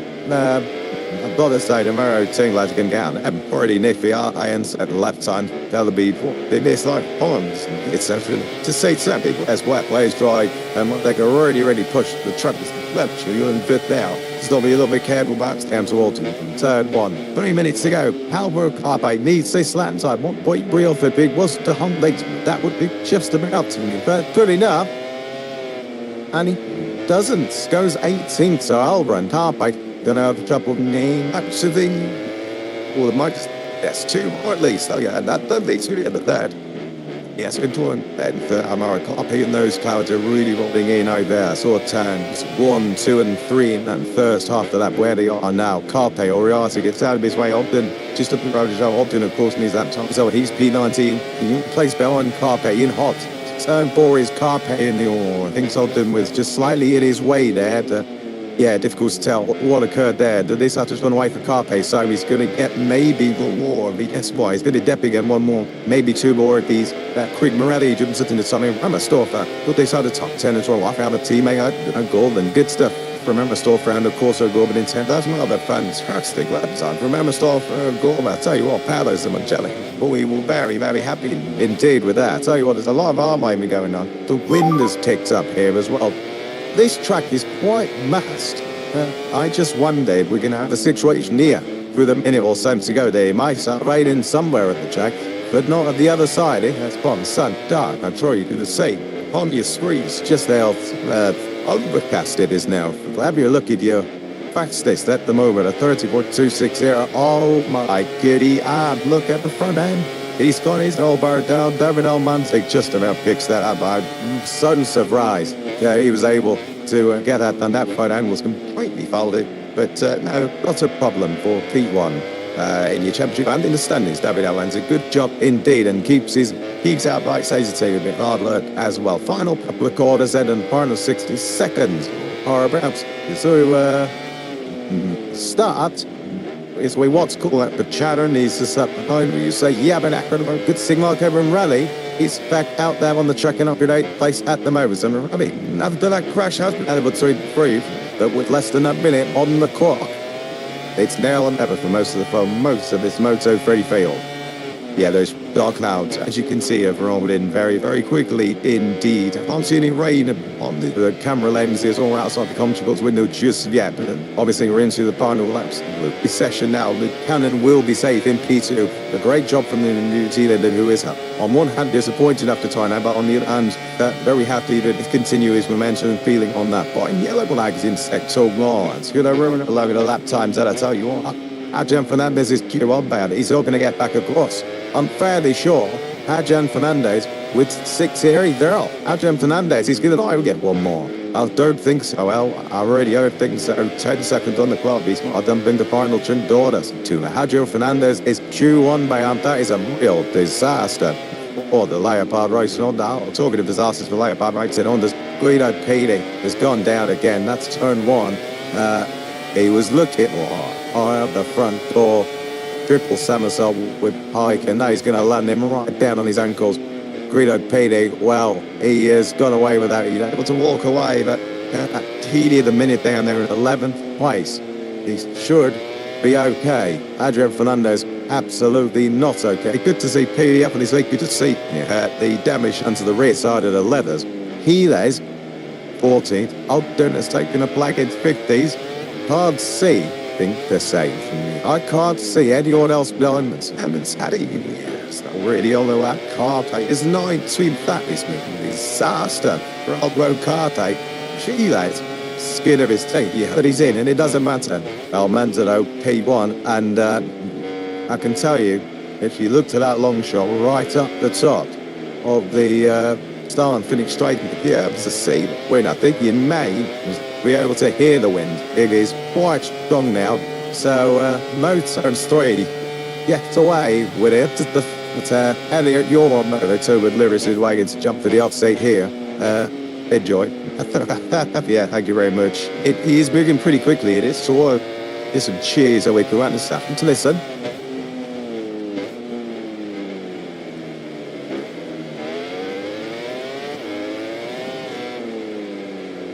Ladies and gentlemen, again, the comes on distinction.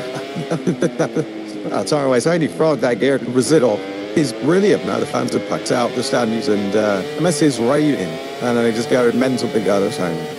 Yeah, I think they're just cheering around the Moto3 Neros and Riders, and I want a session again from made up a timer of design jump 3. Very impressive job, Kelso. As all he's still adapted to life. There's a Honda rider, top job from Kelso and another rookie because I met 2 rookies inside that top 5. Great job. I just want to touch on some highlights to me. Buchanan is second, Batam at third, Kelso on the M-Lab on the fourth. That's brilliant stuff from him. Fifth, the Sam, as you rightly say.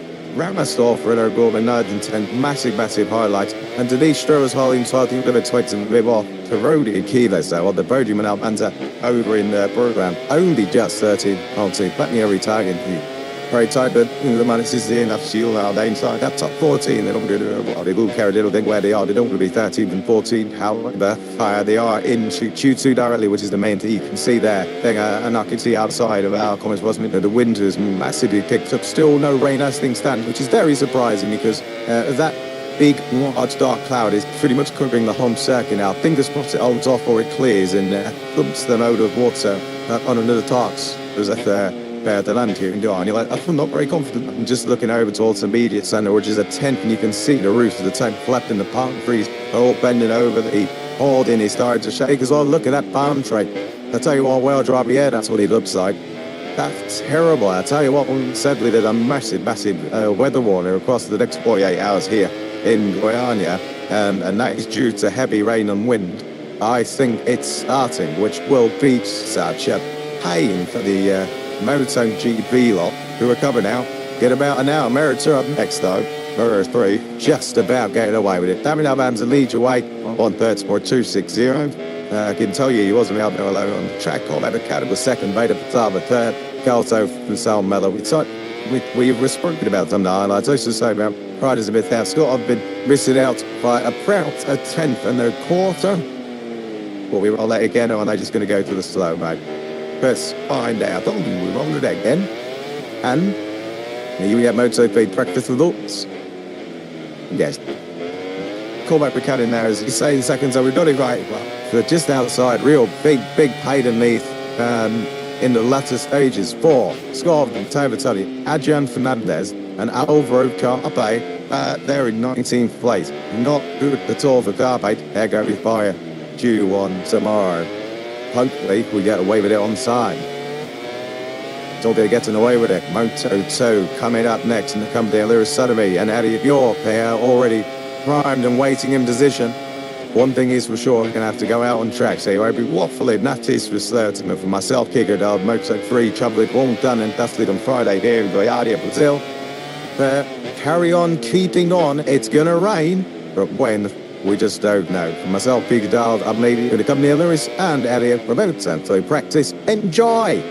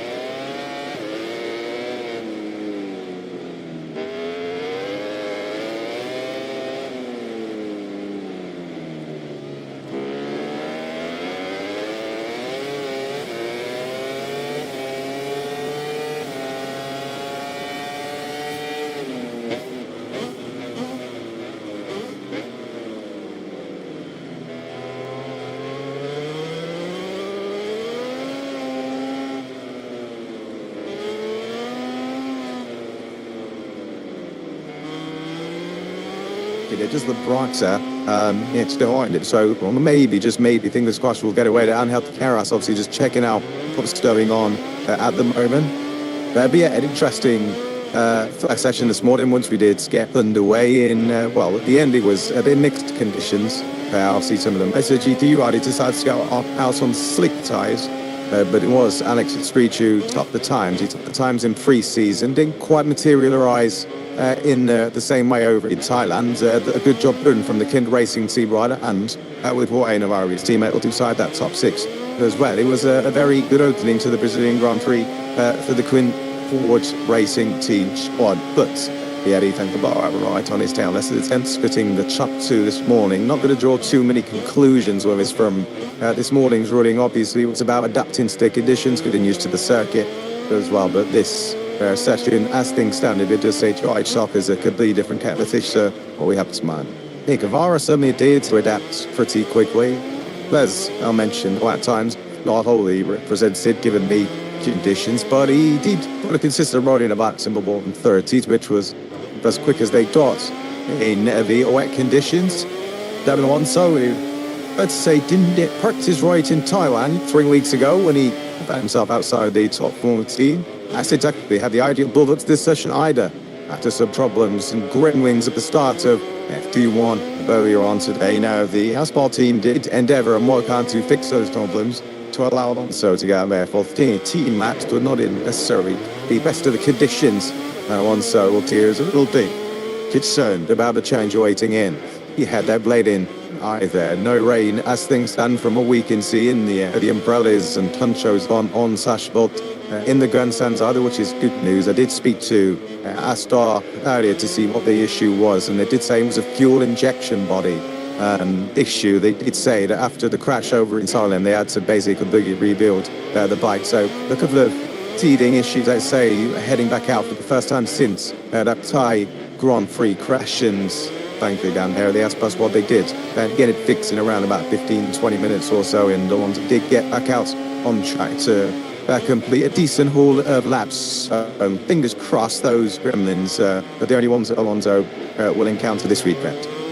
26th out of 28 he was this morning, but yeah, that doesn't necessarily reflect his work as he was out there where the track was starting to dry out, and so we get past the point where the wet tyres really work at their best. Medical Gonzalez will be trying that the Inspirers do at least go past the circuit rather than dumping their content right over it, because you can really do with a dry practice session. Yep, Gonzalez pretty burst in this morning's P1 session.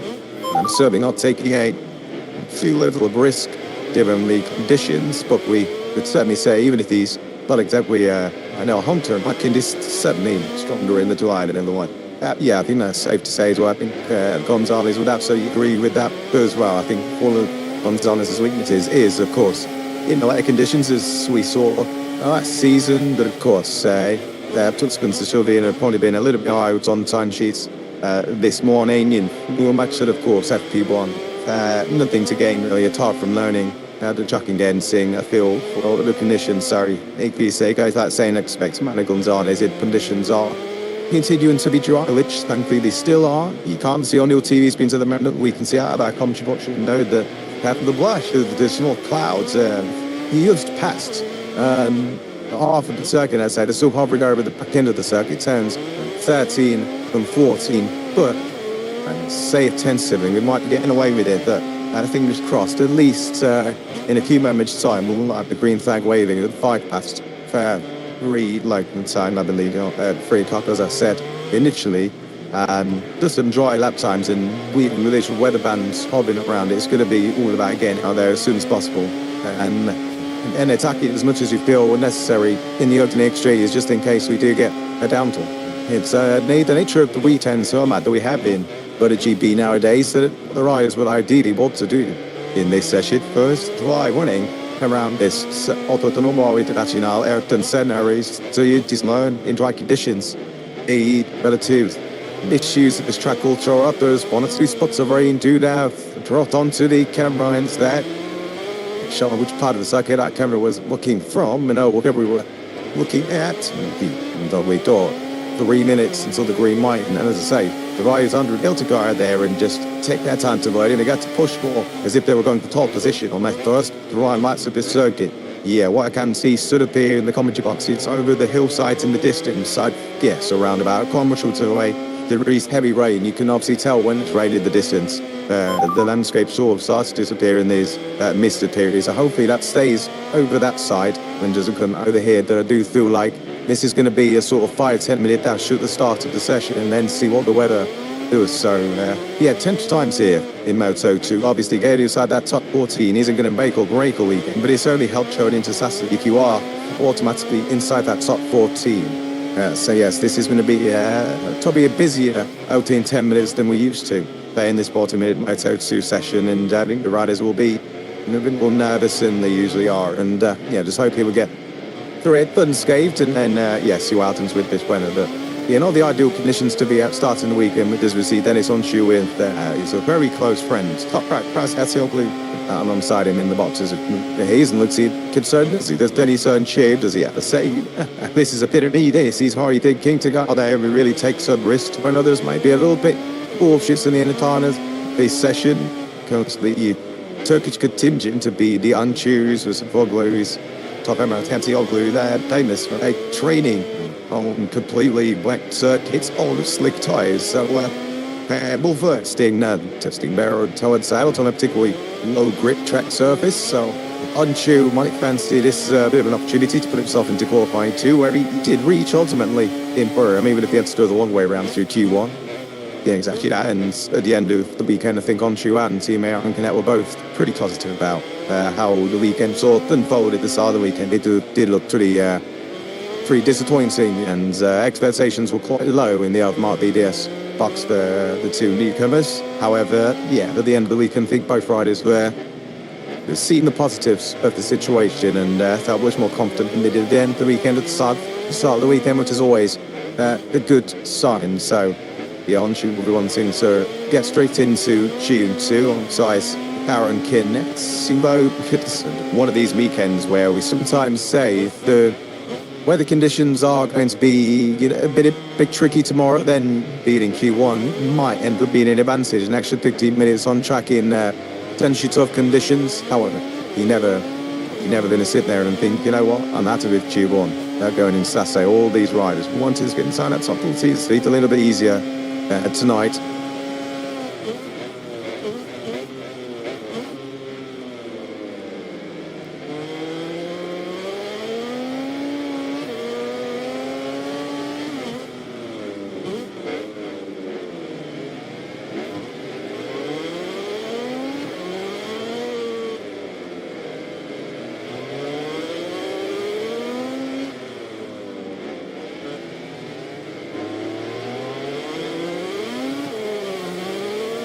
Circuit is when it's open, we can see the understandably, and as expected, all of these riders are getting out there as soon as possible, beginning that time in the build. If you could leap maybe even one lap on 6 tyres, no matter how fast stall, so that might be enough to inside that top 14. So hopefully they take it. Steady enough for no crashes occur in this absolute rush to get out there. You can see now how the tyres over that way. This is up to terrible rumble with Ivan Lavara, but even to get to inside them top 14, of course, absolutely no guarantee in the current conditions. There are still, two slight damp patches down around the circuit. It is, might be added by a little bit more in a moment, because as we I've seen in the couple of days that we've been in this particular part of Brazil, when it rains, just spit with rain, it gongs. That was absolutely. Yeah, on Tuesday when we first arrived in the afternoon, I had about 2 hours of real heavy downpour.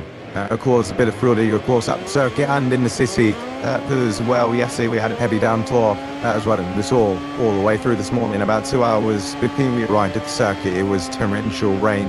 Thank God not had too much since then, but they could again a bucket load in a few moments' time. Fingers crossed that's not the case. So far, though, it is pretty much 90% of the circuit is dry down. But sure, only got to be careful that, of course, watch the Moto3 session pretty closely to see where the worst of the damp patches are. Into turn 1 is where we can see, and most of all, as Colin Byard leads the field down into there now. So these laps potentially are going to decide the top 14. I have sponsored with me most of the way. Right, I'm starting this press session, Mr. Zenta. You're away. It was also pretty far up the queue with the ancient or exit pin late. That's eight when he's been shoving back at these spots. So it's violently big low ties. While me Puccini Calex at the moment is they're just trying to navigate swing around some bad panics and getting it all wrong. This is no land the rookie get room, but they guess but they know the rookie player out. This circuit in dry conditions. These the first try laps they done. Yeah, exactly that, maybe, but I just want me to pass right out on your circuit as well. Maybe wants to follow a couple of riders. We see Dennis Hemsuge just diving up the inside of him. I think Gonzalez just says, "Good afternoon, Manu, on my way I go," and I think she was from a little bit more there underneath the 53, but you can just see the sort of rush there is in the panic there is to try and get on that. Certainly in Adi Dorsey on his way. I think that's Mario Adi just behind the Turk and the Spaniard as well. Adi had a good session this morning on the 60 Glorious in P3, and I spoke to him during the lunch break.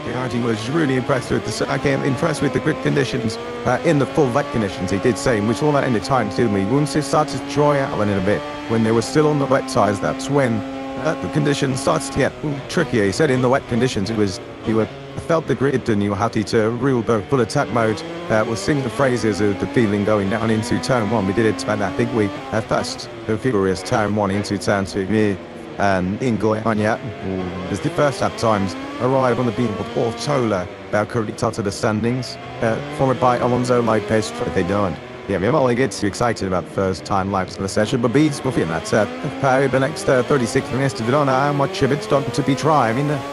Eyes are sort of pointing up again over our heads in the commentary box. We're just on the mightiest west as they go down the main straight, directly opposite the Tig Lane exit. So at the moment, the riders are free to push and bus Kirikachiman's back in it a few weeks ago to the end of practice or when the rain is spectacularly hit with a couple of minutes of that practice to go. This Sandy calls tails, particularly the 10. And when it tests on Rennie Warney, you've got to sort of trust here to your boys, but perhaps not trust it too much because you at least some time on the table. Exactly that. The riders will be aware, if you want to touch it, don't push it too much too soon. Of course, with down patches around as well. Alonso Lopez is pushing on here, second place so far for the number 21, and you can see on the timing tower, lots of orange helmets, lots of red helmets, riders reality. It's saying that you're on or whatever, Eska. Absolutely, yeah, you think Rivara outside of the top 14 so far, and he's going to change that lineup here as the riders push on.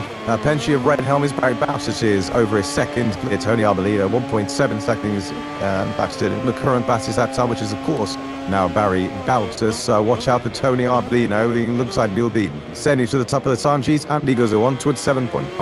2-9 from the Italian, that's more like it, but of course, very early then. So they put us to a Varane, and none of a pre-session favourite seated 8th place, but some 2 seconds off the taste of the moment. Trying to keep an eye on Leighton. Good state of Matty Gonzalez, who's in 30. He's been about 30 points, or till Indy's early laps, is to be a little bit more strength and all at times than only we will become accustomed to around such a show that like day. Straight time kilometers, less than 2.3 miles. You'd expect it to be hundreds and thousands of a second between this Moto2 field, which the longer it stays dry, might turn to be the case. For the moment, so the beast frantic boys in this frantic start to the session up, take your team all risks. Yeah, certainly so, and we know that Arbino moves the sort of iffy conditions into wet conditions as well. Real wet weather specialist is Tony Arbino. Lopez just lost down there in his second sticking point. That's what happened. This is the trickiest section so far, judging from TV screens and talking to the riders as well, to really nail. It's a tricky sort of blind entry into turn 10, hard braking, just up to you've hit the apex at turn 9, and then you book it right quickly into 11, and then sort of before it opens back up, and there's plenty of patches on the exit here for each turn 13 and 14 onto the pretty much corners on front straight. Out just then, is he going to go quicker? I believe he is. Yes, he is. Just is all in at fire. Lubo's top of the time. She's on the 95. The times at the top are tight. As David Alonso continues on his way. Good to see that there's no Gremlins following on from his P1 and Ace Alonso. So, yeah, an intention session from Alonso to basically catch up from what he missed in the opening half of this modern session. He both the outspower just takes a bit of time to get up to speed, man. Danny Holgado was only in 12th place, the second wood race. What here? David Alonso, he's now put in both full laps in this session same as everybody else, and he finds himself way down in 20. Dinamarca struggling down the back. He's down in 25th. He's 5 seconds off here, and he comes across the line. He's actually inside the 105, the second qualified. That's on at a mid-80s. It's in all with your supply test on the Ital Transcoators. And Joe Roberts, yeah, all Mac penalty to serve on Sunday. Anyway, and he's at the back to 7.8 Malone, and some 6 seconds back. Yeah, let's do that in the attic. Edges burn some of these riders. Gonzalez, of course, 17th at this moment, still just behind Onchu had a bit of a moment there on the front end, didn't he? In 2 turns, and this is 11 and then now 12. The texting in on the power as soon as possible.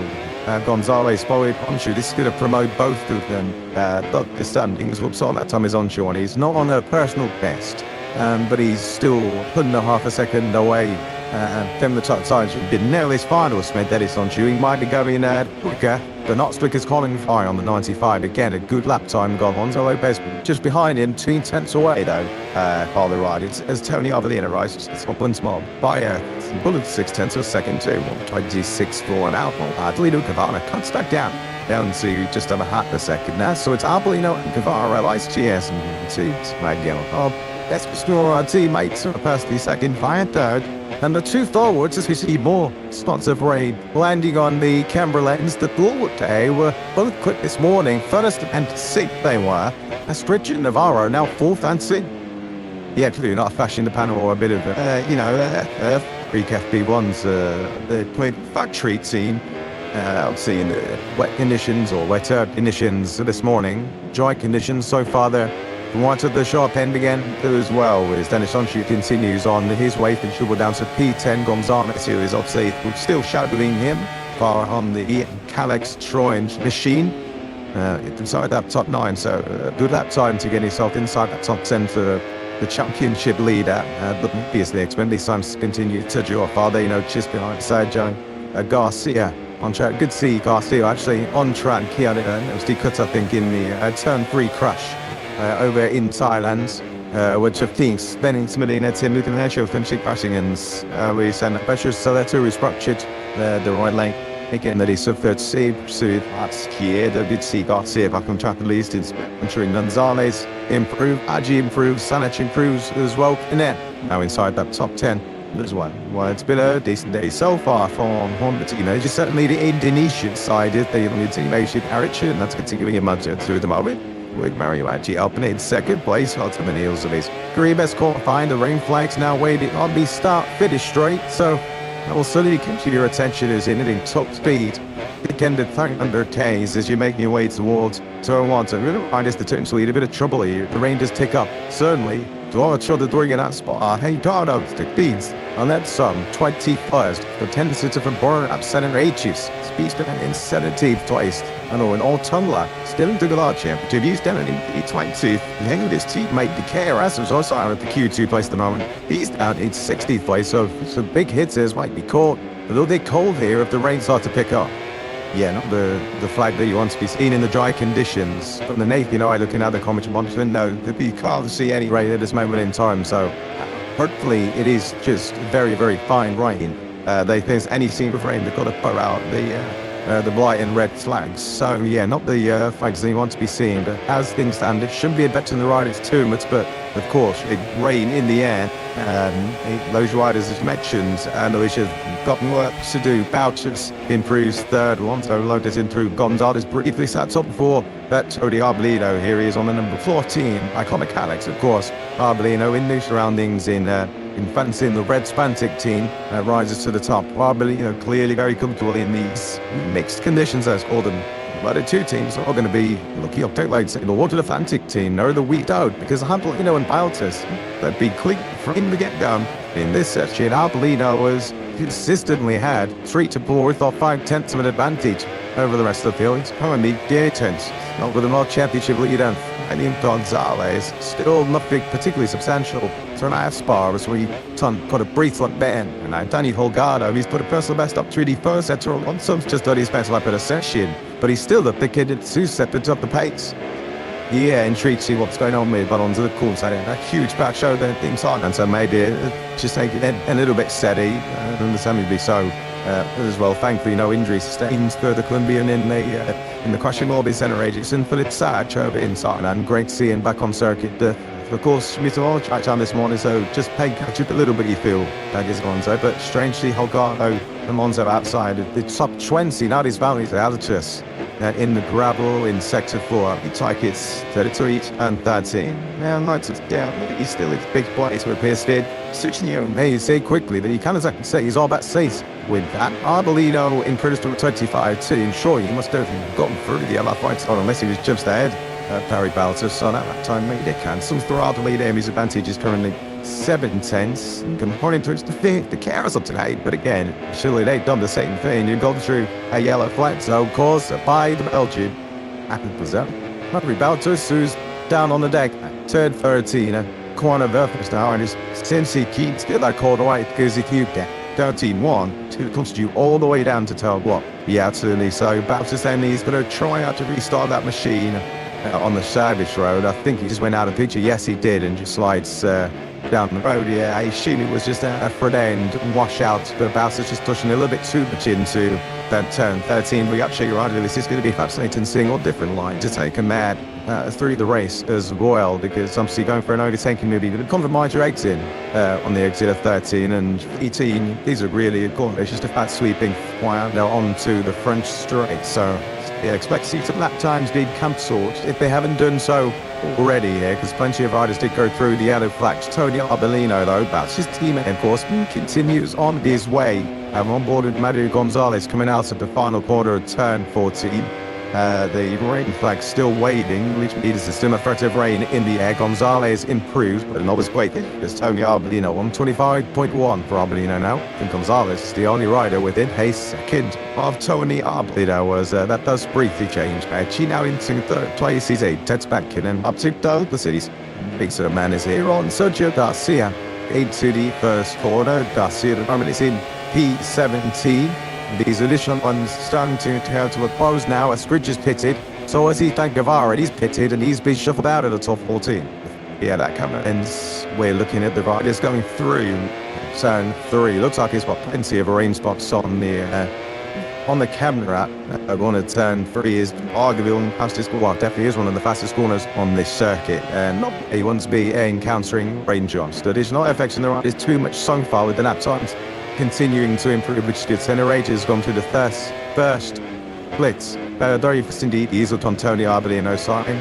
Who else is going quick? Philip Sanat is also in such as well. The plenty of grey centres now. The initial rush in this session has just calmed down slightly. He is losing plenty of time in that second stint though, so he might improve his time and he might obviously with the gaps so far as seconds, if you're under a second, you're currently inside that top 5, such as the gaps at this moment in time. So Aegis could still propel himself away inside that top 10 with this lap time. The initial sort of get out there and get a lap time in has just settled down some. Is that sort of balancing act between the riders learning, understanding the track, and ultimately the best of these Pirelli tyres now starting to drop off. We're starting to get into that phase and Garcia does improve of effort. He's out to and lands all those tyres, so not far off half race distance. Race distance on them, but in Moto2 will be 26 laps, so he's 3 short and half race distance, so you're not really getting the very best. Yeah, and explosive quick behaviours from these Pirelli tyres. In this current situation, of course, now with their change of tyres, they'll leave further stems. Didn't take it yet. Arbolino on 125.1. So it's a couple tenths over Mario Gonzalez, and then it's everybody unsurprisingly led by Mario Aggi and Ethan Guevara is now have been had band 126.2 cancelled, which would have put him up beside the Tom 7, Julie, for those yellow flags. That's why he's wiping the sweat up his brow, knowing that at the moment he's heading to Q1.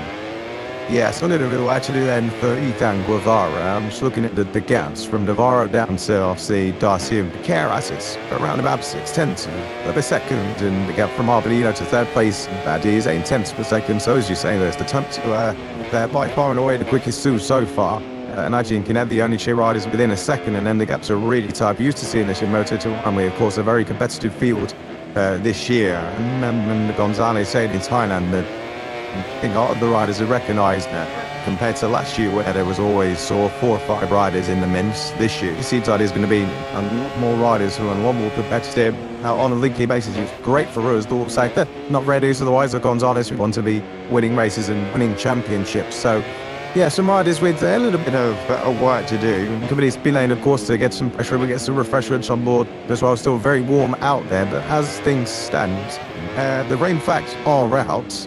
From what we can see, there's a heavy rain coming down, which is obviously still good news, but there is fetched rain in the air, so they don't want to be in the box for too long before he wants to head back out, and that is exactly what Ethan Gabari is doing. Yeah, so the riders who suddenly need to get involved, pull that thing around, use whatever guy they meant to buy important Han, particularly Gabara, second World Championship down in 17th place, and I mean, also 22nd at the moment, 2.3 off the pace. Roberts has improved, but he's still 3.5 seconds left in 23rd place. Let's know what they've been. I think the Speed RS team, so at the moment, Dennis Fulcher's 26th. These are 29.2, 4 seconds up the pace. But having 29 laps. This Toyanya circuit, there was something ticking on him. Chernstein Obientis, 28. And it wants to do a T8 1 singing. That would have only Totti 10th in the Moto3 practice session, which just concluded. It's just to guilty said. After the Tiger World Tour, it's plus the weekend of competitive on all 3 days. He's not been really resembling competitive at the moment. No, you're going to feel there's some sort of issue down there for Chelicina. Vietti, it might not be the conditions that, he's synonymous with in being fast. And unlike, of course, Tony Arbolino, for example, that, there's no way he's 5.6 at 6 seconds. So on a regular basis, in these sorts of conditions, so intrigued to see what's going on down there on one side. The HDR Speed RS team, Monchi can sort of give Dennis Bodger the D in down seconds off up on a Moto2 like first time in a couple of years, surrounded by his Batman competitors as well. So interesting times for the SC quite fast, of course, being back to injury, so that's forgiving from Fuentes on CB, taking it nice and steady and not trying to make any sort of mistake. Getting pretty close this is through the fast concern 3. Arbino just running smartly wide. I don't think he was sitting too much, but on shoot just getting a little bit wrong. And there's some Italian and Turkish hand gestures between the Spirit Bike is there. Blaming each other for running wide there. But in the fiery temperament, this is fair to say, aren't they? Tony, I believe he else it now. That is the pussy thought of it. Don't worry, Tony, the Mulberry, you are perfectly passed it off to make your way through to Q2. Of course, given the evolution of the track, rubber going down and starting out the Mulberry, and such a COTs to take their seat. We're back to the takes with mud all over these toys. Started with around 25. What is even quick enough of our leaders get through to Q2. So it's up into Garcia, and is it in the win? There are 9. There, the ends are doing right when the next corner is very much a hard left. Yeah, that front end was very, very close. Properly given away there. Garcia did well to stay on that machine, and of course, as soon as you get into the day, you can see now just picks up a load of mess on that joint coming. So big moment with the Garcia, and you'll have been a bit shaken up by that. But thankfully, he kept it upright and brought it back to the pits. This is Mubarak, then we're ticking back up. Tommering now he's just inside the top 20. P19 for Buvaris, continuing to stay dry here, but this is an important few laps here for Bubara. 1.4 seconds off, turns into 1.5 and improves his time, but not positioned. He's got around about 4/10 of a second to make, or he's going to want to penetrate that top. We'll see. His teammates are about to right base, trying up to be third twice actually. I beg his time. I was through the bottom of the standard sweeping. Albert's up around 8, he's up in T3. Further on the 125.658. We sit in varsity to Jack. It'd been our gear up show on Thursday. How we discussed it going to top bracket down around GP. The rookies might well have a real opportunity on the level playing field, but it's presented by a brand new kit. We saw already held on Saturday in Moto3. We've got Ferrantes and Tequeras, 2 rookies up beside the top 5 with half of this practice session still to come. Yeah, very treating sort of top end the timing screens, isn't it? Certainly hasn't been in P1 I'm no podium since Boston last year for Tony Arbolino, so it's getting on for pretty much a year since we've seen Arbolino in their top. You want to assume there, of course, it's only Friday afternoon, not getting too carried away, but probably, impressing, of course, championship in second. But then, as you say, Ferrandis, Danny Munoz, of course, has a podium last year at the Catalan Grand Prix. But he's yet to make it a regular appearance on the podium. The Keras rookie Mario Aggi had an injury season last year, but of course impressed in time is Screeger there for the Kuhn Racing team as well. Then you put some heavy knitters down there in the sort of bottom half of the timing screens, Ethan Guevara. A very important outside, and now for Alonso as well, both of them get it inside that top central port, and that time still a long way off what Tony Arbolino is doing, but much better than Nicole Terminisigan. So he's also learned 80th soon now being bumped down, and just to underline how quickly the goal towards Terminisi in a session like this on a brand new circuit with everybody down. Morning, so he just Gibblich hasn't been driving much of this from this Friday here in Toyanya. Under Barry Bottas, where he looked in fifth place at the time that he crashed, he's been shuffled all the way back down to 17th place now. Fire and Onchu also very took on his session. Then 18th, 19th, he has Summer's bank, but on sort of one session, even though it's been a session was been on the verge of being wet throughout. It feels like if he stays dry, you're going to want to go on the racetrack in that's a couple of minutes. That's what the fastest lap time's going to be set, whether to be team. Yeah, so it's Ethan Guevara and Alonso then going even quicker on this next time around. Championship leader Mario Gonzalez hands my counties. Sitting pretty for now, 2 tenths off some spotty. Alex's Screeger a moment ago just improved to get within half a second of the top time. Guevara and the ones are just losing touch in that third split. I don't think either made too many mistakes, so Arbolino really has the third split pretty much nailed so far, that this should improve for the number 28. The podium finisher last time at Guevara, and it does up inside that top 3. So good string of laps, an important string of laps, as he encounters a bit of traffic going down the ancient turn 1. Alonso not quite improving that time around. In that third sector where Arbolino's making his time up, takes you through the sort of right kick at 8, through 9, and then into the chicane of 10.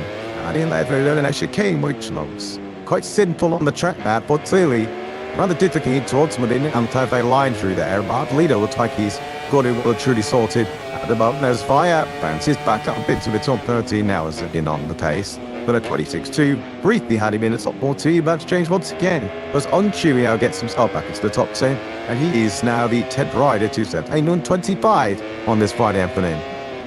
Yeah, so the times then are closing in slightly, and as we see David Alonso on our timing screens, it should pop up to the bottom of your timing screens soon, and is over 2 tenths, and there he is through the second split. Now he's got that third split. That's where he was some other time on that previous lap. We didn't see what happened to Alonso, but let's see if he can try and hold the advantage or same in the margin that Arbolino has. In that 30s now he has improved, so this should be taking the number 80 to the top of the timing screens. There is still rain in the air, but clearly there is plenty of grit out there and to be made for the number 80. A little bit out of shape on the exit 14 on the rear end, but it shouldn't cost him too much time as he crosses the line. I know he improves another 4 tenths of a second, so absolutely nailed those third and fourth space. Alonso then, goalposts the goalposts have been moved. 24.378 taking that. Says there couldn't be an 8 tenths player now. That's also a very through different stadium, hasn't he? We with that one. A 25 party is now only Arbolino with a second of hit by fastest time as Vaya now takes 5th twice as he continues to chip away at the sort of last sign he needs. Arbolino is in the process of responding to Alonso. Postulac and Avon Toddy pulled 3 down, so pretty key not 2 points to say Trevi fell into him on Friday. Yeah, exactly that. Again, that's early doors. He didn't manage to do that over in Thailand, and ultimately that cost him the rain falling, of course. In the latter stages of that session, there's absolutely a threat to do the same happening in the next session as well. But so far, Arbolino does improve his lap time to that close the gap. Alonso Lopez, you can see on the 21, just behind Arbolino, improves again, but no one still within half a second of Alonso. Everyone looks like, everyone in terms of the top riders look like they're gaining speed in the final 15 minutes. Alonso trying to go again. Red's second split, but just great through the third split. He absolutely nailed the full split last time around. So, it's going to be interesting to see if he improves on this lap. But still, it looks like it's going to be quicker than everyone else has gone so far. So, Alonso 124.557. Plenty good enough to beat P1 if he didn't set the lap time around. Alonso then 2 lap times. Looking good here is the Colombian in these changeable conditions. Vietti is now to be Moltana last. He's up to 24th place now, but he's on a fairly solid black half around. Vini is now to number 13. The Speed RS Boscastoro, right behind his teammates. That is Fulcher, bring number 8 there this weekend as the substitute injured. The net set true buggers this morning on following the MotoGP news across social media. People in that re-injuring, reflecturing the like that he broke in acid Moto3 last year, which is why he's got the number 8 to Fulcher in his place. Vietti on Jib 17 now. He's been a bit of a slow burn down in this session, Vietti, but he starts to get the hang of it. Yeah, I decided that will be a good one as well. I'm intrigued to see what that first bit is, because he got a great, nice bit of switching off his teammate. Then he spotted down into town as well. Hey, Gardo.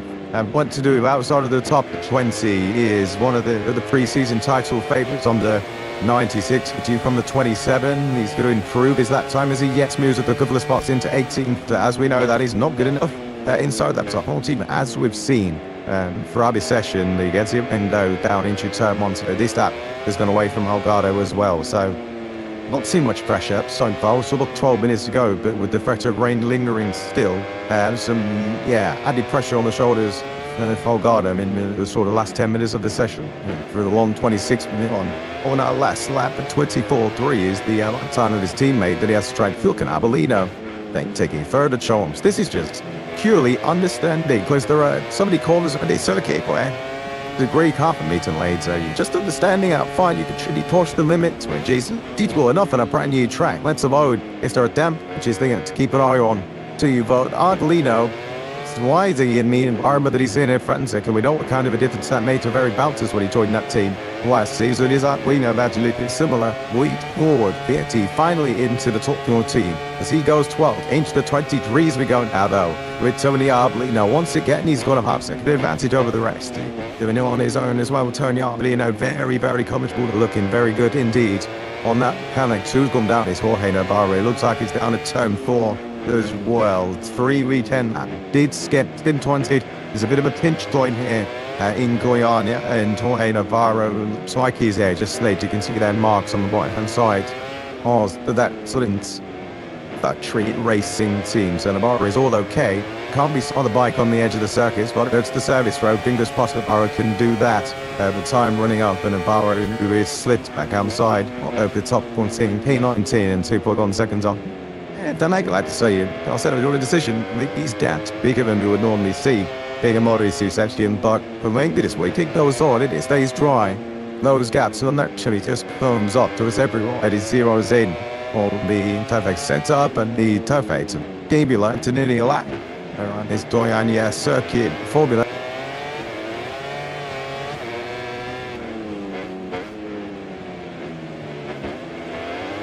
Teammate in the running per sector with a further second in the second sector. Yeah, so it's across the line now, which of course he is, and he's still going to go well inside that top 10, but he's got to try and keep it under 1.8 seconds. He will go into the top 14, but of course if you sort of top 13 to 14 who are absolutely not safe in this session with still 10 minutes to go, so Holgado is going to try and nail this third and fourth split. He's lost a lot of time now again in that third split, so this potentially would improve his time, but not really the positions that he's going to want unless he absolutely nails his final split, where we've seen Alonso really strong on the other Aspar scene machine bike. Where's Holgado going to go? He stays in B22.2 seconds, so yeah, no ideal so far of Holgado. Clearly not enjoyed himself as much as he'd like. How are you going on this afternoon? There are a lot of tensive and concerned making Dakota roll there. Just the white of the teacher for into ninth by champion of course, and now the team manager of the Aspar squad taking up that way to bus. Cheatable Soy made his way over to me assume take another Raidens in fine fashion and spawners record of success hasn't exactly stayed away since Chirol took the reins have been 12 down squad. As the Holgado is trying to again make turn the rest. Let's see if this considers a little stronger this time. It's better to top the beam. Any moment now, and once again uses the decade of a second 16. Well, that takes in turns D5 and 6 of these to 2 Aiden's midway through as I've said. So in the station, 3.5 orders really. Holgado is head between man time to his teammate. Yeah. literally see where obviously turn 4 is a tricky uphill right under maybe is there, but also turn 5 is a fast left kink. So obviously the likes of probably, have got pretty much the whole circuit. I think sound pretty nailed. Oh God, I just hemorrhaging time, losing so much time as the lap continues to go on. 1.7 seconds through the third split. If he could just make up a little bit of time, he can punch his way into the top 14, but he isn't. 2.1 seconds off. He's only chipping away a tenth of a second in the lap here. Algardo, this is not going to be the last thing standing. Still stuck in the 126s. He needs to be in the 24s or 25s. Getting us all through to qualifying 2. Looks far from a comfortable lie, does it? For the number 96, third aid at the World Championship as we stand up to just half a Grand Prix, as you can call it in Plant's terms. Back in Thailand, bounces back on track there up Denny's thing, but turn 30. Though he won in the session, and he could thank Geordie's teammate back in Q2. Yep, up to then important lap coming up. What is the gap set? 1.6 seconds to playing with, so it bounces but all this to line. You will be penetrating back into that top 14. He's got no selection to play with, so it's all about getting a great one out of 13 and through 14. Bounces just misses out on the top 14. The 26 seconds off. He's not too far away, but he's not close enough. Yeah, in terms of what it's cost him in terms of mileage, he's done 10 minutes now in this session. The busiest riders, well, the busiest rider is 30 odd choose, done in 20. Some most are the busiest riders have been up to this session of Senate Majors now. Practice is way up into 30th place, just a little point before, yeah. I mean, it's always the case in Moto2 because it's already competitive riders, but there are going to be some tears in this session. Some riders are not used to being caught by more. Yeah, I think I saw a plate racing scene rider in the gravel down there, and while he just put back on the circuit, I believe it would have been a screech because he briefly stories time can look saying he's promoted himself to P4. We'll try and get a replay. And he's still on his bike. No elephant, of course, as well. But yeah, slight mistake then. Heritan, who on board the 8th angle bar, accused immediately running up to the rear end of Adrian Huertas as Huertas sat out to the on the exit of turn 12. Gubara, of course, as you can see, has slipped back down the side of that top 14. Yeah, there was the representative John team, Aspar team managers in your clip today, Mrs. Troll and Desoy. So, Chavastino Vietti, who will be looking to try and put a smile on the rather concerned Stacey Shaw, and might be called Luca Postastoro. Down in 10th lane because they're not red cheesing up past Vietti in 9th, and Dennis Fulcher's back in the field in 28th, but yeah, she can give me on time, given that he's a rather last minute substitute for Luca Menetta. So Vietti now makes on to this, and in kilometer as near as make the difference, making straight and trims further. B2 9th place is the number 1 team, 22.870 via news. Very easy to use with Vietti on outside of tower, left hand side of the streets. He now goes up into the top 8, touching Vietti down to 10. Yeah, we did it first or last time getting infused with the Defiant and Vietti at the time in Spoon, especially when they're together. Manny Gonzalez, we enters the fray, whereas Gonzalez inside that top 5, so did the hard work, heard he won in essentially Gonzalez, so no real pressure on the shoulders of the championship leader heading into the final 5 minutes. Same can't be said though for Ethan Guevara. He's got Mario Aggi, I think, just about of the road. Park won't make out Bui's ahead of Aggi on the road, but he should get a decent load of slickstream coming into, also the course, it's just 13. Flicking Ryan and try and stand it up as much as possible. Dodge the wet patches and then get the power down. Then try and get to the line as quick as possible. 8-10, so if you can hold up to the line, he'll be moving inside. It's not the same.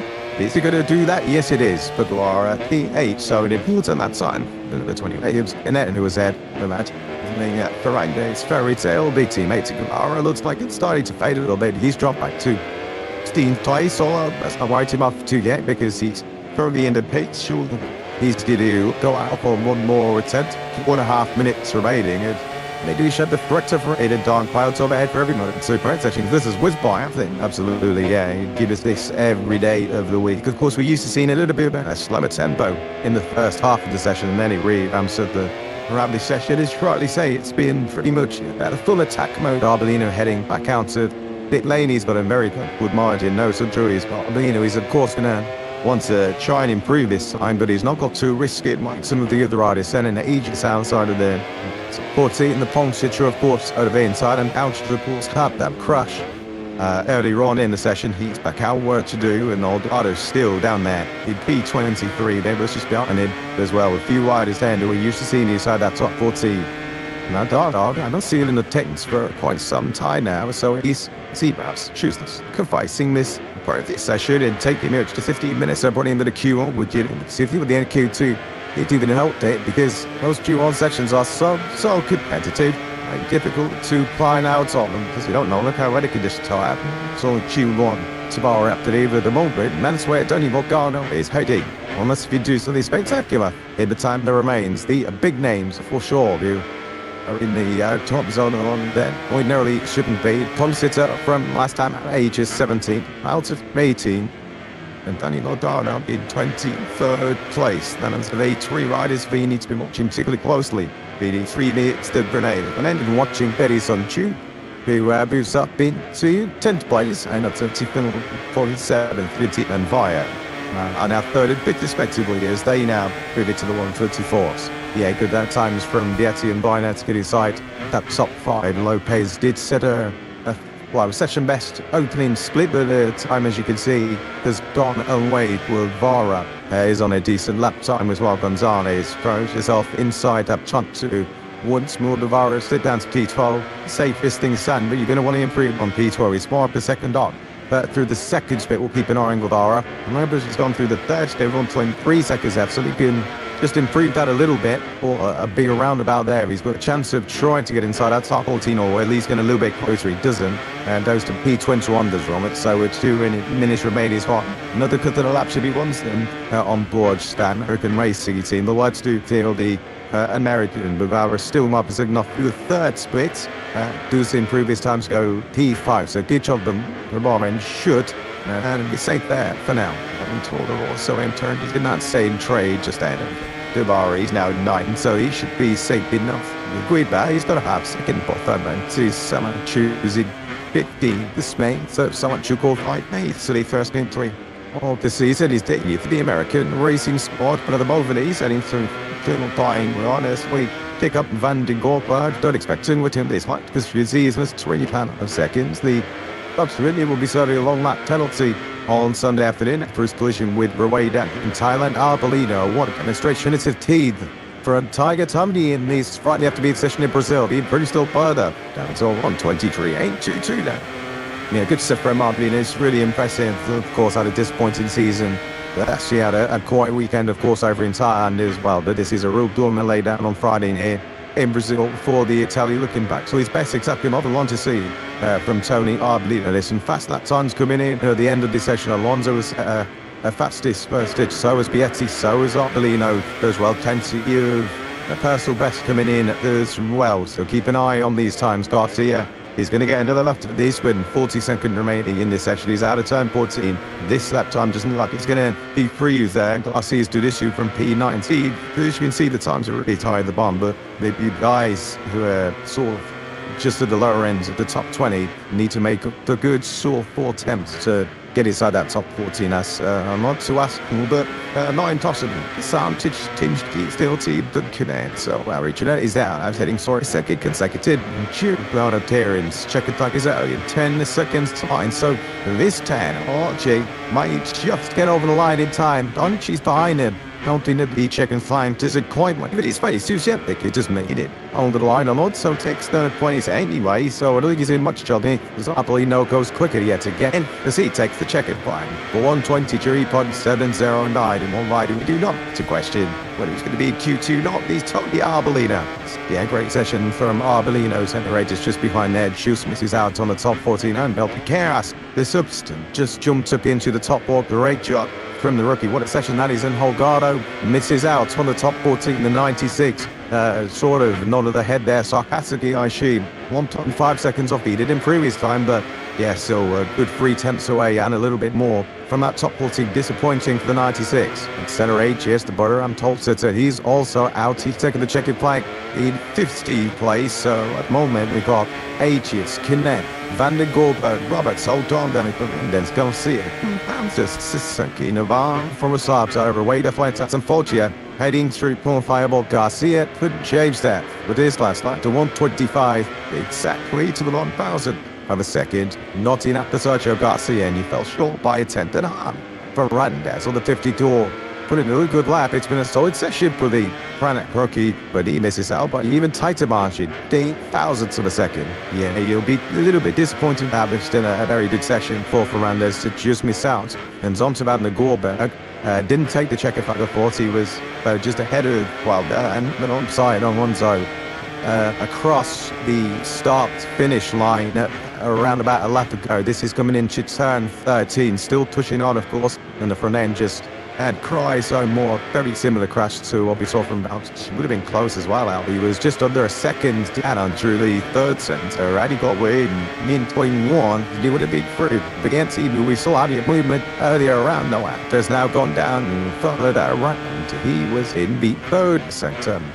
Was Stephen Bietti. So these another boys order in the session, but given how high the polar colour was looking earlier on, Justin Vinci was saying it was all the control. I mean, you don't be comparing me to Moto3 land tags. It was truly sick anyway. And yeah, over 5 seconds off around about 15 minutes ago, and yeah, safely inside that top 14 towards the end of the session. So something obviously not quite right at the start of the session into the LC Longina crash. It was some sort of issue, technical or mechanical, on that Boss Explorer Triumph, and maybe that was something to do with early on in the session. Who knows? It doesn't matter anyway. BSC is safely through, but no one really on a level playing field. Temi Arbi and Gonzalez just under 2 tenths away, but 2 tenths is a pretty large margin by Moto2 standards, so a real good session for Arbi, and he looked strong throughout as well. Essentially out against Vietti, who knows? Either way, it's all really damage in this session. He's safely through in 6th place. And a pretty positive session from Eddie Gonzalez. Once the Goiânia circuit had tried out, Manny Gonzalez, the World Championship leader, and showing us exactly what he's second quickest to fan today. But to an 0.17 of a second as Tony Arbolino, who truly dominated that afternoon session. And well, which can't string a full session or full weekend together at the moment. That's part 10, mate. That was the one, so has got itself up to speed. He's now through in 3rd place. It's the Toyota Danny Volgaren this time to have a problematic Friday practice in Moto2. Tony Arbolino and your fastest rider in Moto2 on our opening day in Goiânia. Manny Gonzalez is second quickest ahead of David Alonso. The pride paired place for Muki and Complicera. So actually split. Right, it's about Q2 perimeters and him ahead of Vietti, Nubios and Pete Van Provara. Pulled by a 9th of Alonso Lopez out to Screech, makes his way through the Q2 for the Ford squad. Unshu in 12, Altonla 13th, and Philip Somax denying Alberto Fernandez a place in Q2 by 4,007 seconds. So Gunju 1, the headline names, Ora Posita Senna Hagius, and 3rd in the World Championship, Danny Holgado, a rare Q1 appearance for the 96th.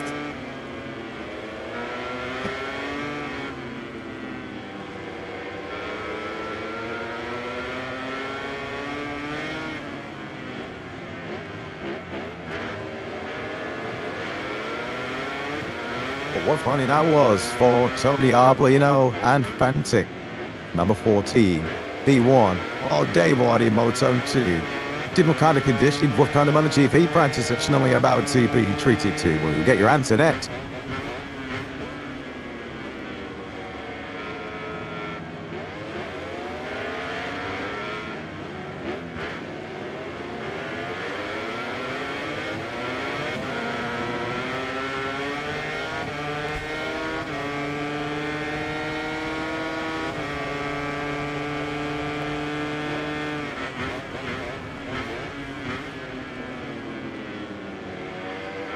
After a 22-year hiatus, MotoGP is back in Brazil, but Championship in 2026 is the 3rd GT in Goiânia. In 37 years, a track first built back in 1974.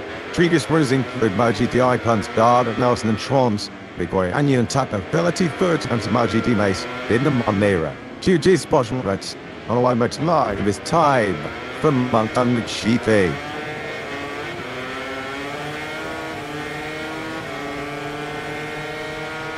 So the Moto2 international heads said level up 5 million.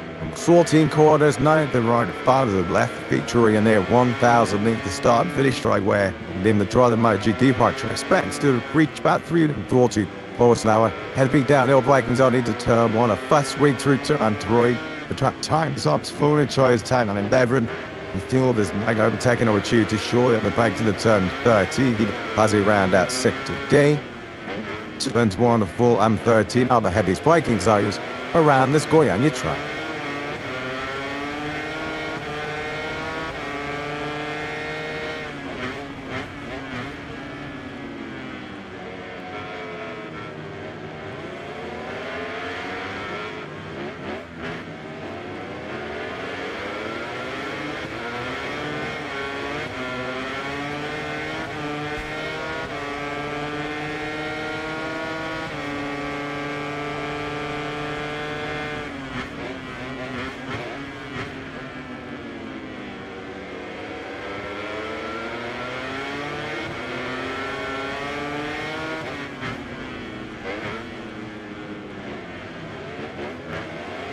As mentioned, with rain in the air, you are going to potentially want to get it right early to bank Calabria.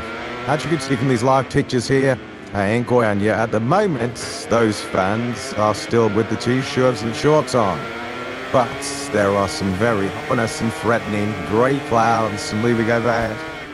There's been a few spots of rain falling as a few moments to go towards the tail end of the Moto2 session. Moto3 look like they might put the best of today's reaction conditions as they are pretty much a thing dry session.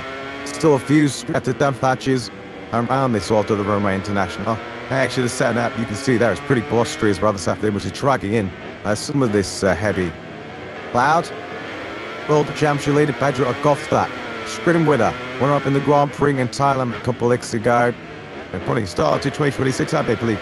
Factory KTM star leading the World Championship for the first time in MotoGP. And she was fastest this morning as there was sort of a mixture late on in this morning session of riders that have remained out on rain tyres after a pretty damp start to proceedings. There were a few riders, including Jack Miller, the Australian on the Prima Tomac Yamaha, second fastest to win. First out on slicks, no absolute any rider inside the top 10 this morning. It was out on slick rubber. We saw slick tail actually for Brad Binder, Ada Tringe, Anzarko, Pancratio, Diego Morero, Luca Marini, Juan Mir, and Fabio Flottararo. Yeah, that's what it's all about, really, as global world champion Jorge Martin just try to feel through all those spots away and looking skywards. It is pretty dark, it is pretty grey as we get set for the beginning of this crucial 60-minute practice in the company of Matt Burt and Lewis Shudderby at the commentary box. Jack Appleyard down in tech later is going to be striking his neck. Jack, as he looks skywards to see when this rain may fall. We were expecting some rain around to the 1:15, local time this afternoon. Thankfully, that stayed away. Let's hope we can dodge some of the heavy rain showers again this afternoon.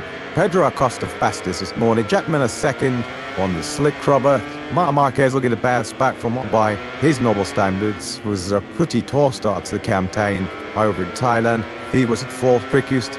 Lewis, you get the impression that this is going to be very, very frenetic early on in this afternoon session. Fast and furious on this Friday afternoon, make no mistake about it. And of course, the riders will all try to learn the track bits beneath them. Go barefoot, because my world, the only sky above them, the wind really taking up. It's quite spectacular to look outside a commentator's window, actually. The speed at which the clouds are now starting to move across. It's a headwind for the riders going down the main straight. The weather is coming from turn one direction and making his way down the reverse direction down the main straight. So that's what the riders will be looking, trying to understand what's coming in that direction and when it's going to hit.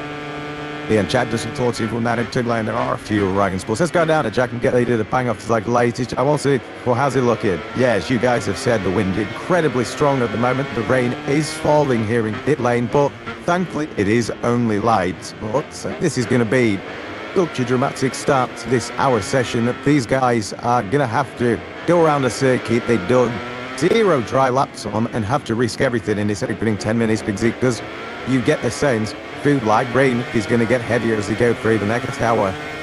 Thanks very much, Jack. Like I can full tail like the riders are quite keen to get on with this before the rain does start to fall any heavier.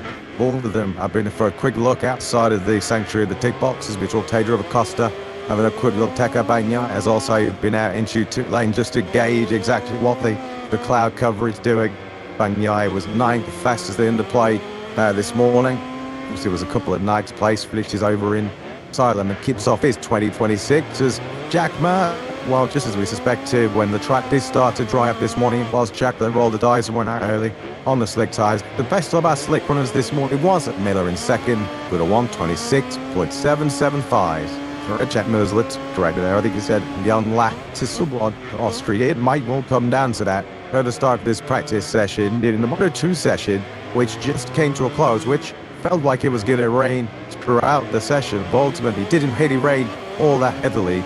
We saw a massive posse of riders at the five field washed out at the start of the practice session because they knew they might only get one or two twice to really put any sort of records to that time on the board. The shades about Saxoving race in 2014 when half the field started from the pit lane. I think you might see something rather like that in 3 minutes time when the red light here at 10 lane goes green.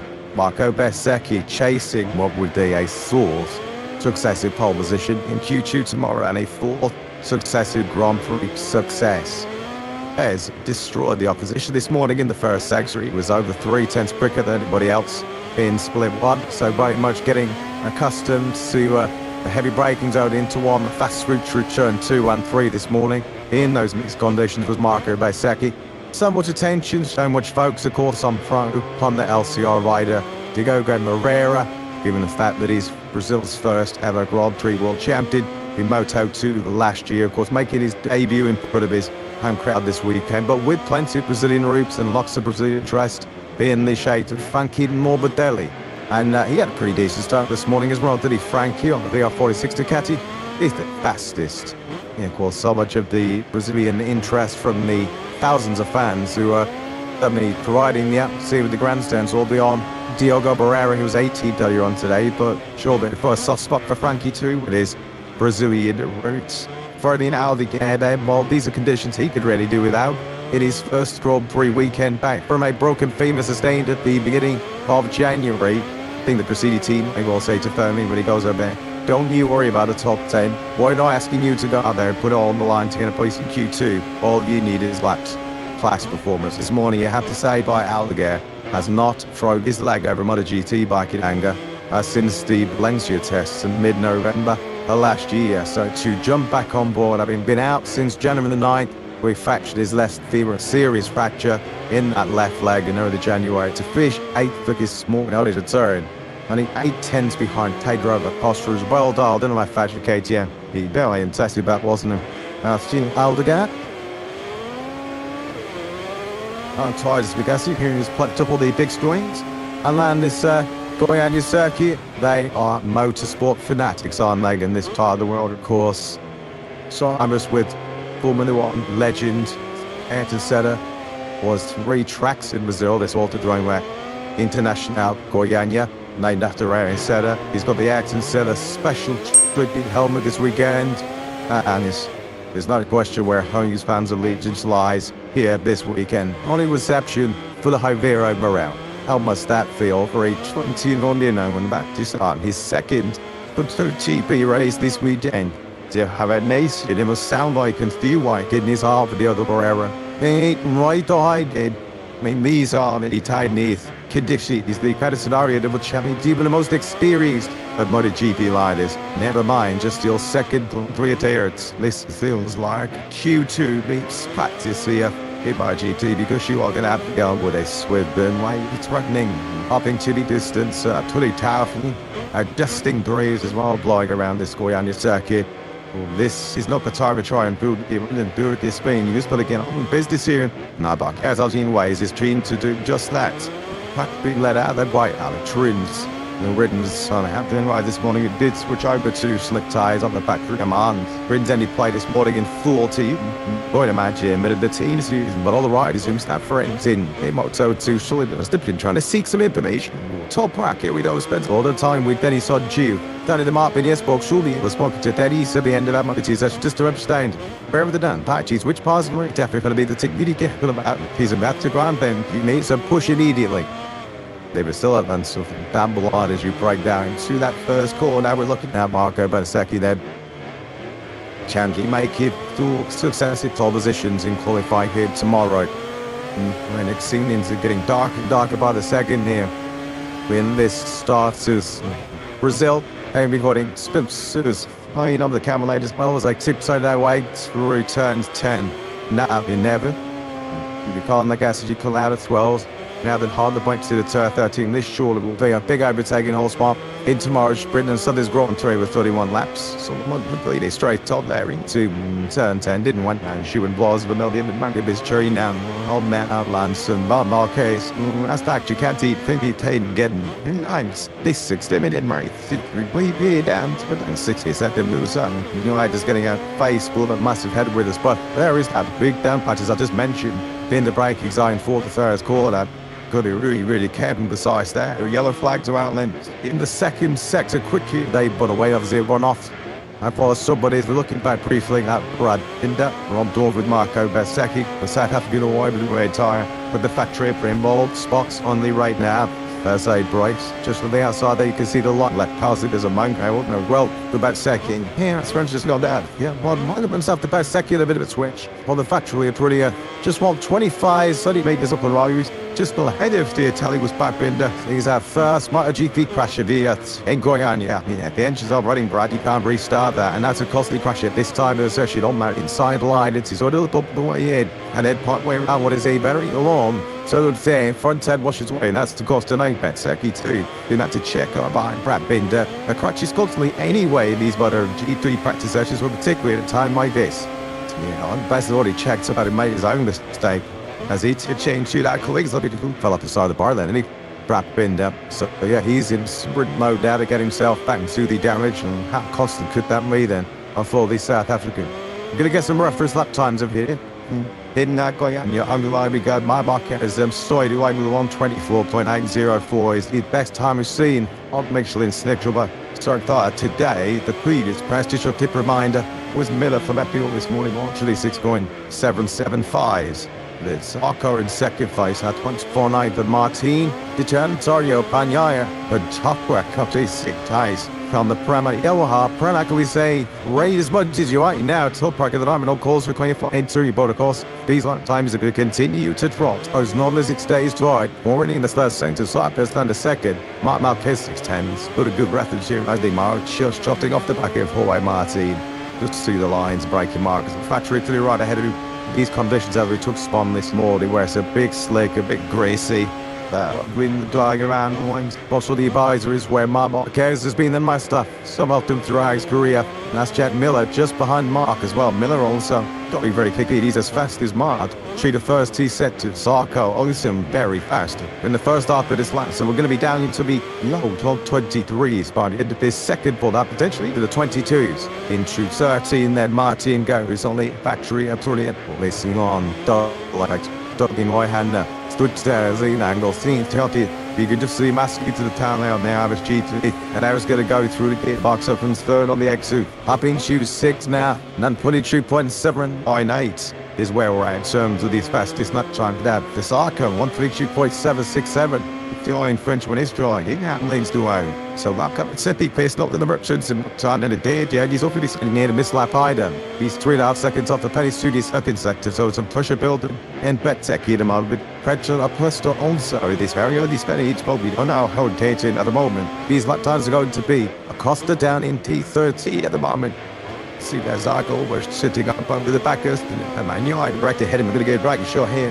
Have Zarko on that number 5, LCO Honey, you can just see that it's on board, camera up view, give me the proud back illustration just how heavy the cloud giver is, looping over this Koryanga circuit. That patches one day you get Siri on the exit. Just so cannabis, she's putting it through the eye of a needle there, isn't it? Around this near full coming to circuit. Okay, see which riders are taking greater risks, and which riders are a little bit tentative, a little bit cautious at this stage, because this is Bagnaia, tasked by sector times, where he just got powered up by Zarko on his way through the pit. His let's try and get himself down into the now run 22s. All spots are brave. The riders have got to try their very best, just to not ignore it. Take stock of it, but keep pushing. Just thrust the levels underneath the my mark, I'm going to line back in control of the session. 122.534 should be better. They're pretty quickly by Zarko, and indeed he pays. We're going to get a 121 very soon. The simulation suggested lap times around to 15, 116. And then the conditioning stops getting anywhere near that at this stage, but Zarco then back on top. Moreira, his speedmate, should have sought up to fourth place. But an excellent job by Paulo Ciabatti. And no wonder the Brazilian had already figured themselves balls here in Goiânia. So go Honda's first, fierce and thickly above it. Zarco, Marquez, Miller, Moreira, and Marini he took five. Then Marti, as we had a quite at Miller in third place. These teammate Todd like those also. Hot Q2 nominated seventh place. So the rookies on this level playing field doing very well right now. Miller's going to be out in he's not going to rue this crash, of course. He hashed the Mary Becks during the off track. So slip right on the outside of the circuit, and it just needs fun now. Mosh out there for Jack, easily done in these tricky conditions. And so he trudges away then. So second rider we've seen nine go down there. Binder and Miller's. Martin continues to Sean. Secchi check. He's up to 15th place now, but he's still 2.4 seconds off the taste. Moreno is on pole, but to potentially take it on the spot. Before they were allowed to be cheering when the session began, just wait for another 30 seconds. This would be awesome, couldn't they?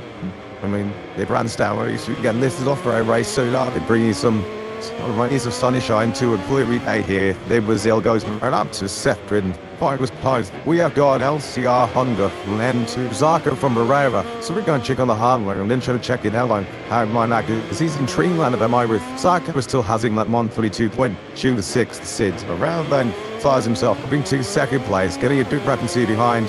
Well, it's experienced Honda riders. Luke Marini. He was so good at this in Moto2 as Moreira, just finding the right riders to tell on what to load for him. Dizzy was behind Marini and taking you'd burn around and it worked to treat for him. To Q5, very close actually to Q2. Ultimately behind Marini, getting in this practice session and Moreira down to 122. 355 beaten underneath the motor by Zarco. Talked about costly crashes. And Jack Miller was served on the previous lap when he went down. He's already been relegated back down to 9th place. This is another eye-catching displays now. Another stunning award, but it's just by Martin. He's more on the muddy once again. It was a Martin today on the brakes and he goes into turn 30. A little bit out of shape. See the front there, switching, looking to break there now as he goes through turn 14. Boy, Martin on course here then. Absolute T1 in this session. Underpowered about the start 3 try. He goes, yes, the first 121 which they get the day. 121.566. Bujan Thargo, who's going to move to go up both big time. And he does 121.257. The top brackets of figures hold every is just behind Zarco, the zeros, Ebed, Flamat, and Niamara. But it's Marti to tail when he had it kept to meet Martin is doing the end. Is meet the other pretty as doing. Bertecki's in 15th, about 16th, 17th, dropping down the order, but not to the bottom of the standings. Bertecki 18th, and the only 3 riders behind it. 2 that were pretty as Agura and Ralph Fernandez. So the Martin is the only pretty rider doing anything out now. So I can't like now, see how like he stole with it. He's just good. That's about me. So there's Moreira. Based Joe De Moreira then for it. Enters the same place. They're caught up in that turn of 4. Is proving to be the tricky corner so far, so Moreira, but he never even bothered, did he, to try and see Thanji was still relieved. Of course, most of these MotoGP machines have the sort of automatic safety cutout as they're on their side, and Moreira was just full Olympic sprinter mode that he would go to check the damage on that bike until his fate ensues. He was bolting to try and find transport back to the paddock. For Brad Binder, he's made over 110 MotoGP starts, and Chapman Miller's last week he's 200 and made that mistake. So I think we could forgive Moreira. He just accepted MotoGP appearance of making that mistake for Tain Washi. Then they made okay for 2 and 4. So we've now seen a KTM, a Yamaha, and a Honda on their side of that corner. Visiting fans out in source. No doubt Moreira is the talk of the town here this weekend. No question about him. Marc Marquez and P3 at the moment for the 93. His best lap's on a 121.821. He's one of 3 riders that's in the 121. He's just in now with that 121.8. Zarco at the moment, he's dominating the 0. These other 3 tenths player. That's Jorge Marti. If that was a Marti, Marquez, Marini, Razgat the Ogli, Suto from the Turk, and Maverick Vinales are the only riders behind Zarco who are within a second of the Frenchman. And every rider is standardly is out there on a soft rear tyre at the moment because this is almost qualifying a day early. And the time attacks of practice about 50 minutes early at the moment, but there's a bit of a change in terms of front tyres. We top time near hard front tyres. We've got some of the Ducatis, Bagdaya, Marquez, Mounts Marquez on medium front tyres. One with a Barrera and Diesel medium front until he crashed. Everyone else is on a soft front tyre. At this third situation, they're going to want that extra bite and extra grip they get from the soft front. Meanwhile, Saki still keyed down where the Maverick down in 19th place. He's 2.5 seconds behind Zarco's early blitz. I think they'll looking across to the Hoyt Martinez on really going on and just had what he's having at the moment. Thank you very much. As Marc Marquez doesn't push himself up into T2.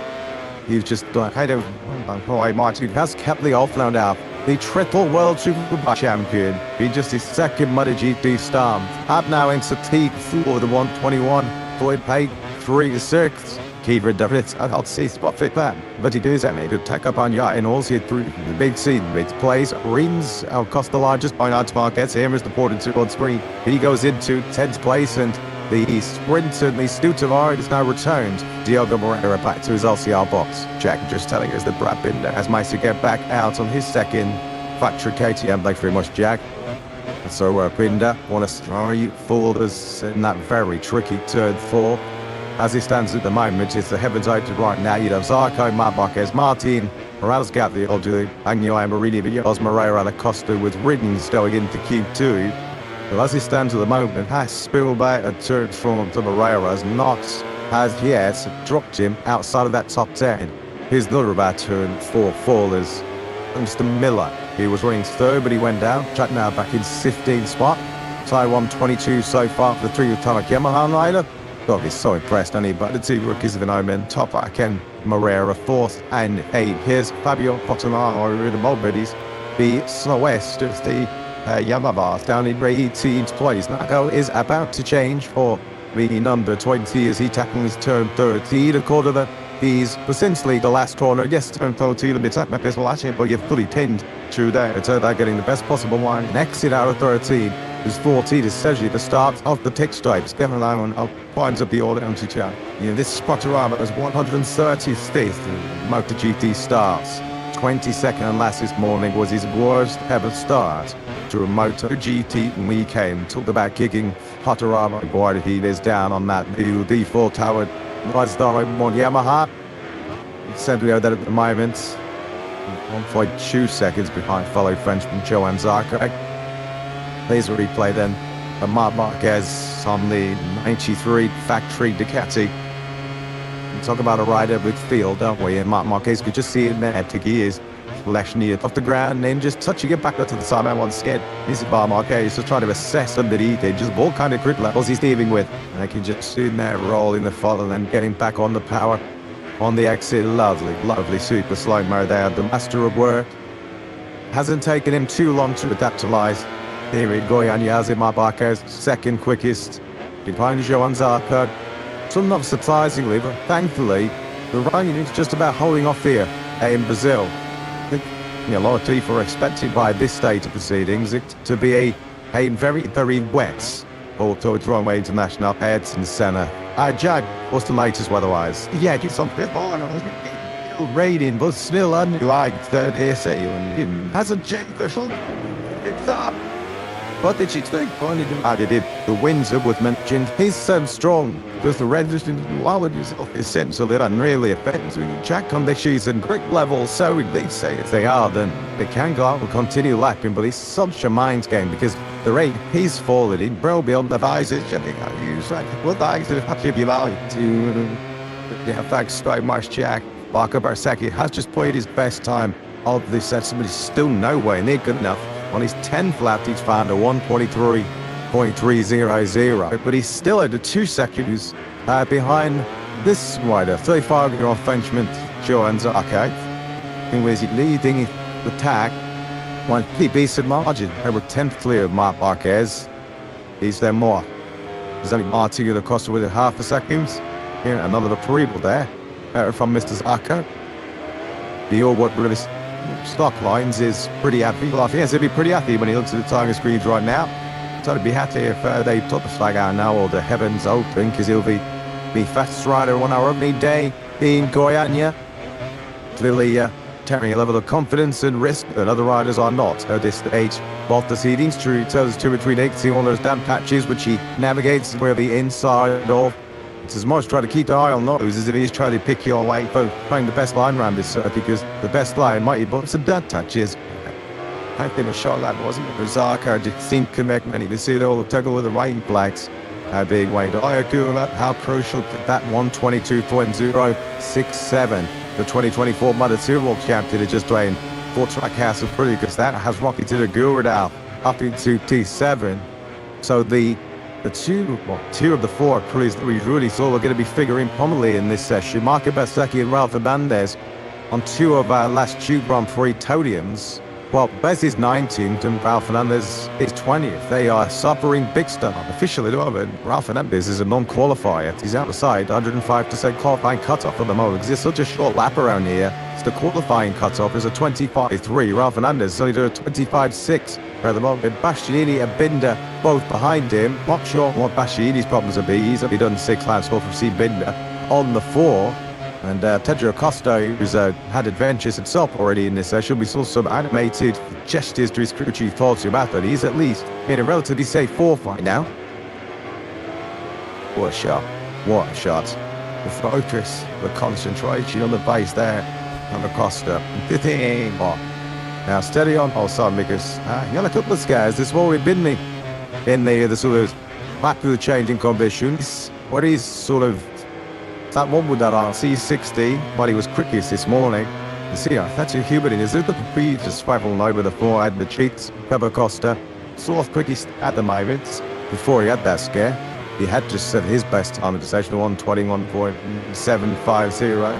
Past gap, the old dude still there in stress. Absolutely stunning.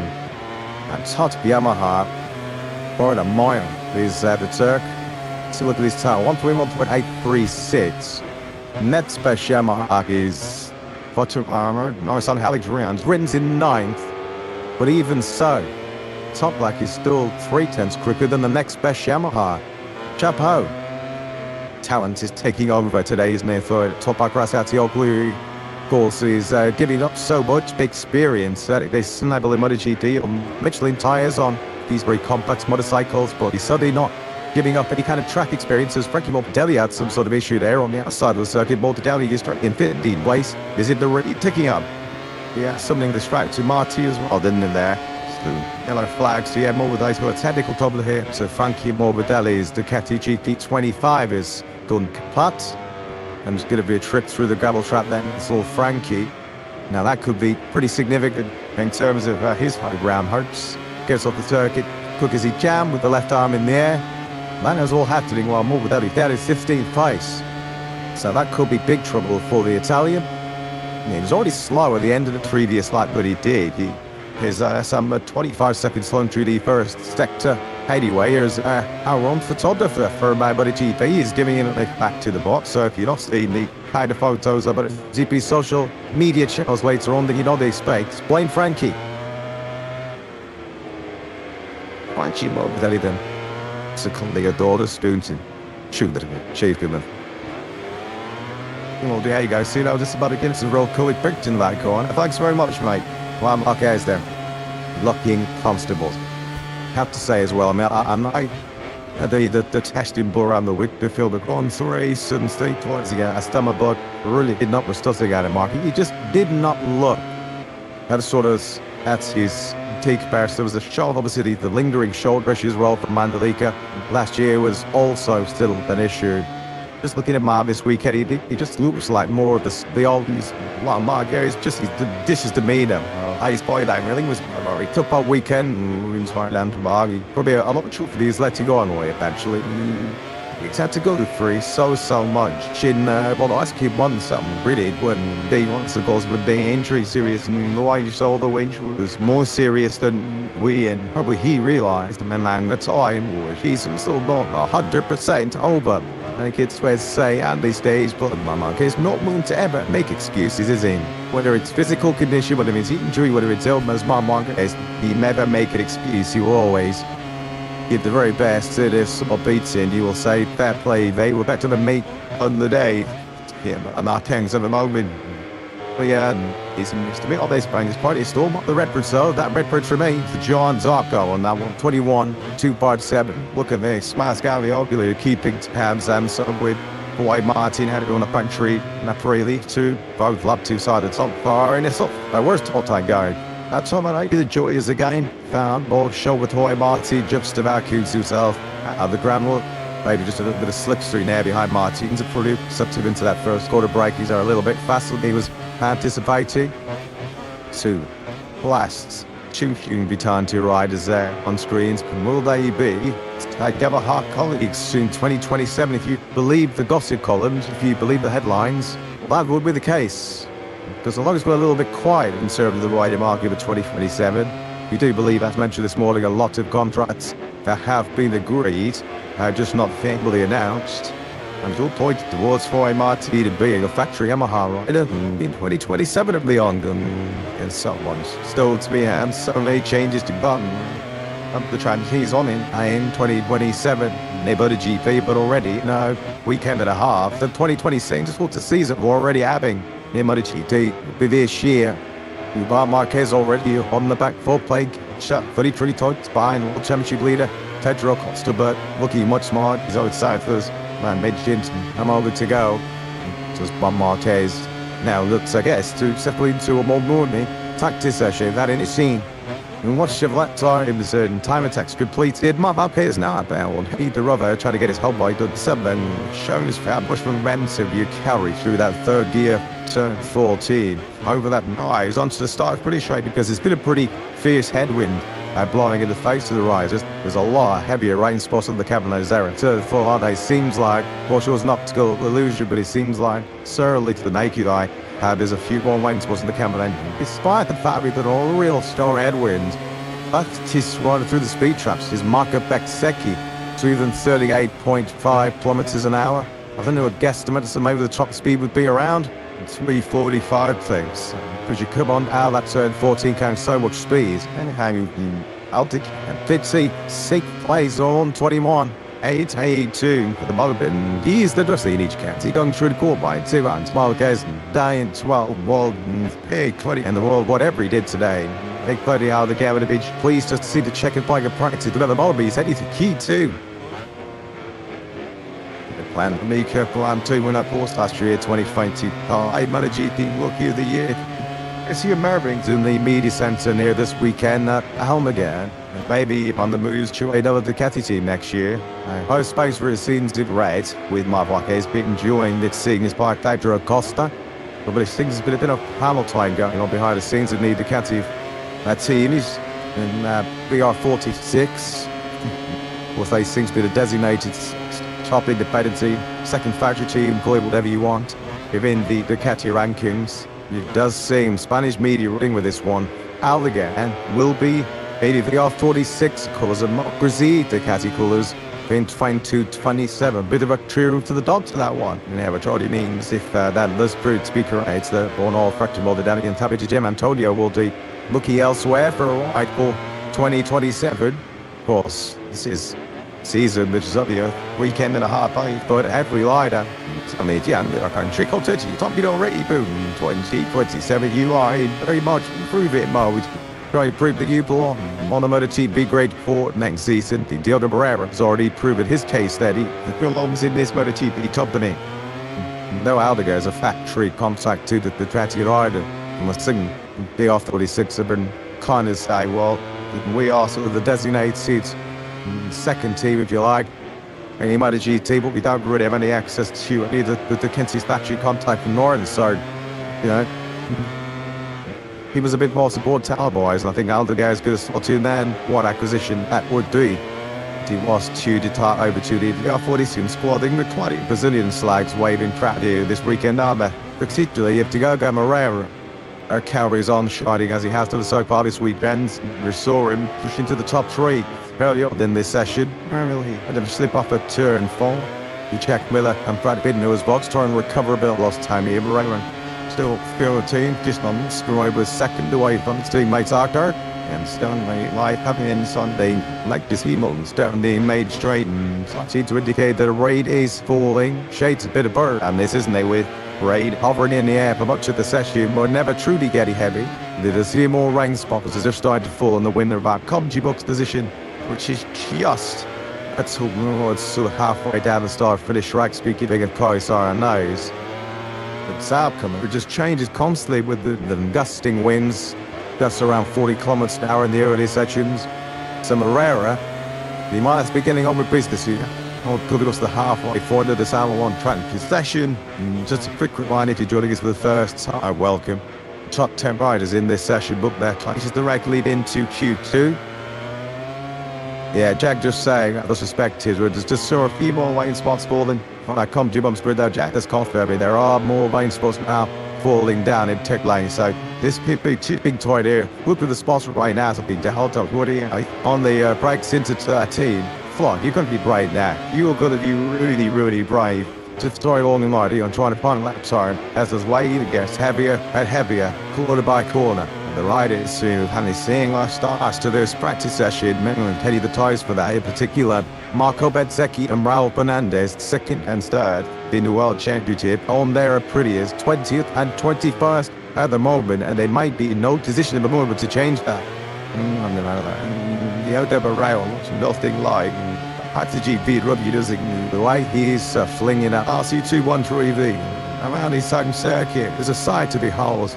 Absolutely awesome this. Through 4 he goes, very at the slip on at the start of this session. Quattararo, that said was something 121.965. Now that's a big rabbit pulled out of a big house as far as Quattararo is concerned. Up 270s front nothing.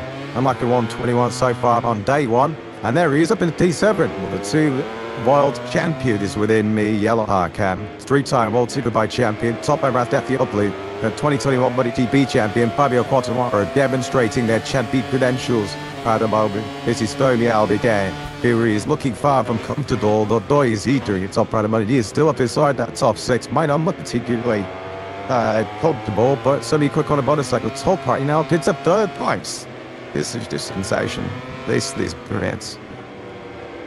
The Triple Ball Superbike champion, showing just why we've all been waiting so many years for him to test his wits, test himself, his skills, his talent against the very best in the world. Bascatli will do then with a 121.56 prize. Cheats 3 for the 07. Dreamer, I'm a Yamaha rider. That was his 16th. That he's been busy as he was top luck in this session. In fact, nobody has completed more laps than the tour, and he's getting his award from the harbour at WP3. Small base, the rain, and them guess at you circuit are a great level. As mentioned earlier, it's allowing wider talent to take over at 10 point. He's done his birds in that, and out of over 20 hours included again. He's done another 121.8 to consolidate 7th place. So the ones who tripped out to the top 10, Moini and Miller, who at 11th and 12th place. Alex Marquez, who up the on streets, back up into 6th place. So as to standard to rate disconnect, your Alex Marquez has dodged a bullet. Some shots further down the field, the VR4 is 16.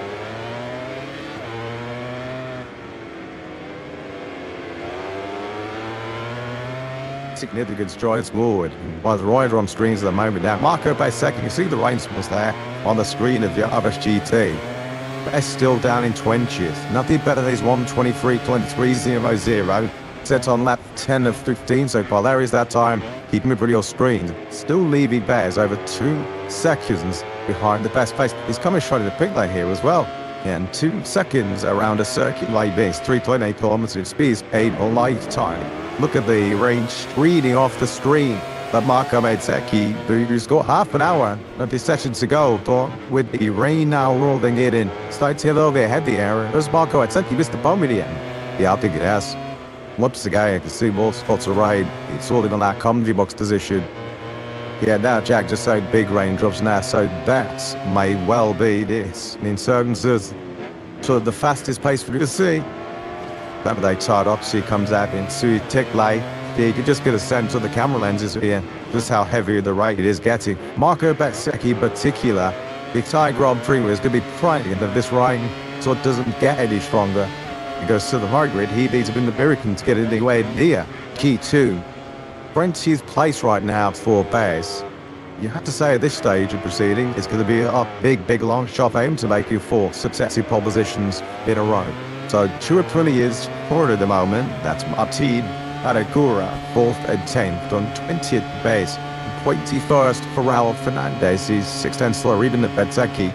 2.6 off the pace, but they're stranded at the moment outside the Q2 spots as the raincoats now over him are stowing on. And that might be the fate seals for the riders 2nd and 3rd in the MotoGP World Championship. Raul Fernandez finished T221 in Flora last time out. He's going to have some very elevated company with him tomorrow. So Zarco, Matt Marquez, and Vance got the old blue Marti, the Costa, Alex Marquez, Quattararo, Pavlager, Bagnar, and Agura. Good luck, KLS now. If you continue is down with rain here in Zildigas, they are in that all-important top 10. And needing some intervention from the Scarlet Fear, there's going to be Marco Bezzecchi. 20th place, nothing going at all for Bears. The top right, Rouse Gatli Obler, while take a bow. Absolutely palsy performance. Just look at that, lap 11, a 123.7, lap 13 down to a 123.3. And he just kept getting faster and faster as he got more confident and comfortable. Rouse Gatli Obler. So I'd be hoping that he's going to find himself in a Q2 by the GP session for the very first time. Well, one side of the factory at British Garage, enjoying their opening experience here in Goiânia. And it's that young man there, Roy Martin. And one setting on foot 5, Sib 6, strong last here. He's been in the mix all day, hasn't he? 7th fastest this morning. He did lead, of course, after he won for a period this morning. So at least one factory, a pretty rider, is shining under the grand gloomy skies. So the top 10 then, Honda, Ducati, Yamaha, Aprilia, KTM, that's the top 5. All 5 manufacturers represented. There we go, the Ducati of Alex Marquez, the Yamaha of Quattararo, and then Ducati's of Alberto Bagnaio, Lombard Aprilia of Ida Gura. So we did ask the question earlier in the season, how long before we finally saw Yamaha in qualifying 2? It turns out we didn't have to wait that long. But we said he was pushing, we said he was all in, and we said he was all action, and Diogo Moreira proving him once again as he likes up that rear tyre. Oh dear, crunch did cost him dear in the end, didn't it? But Moreira very nearly had his second to the collision and the very insane corner. He was in the top 10 and looking good when he fell at so forward. That's the tendency in a session like this, when the weather conditions are changing, you're not quite sure when that sweet spot's going to be, when the best of conditions are going to present themselves to you. And if you're not in the racetrack at that moment, it can cost you a place in qualifying 2. And unfortunately, on what has done quite an impressive day to Diogo Moreira, it looks like that crash has costed. When Moreira went down at turn 4, when Miller went down at turn 4, and when Binder went down at turn 4, first thing that came into your mind was how costly could those crashes be. Lots of waves and are tying heavily in the moment. There's none of them going to be in Q2. And Rilla tried his best to salvage something, got it down to 122.130, but foul to this stand right now is just shy in. Of course, he was in the top 3, but he went down early at that stalled corner. Up in the 70s. But what on earth has happened to Raul Fernandez and Marco Bezzecchi? I mean, Fernandez struggled big time in this morning sort of mixed session when he was 21st fastest. Trooped like 2 seconds. He wasn't the close of play the Pedro Acosta. And once again, it was even worse as I threw the gap from himself to top spot.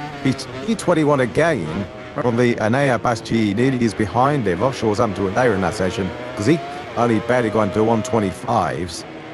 The Raul Fernandez 21st, 2.2 off this morning, 2.6 off this afternoon. A wave time behind at this level in MotoGP. Of course, it's not been a particularly stable day weather-wise as this session is proving, but either way, it is insane for absolutely everybody at the moment. People the likes of Bezzecchi, Raul Fernandez, and Bastini, who are so far up the pace. They need a major turnaround tomorrow morning to get themselves into qualifying 2. So 25 minutes for this session remaining, which is a long time. But as we think back to this morning's session and how long it took ultimately for the track to go from damp to fully dry, you do wonder whether there's any hope of these runners outside the top 10 and maybe any improvement part to perform in this session. Surely it has to be. Top Frank Raz Gatli Oldley, Freema, Fatback Yamaha star. 3rd the fastest before the race started to get heavy. Let's get the thoughts of his boss, Gino Bolsova Jack. Yeah, even with 25 minutes to go, you get the sense of this game over here in terms of attacking the top 10, which on one side of the garage, we'll start with Gino, is an incredible result. Top right, just showcasing to everyone the talent that he's got. You must be over the moon with that. Yeah, for sure, everybody nodded massive that in that year, and with his condition, he is even more impressive because he don't know how to ride a bike on a race condition. He's actually the first time for him to understand a bit more how to use the tire, how to use the electronic. Again, seems so it's on the other side, they have improved that on rain condition compared to last year. All this being said, had bias to make the finals for top bracket. Have a talent.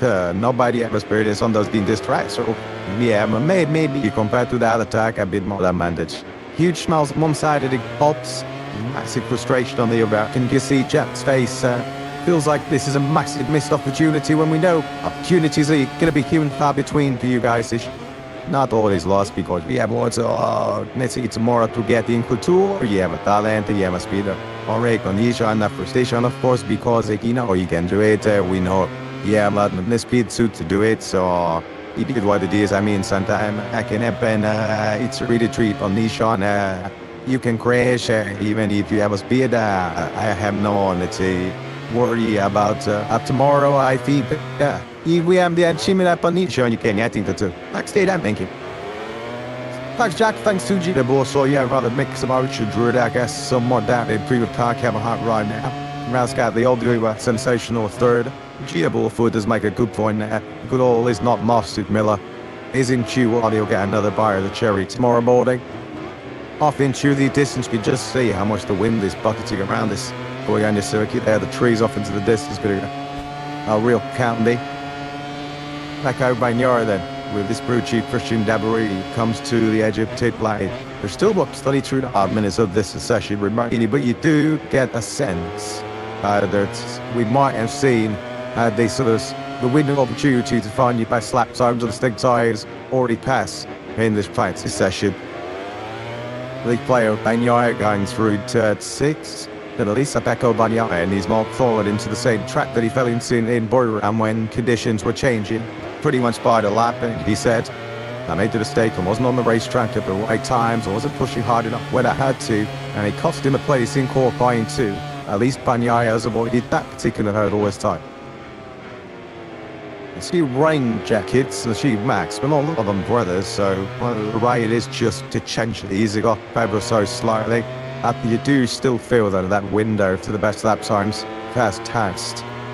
With massive kudos to you this year, rider. Serving Aldegan Ariel, chat with his Trucci Frankie Carcetti. I mean, we keep reminding you that he hasn't ridden a MotoGP bike since the Valencia test last November. He's hopped back onto him. Nick Headland back onto him.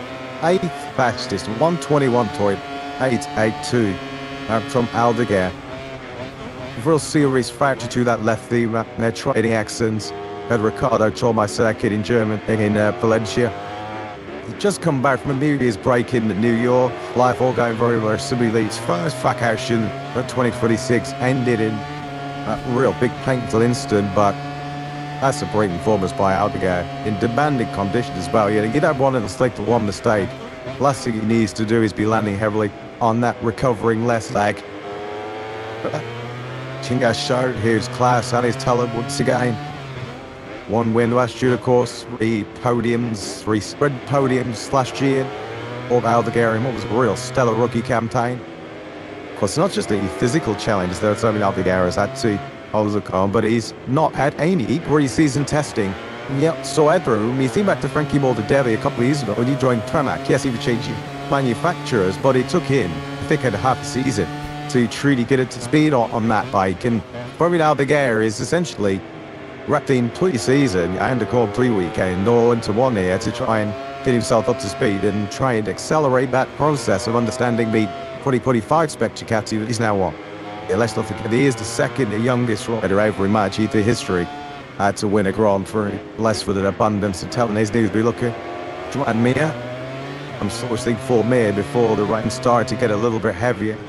Nothing really going for the Spaniard down in 16th place with a 122.392.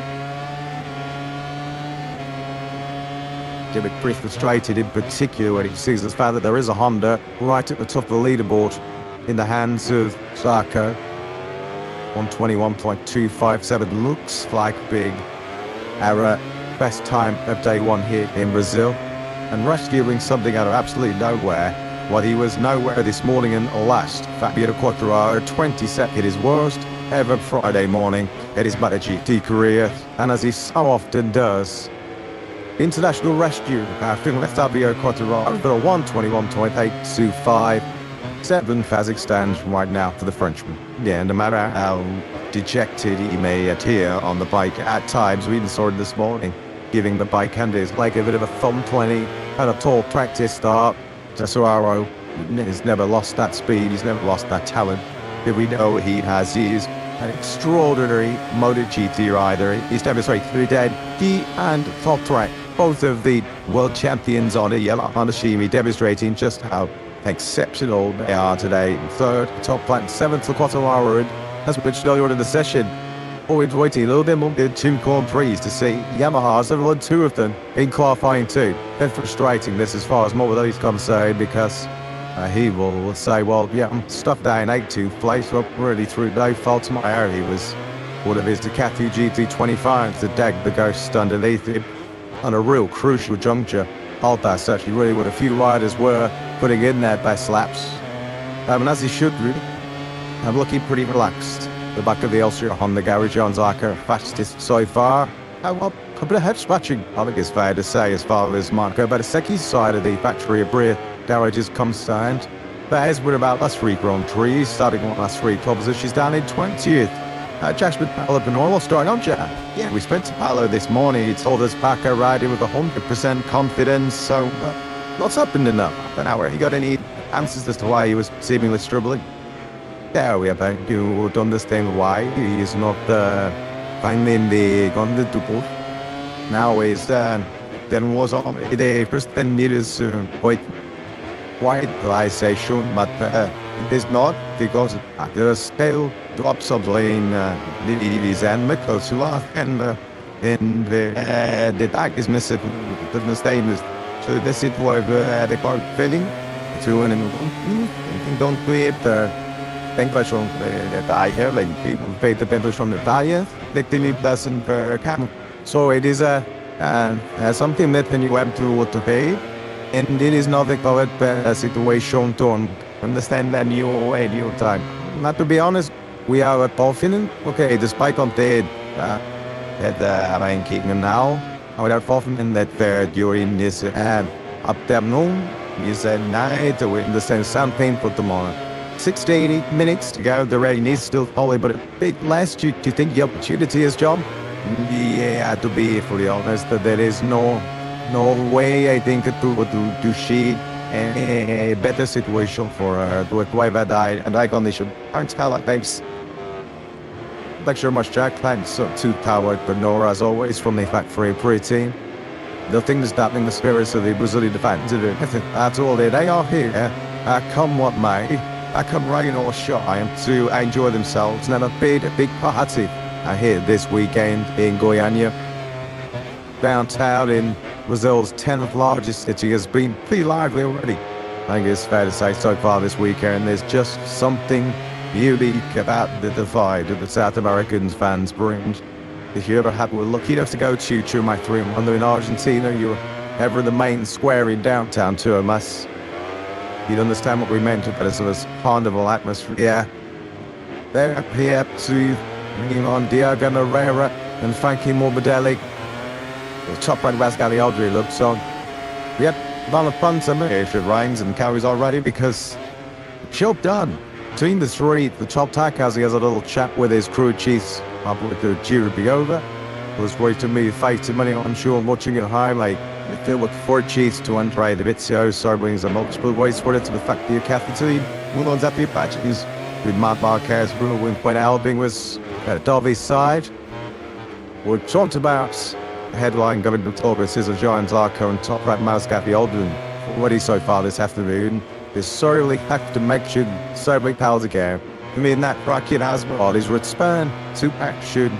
The 3rd time since Valencia last year. 8 fast is hobbling around the paddock was still super fast as been do. He would be. Let's get the source of the boss from getting the Siduja. Yeah, absolutely, that, yeah. Phenomenal performance from Fanine. Only the third time he's ridden a bike. He's Christmas, still using the crutch to get around the paddock, and looks as though he's going to be Q2 tomorrow. I bet you didn't expect that yesterday even. Yeah, you saw we have to wait. The last meeting, because I think that now we stopped the rain, but I think that the Browder and the really happy to see even meet again in our hands and see it in this shade, because at the moment it's still that with this man, he didn't push a lot with the physical on the bike. He's doing that he has of course a lot of a bit of pain of the injury that his thing was a band because have the speed some American unless the year in the middle to be bikes already none of them. We know these guys are superheroes, but just talk is about the mentality must start with. The Mike, as you say, still nowhere near the in these conditions to be great on the bike then. It's a push like he didn't get into the top 10. I just cannot comprehend how he did it. He's through after 2 months and 1 week from the injury. He didn't the best effort with the recovery with the all the things and so making the best shape possible. I mean, they are heroes, you know, and so I don't know if this came back. He's very, very good. Right, help continue from that. Yeah, this is an unbelievable job, isn't it? From Aldegar so far. Thanks very much, Jack. Thanks otherwise. To Brazili bus, we carried him the CD. Can you imagine when that serving us to go deciding was going to South America, passing the fitness test to be just head to him. How then were you going to be fighting for Q2? With boost up repeaters. Mika Callier, Stoneberry, Buffchun on with Terrible KTM, still by much involved in my GP Tadder. One coach, wide of Menton, wide of analyst is Mika. Pretty handy old one. We'll be back in Vera 125 by 250 and in Moto2. Still was key to the close side and nothing on 38 to make his way in the World Championship right now. Rico Salmela.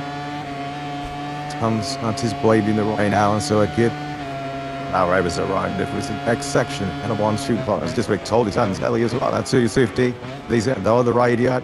Come out and Manuel Poggiali, of course. Give us away, Manuel. I would think it's a travesty given how didn't know how good he was. He won 2,500 250s back in the day that we never saw Manuel Poggiali. Give it back. He might MotoGP just never really felt his wide. Such an ally to the factory, the Ducati team. And heard my Barquez and Becca Bagnaia, they do lean very heavily. One that Poggiali's track start analysis is Marco by second end, heads back out on circuit, 11 minutes and 40 seconds of the session remaining. But surely Silva, this is all just too late, a bit immaterial as far as measures concerned. Maybe just heading out some tweak settings to see if they can actually find some progress. We'll hope the moment is an uncompliant RSG3. And I guess he hasn't got nothing. Taburu's up at this stage, has he, down in 20th place, so you might as well guard that and just see what kind of tough conditions he has to grapple with. Just much had to do it so far. He hasn't done his own how well, you have to say. You compare him to the rest of the field. Aldo Alpenandes and AFC dominated. See now I makes his way through turns 9 into then.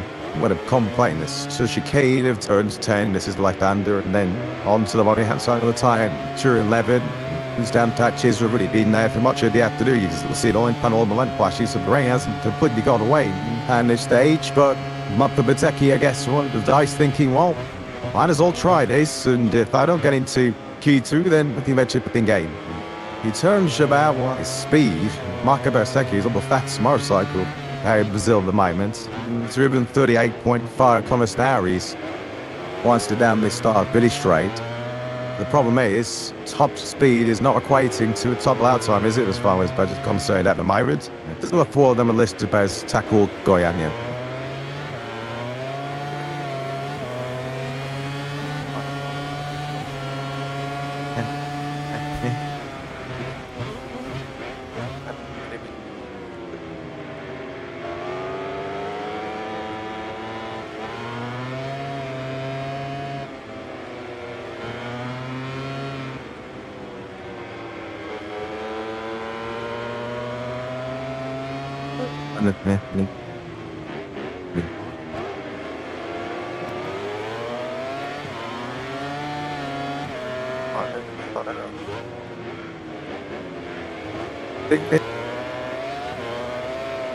One.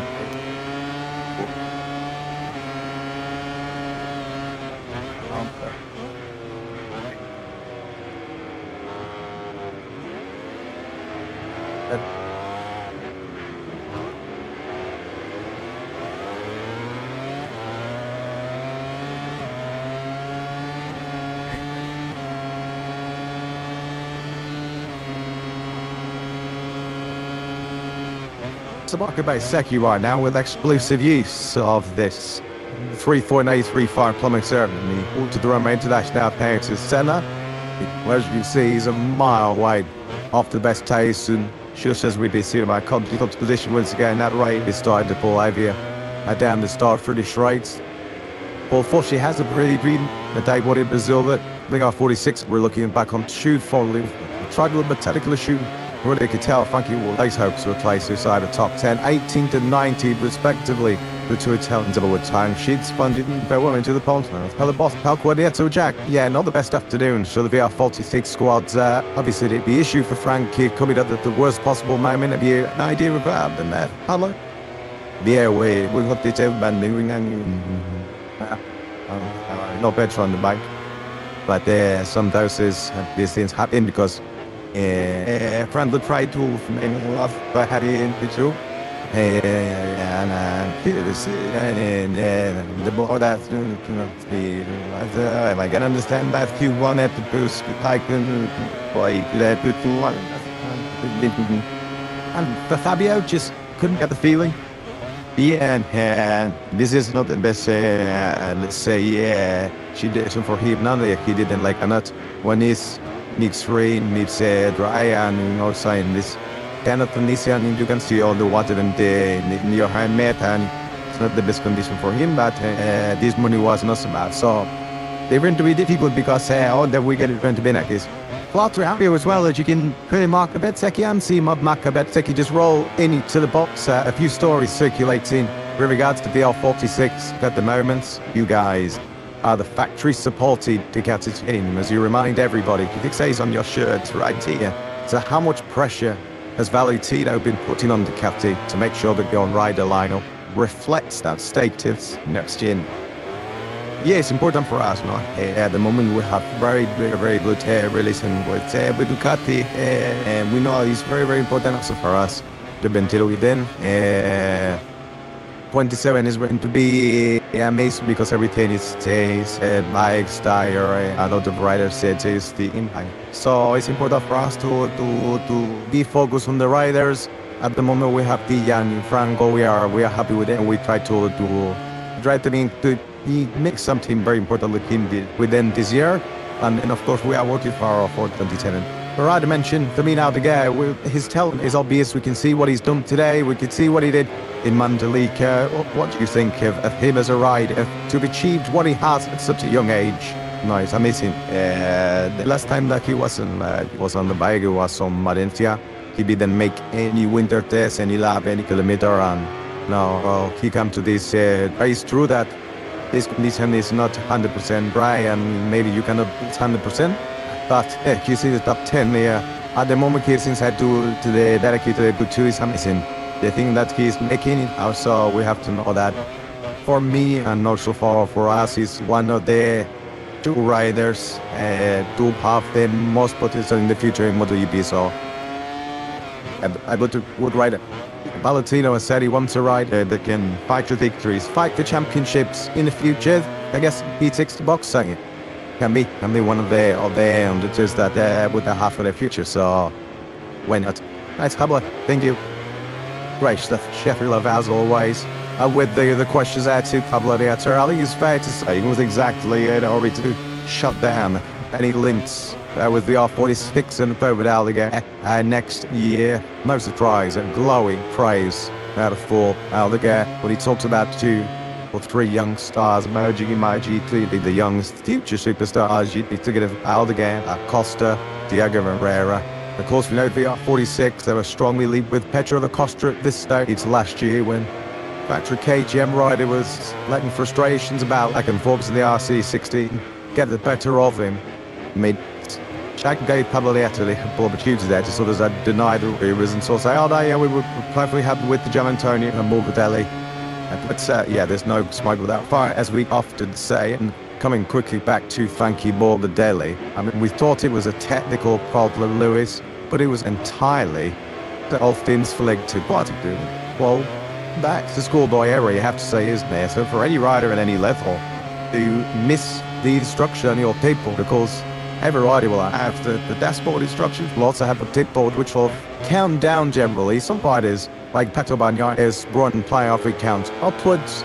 Marc Marquez sometimes runs without a tipboard altogether, but Frankie Morbidelli will have had a tipboard which will said L3, L2, which tells him how many laps he's got remaining on his run, and then the very white and big dot message on his pitboard to tell him you've got 1 month of fuel left coming into the pits. Frankie Morbidelli didn't, and the obvious consequence of that was that he ran out of petrol halfway around his following lap.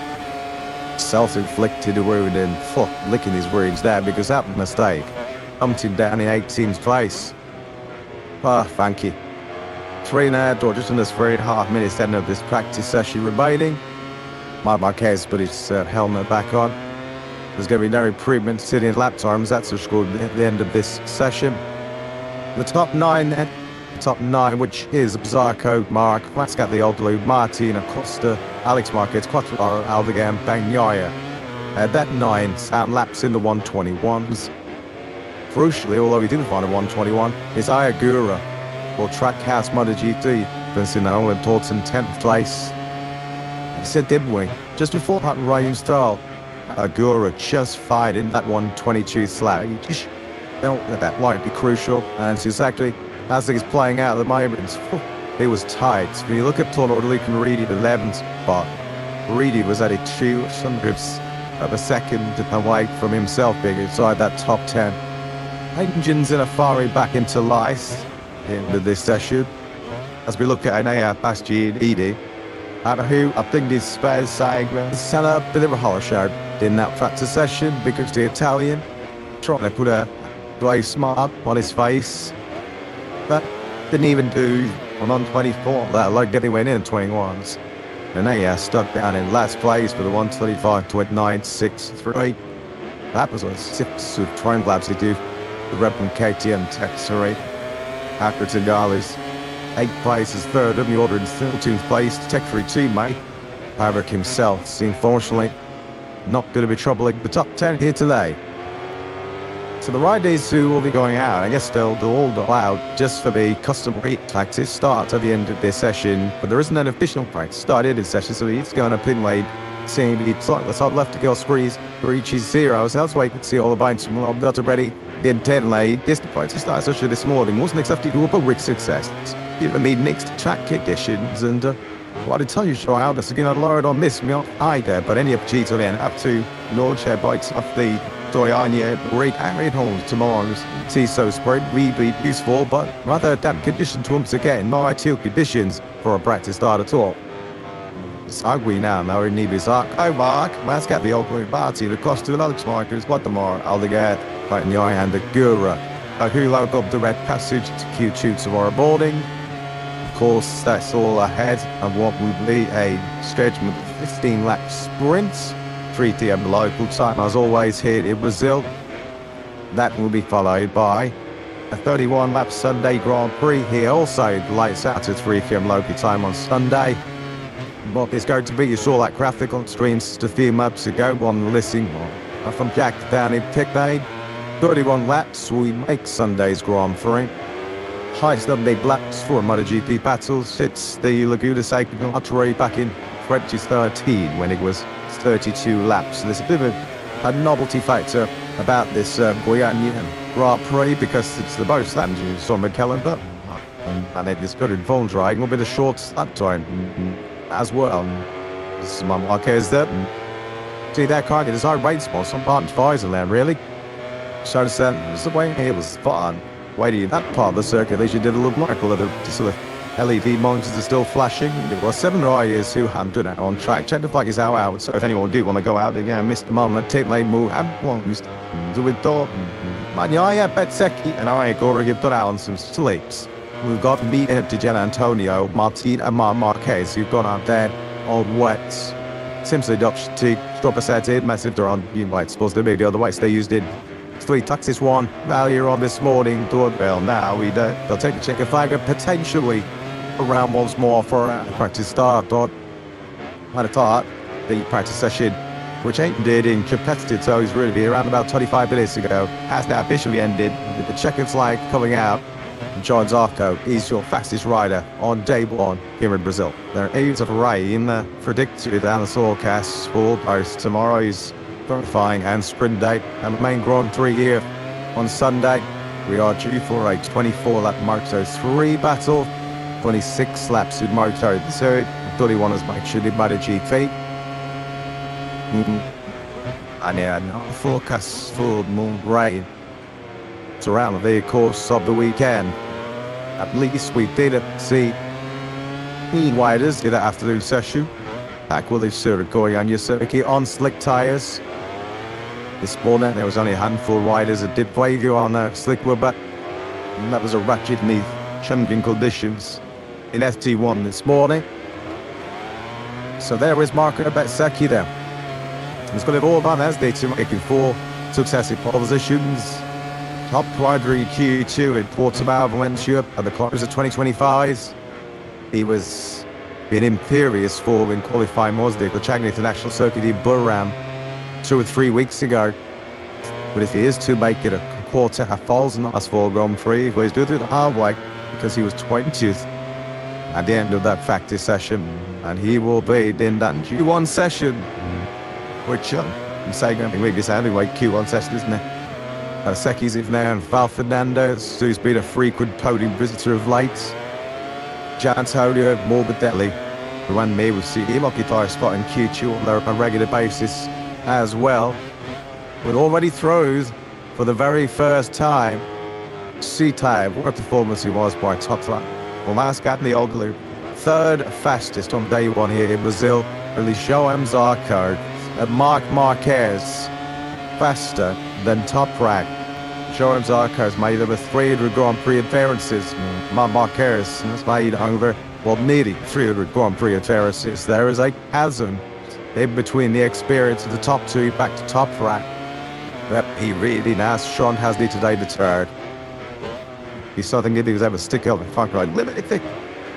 Who knows on this weekend of all weekends, the changing conditions by the second by the line. You can't breathe anything, how ready can you at this stage of the weekend? And it makes such difference to your weekend. It's already guaranteed when it happens to be starting on the front fairgrounds of the grid, plus the seats of morning, just how far up the grid we can get. But from, of course, Bahrain where he started on the back row of the grid, top right, it's touch you in such a better position, puts you ahead of all of the traffic, let me know behind being Grand Prix, so it completely transforms your weekend as you can Friday and Thursday night.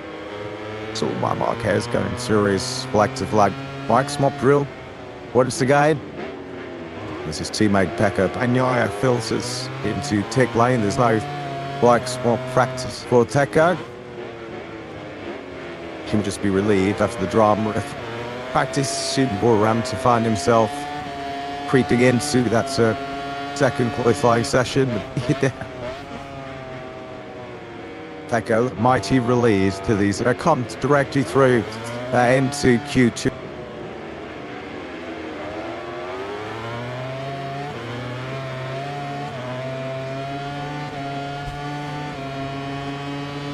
On Michelin's schedule, so today, the previous prestigious tip reminder was Miller from Epial this morning, actually 6.775. It's Arco in second place at 149 for Martin. Antonio Bagnaia, but top work up to 6 ties from the Prema Yamaha. Prema, can we say, raise as much as you want now. Top park of the diamond, no calls for 24 entry, but of course, these long times if you continue to drop. Those non-listed stays toward. Already in the first center slot, first and the second. Mark Marquez 610s. Put a good reference here as they march, just trotting off the back of Hawaii Martin. Just to see the lines breaking markers. Factory to the right ahead of him.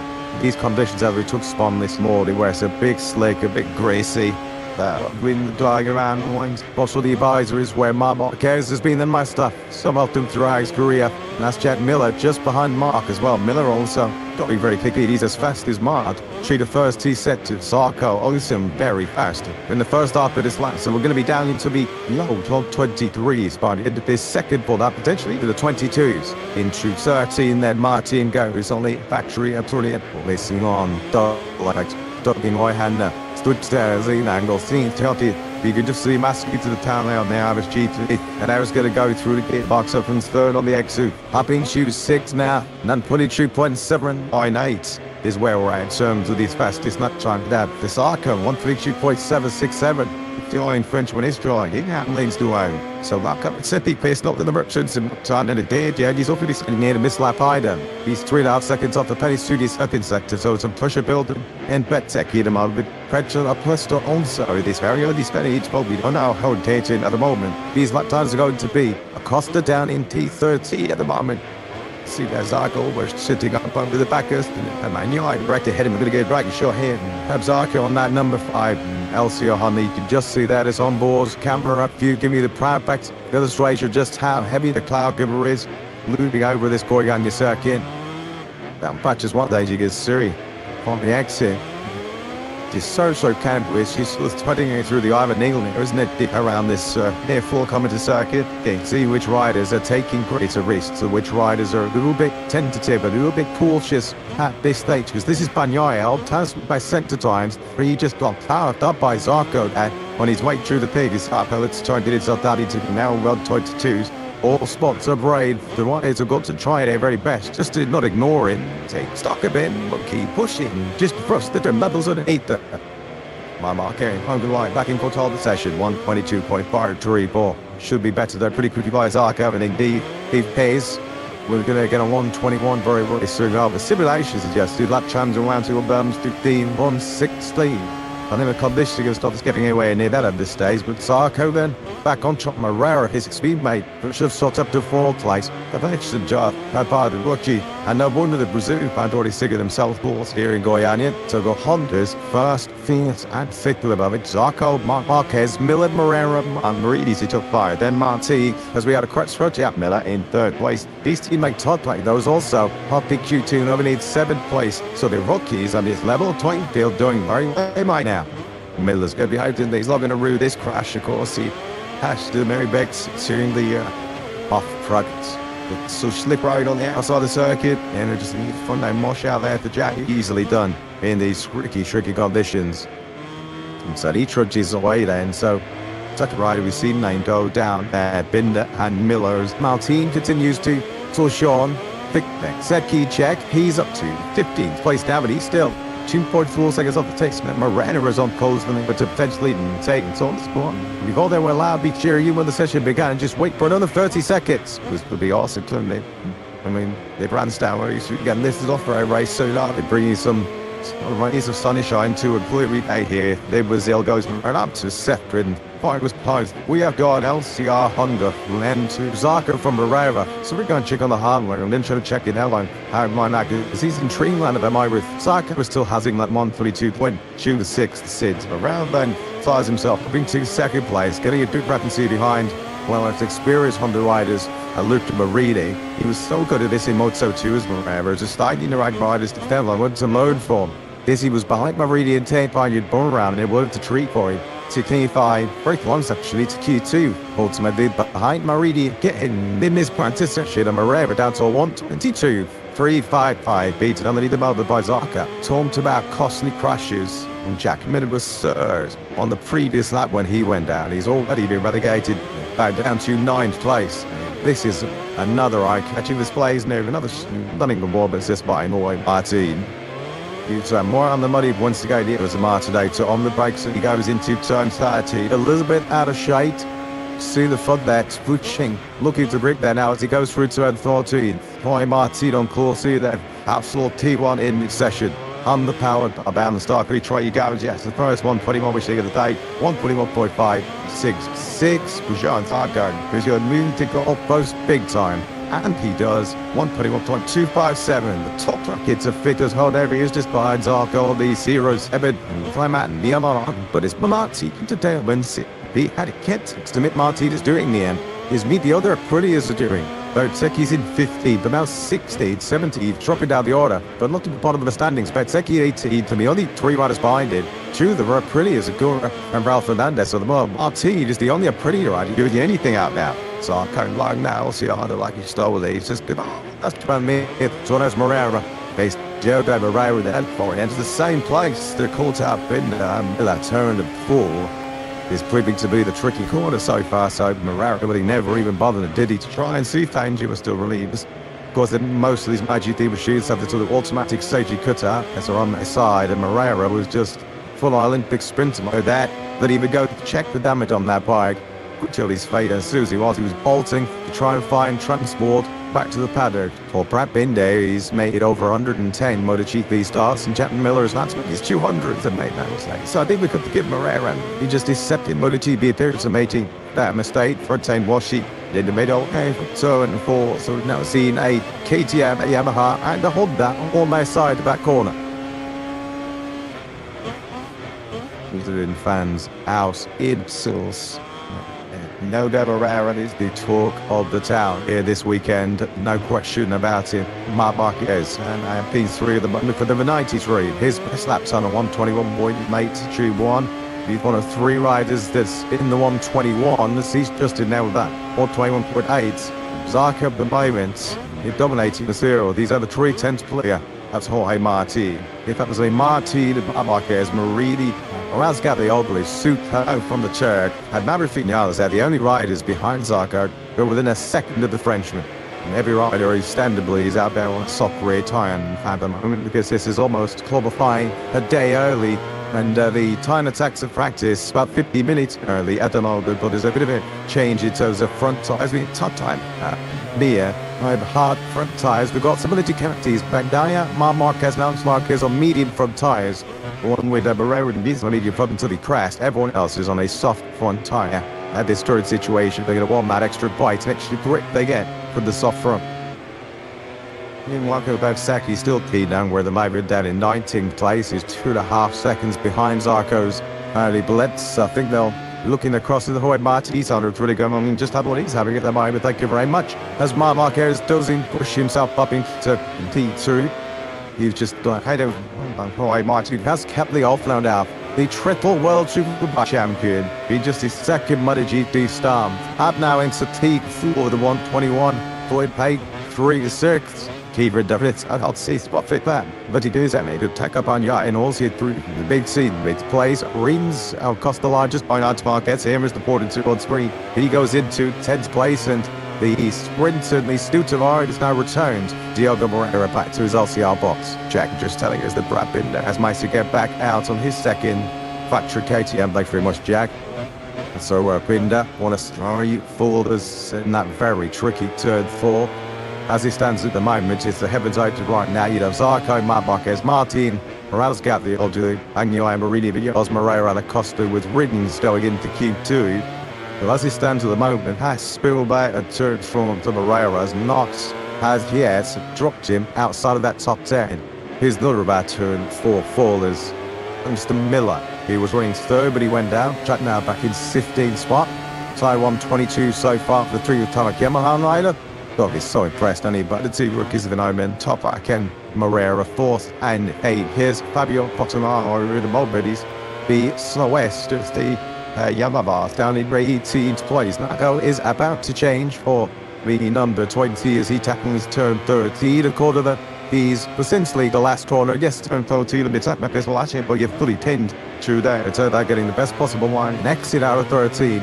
There's 14 is essentially the start of the tick stripes. Kevin Allen finds up the order empty chat. This Spotorama was 135th MotoGP starts. 22nd and last this morning was his worst ever start to a MotoGP weekend. Talk about kicking Spotorama. Boy, he is down on that new D4 tower. Rides down on Yamaha. Said we have that at the moment. 1.2 seconds behind fellow Frenchman Johan Zarco. Please replay then. Marc Marquez on the 93 factory Ducati. We talk about a rider with feel, don't we? And Marc Marquez could just see it in there. He is flashing it off the ground and then just touching it back up to the side man once again. This is Bar Marquez just trying to assess underneath it, just what kind of grip levels he's dealing with. And they can just soon there roll in the fall and then getting back on the power on the exit. Lovely super slow-mo there. The master of work. Hasn't taken him too long to adaptalize. Here we go, Yazid Marquez, second quickest behind Johan Zarco. So not surprisingly, but thankfully, the running is just about holding off here in Brazil. A lot of people are expected by this state of proceedings it to be a very wet Auto International heads in the centre. Jag, what's the latest weather-wise? Yeah, it's a bit more raining, but still unlike third essay and hasn't changed the sun. It's up. What did she think? I did it. The winds up was mentioned. He's so strong. With the resistance, why would you self essentially unreally affects track conditions and grip levels. So they say if they are, then they can go out and continue lapping. But it's such a mind game because the rate he's falling in, bro, beyond the visors. I think I use like what I could have be like to. Yeah, thanks so much, Jack. Marco Barsecki has just played his best time of this session, but he's still nowhere near good enough. On his 10th lap, he's found a 1:23.300, but he's still at the 2 seconds behind this rider, 35-year-old Frenchman, Johan Zarco, who is leading the tag. One decent margin, over 10th clear of Marc Marquez. He's there more. There's only Martin of the Costa with half a second. Here, another approval there from Mr. Zarco. The all what really stock lines is pretty happy. Well, yes, he'll be pretty happy when he looks at the target screens right now. So to be happy if they took the flag out now or the heavens open, because he'll be the fastest rider on our opening day in Goiânia. Clearly carrying a level of confidence and risk that other riders are not at this stage. Both the seedings, true, tells 2 or 3 legs, see all those damn patches which he navigates where the inside of. It's as much trying to keep the eye on those as it is trying to pick your way for playing the best line around this circuit, because the best line might be some dirt touches. I think a shot that wasn't it? Zarco did seem to make many to see it all toggle with the rain flags. How big way do I do about how crucial that 1:22.067 the 2024 Moto2 World Champion is just playing for Trackhouse of Pretty, because that has rocketed a Gurudal up into T7. So the two of the 4 crews that we really thought were going to be figuring prominently in this session, Marco Barsecki and Ralph Hernandez, on 2 of our last 2 Grand Prix podiums. Well, Bez is 19th and Ralph Hernandez is 20th. They are suffering big stuff. Officially, at the moment, Ralph Hernandez is a non-qualifier. He's outside 105% qualifying cutoff at the moment. There's such a short lap around here. So the qualifying cutoff is a 25.3. Ralph Hernandez is only doing a 25.6 at the moment. Bastianini and Binder both behind him. Not sure what Bastianini's problems will be. He's only done 6 laps off of C. Binder on the 4. And Pedro Acosta, who's had adventures himself already in this session, we saw some animated gestures to his crew chief Paulo Ciabatti. He's at least in a relatively safe 4th right now. What a shot. What a shot. The focus, the concentration on the base there on Acosta. Now steady on. Oh, sorry, because you got a couple of scares. This is what we've been in the sort of back to the changing conditions. What is sort of that one with that RC60, but he was quickest this morning. You see, that's a human in his little feet just traveling over the forehead and the cheeks. Cover Costa, sort of quickest at the moment. Before he had that scare, he had just set his best time at the session, 1:21.750. Past Gatley Old still there in space. Absolutely stunning. And top Yamaha, for a mile, is the Turk. So look at this time, 1:21.836. Net special Yamaha is bottom armor. Nice on Alex Rounds. Britain's in 9th, but even so, Top Black is still 3/10 quicker than the next best Yamaha. Chapeau. Talent is taking over today, isn't it? For Top Black Rasatioglu, of course, is giving up so much experience that they snabble in MotoGP on Michelin tires on these very complex motorcycles, but he's suddenly not giving up any kind of track experience, as Frankie Morbidelli had some sort of issue there on the outside of the circuit. Morbidelli is in 15th place. Is it already ticking up? Yeah, something distracted Marty as well, didn't it there? So, yellow flags. So yeah, Morbidelli's got a technical trouble here. So Frankie Morbidelli's Ducati GP25 is done kaput. And it's going to be a trip through the gravel trap then. It's all Frankie. Now that could be pretty significant in terms of his high ground hopes. Gets off the circuit, quick as he can with the left arm in the air. That was all happening while Morbidelli had his 15th place. So that could be big trouble for the Italian. He was already slow at the end of the previous lap, but he did. His some 25 seconds slowing through the first sector. Anyway, here's our own photographer for MotoGP. He's giving him a lift back to the box. So if you're not seeing the kind of photos of it, GP social media channels later on, then you know they expect. Blame Frankie. Frankie Morbidelli then. Secondly, adore the students and shoot it, shave him. Well, there you go. See, now just about to get some real cool picture that corner. Thanks very much, mate. Well, I'm okay as there. Looking constables. Have to say as well, I mean, I'm not the testing bore around the week to fill the Grand Prix and three towards again. I stomach bug really did not was stuffing at him, Mark. He just did not look at his take pass. There was a shoulder, obviously the lingering shoulder issue as well from Mandalika. Last year was also still an issue. Just looking at Mark this weekend, he just looks like more of the old, Mark Gary's just his demeanour. His body really was he took that weekend and he was right down to Mark. Probably a lot of truth that he's letting go on the way eventually. He's had to go to free so much. Well, I keep wanting something really when they wants to go with the injury serious and the way you saw the injury was more serious than we and probably he realised. And the time was he's still not 100% over. I think it's fair to say at these days, but Mark is not willing to ever make excuses, is he? Whether it's physical condition, whether it's injury, whether it's illness, Mark is he never make an excuse. He will always give the very best. If someone beats him, you will say, fair play, they were better than me on the day. Yeah, and that hangs at the moment. But yeah, he's to be honest, playing his party still not the Redbird, so that Redbird remains the John Zarco on that one. 21, 2.7. Look at this. Mascali keeping tabs and so with Hawaii Martin had it on a country, Napoli too. Both lap two-sided so far, and it's up. My worst all-time guy. That's all I the joy is again found. Ball show with Hawaii Martin just about accused himself at the Grand Prix. Maybe just a little bit of slipstream there behind Martin's a pretty substitute into that first quarter break. He's a little bit faster than he was anticipating. Two blasts.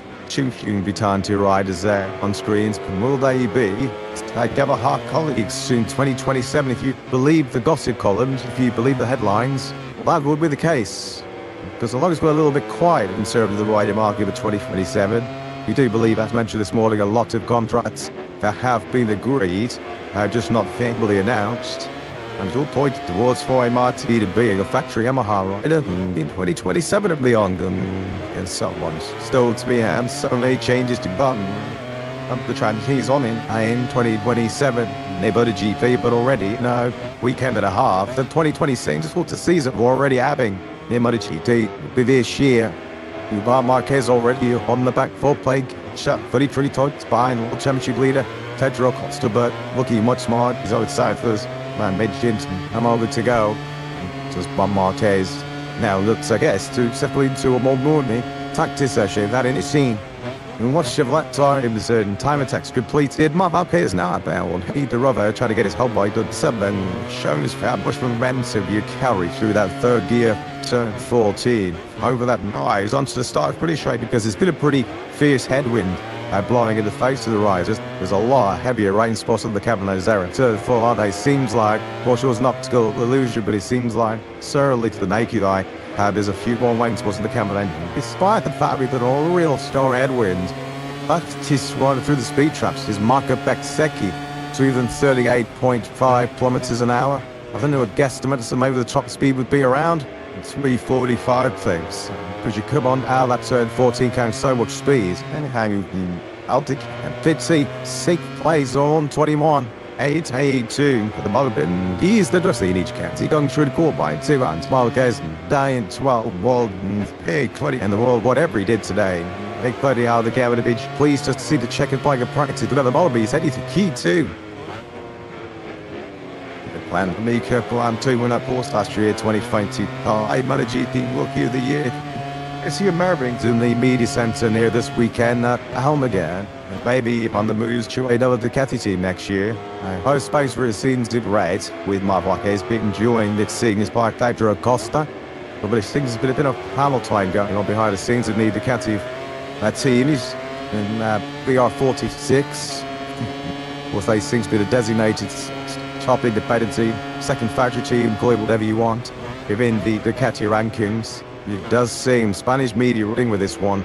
Alligator will be 46 colours of Moto2 Ducati colours in 22-27. Bit of a true to the dog to that one. Yeah, which already means if that does prove to be correct, the all factory model down against Happy to Jim Antonio will be looking elsewhere for a ride for 2027. Of course, this is season which is up here, weekend and a half for every rider. I mean, yeah, I can trick out to you. Top, you know, ready, boom, 2027, you are in very much improving mode. Try to prove that you belong on the MotoGP grade for next season. The other Barrera has already proven his case that he belongs in this MotoGP company. No Aldiger is a factory contact to the Ducati rider. Unless the R46 have been kind of say, well, we are sort of the designated second team, if you like. And he might have GT, but we don't really have any access to any of the Ducati's factory contact from Norton, so, you know, he was a bit more support talent-wise, and I think Aldegar is going to slot in then what acquisition that would be. He was to depart over to the R46 squad. I think the 20 Brazilian slags waving track here this weekend, aren't they? Particularly if Diogo Moreira carries on shining as he has done so far this weekend. We saw him push into the top 3 early on in this session. Really had him slip off at turn 4. Jack Miller and Brad Bidden's box trying to recover a bit lost time here. Moreira still 14, just on Stroy was second away from his teammates Arthur. And Stanley Light having in Sunday, like this Hamilton's down the made straight and seems to indicate that a raid is falling. Shades a bit of bird on this, isn't they, with raid hovering in the air for much of the session, but never truly getting heavy. There's a few more rain spots as they're starting to fall in the winner of our Comgy Box position, which is just it's sort of halfway down the start finish track, speaking of Kaisar and nose. But Saab it just changes constantly with the gusting winds, gusts around 40 kilometers an hour in the early sections. So Moreira, he might be getting on with business here. Or could it go to the halfway point of the Salmon 1 track session. Just a quick reminder, if you're joining us for the first time, welcome. Top 10 riders in this session, book their clashes directly into Q2. Yeah, Jack just saying, I suspect there's just sort of a few more rain spots falling. When I come to bumps spread out, Jack, that's confirming there are more rain spots now falling down in tech lane. So this big toy there, look at the spots right now, something to hold up. What do you on the breaks into 13? Fly, you're going to be brave now. You're going to be really, really brave. Just story long and mighty on trying to find a lap time as this weight gets heavier and heavier, corner by corner. The riders who have seeing last starts to this practice session, heading the ties for that in particular. Marco Bezzecchi and Raul Fernandez, second and third in the World Championship, on their prettiest 20th and 21st at the moment, and they might be in no position at the moment to change that. The Outdoor Rail, nothing like MotoGP rugby doesn't the way he is flinging that RC213V around his home circuit. There's a sight to behold. Absolutely awesome this. Through 4 he goes, where he had the slip on at the start of this session. Quattararo, that said, was something 121.965. Now that's a big rabbit pulled out of a big house as far as Quattararo is concerned. Up to 70s front nothing.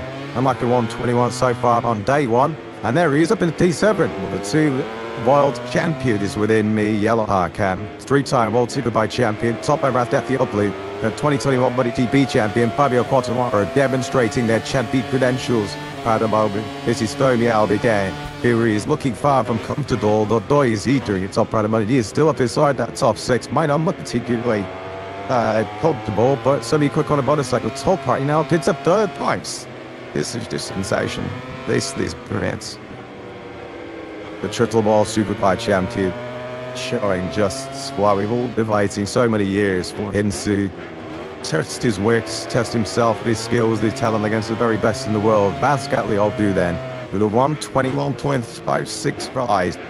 Cheats 3 for the 0-7. Dreamer Hamak Yamaha rider. That was his 60th. That he's been busy as he was top luck in this session. If that nobody has completed more laps than the tour, and he's getting his award from the harbour at WP3. Small Bay, say the rain, and them I guess you circuit are a great level one. As mentioned earlier on, it's allowing wide-depth talent to take over at 10 point. He's done it better than that. And out of over 20 hours was improved again. He's done another 121.8 to consolidate 7th place. So the ones who jet out to the top 10, Moini and Miller, who are at 11th and 12th place. Alex Marquez, who off the on streets, back up into 6th place. So as things stand, it's Ray Diskin and Alex Marquez has dodged a bullet. Some shots further down the field, the VR4 is 16.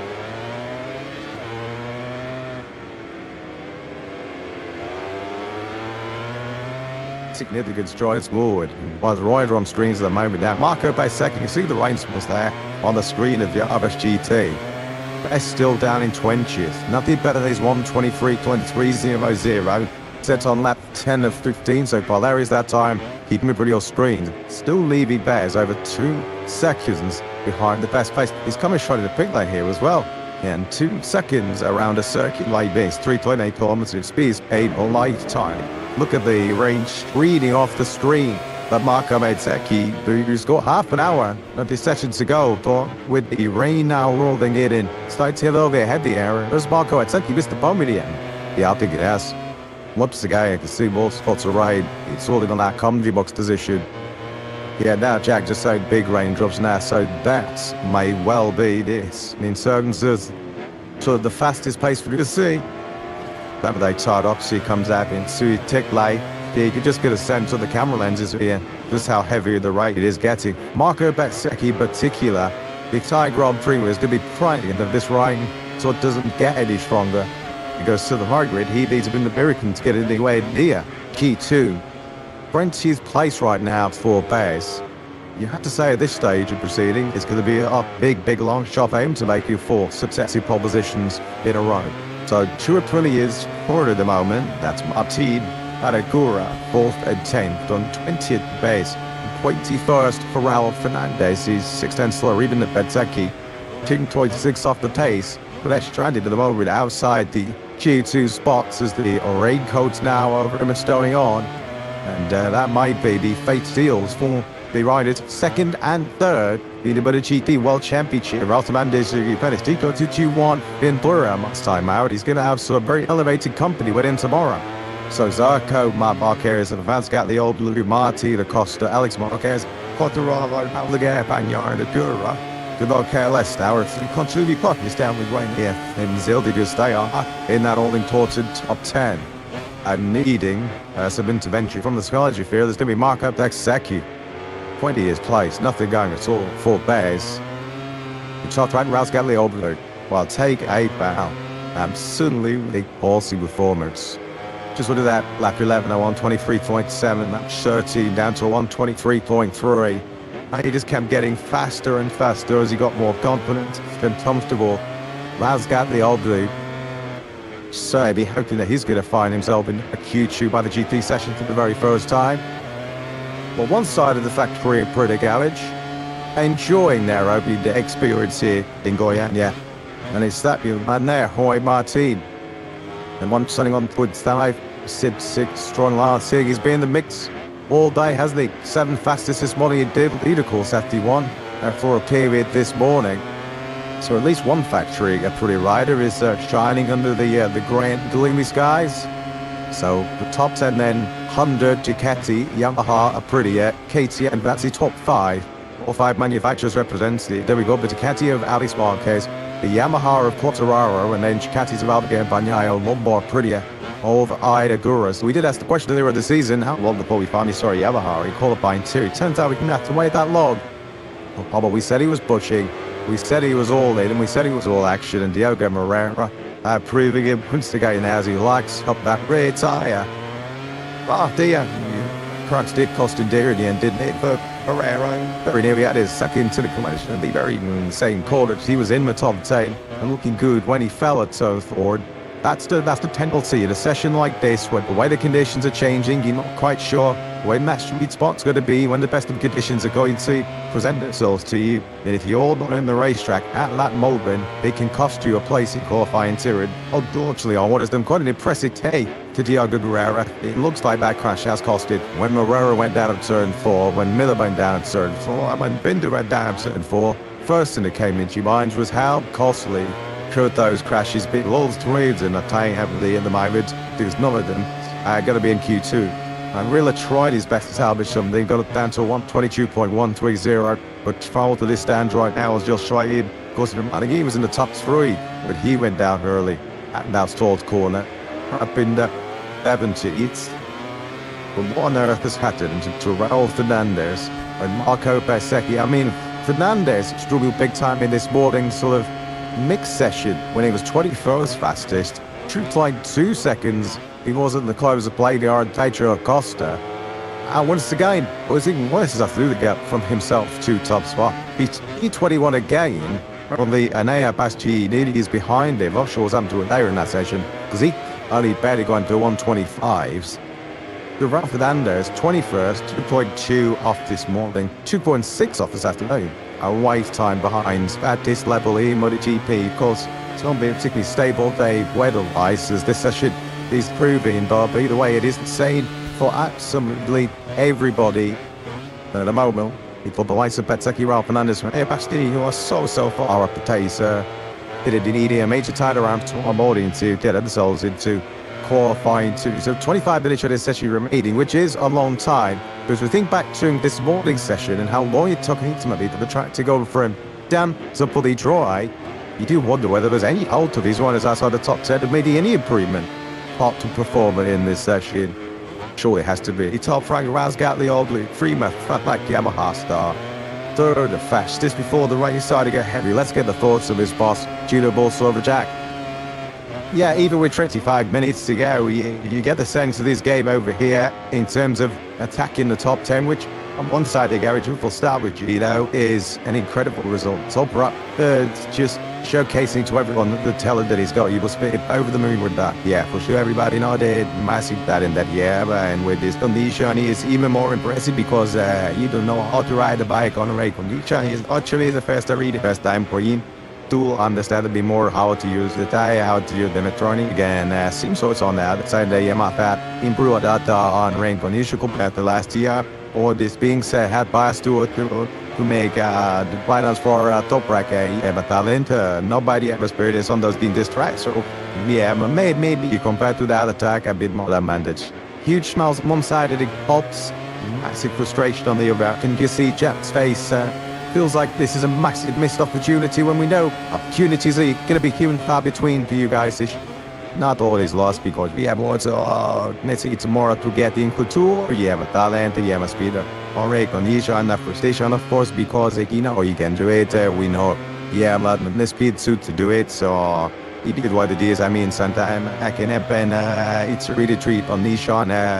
You can crash even if you have a speed. I have no, let's say, worry about tomorrow. I think, yeah. If we have the achievement condition, you can get into two. Like, stay there, thank you.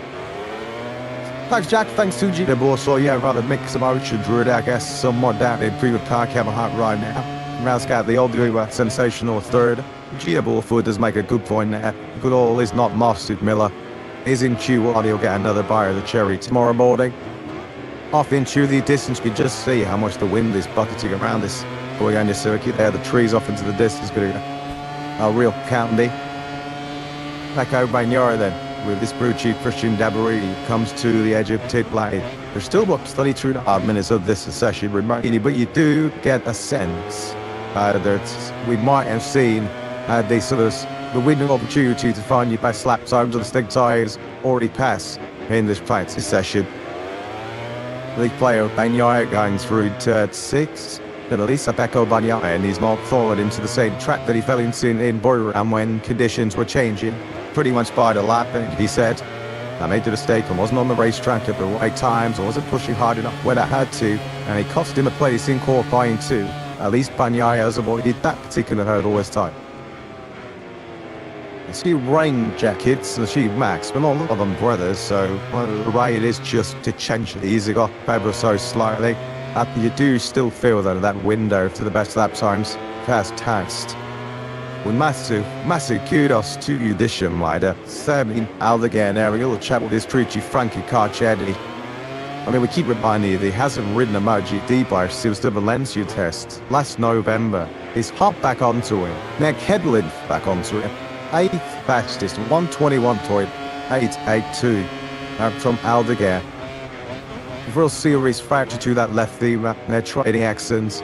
Had Ricardo tore my circuit in Germany in Valencia. He'd just come back from a New Year's break in New York. Life all going very well. Similarly, his first track action of 2026 ended in a real big painful incident, but that's a great performance by Aldeguer in demanding conditions as well. You don't want to stick to one mistake. Last thing he needs to do is be landing heavily on that recovering left leg. Chinga showed his class and his talent once again. One win last year, of course, 3 spread podiums last year. All Aldeguer in what was a real stellar rookie campaign. Of course, not just a physical challenge that Aldeguer has had to overcome, but he's not had any pre-season testing yet. So Edru, you think back to Frankie Mortadelli a couple of years ago when he joined Pramac. Yes, he was changing manufacturers, but it took him, I think, a half a season to truly get it to speed on that bike. And Formula Aldeguer is essentially wrapped in pre-season and a Grand Prix weekend all into one here to try and get himself up to speed and try and accelerate that process of understanding the 2025 spec Ducati that he's now on. Yeah, let's not forget, he is the second youngest rider ever in MotoGP history to win a Grand Prix. Less with an abundance of talent. His news be looking. Joan Mir. I'm sort of thinking for Mir before the rain started to get a little bit heavier. Nothing really going for the Spaniard down in 16th place with a 122.392. Get a bit pretty frustrated in particular when he sees the fact that there is a Honda right at the top of the leaderboard in the hands of Zarco. 121.257 looks like a big error. Best time of day one here in Brazil. And rescuing something out of absolutely nowhere. While he was nowhere this morning and last, Fabio Quartararo 22nd, his worst ever Friday morning at his MotoGP career, and as he so often does, international rescue after left Fabio Quartararo for a 121.825, 7th as it stands right now for the Frenchman. Yeah, no matter how dejected he may appear on the bike at times, we even saw it this morning, giving the bike and his leg a bit of a thumb 20, had a tall practice start. Quartararo has never lost that speed, he's never lost that talent. If we know he has, he is an extraordinary MotoGP rider. He's demonstrated through dead, he and top track, both of the world champions on a yellow Honda Shimi, demonstrating just how exceptional they are today. 3rd, top plant, 7th for Quartararo, and as we mentioned earlier in the session, always waiting a little bit more than 2 Grand Prix to see Yamaha's. They've won 2 of them in qualifying too. Been frustrating this as far as Mortadelli's concerned, because he will say, well, yeah, I'm stuck down 8th place, not really through no fault of my own. He was one of his Ducati GT25s that dagged the ghost underneath him on a real crucial juncture. Altas actually really what a few riders were putting in their best laps. And as he should really. I'm looking pretty relaxed. The back of the Elsia Honda garage on Zarco, fastest so far. Well, a bit of head scratching, I think it's fair to say, as far as Marco Bataseki's side of the factory of Brea garage is concerned.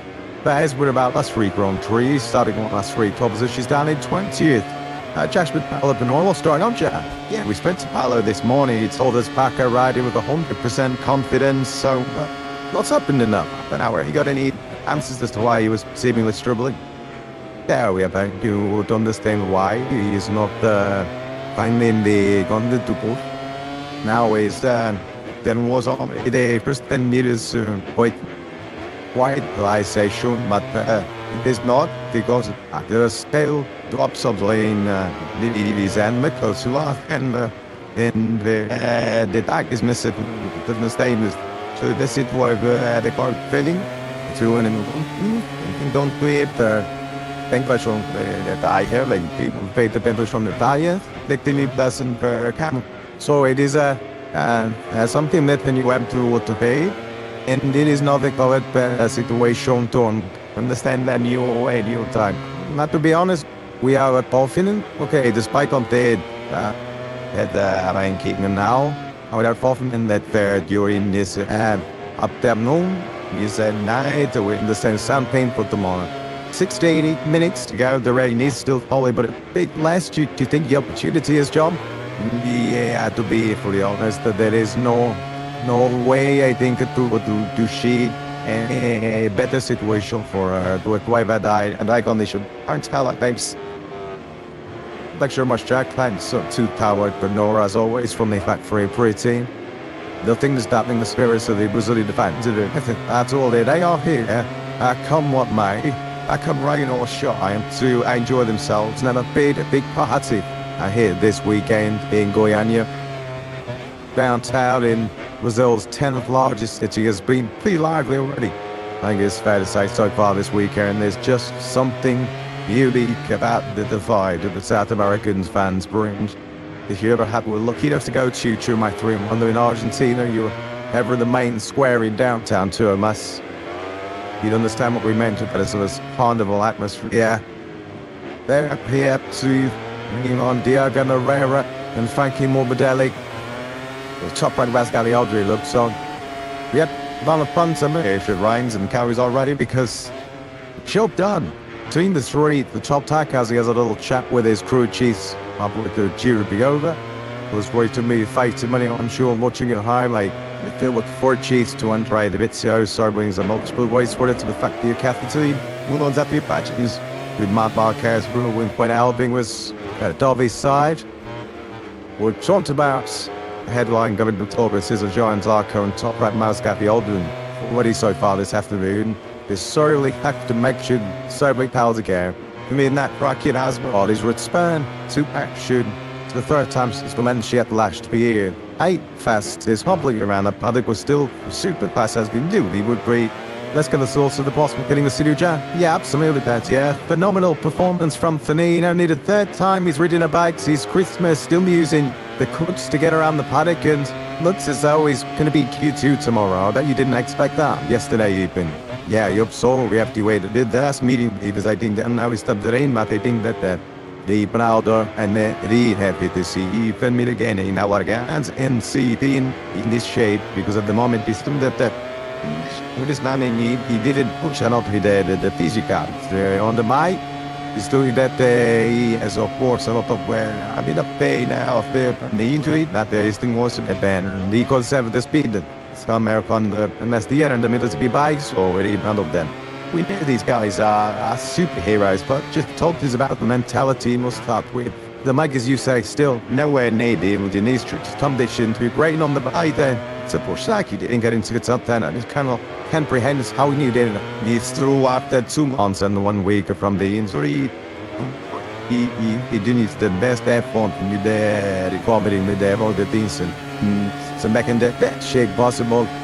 I mean, they are heroes, you know, and so I don't know if this came back is very good. Right, help continue from that.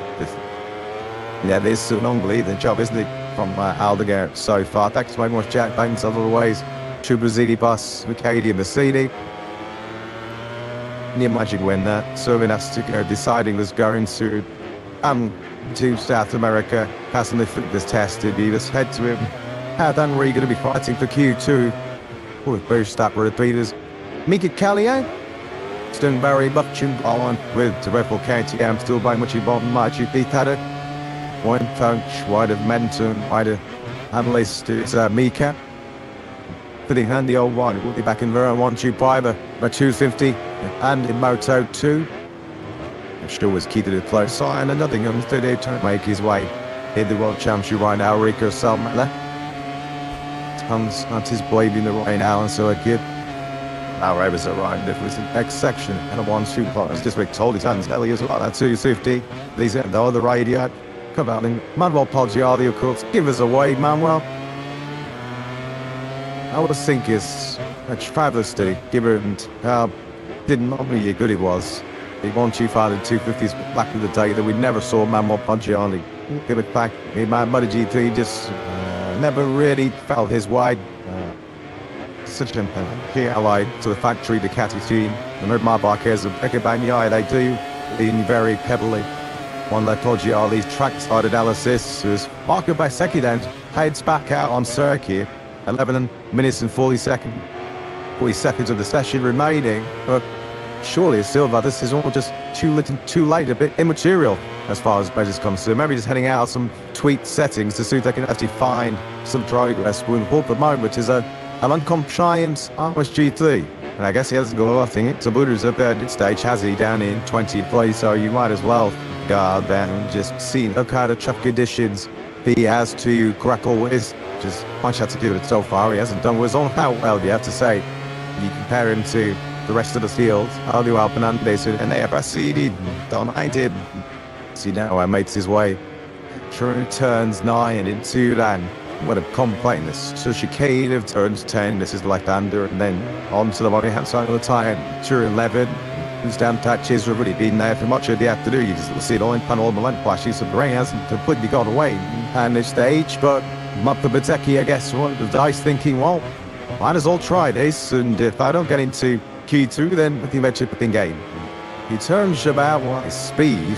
Marco Bersecchi is on the fast motorcycle out in Brazil at the moment. He's driven 38.5 kilometers an hour. He's wants to down this start pretty straight. The problem is, top speed is not equating to a top lap time, is it, as far as budget concerned at the moment? There's not four of them are listed as Tackle Goiânia.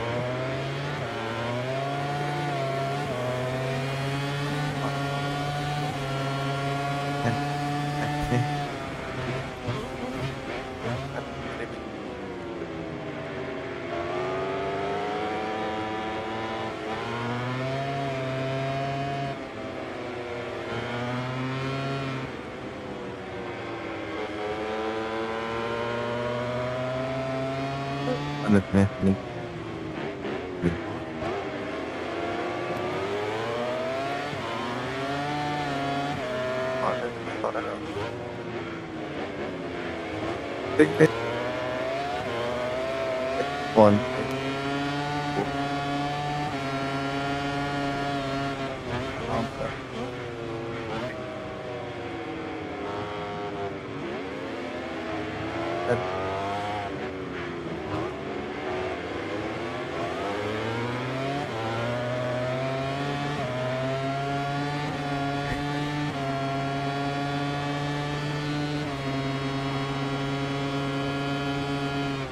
Sabaka Seki right now with exclusive use of this 3.835 kilometer in the Moto2 International Paris Senna.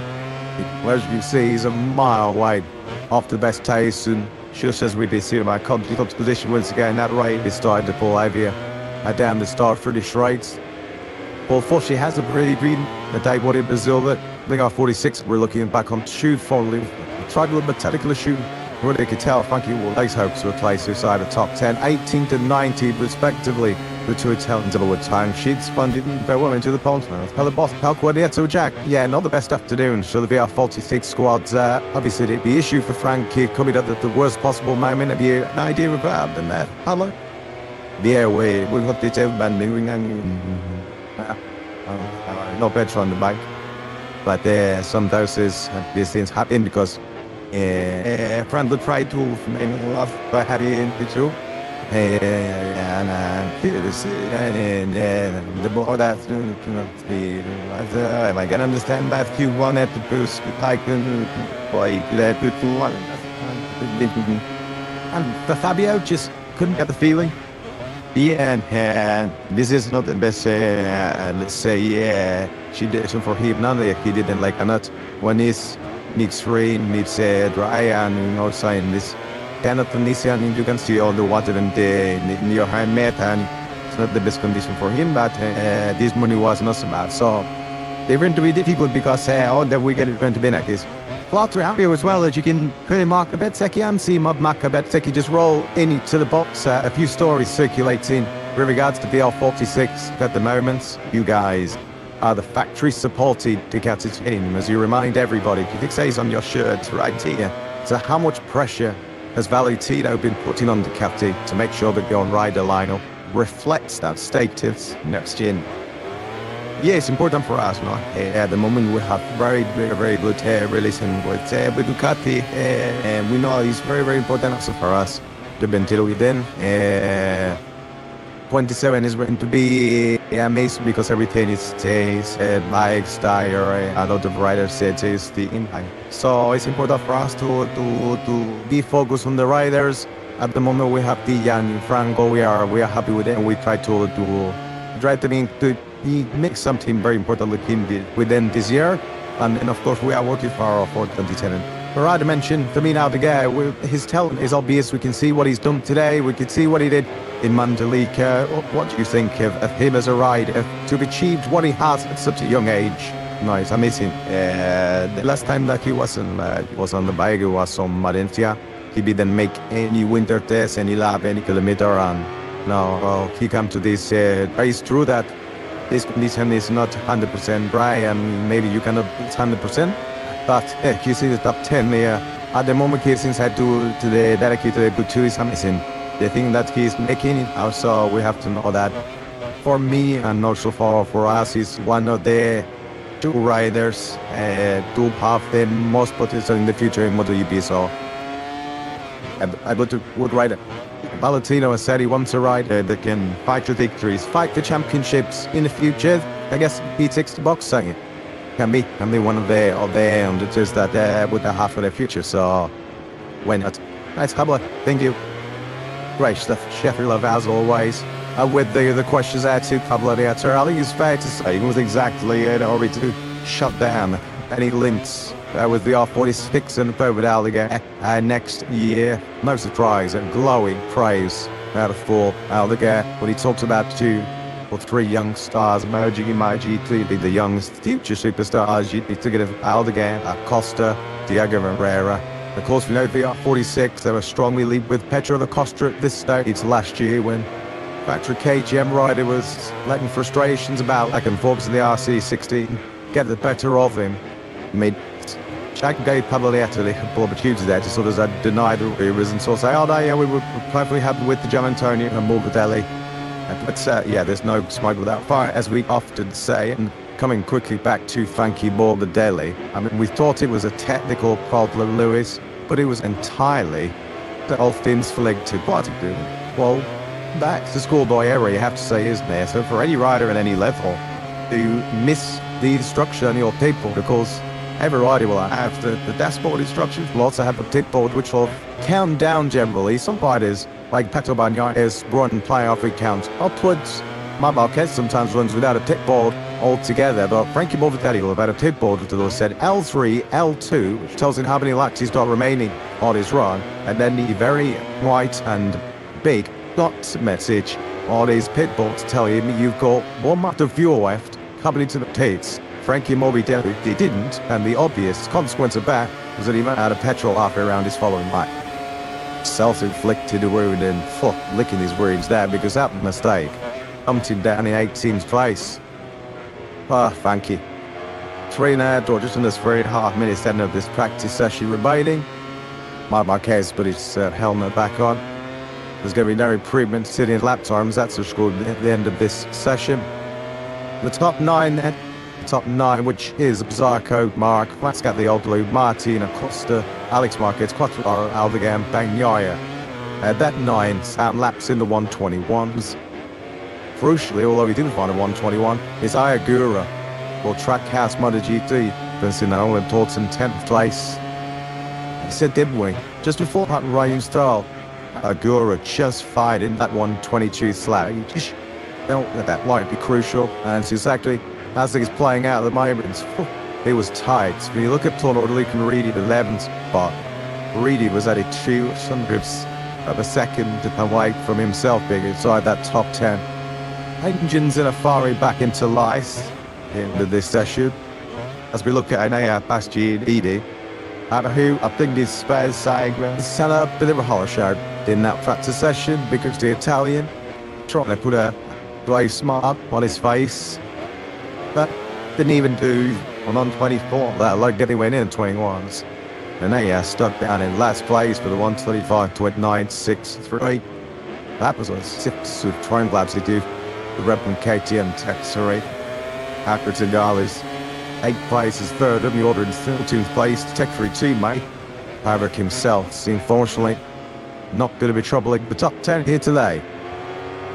So the riders who will be going out, I guess they'll all go out just for the customary practice start at the end of their session, but there isn't an official practice start in this session, so he's going to pit lane, seeing the slightly left to go squeeze, reaches 0, so let's wait and see all the binds from the ready Intently, this fight starts such this morning wasn't exactly to a big success.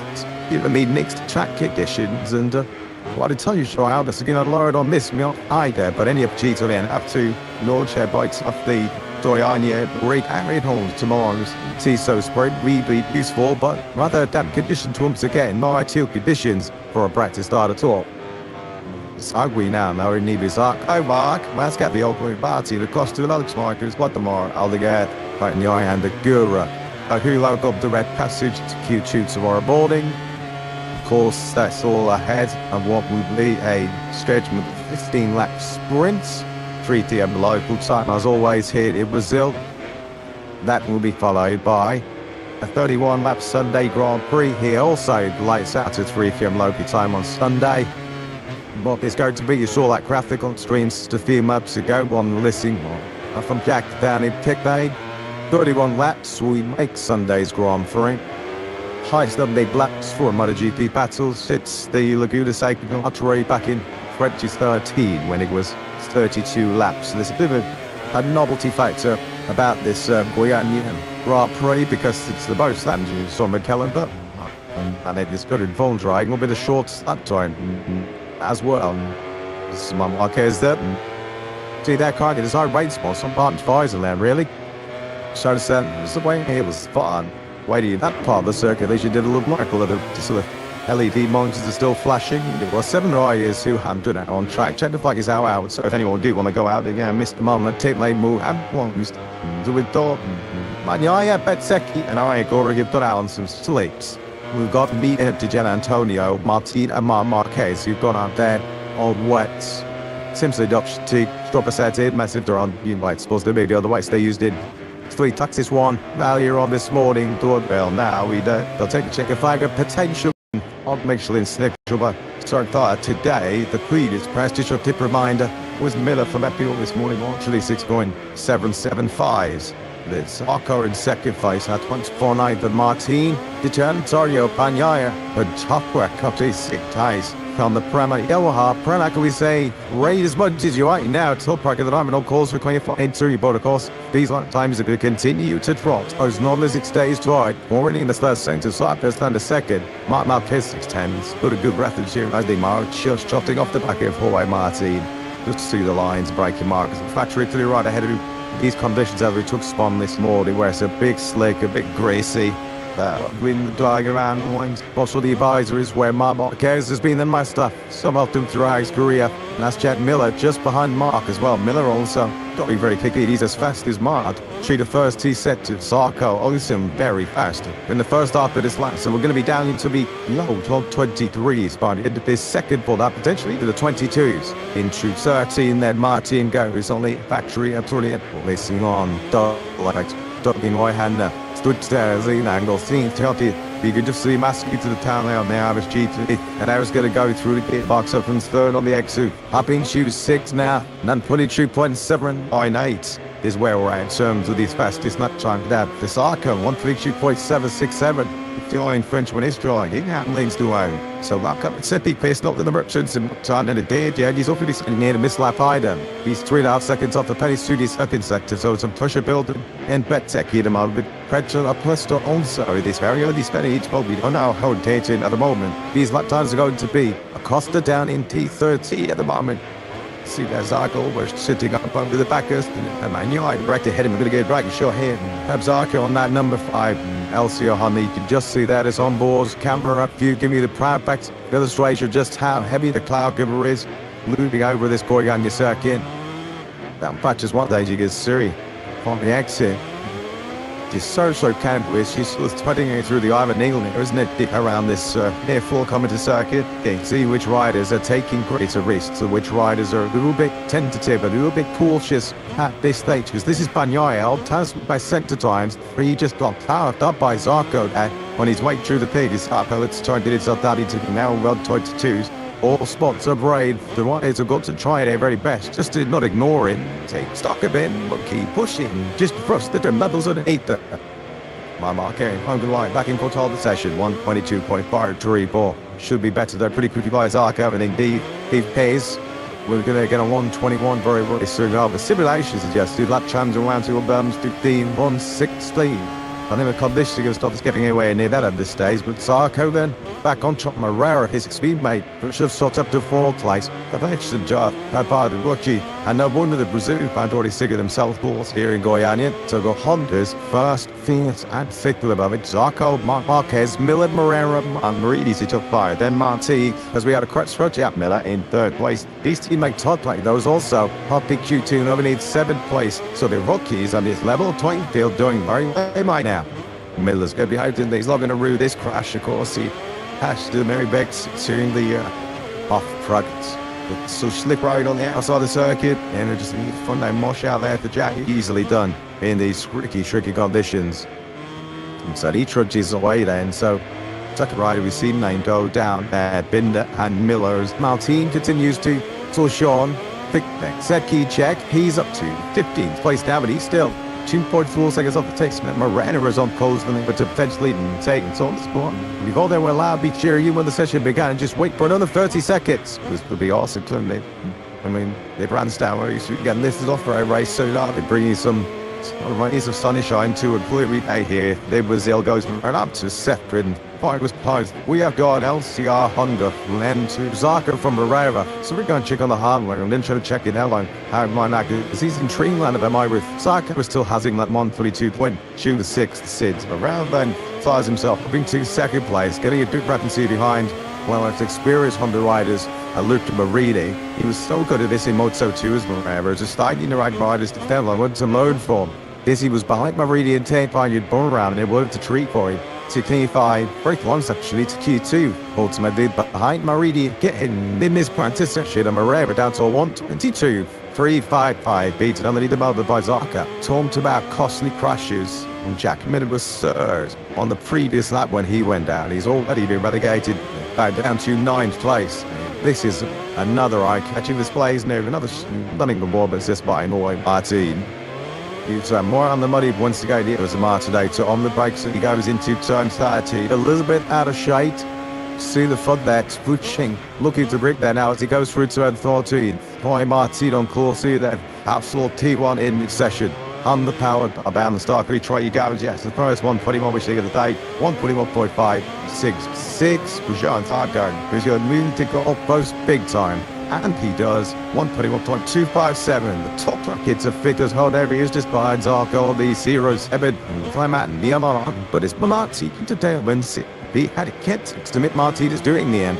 Is meet the other pretty as doing. Bertecki's in 15th, about 16th, 17th, dropping down the order. But look at the bottom of the standings. Bertecki 18th, and the only three riders behind it. Two of them are pretty as Agura and Ralph Fernandez. So the Marti is the only pretty rider doing anything out now. So I can't like now, see how like he stole it. He's just good. That's about me. So there's Morera. He's Diogo Morera then for it. Enters the same place. They're called to have been that turn to full. Is proving to be the tricky corner so far. So Morera, but he never even bothered, did he, to try and see if danger was still relieved. Of course, most of these MotoGP machines have the sort of automatic safety cutter as they're on their side, and Morera was just full Olympic sprinter mode that he would go to check the damage on that bike. Until his fate as soon as he was bolting to try and find transport back to the paddock. For Brad Binder, he's made over 110 MotoGP starts, and Chapman Miller's last week is 200 and made that mistake. So I think we could give Morera. He just accepted MotoGP appearance of 18. That mistake for 10 Washi in the middle, okay, for 2 and 4. So we've now seen a KTM, a Yamaha, and a Honda on their side, the back corner. Visiting fans out in source. No doubt Morera is the talk of the town here this weekend. No question about it. Marc Marquez and P3 at the moment for the 93. His best lap's on a 121.821. He's one of 3 riders that's in the 121. He's just in there with that 121.8. Zarco at the moment is dominating the 0. These are the 3 tenths player. That's Jorge Marti.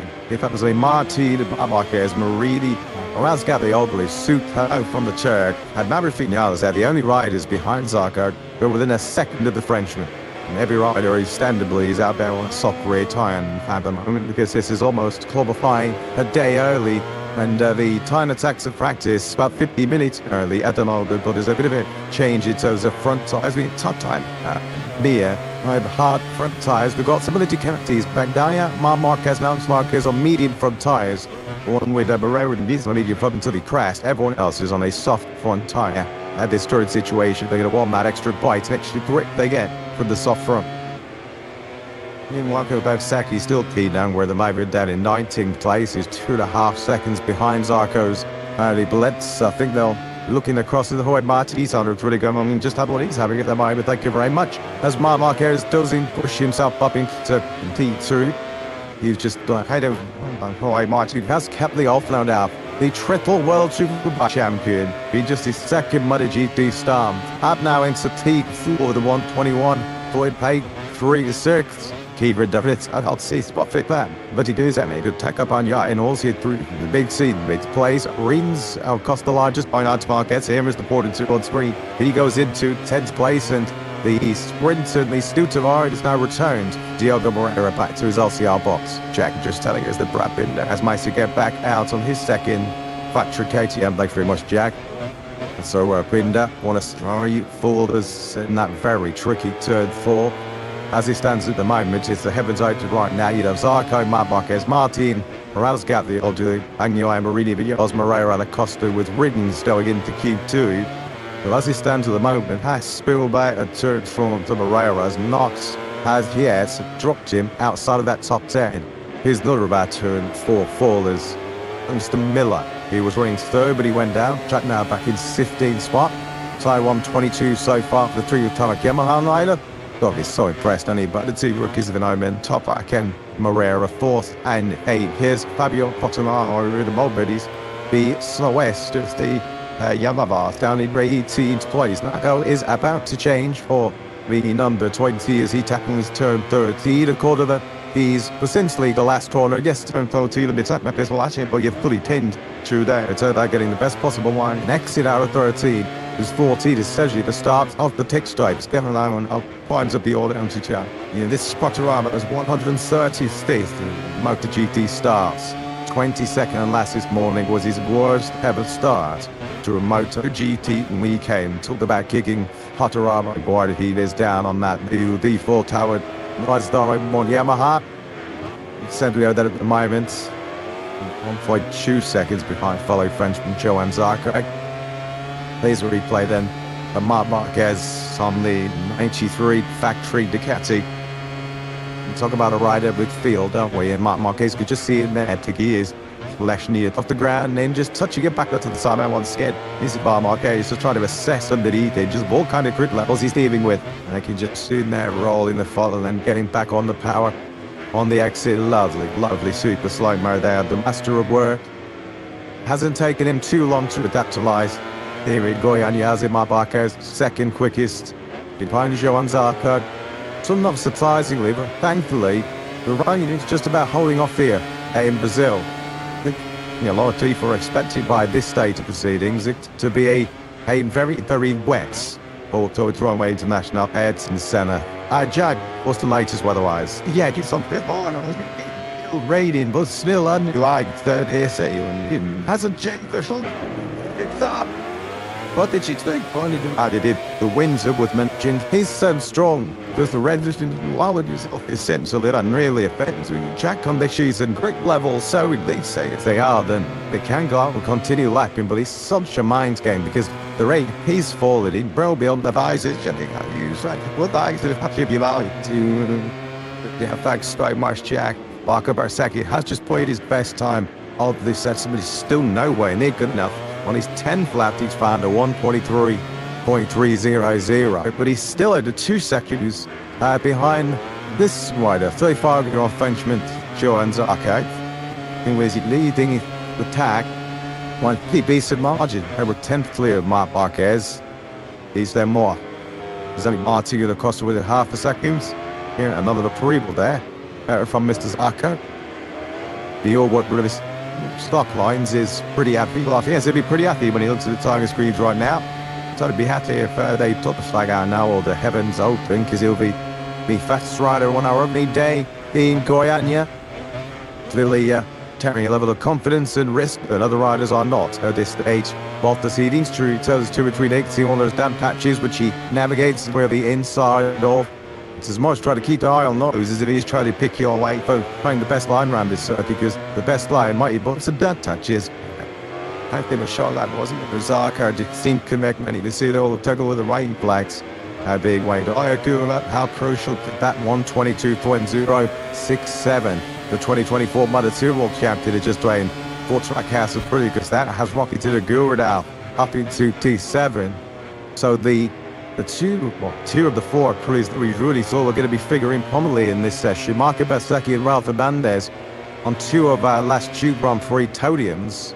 Well, Bez is 19th and Ralph Hernandez is 20th. They are suffering big stuff. Officially, at the moment, Ralph Hernandez is a non-qualifier. He's outside 105% qualifying cutoff at the moment. There's such a short lap around here. So the qualifying cutoff is a 25.3. Ralph Hernandez is only doing a 25.6 at the moment. Bastianini and Binder both behind him. Not sure what Bastianini's problems will be. He's only done 6 laps off of C. Binder on the 4.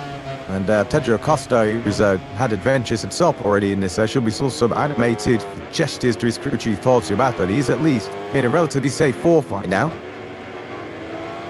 What a shot. What a shot.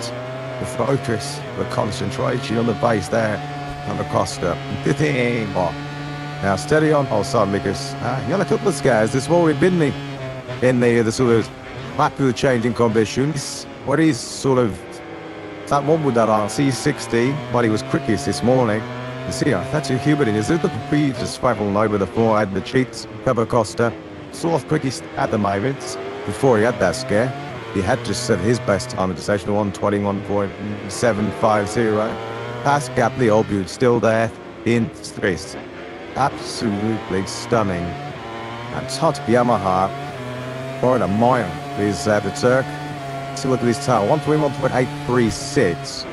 Net special Yamaha is bottom armor. Nice on Alex rounds. Ritten's in 9th. But even so, Top Black is still 3/10 quicker than the next best Yamaha. Chapeau. Talent is taking over today, isn't it? For Top Black Rasatioglu. Of course, he's giving up so much experience that they snabble in MotoGP or Michelin tires on these very complex motorcycles, but he's suddenly not giving up any kind of track experience, as Frankie Morbidelli had some sort of issue there on the outside of the circuit. Morbidelli is in 15th place. Is it already ticking up? Yeah, something distracted Marty as well, didn't it there? So, yellow flags. So yeah, Morbidelli's got a technical problem here. So Frankie Morbidelli's Ducati GP25 is gone kaput. And it's going to be a trip through the gravel trap then. It's all Frankie. Now that could be pretty significant in terms of his high ground hopes. Gets off the circuit, quick as he can with the left arm in the air. That was all happening while Morbidelli down in 15th place. So that could be big trouble for the Italian. He was already slow at the end of the previous lap, but he did. His some 25 seconds slow through the first sector. Anyway, here's our own photographer for MotoGP. He's giving him a lift back to the box. So if you're not seeing the kind of photos of GP social media channels later on, then you know they expect. Blame Frankie. Frankie Morbidelli then. Secondly, adore the students and shoot at him, chase him. Well, there you go. See, now just about to get some real cool picture in that corner. Thanks very much, mate. Well, I'm lucky as them. Lucking constables. Have to say as well, I mean, I'm not the testing ball around the week to feel the gone 3 and 3 towards again. I stomach bug really did not was stuffing at him, Mark. He just did not look at sort of at his take pass. There was a shoulder, obviously the lingering shoulder issue as well from Mandalika. Last year was also still an issue. Just looking at Mark this weekend, he just looks like more of the old, Mark Gary's just his demeanour. His body language was he took that weekend and inspired down to Mark. Probably a lot of truth that he's letting go on the way eventually. He's had to go to 3 so much in well, the last few months.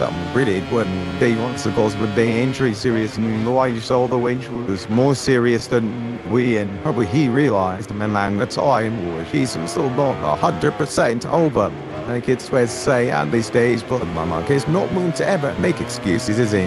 Whether it's physical condition, whether it's injury, whether it's illness, Mark is he never make an excuse. He will always give the very best. It is someone beats in, you will say, fair play, they were better than me on the day. Yeah, but I'm not things at the moment. But yeah, he seems to be all this playing his part. He's still not the Redbird, so that Redbird remains the John Zarco on that one. 21, 2.7. Look at this. Mascali keeping tabs and so with Hawaii Martin had it on a country and a really two. Both lap two sided so far and it's up. My worst all time guy. That's how I the joy is again. Found both show with Hawaii Martin just about accused himself at the Grand Prix. Maybe just a little bit of slipstream there behind Martins and pretty substitute into that first quarter break. He's are a little bit faster than he was anticipating. Two blasts. Choosing Vuitton to riders there on screens. Will they be like Hot colleagues soon 2027 if you believe the gossip columns, if you believe the headlines? Well, that would be the case. Because as long as we're a little bit quiet in terms of the rider market for 2027, we do believe, as mentioned this morning, a lot of contracts that have been agreed are just not formally announced. And it's all pointed towards Hawaii Martin being a factory Yamaha rider in 2027 and beyond. And someone's still to be and so many changes to come. The trend he's on in 2027 MotoGP, but already no weekend and a half. The 2026 is what the season we're already having in MotoGP this year. Marc Marquez already on the back foot playing shot 33 times behind World Championship leader Pedro Costa, but looking much smart. He's outside first. Man, mid-gins, I'm over to go. Just Marc Marquez now looks, I guess, to settle into a more morning tactics session that in his scene. And watch Chevrolet times and time attacks completed. Marc Marquez now about either other trying to get his whole bike done 7. Shows how Bushman Ransom you carry through that third gear turn 14. Over that rise onto the start pretty straight because it's been a pretty fierce headwind blowing in the face of the risers. There's a lot heavier rain spots on the Cabernet there. Turn 4 hard day seems like, well, sure it's not to illusion, but it seems like certainly to the naked eye. There's a few more rain spots in the Cabernet. Despite the fact that all real strong headwinds, but he's running through the speed traps. His Marco Becksecchi to even 38.5 kilometers an hour. I think there were guesstimates that maybe the top speed would be around 345 things. Because you come on out that turn 14 carrying so much speed. Anyhow, Altic and Fitzy, 6th place on 21. 882 for the moment. He's the dressing in each county. Going through the court by 2 rounds. Marquez dying 12. Walden, Big 20 in the world, whatever he did today. Big 30 out of the game of the beach. Pleased just to see the checkered flag of practice. Another Wallaby. He's heading to key 2. Plan for me, Plan 2 when I paused last year, 2020. I managed the Rookie of the Year. I see Americans in the media centre near this weekend at home again. Maybe on the moves to another Ducati team next year. Our space for scenes did red with Marc Marquez being enjoying this seeing his part Pedro Costa. But it seems there's been a bit of panel time going on behind the scenes in the Ducati team. He's in BR46. With these things be the designated top independent team, second factory team, call it whatever you want. Within the Ducati rankings, it does seem Spanish media running with this one.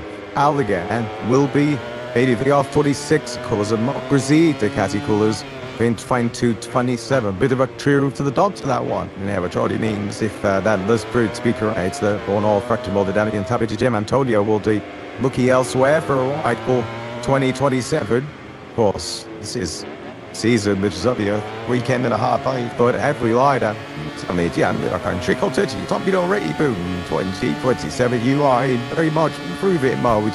Try to prove that you belong on the MotoGP grade for next season. Diego Barrera has already proven his case that he belongs in this MotoGP top to me. No Aldiger is a factory contact to the Ducati rider. And let's sing the off 46 have been kind of say, well, we are sort of the designated second team, if you like, any MotoGP, but we don't really have any access to any of the Kenzie's factory contact from Northern, so, you know, he was a bit more support talent-wise, and I think Aldegar is going to slot in then what acquisition that would be.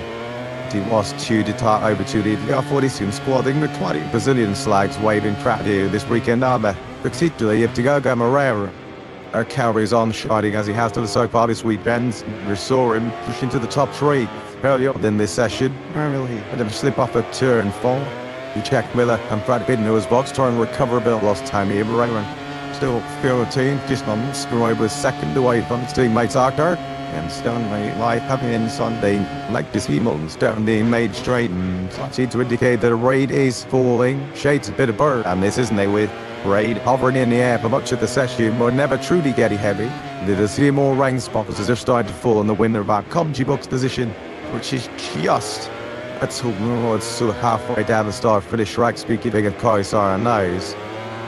It's outcome, it just changes constantly with the gusting winds, gusts around 40 kilometers an hour in the early sections. Some rarer, the minus beginning over business here. Or could us the halfway forward of the Salmon 1 track session. Just a quick reminder, if you're joining us for the first time, welcome. Top 10 riders in this session book their classes directly into Q2. Yeah, Jack just saying, I suspect is there's just a few more rain spots falling. When I come to bumps with Jack has confirmed there are more rain spots now falling down in tech lane. So this big chipping toy here, look at the spots right now, so the Delta Woody on the brakes into 13. Flood, you're going to be brave now. You are going to be really, really brave to throw along in mighty on trying to find a lap time as this wave gets heavier and heavier, corner by corner. And the riders who have seeing our starts to this practice session, mainly heading the ties for that, in particular, Marco Bezzecchi and Raul Fernandez, second and third in the World Championship, on their prettiest 20th and 21st at the moment, and they might be in no position at the moment to change that. The out of a rail, nothing like MotoGP rugby doesn't the way he is flinging a RC213V around his home circuit. There's a sight to behold. Absolutely awesome this. Through 4 he goes, very at the slip on. At the start of this session, Quartararo, that said was somewhere 121.965. Now that's a big rabbit pulled out of a big house as far as Quartararo is concerned. Up 270s front nothing. I'm like a 121 so far on day one. And there he is up in T7. Well, the two world champions within me, yellow Arcan. 3-time World Superbike champion, top over Ethiopia. The 2021 MotoGP champion, Fabio Quartararo, demonstrating their champion credentials at the moment. This is Tony Albigan. Here he is looking far from comfortable. The boy is eating it top right of money. He is still up inside that top 6. Might not look particularly comfortable, but certainly quick on a motorcycle. Top part, you know, picks up third points. This is just sensation. This prevents the Triple Ball Superbike champion, showing just why we've all been waiting so many years for him to test his wits, test himself, his skills, his talent against the very best in the world. Bascatli all do then, with a 121.565 feeds 3 for the 0-7. Dreamer, I'm a Yamaha rider. That was his 60th. He's been busy as he was top luck in this session. In fact, nobody has completed more laps than the Turk, and he's getting his reward from the hard work. WP3. Small they say the rain and them I guess you circuit are a great level one. As mentioned earlier, it's allowing rider talent to take over at 10 point. He's done his birds in that, and out of over 20 hours improved again. He's done another 121.8 to consolidate 7th place. So the ones who tripped out to the top 10, Moini and Miller, who are at 11th and 12th place. Alex Marquez, who up the on streets, back up into 6th place. So as to extend it to rate disconnect, Alex Marquez has dodged a bullet. Some shots further down the field, the VR4 is 60.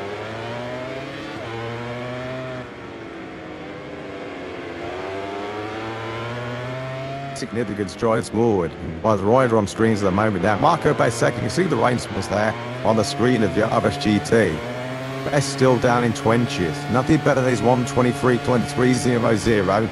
Set on lap 10 of 15 so far. There is that time. Keeping it pretty on screen. Still leaving Bears over 2 seconds behind the best place. He's coming short of the pit lane here as well.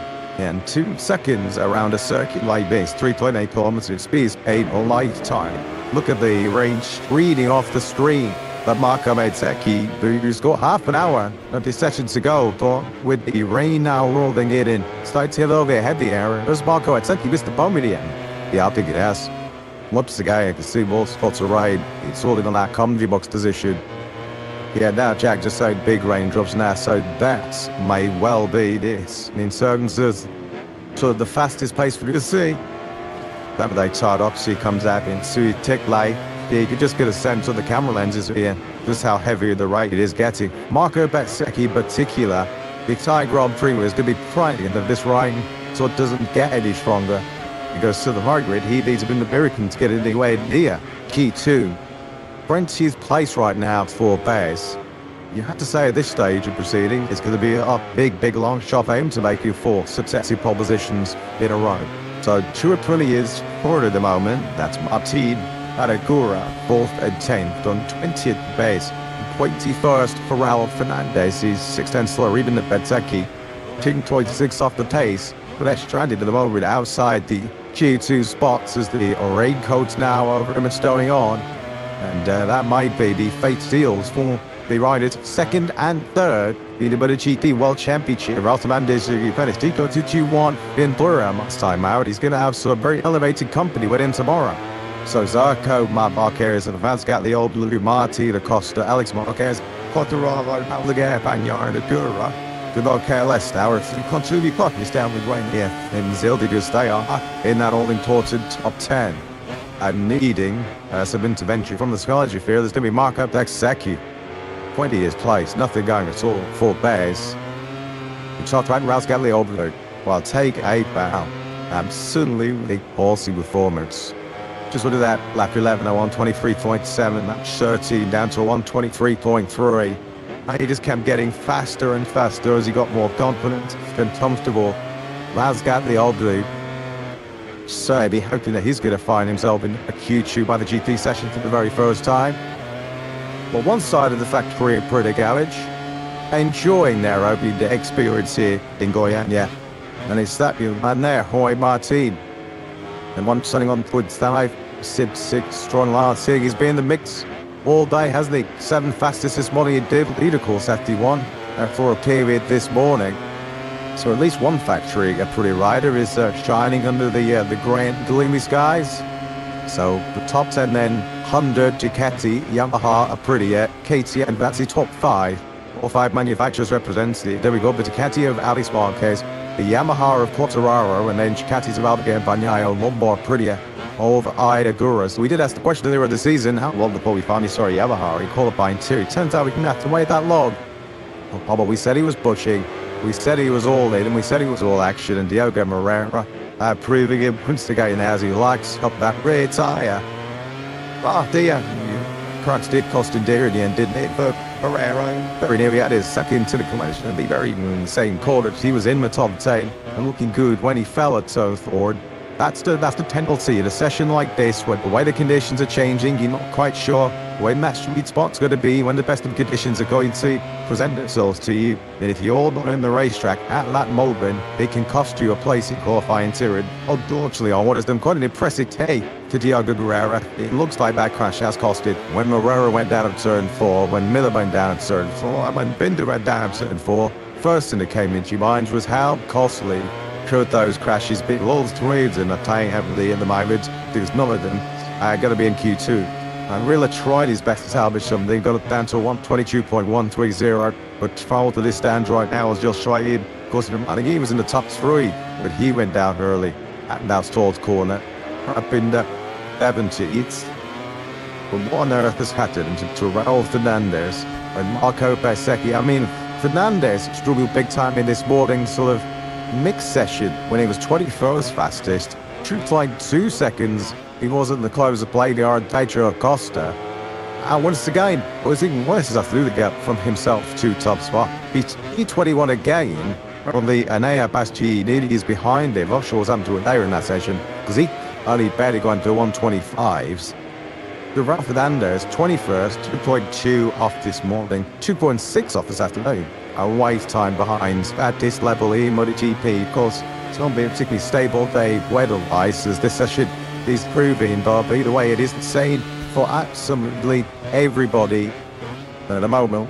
For the likes of Bezzecchi, Raul Fernandez, and Bastini, who are so far up the pace. They need a major turnaround tomorrow morning to get themselves into qualifying 2. So 25 minutes of this session remaining, which is a long time. Because we think back to this morning's session and how long it took ultimately for the track to go from damp to fully dry, you do wonder whether there's any hope of these runners outside the top 10 and maybe any improvement part to perform in this session. Surely it has to be. Top rank Raz Gagliol, Freeman, front like Yamaha star. 3rd the fastest before the race started to get heavy. Let's get the thoughts of his boss, Gino Bolsova-Jack. Yeah, even with 25 minutes to go, you get the sense of this game over here in terms of attacking the top 10, which On one side, the garage full start with Gino is an incredible result. Top up thirds, just showcasing to everyone the talent that he's got. You will be over the moon with that. Yeah, for sure, everybody know did massive that in that year. And with this condition, he is even more impressive because he don't know how to ride a bike on a race condition. He's actually the first time for him to understand a bit more how to use the tire, how to use the electronic. Again, seems so it's on the other side, the Yamaha improved that on rain condition compared to last year.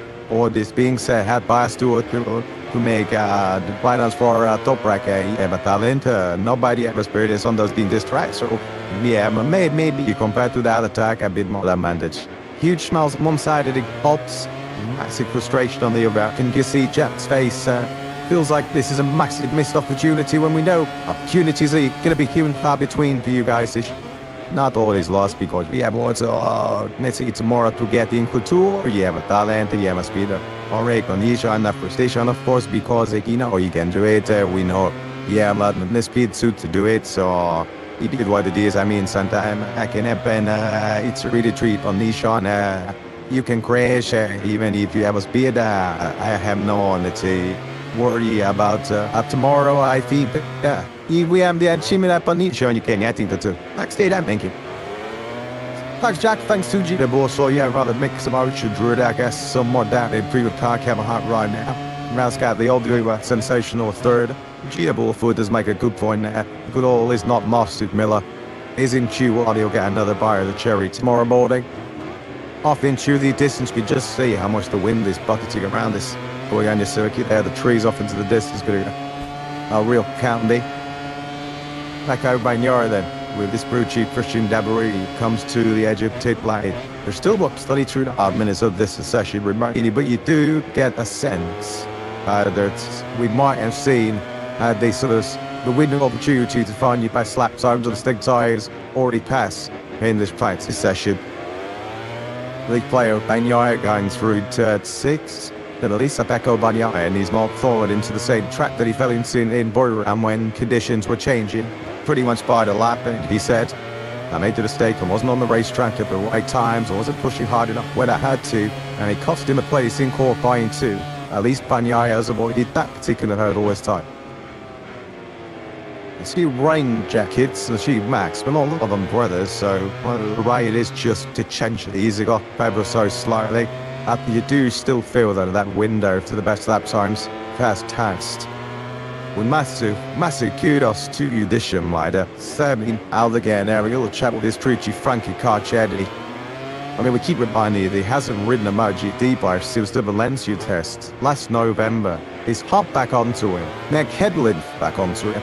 8th fastest, 121.882 from Aldegan. Real serious fracture to that left femur. They're trading accents. Had Ricardo tore my circuit in Germany in Valencia. He's just come back from a New Year's break in New York. Life all going very well. Simulates his first track action of 2026 ended in a real big painful incident, but that's a great performance by Aldegan in demanding conditions as well. You don't want to stick to one mistake. Last thing he needs to do is be landing heavily on that recovering left leg. Chinga showed his class and his talent once again. One win last year, of course, 3 spread podiums last year.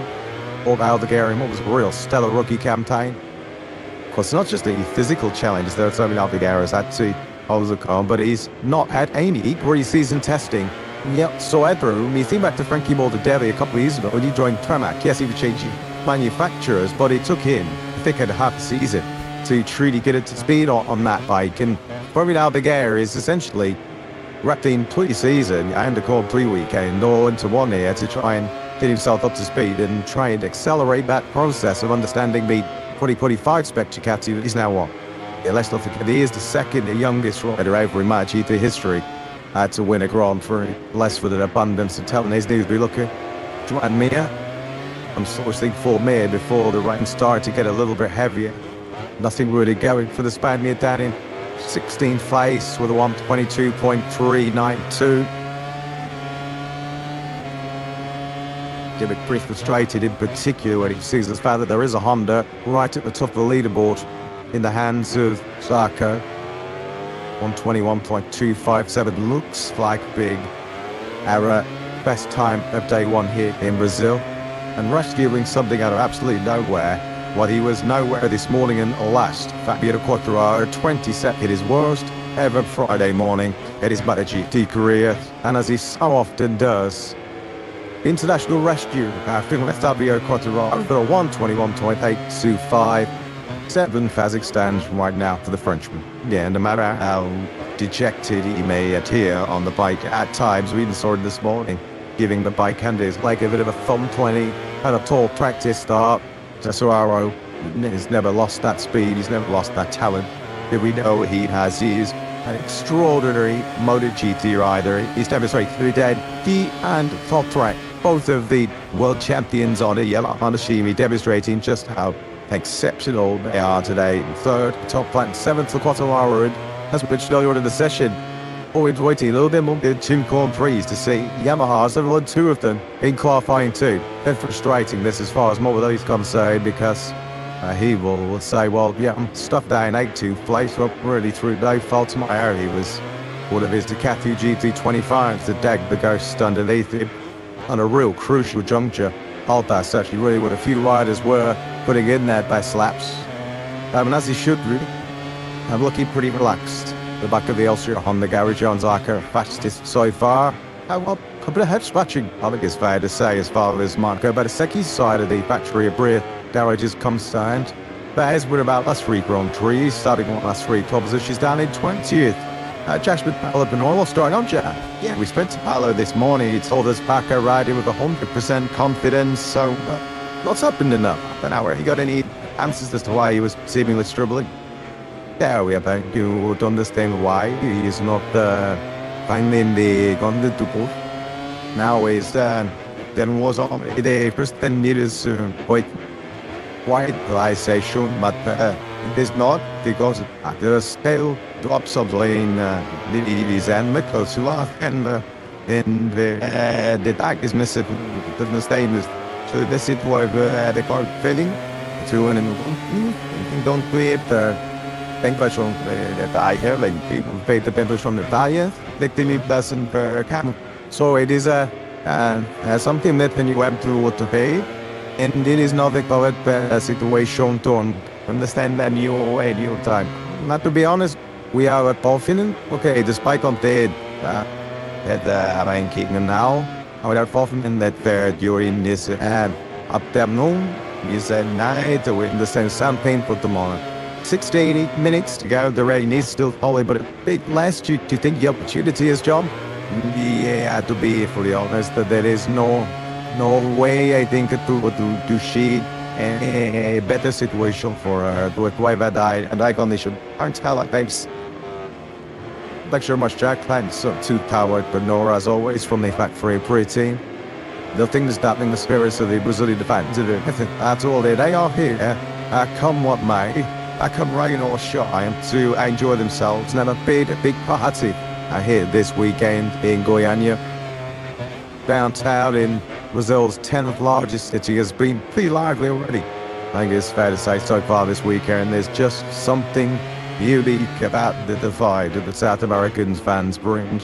If you ever were lucky enough to go to my 3-1 in Argentina, you're ever in the main square in downtown Tuamas, you'd understand what we meant about a sort of carnival atmosphere. Yeah. They're here to bring on Diego Moreira and Frankie Morbidelli. The top right Rascali Audrey looks on. Yep, on the front of me if it rains and carries already, because job done. Between the 3, the top Takazi has a little chat with his crew chiefs after the Giro be over. It was great to meet face to many on shore watching it highlight. It filled with 4 chiefs to Andre the Vizio, servings and multiple ways for it to the factory of Catholic We'll on that patches with Matt Marquez, Bruno when Albing was at Derby's side. We talked about headline going to talk with Cesar Giant Zarco and top right Mousecappi Oldham already so far this afternoon. They sorely have to make sure Sobering Pals again. I mean, that bracket has brought his return to action to the 3rd time since Valencia last year. 8 fast is hobbling around the paddock was still super fast as been due. He would be let's get the source of the boss getting the studio jam. Yeah, absolutely, that. Yeah, phenomenal performance from Fanino. Only the third time he's ridden a bike since Christmas, still using the crutch to get around the paddock, and looks as though he's going to be Q2 tomorrow. I bet you didn't expect that yesterday even. Yeah, you saw we have to wait. Did this meeting because I think that now we stopped the rain, but I think that the Browder and the happy to see even meet again in our hands and see it in this shape, because at the moment it's still that with this man he didn't push a lot with the physical on the mic. He's doing that he has of course a lot of a bit of pain of the injury, that his thing was a ban. He conserved the speed. Some American and that's the end in the middle to be bikes already, none of them. We know these guys are superheroes, but just talk is about the mentality must start with. The mic, as you say, still nowhere near the in these conditions to be great on the bike. Then it's a push like he didn't get into the top 10. I just cannot comprehend how he did it. He's through after 2 months and 1 week from the injury. He didn't the best effort with the recovery with the all the things and so making the best shape possible. I mean, they are heroes, you know, and so I don't know if this comeback is very, very good. Right, continue from that. Yeah, this is an unbelievable job, isn't it, from Aldegar so far. Thanks very much, Jack. Thanks otherwise to Brazili bus with Katie and the CD. Can you imagine when serving us to go deciding was going to South America, passing the fitness test to be just head to him. How then were you going to be fighting for Q2? Oh, first stop for the Peters. Mika Callier? Still very much on with the replicate. I'm still very much involved in my GP paddock. One touch, wide of momentum, wide of analyst is Mika. Pretty handy old one. We'll be back in Vera 125 by 250 and in Moto2. Still was key to the close side and nothing on 38 to make his way in the World Championship right now. Rico Salmela comes not his blade in the right now, and so a kid. Our Ravers arrived. It was the next section and a 1-2 partners. This week told his hands Ellie as well at 250. These are the other radio. Come out in Manuel Poggiardi, of course. Give us away, Manuel. I would think is a fabulous to give it, and didn't know how good he was. He won 2.5 and 250s back in the day that we never saw Manuel Poggiardi. Give it back. MotoGP just never really felt his wide. Such an allied to the factory Ducati team. And my bike has a pick about the eye. They do lean very heavily on the Poggiardi's trackside analysis. As Marco Basecchi then heads back out on circuit. 11 minutes and 40 seconds of the session remaining. But surely, Silva, this is all just too little, too late, a bit immaterial as far as measures concerned. Maybe just heading out some tweak settings to see if they can actually find some progress. We'll hope at the moment, which is an uncompliant RSG3. And I guess he hasn't got nothing. Saburu's up at this stage, has he, down in 20th place, so you might as well guard down and just see the kind of tough conditions he has to grapple with. Just much had to give it so far. He hasn't done with his own how well, you have to say. You compare him to the rest of the field, Aldo Alpenandes and AFSC, don't mind him. See now, I makes his way through turns 9 into then. What a completeness. So chicane of turns 10, this is left-hander, and then on to the right-hand side of the time. Through 11, his down touches have really been there for much of the afternoon. You just see it all in panel on the length flashes, some rain hasn't completely gone away on this stage, but Mappa Bateki, I guess, one of the dice thinking, well, might as well try this, and if I don't get into Q2, then I think that's a in game. He turns about his speed. Marco Bersecchi is on the fast motorcycle out of Brazil at the moment. It's driven 38.5 kilometers an hour. He's wants to down this start really straight. The problem is, top speed is not equating to a top loud time, is it, as far as budget concerned at the moment? There's not 4 of them are listed as Tackle Goianian.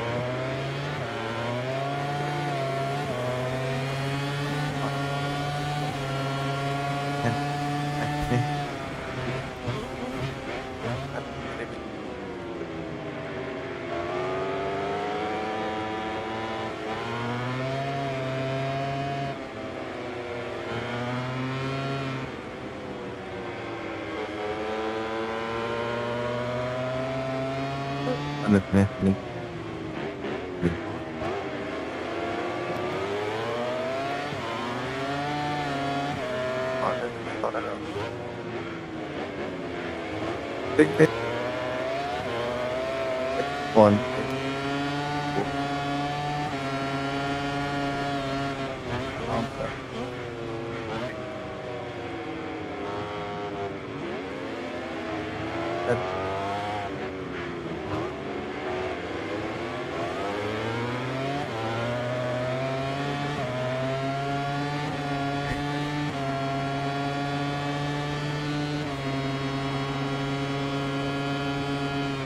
Sabaka by Seki right now with exclusive use of this 3.835 plumbing ceremony. To the Roma International Paris Senna.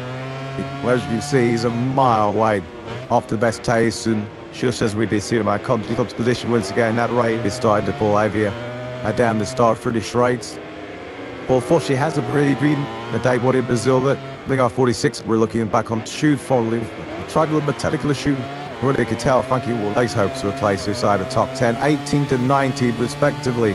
The two Italians of with time sheets funded very well into the polls. How the boss, how Quadrato Jack. Yeah, not the best afternoon. So the VR46 squads, obviously the issue for Frankie coming up at the worst possible moment of year. An idea about than that. Hello? Yeah, we've got this band moving and not better on the bike. But some doses these things happen because friend would try to make love by having into too. And the more that I can understand that you wanted to boost like let it one. And Fabio just couldn't get the feeling. Yeah, and this is not the best, let's say, she did some for him, none if he didn't like a nut. When it's needs rain, needs dry, and also in this kind of condition, you can see all the water in your handmade, and it's not the best condition for him, but this money was not so bad. So they're going to be difficult because all the weekend is going to be like this. Plots are happy as well as you can put in Mark Abetseki and see Mark Abetseki just roll into the box. A few stories circulating with regards to BL46 at the moment. You guys are the factory supported Ducati team, as you remind everybody. It says on your shirt right here. So how much pressure has Valentino been putting on Ducati to make sure that your rider lineup reflects that status next year? Yeah, it's important for us, no? At the moment we have very good relation with Ducati, and we know it's very important also for us to be until we then. 27 is going to be amazing because everything is bikes, tire, a lot of riders is the impact. So it's important for us to be focused on the riders. At the moment we have Dijan and Franco, we are happy with them. We try to make something very important with him within this year, and of course we are working for 2010. But I mentioned, to me now the guy, his talent is obvious. We can see what he's done today. We can see what he did in Mandalika. What do you think of him as a rider to have achieved what he has at such a young age? Nice, I miss him. The last time that he was on the bike, he was on Valencia.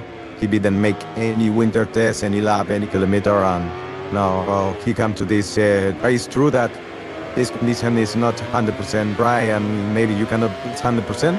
But you see the top 10 at the moment he seems to the directly to the good two is amazing.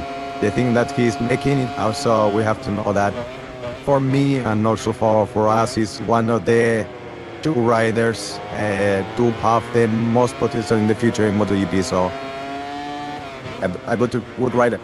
Valentino has said he wants a rider that can fight for victories, fight for championships in the future. I guess he ticks the box saying it. Can be one of the undertakers that would have for the future. So why not? Nice couple. Thank you. Great stuff. Sheffield as always. With the questions to Pablo Ciabatti, I think it's fair to say he was exactly in a hurry to shut down any links with the R46 and David Alligator next year. No surprise and glowing praise out of four Alligator when he talks about two or three young stars emerging in my GT, the young future superstars. You need to get Aldegan, Acosta, Diego Herrera. Of course, we know the R46, they were strongly lead with Pedro Acosta at this stage last year when factory KTM rider was letting frustrations about back and forth in the RC16 get the better of him. Made Jack gave Pablietta the opportunity there to sort of deny the rumors and sort of say, oh no, yeah, we were perfectly happy with the Gianantonio and Morbidelli. But yeah, there's no smoke without fire, as we often say. And coming quickly back to Frankie Morbidelli, I mean, we thought it was a technical problem, Lewis, but it was entirely self-inflicted. What to do? Well, that's the schoolboy error, you have to say, isn't there? So for any rider at any level to miss the instruction on your tip board, because every rider will have the dashboard instructions, will also have a tip board which will count down generally. Some riders, like Pato Bagnares, run playoff, it counts upwards. Marquez sometimes runs without a tip board altogether, but Frankie Morbidelli will have had a tip board which will said L3, L2, which tells him how many laps he's got remaining on his run, and then the very white and big dot message on his pit board to tell him you've got 1 month of fuel left coming into the pits. Frankie Morbidelli didn't, and the obvious consequence of that was that he ran out of petrol halfway around his following lap. Self-inflicted wound and licking his wounds there because that was a mistake. Dumped him down in 18th place. Frankie.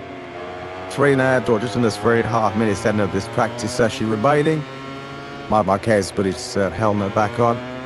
There's going to be no improvement sitting in lap times, that's for sure at the end of this session. The top 9 then. Top 9, which is Zarco, Mark, Pascal the Old Blue, Martin, Acosta, Alex Marquez, Quattraro, Aldegan, Bagnaia. That 9 laps in the 121s. Crucially, although he didn't find a 121, is Ayagura, or Trackhouse MotoGP, finishing that all important 10th place. He said, didn't we? Just before that rain style, Ayagura just fired in that 122 slap. He just felt that might be crucial, and it's exactly as it's playing out at the moment. It was tight. When you look at Toro Luke and Reedy, the 11th spot, Reedy was at a 200ths of a second away from himself being inside that top 10. Engines in a fiery back into life into this session. As we look at Enea, Basti and Edie, who I think is fair saying set up a bit of a horror show in that practice session because the Italian trying to put a very smart on his face, but didn't even do on 24, that like getting went in 21s. Enea stuck down in last place for the 125.29.63. That was a 6 with time laps to do. The Rebel KTM Texari. After Tagalis, 8th place is third in the order in 13th place. Texari teammate, Patrick himself, seemed fortunately not going to be troubling the top 10 here today. So the riders who will be going out, I guess they'll all go out just for the customary practice start at the end of this session, but there isn't an official practice start in this session, so he's going to pin lane, seeing the top left to go sprees reaches 0, so that's why you can see all the bikes from not already in 10 lane. This practice start session this morning wasn't exactly to a big success. Even the next track conditions, and well, I did tell you, sure, how this is going to load on this milk either, but any opportunity to then up to launch their bikes off the Doyania great arid holes tomorrow's TISO spread really useful, but rather damp conditions once again, more ideal conditions for a practice start at all. So we now know in Nibis Mark, Mascat the old blue party, the cost of the Alex Markers, what the more, Aldegat, right in the eye and the Gura, who load up the red passage to Q2 tomorrow morning. Of course, that's all ahead of what will be a schedule of 15 lap sprints. 3 p.m. local time, as always, here in Brazil. That will be followed by a 31-lap Sunday Grand Prix here, also lights out at 3 p.m. local time on Sunday. What is going to be, you saw that graphic on streams just a few months ago on listing from Jack down in Pickney. 31 laps we make Sunday's Grand Prix. Highest number of laps for MotoGP battles. It's the Laguna Seca Artery back in 2013 when it was 32 laps. So there's a bit of a novelty factor about this Guianian Grand Prix because it's the most Andrews on the calendar, and it is good in Vaughn's riding, a bit of short lap time as well. Some Marquez there. See that kind of design race spot, some part fires in there really. So the way it was fun. Waiting in that part of the circuit, they should did a little Michael of the sort of LED monitors are still flashing. There were 7 riders who had done it on track. Check the flag is out. So if anyone do want to go out again, Mr. Moment, tape lane move, have one do it door. Man, yeah, Betseki and I already put out on some sleeps. we've got me and Gian Antonio, Martin and Marquez, who've gone out there on wets. Simply Dutch to drop a set in, massive on you might suppose the maybe otherwise they used it. 3 taxis 1 value on this morning, doorbell now they'll take a check a flag of potential on Michelin schedule, but start thought today the previous practice tip reminder was Miller from Epial this morning, actually 6.775s. This Arco in second place at 149 but Martin, Antonio Pagnaia, but Topwork up to 6 ties from the Prema Yamaha. Prema, can we say, rate as much as you want now. Top park of the diamond, no calls for 24 entry, but of course, these long times are going to continue to drop. As long as it stays dry, already in the third center, Cypress down the second. Mark Marquez 610s, but a good breath of cheer as they march, just trotting off the back of Hawaii Martin. Just see the lines breaking markers. Factory to the right ahead of you. These conditions as we took spawn this morning, where it's a big slick, a bit greasy. Wind driving around lines. Also the advisories where Mark Marquez has been the master. Some of them throughout his career. And that's Jack Miller just behind Mark as well. Miller also got to be very quickly. He's as fast as Mark. Treat the first T set to Sarko. Awesome, very fast. In the first half of this lap, so we're going to be down into the low 12.23s by the end of this second for that, potentially to the 22s. Into 13, then Martin goes on the factory. Brilliant. Listening on. Ducking Hoyhander. Stood stairs in angle, seeing tilted. You can just see Maskey to the town there on the Irish GT. And I was going to go through the gate box up and third on the exit. Hopping shoes 6 now, and 22.798 is where we're at in terms of these fastest not trying to that. The Sarko 122.767. Drawing Frenchman is drawing. He handlings to own. So lock up at City paced up to the merchants and time in the day. Yeah, he's already sitting near the mislap item. He's 3.5 seconds off the Penny Studio second sector, so some pressure building and bet tech hit him out with pressure up Leicester also. This very early spending each boat we don't know how dating at the moment. These lap times are going to be Acosta down in T30 at the moment. See there's Zarko, we're sitting up under the backers, and I knew I'd right ahead him. I'm going to get right short here. Have Zarko on that number 5. Elcio Honey, you can just see that it's on board. Camera up view, give me the proud back illustration just how heavy the cloud giver is. Moving over this Koryanya circuit. That patches one day you get Siri on the exit. It's so canvas. She's threading it through the Ivan Needle here, isn't it? Around this near full coming to circuit. Okay, see which riders are taking greater risks, and which riders are a little bit tentative, a little bit cautious at this stage. Because this is Bagnaia, Tasman by center times, where he just got powered up by Zarko on his way through the pit. His let's try and get itself down into the now well 22s. All spots are brave. The riders have got to try their very best, just to not ignore it. Take stock a bit, but keep pushing. Just thrust the levels underneath them. My marking, home to line, back in for the session, 122.534. Should be better though, pretty quickly by Zarko, and indeed, he pays. We're going to get a 121 very soon. The simulation suggested lap times around to 15, 116. I think the conditioning and stuff is getting anywhere near that at this stage, but Zarko then back on top. Morera, his speedmate, should have shot up to 4th place. An excellent job by the rookie, and no wonder the Brazilian fan already figured themselves balls here in Goiânia. So got Hondas first, Phoenix, and 5th above it. Zarko, Marquez, Miller, Morera, and Marides he took 5. Then Marti, as we had a crutch for Jack Miller in 3rd place. His teammate Todd Plate, those also Hoppy Q2 nominated 7th place. So the rookies on this level playing field doing very well right now. Miller's going to be out in there. He's not going to rue this crash, of course. He hashed the Mary Becks seeing the off front. So slip right on the outside of the circuit, and it just needs fun now. Mosh out there for Jack. Easily done in these tricky conditions. And so he trudges away then. So second rider we've seen name go down there. Binder and Miller's. Martin continues to Sean. Thick set key check. He's up to 15th place now, but he's still 2.4 seconds off the text. Morena is on pole, but to potentially take it on the spot. You go there, we're allowed to be cheering you when the session began, and just wait for another 30 seconds. This would be awesome, couldn't it?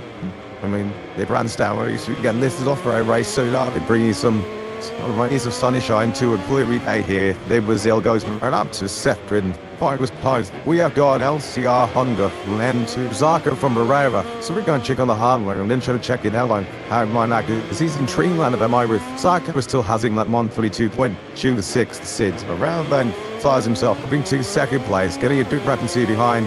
Well, it's experienced Honda riders. Luke Maridi. He was so good at this in Moto2 as Barrera, just finding the right riders to tell on what to load for. This he was behind Maridi and tape by you'd burn around and it worked a treat for him.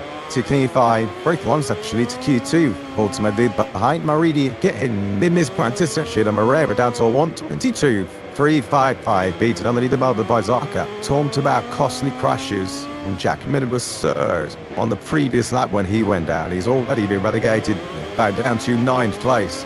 This is another eye-catching display, isn't it? Another stunning award assist by Martin.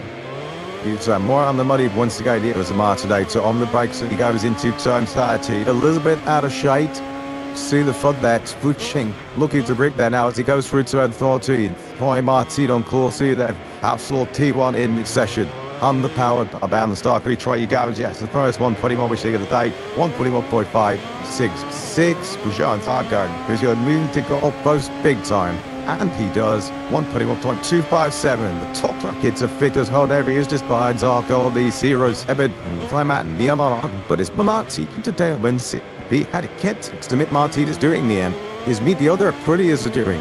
Betseki's in 15th, but now 16th, 17th, dropping down the order. But look at the bottom of the standings. Betseki 18th, and the only 3 riders behind him. 2 of them are pretty as Agura and Ralph Fernandez. So the moment Martin is the only pretty rider doing anything out now. So I can't like now, see how like he stole it. He's just that's 12 minutes. So there's Moreira. Faced Joe Moreira with the head for it. Enters the same place. They're caught up in that turn of 4. Is proving to be the tricky corner so far, so Moreira, but he never even bothered, did he, to try and see danger was still relieved. Of course, most of these MotoGP machines have the sort of automatic safety cutter as they're on their side, and Moreira was just full Olympic sprinter mode that he would go to check the damage on that bike until his fate as soon as he was bolting to try and find transport back to the paddock. For Brad Binder, he's made over 110 MotoGP starts, and Chapman Miller's that's his 200th and made that mistake. So I think we could give Moreira. He just accepted MotoGP appearance and making that mistake for Tane Washi in the middle. Okay, for turn 4, so we've now seen a KTM, a Yamaha, and a Honda on their side of that corner. In fans' house in Sils. No doubt Moreira is the talk of the town here this weekend, no question about it. Marc Marquez and I have been 3 of the moment for number 93. His best lap's on a 121.821. He's one of 3 riders that's in the 121. He's just in there with that 121.8. Zarco at the moment, he's dominating the 0. These are the 3 10th player.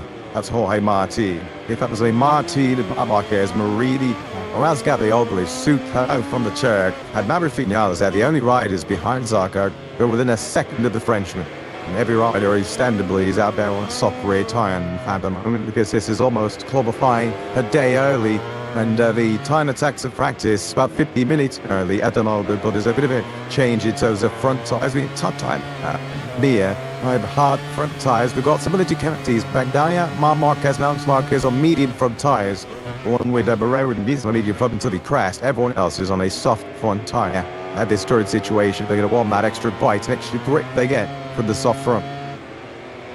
Meanwhile, Bavsaki still keyed down where the Maverick down in 19th place. He's 2.5 seconds behind Zarco's early blitz. I think they'll looking across to the Jorge Martin's on it's really going on. Just have what he's having at the moment. Thank you very much. As Marquez doesn't push himself up into T2. He's just kind of Jorge Martin has kept the offload out. The triple world Superbike champion. He just his second MotoGP start. Up now into T4, the 121. Floyd paid 3-6. Keeper Davids, I'll see spot fit that. But he does have a good tack up on yacht and also through the big scene. Big plays, rings, Costa largest by Nats Marquez. Here is the port into on screen. He goes into 10th place and the sprinter, the Stutavar is now returned. Diogo Moreira back to his LCR box. Jack just telling us that Brad Binder has managed to get back out on his second factory KTM. Thanks very much, Jack. So Binder, want to throw you fooled us in that very tricky turn 4. As he stands at the moment, it's the heavens open right now. You'd have Zarco, Marquez, Martin, Morales Gatli, Odu, Agnuai, Marini, Villas, Moreira, Acosta with rings going into Q2. But as he stands at the moment, has spilled back a turn from to Moreira as Knox has yet dropped him outside of that top 10. Here's another about turn 4 fallers. Mr. Miller, he was running 3rd, but he went down. Jack now back in 15th spot. Taiwan 22 so far for the 3 of Tamak Yamaha rider. God, he's so impressed, and he but the 2 rookies of the moment, top Ken Moreira 4th and 8th. Here's Fabio Potomaro with the Mulberries. The Slowest is the Yamaha down in Ray 18's place. Now is about to change for the number 20 as he tackles turn 30 to quarter the.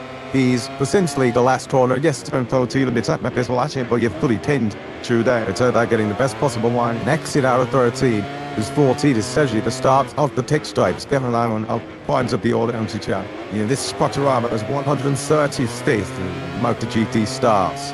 22nd and last this morning was his worst ever start to a MotoGP, and we came, talked about kicking Spotorama. Boy, he is down on that new D4 tower. Was the on Yamaha. Said we are there at the moment. 1.2 seconds behind fellow Frenchman Joan Zarco. There's a replay then of Marc Marquez on the 93 factory Ducati. We talk about a rider with feel, don't we? And Marc Marquez could just see it there. I think he is flashing it off the ground and then just touching it back up to the side. I once again, this is Marc Marquez just trying to assess underneath it, just what kind of grip levels he's dealing with. And they can just soon there roll in the fall and then getting back on the power on the exit. Lovely super slow-mo there. The master of work. Hasn't taken him too long to adapt to lies. Here we go, Yanyazi Marc Marquez, second quickest behind Joan Zarco. So not surprisingly, but thankfully, the rain is just about holding off here in Brazil. A lot of people are expected by this state of proceedings to be a very, very wet Auto International heads in Senna. Jack, what's the latest weather-wise? Yeah, it's something raining, but still unlike third hearsay. Hasn't changed the sun. It's up. What did she think? I did it. The winds that was mentioned. He's so strong. With the resistance is sensible and really effective. Track conditions and grip levels. So they say if they are, then they can go out and continue lapping. But it's such a mind game because the rate he's falling in, bro, beyond the visors. I think I use right. What the heck if you like to? Yeah, thanks so much, Jack. Marco Barsecki has just played his best time of this session, but he's still nowhere near good enough. On his 10th lap, he's found a 1:43.300, but he's still at the 2 seconds behind this rider, 35-year-old Frenchman, Joan Zarco, who is leading the tag on a decent margin, over 10th clear of Marc Marquez. He's there more. There's only Martin the Costa with half a second. Here, another approval there from Mr. Zarco. The all-work really stock lines is pretty happy. Well, I think he'll be pretty happy when he looks at the tiger screens right now. So I'd be happy if they took the flag out now or the heavens open, because he'll be the fastest rider on our opening day in Goiânia. Clearly carrying a level of confidence and risk that other riders are not at this stage. Both the seedings, true, tells 2 or 3 legs, see all those damn patches which he navigates where the inside of. It's as much trying to keep the eye on those as it is trying to pick your way for playing the best line around this circuit, because the best line might be but some dirt touches. I think a shot that wasn't it? Zarco did seem to make many to see it all toggle with the rain flags. How big way to Ayakula, how crucial that 1:22.067. The 2024 Moto2 World Champion is just playing for Trackhouse pretty, because that has rocketed a Gurudal up into T7. So the two of the 4 crews that we really saw were going to be figuring prominently in this session. Marco Barsecki and Ralph Hernandez on 2 of our last 2 Grand Prix podiums. Well, Bez is 19th and Ralph Hernandez is 20th. They are suffering big stuff officially at the moment. Ralph Hernandez is a non-qualifier. He's outside 105% qualifying cutoff at the moment because it's such a short lap around here. It's the qualifying cutoff is a 25.3. Ralph Hernandez is only doing a 25.6 at the moment. Bastianini and Binder both behind him. Not sure what Bastianini's problems will be. He's only done 6 laps off of C. Binder on the 4. And Pedro Costa, who's had adventures himself already in this session, we saw some animated gestures to his crew chief Paulo Ciabatti. He's at least in a relatively safe 4th right now. What a shot. What a shot. The focus, the concentration on the base there on the Costa. Now steady on. Oh, sorry, because you got a couple of scares. This one we've been in the sort of back to the changing conditions. What is sort of that one with that RC60, but he was quickest this morning. You see, that's a human in his little feet just spiral over the forehead, the cheeks. Pedro Costa, sort of quickest at the moment. Before he had that scare, he had just set his best time at the session, 1:21.750. Past gap, the old still there in stress. Absolutely stunning. And top Yamaha, for a mile, is the Turk. So look at this time, 121.836. Net special Yamaha is bottom armor, nice on Alex rounds, Britain's in 9th. But even so, Top Black is still 3/10 quicker than the next best Yamaha. Chapeau. Talent is taking over today, isn't it, for Top Black Rasatioglu. Of course, he's giving up so much experience that they snaggle in MotoGP on Michelin tyres on these very complex motorcycles, but he's suddenly not giving up any kind of track experiences. Frankie Morbidelli had some sort of issue there on the outside of the circuit. Morbidelli is in 15th place. Is it already ticking up? Yeah, something distracted Marty as well, didn't it there? So, yellow flags, yeah, Morbidelli's got a technical trouble here. So Frankie Morbidelli's Ducati GP25 is done kaput. And there's going to be a trip through the gravel trap then for Frankie. Now that could be pretty significant in terms of his high ground hopes. Gets off the circuit, quick as he jammed with the left arm in the air. That is all happening while Morbidelli down in 15th place. So that could be big trouble for the Italian. He was already slow at the end of the previous lap, but he did. His some 25 seconds slowing through the first sector. Anyway, here's our own photographer for MotoGP. He's giving him a lift back to the box. So if you're not seeing the kind of photos of GP social media channels later on, then you know they expect. Blame Frankie. Frankie Morbidelli then. Secondly, a daughter student. Shoot it, chief woman. Well, there you go. See, now just about to get some real cool picture in that corner. Thanks very much, mate. Well, I'm lucky as them. Locking constables. Have to say as well, I mean, I'm not the testing bore around the week to feel the Grand Prix and stay towards the stomach, but really did not was stuffing at him, Mark. He just did not look at his take first. There was a shoulder, obviously the lingering shoulder issue as well from Mandalika. Last year was also still an issue. Just looking at Mark this weekend, he just looks like more of the old Mark. It's just his demeanour. His body language was he took that weekend. He was fine down to Mark. Probably a lot of truth that he's letting go on way eventually. He's had to go to free so much. Well, I keep wanting something really when they wants to go with the injury serious, and why you saw the injury was more serious than we and probably he realised. And at the time, he's still not 100% over. I think it's fair to say at this stage, but Mark is not willing to ever make excuses, is he? Whether it's physical condition, whether it's injury, whether it's illness, Mark is he never make an excuse. He will always give the very best. And if someone beats him, you will say, fair play, they were better than me on the day. Yeah, but I'm not things at the moment. But yeah, he's to me all this playing his party. Still not the Redbird, so that Redbird for me, for John Zarco on that one. 21, 2.7. Look at this. Mascali Ogulu keeping tabs and so with Hawaii Martin had it on a country, Napoli too. Both lap two-sided top far, and it's up. Where's Totai going? That's all right. The joy is again found. Ball show with Hawaii Martin just about accused himself at the ground look. Maybe just a little bit of slipstream there behind Martin's pretty substitute into that first quarter break. He's a little bit faster than he was anticipating. Two blasts. Shooting Vitan to riders there on screens. Will they be like Yamaha colleagues soon 2027 if you believe the gossip columns, if you believe the headlines? Well, that would be the case. Because as long as we're a little bit quiet in terms of the rider market for 2027, we do believe, as mentioned this morning, a lot of contracts that have been agreed are just not formally announced. And it's all pointed towards Hawaii Martin being a factory Yamaha rider in 2027 and beyond. And someone's still to be had so many changes to come. The transition's on in 2027. MotoGP, but already, weekend and a half. The 2026 is what the season we're already having in MotoGP with this year. Marquez already on the back foot playing shot 33 times behind World Championship leader Pedro Costa, but looking much smart. He's outside first. Man, mentioned I'm over to go. Just Bob Marquez now looks, I guess, to settle into a more morning tactics session that in the scene. And watch Chevrolet times and time attacks completed. Marquez now about either rubber trying to get his whole bike done 7, showing his how much momentum you carry through that third gear turn 14. Over that rise onto the start pretty straight because it's been a pretty fierce headwind blowing in the face of the risers. There's a lot heavier rain spots on the Cabinets there at turn 4, aren't they? Seems like, well, she was an optical illusion, but it seems like, certainly to the naked eye, there's a few more rain spots in the Cabernet. Despite the fact that all real strong headwinds, But he's running through the speed traps. His Marco Bezzecchi, 338.5 kilometers an hour. I don't know, a guesstimate as to maybe the top speed would be around 345 things. Because you come on out that turn 14 carrying so much speed. Anyhow, Altic and Fitzy, 6th place on 21.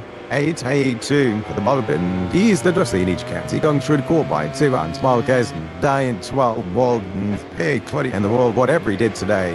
Big 30 out of the game of the beach. Pleased just to see the check and flag of practice. But the Mulligan, he's heading to key 2. The plan for me, careful, I'm 2 when I paused last year, 2020. I MotoGP Rookie of the Year.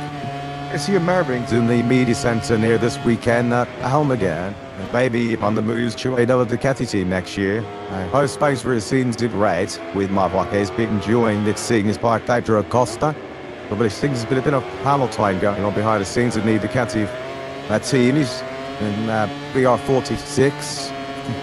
What they seem to be the designated top independent team, second factory team, call it whatever you want. Within the Ducati rankings. It does seem Spanish media running with this one.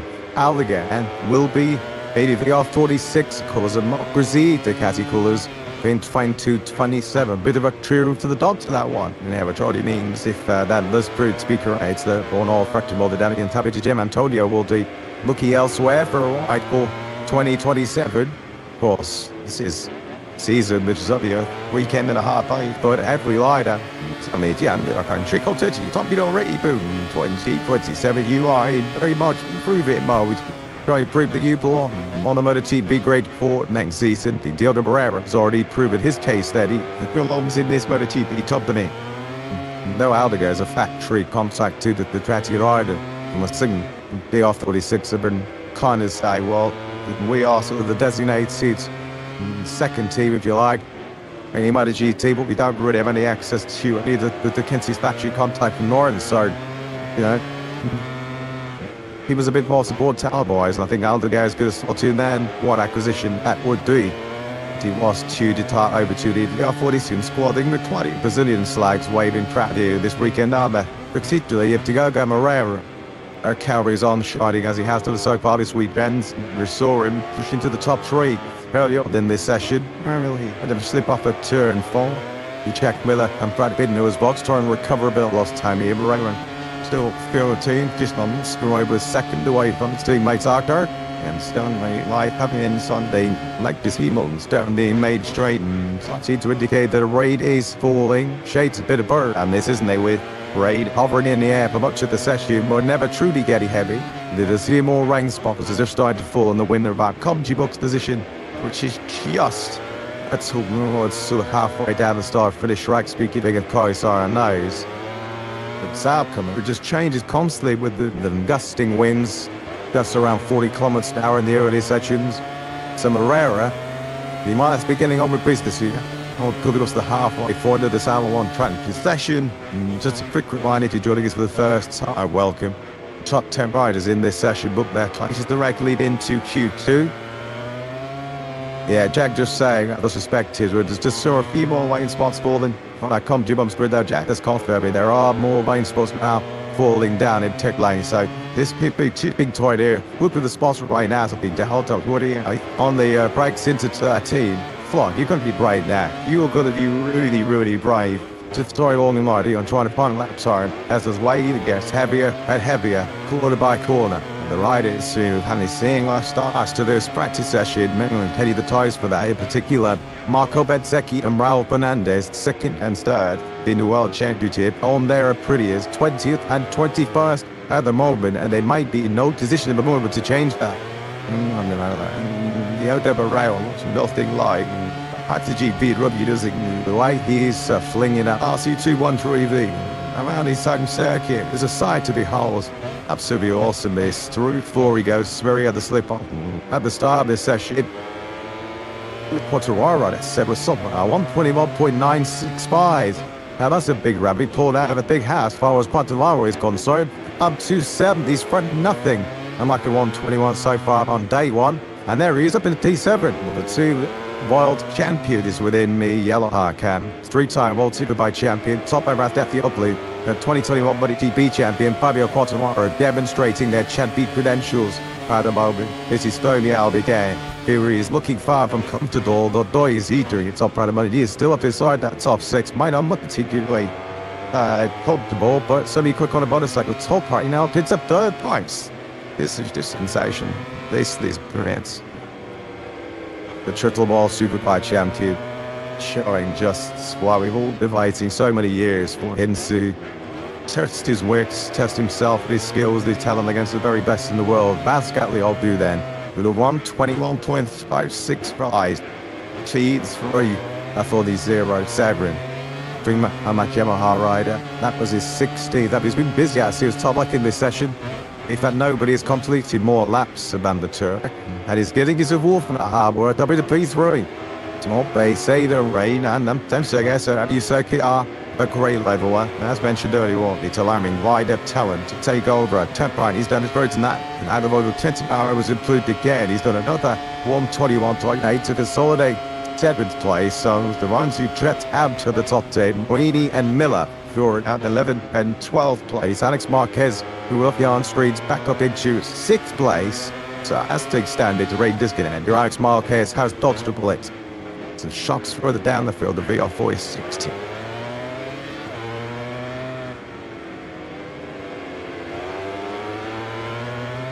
Significant strides forward. While the rider on screens at the moment now, Marco by second, you see the rain was there on the screen of the Abbas GT. Best still down in 20th. Nothing better than his 123.300.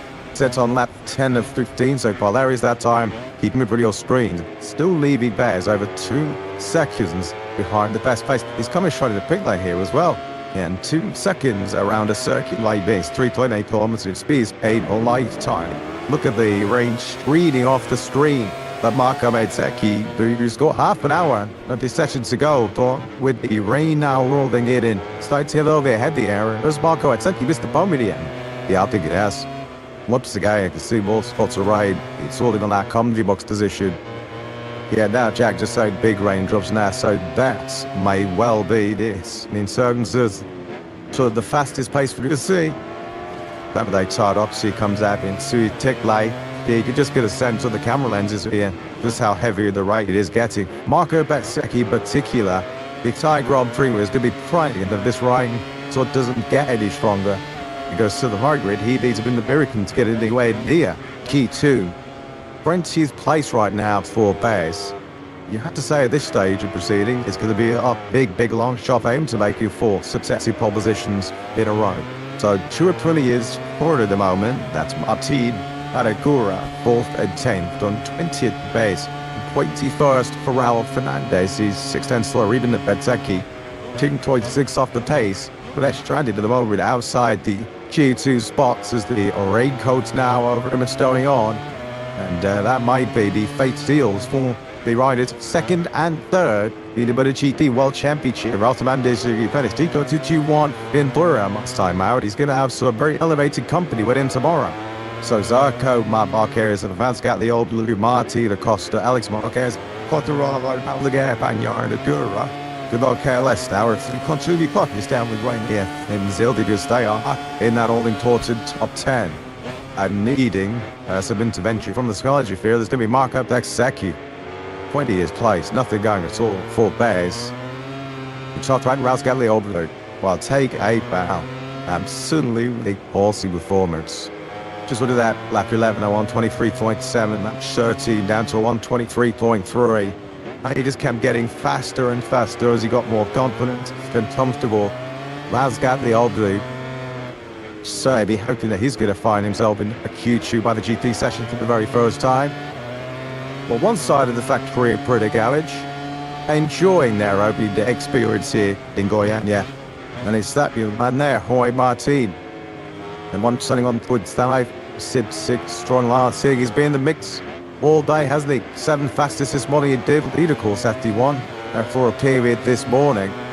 So at least one factory, a pretty rider, is shining under the grand gloomy skies. So the top 10 then, Honda, Ducati, Yamaha, Aprilia, KTM, that's the top 5. All 5 manufacturers represented. There we go, the Ducati of Alex Marquez, the Yamaha of Quattararo, and then Ducati's of Alberto Bagnaio, one more Aprilia. over Ida Guras. We did ask the question earlier of the season, how long before we finally saw Yamaha in qualifying too. It turns out we didn't have to wait that long. Well, Pablo, we said he was pushing, we said he was all in, and we said he was all action, and Diogo Moreira proving him once again as he likes up that rear tyre. Oh dear, crunch did cost him dear in the end, didn't it? But Moreira very nearly had his second to the collision, and the very same corner he was in the top 10 and looking good when he fell at so forward. That's the tendency in a session like this, when the weather conditions are changing, you're not quite sure when that sweet spot's going to be, when the best of conditions are going to present themselves to you. And if you're not in the racetrack at that moment, it can cost you a place in qualifying too. And unfortunately, I wanted them quite an impressive day to Diogo Moreira. It looks like that crash has cost it. When Moreira went down at turn 4, when Miller went down at turn 4, when Binder went down at turn 4, first thing that came into your mind was how costly could those crashes be. Loads to waves and tying heavily in the moment. There's none of them going to be in Q2. And Rilla tried his best to salvage something, got it down to 122.130, but foul to this stand right now is just right in. Of course, I think he was in the top 3, but he went down early at that stalled corner. Up in the 70s. But what on earth has happened to Raul Fernandez and Marco Bezzecchi? I mean, Fernandez struggled big time in this morning sort of mixed session when he was 21st fastest. Truth like 2 seconds, he wasn't the closer play guard Pedro Acosta. And once again, it was even worse as I threw the gap from himself to top spot. He's T21 again. Probably Anea Bastianini is behind him. Offshore was up to it there in that session because he only barely gone to 125s. The Raul Fernandez 21st, 2.2 off this morning, 2.6 off this afternoon. A waste time behind at this level in MotoGP. Of course, it's not been a particularly stable day weather-wise as this session is proving, but either way, it is insane for absolutely everybody at the moment. For the likes of Bezzecchi, Raul Fernandez, and Bastini, who are so far up the pace, did need a major time around tomorrow morning to get themselves into qualifying too. So 25 minutes of this session remaining, which is a long time. Because we think back to this morning's session and how long it took ultimately for the track to go from damp to fully dry, you do wonder whether there's any hope of these runners outside the top 10 of maybe any improvement part to perform in this session. Surely it has to be. Top Frank Razgatli Oglu, Freeman, like Yamaha star. Third the fastest before the right side to get heavy. Let's get the thoughts of his boss, Gino Bolsova Jack. Yeah, even with 25 minutes to go, you get the sense of this game over here in terms of attacking the top 10, which on one side the garage will start with Gino is an incredible result. Top up, just showcasing to everyone the talent that he's got. You must be over the moon with that. Yeah, for sure, everybody know they massive that in that year, and with this condition, he is even more impressive because you don't know how to ride a bike on a race condition. He's actually the first time for him to understand a bit more how to use the tire, how to use the electronic. Again, seems so it's on the other side, the Yamaha improved that on rain condition compared to last year. All this being said, had passed to make the finals for top bracket. You have a talent. Nobody ever experienced on those being this track. So yeah, maybe compared to the other track, a bit more advantage. Huge smiles on one side of the pops, massive frustration on the other. Can you see Jack's face? Feels like this is a massive missed opportunity when we know opportunities are going to be few and far between for you guys. It's not always lost because we have also, let's see, tomorrow to get in couture. You have a talent, you have a speed, or a condition, and a frustration, of course, because you know you can do it. We know you have the speed suit to do it, so it is what it is. I mean, sometimes it can happen. It's a really treat condition. You can crash even if you have a speed. I have no, let's say, worry about tomorrow. I think if we have the achievement up on each you can get into two. Thanks, Dave. Thank you. Thanks, Jack. Thanks to Gina Boy. So yeah, rather mix some Richard Druid, I guess, some more down in previous car camera hot right now. Rouse got the old doing sensational third. Gina Bullfoot does make a good point there. Good all is not Mustard Miller. Is in Q1, he'll get another buyer of the cherry tomorrow morning. Off into the distance, you can just see how much the wind is bucketing around this. Going on your circuit there, the trees off into the distance, but a real county. Back out by Nyora then, with this brew chief Christian Dabari comes to the edge of pit lane. There's still about 32.5 minutes of this session remaining, but you do get a sense that we might have seen the window opportunity to find your best lap times of the stick tires already pass in this practice session. The player Bagnaia going through turn 6. Then Elisa Pecco Bagnaia, and he's marked forward into the same track that he fell into in Buriram when conditions were changing. Pretty much by the lap, and he said, I made the mistake and wasn't on the racetrack at the right times, I wasn't pushing hard enough when I had to, and it cost him a place in qualifying too. At least Bagnaia has avoided that particular hurdle this time. A few rain jackets, a few Max, but not a lot of umbrellas, so the rain is just to change it easy off ever so slightly. You do still feel that window to the best lap times fast taxed. With massive kudos to you this year, rider. Serving Aldegar now, we'll chat with this Trucci Frankie Carcetti. I mean, we keep reminding you that he hasn't ridden a MotoGP bike since the Valencia test last November. He's hopped back onto it, Nick Hedlund back onto it. 8th fastest, 121.882 from Aldegar. Real serious fracture to that left femur. They're trading accents. Had Ricardo tore my circuit in German in Valencia. He'd just come back from a New Year's break in New York. Life all going very well. Similarly, his first track action at 2026 ended in a real big painful incident, but that's a great performance by Aldegar in demanding conditions as well. You don't want to stick to one mistake. Last thing he needs to do is be landing heavily on that recovering left leg. Chingas showed his class and his talent once again. One win last year, of course, 3 spread podiums last year. All Aldegar in what was a real stellar rookie campaign.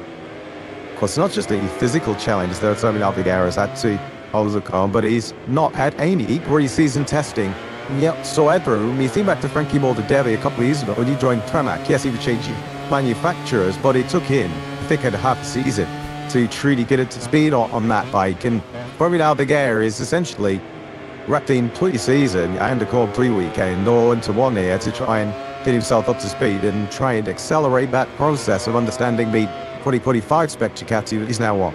Yeah, let's not forget, he is the second youngest rider ever in MotoGP history to win a Grand Prix. Less for the abundance of talent his needs be looking. Joan Mir, I'm sort of thinking for Mir before the rain started to get a little bit heavier. Nothing really going for the Spaniard down in 16th place with a 122.392. He'll be pretty frustrated in particular when he sees the fact that there is a Honda right at the top of the leaderboard in the hands of Zarco. 121.257 looks like a big error. Best time of day one here in Brazil. And rescuing something out of absolutely nowhere. While he was nowhere this morning and last, Fabio Quartararo 22nd, his worst ever Friday morning at his MotoGP career, and as he so often does. International rescue after Fabio Quartararo for a 121.825. 7th as it stands right now for the Frenchman. Yeah, no matter how dejected he may appear on the bike at times, we even saw it this morning, giving the bike and his leg a bit of a thumb 20 at a tall practice start. Quartararo has never lost that speed, he's never lost that talent.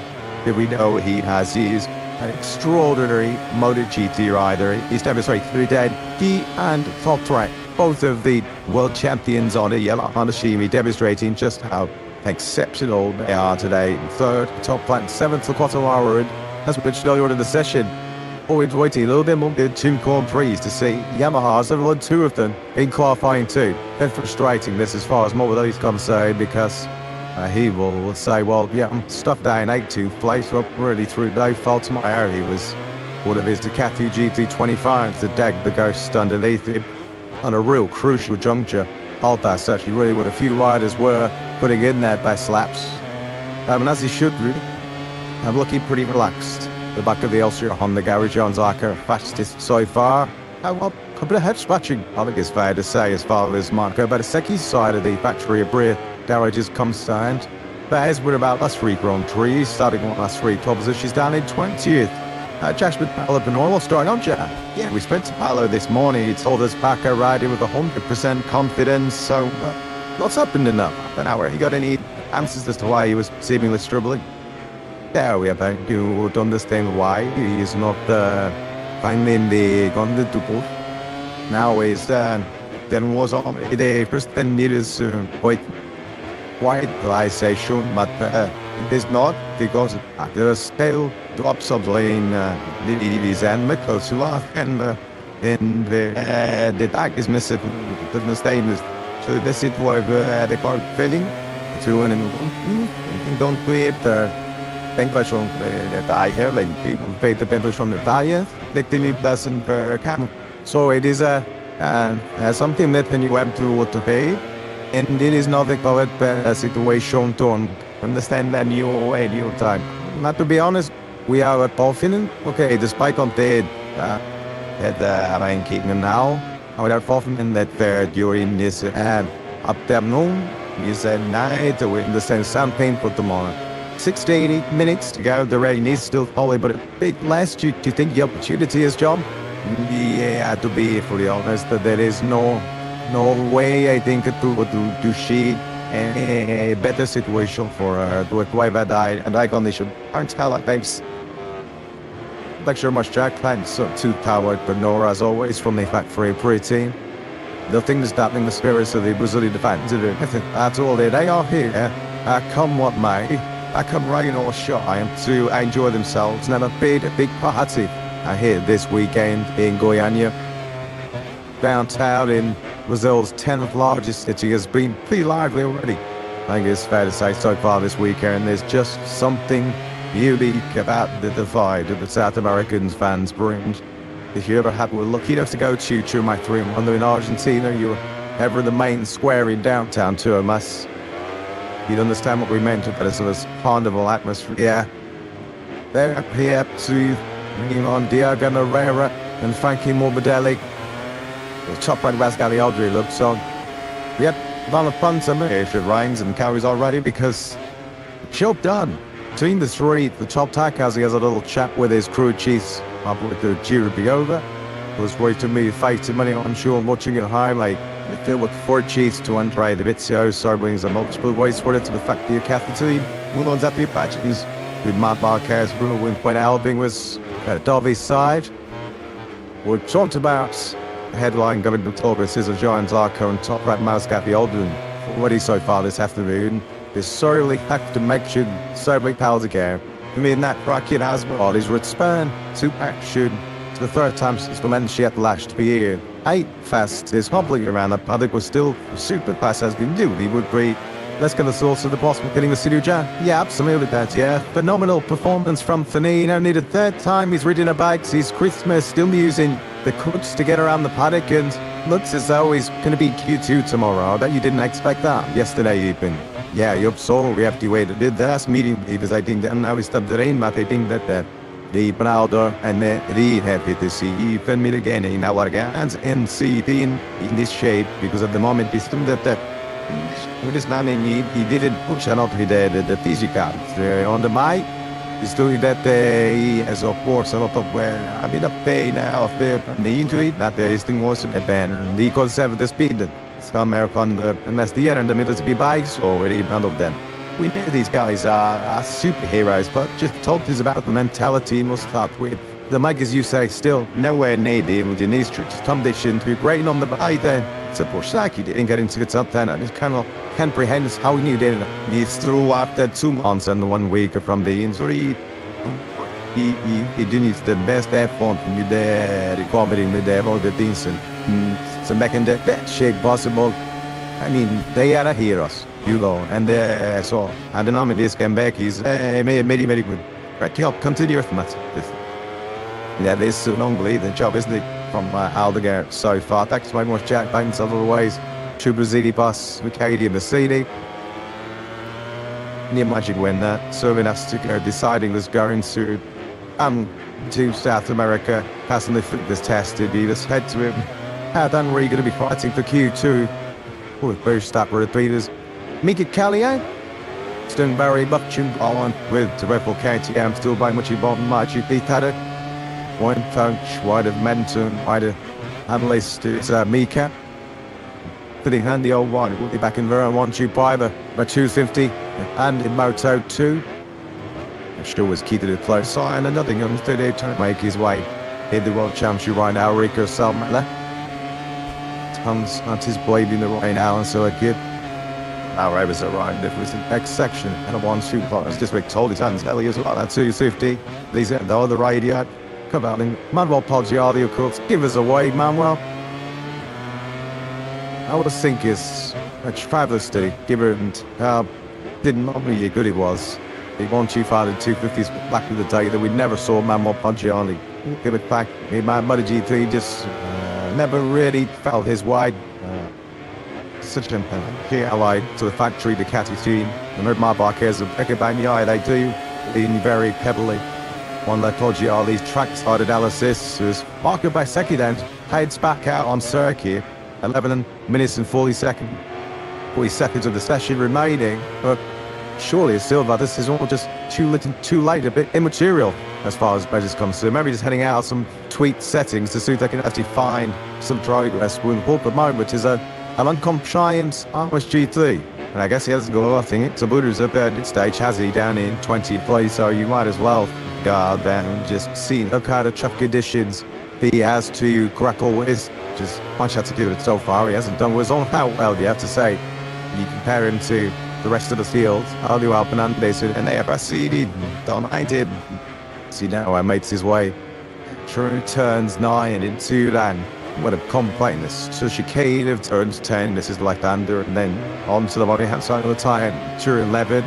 His down touches have really been there for much of the afternoon. You can see it all in panel the length flashes of rain hasn't completely gone away at this stage, but Marco Basecchi, I guess, one of the dice thinking, well, might as well try this, and if I don't get into Q2, then I think that's a good game. He turns about his speed.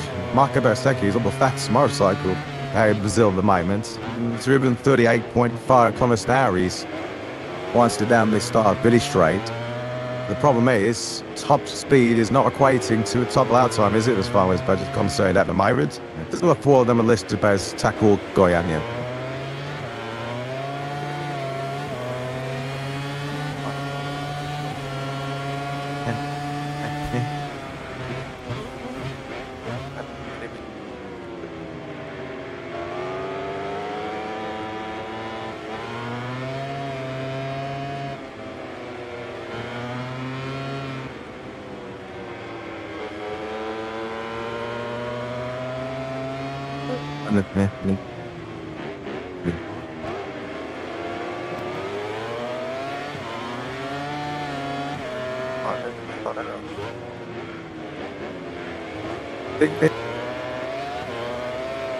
One.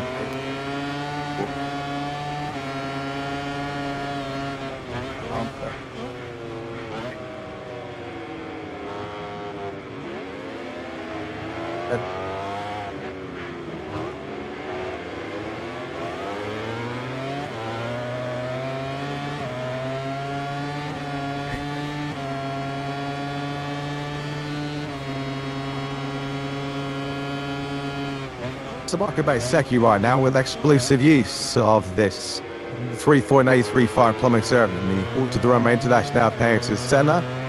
As you see, he's a mile away off the best pace, and just as we've been seeing my competitive position once again, that rate is starting to pull over down the start for the straight. Well, unfortunately, hasn't really been the day one in Brazil, but I think our 46, we're looking back on shoot following. Tried a little bit technical shoot. Really could tell Frankie will lace hopes to replace inside the top 10, 18 to 19 respectively. The two Italians double with time sheets funded very well into the polls. Now the boss, Pal Quadrato Jack. Yeah, not the best afternoon. So the VR46 squad's obviously the issue for Frankie coming up at the worst possible moment. Have you an idea about than that? Hello? Yeah, we've got this banding not better on the bike. But some doses these things happen because friendly try to make love by having into too. And the more that I can understand that you wanted to boost the type boy let it to one. And Fabio just couldn't get the feeling. Yeah, and this is not the best, let's say, situation for him. None of he didn't like a nut when he's needs rain, needs dry, and also in this kind of condition, you can see all the water in your helmet, and it's not the best condition for him, but this morning was not so bad. So they're going to be difficult because that we're going to be like this. Plot around here as well, as you can put in Marco Bezzecchi and see Marco Bezzecchi just roll into the box. A few stories circulating with regards to the L46 at the moment. You guys are the factory supported Ducati team, as you remind everybody. It says on your shirt right here. So how much pressure has Valentino been putting on Ducati to make sure that your rider lineup reflects that status next year? Yeah, it's important for us, no? At the moment, we have very good relation with Ducati, and we know it's very important also for us to be until we then. 27 is going to be amazing because everything is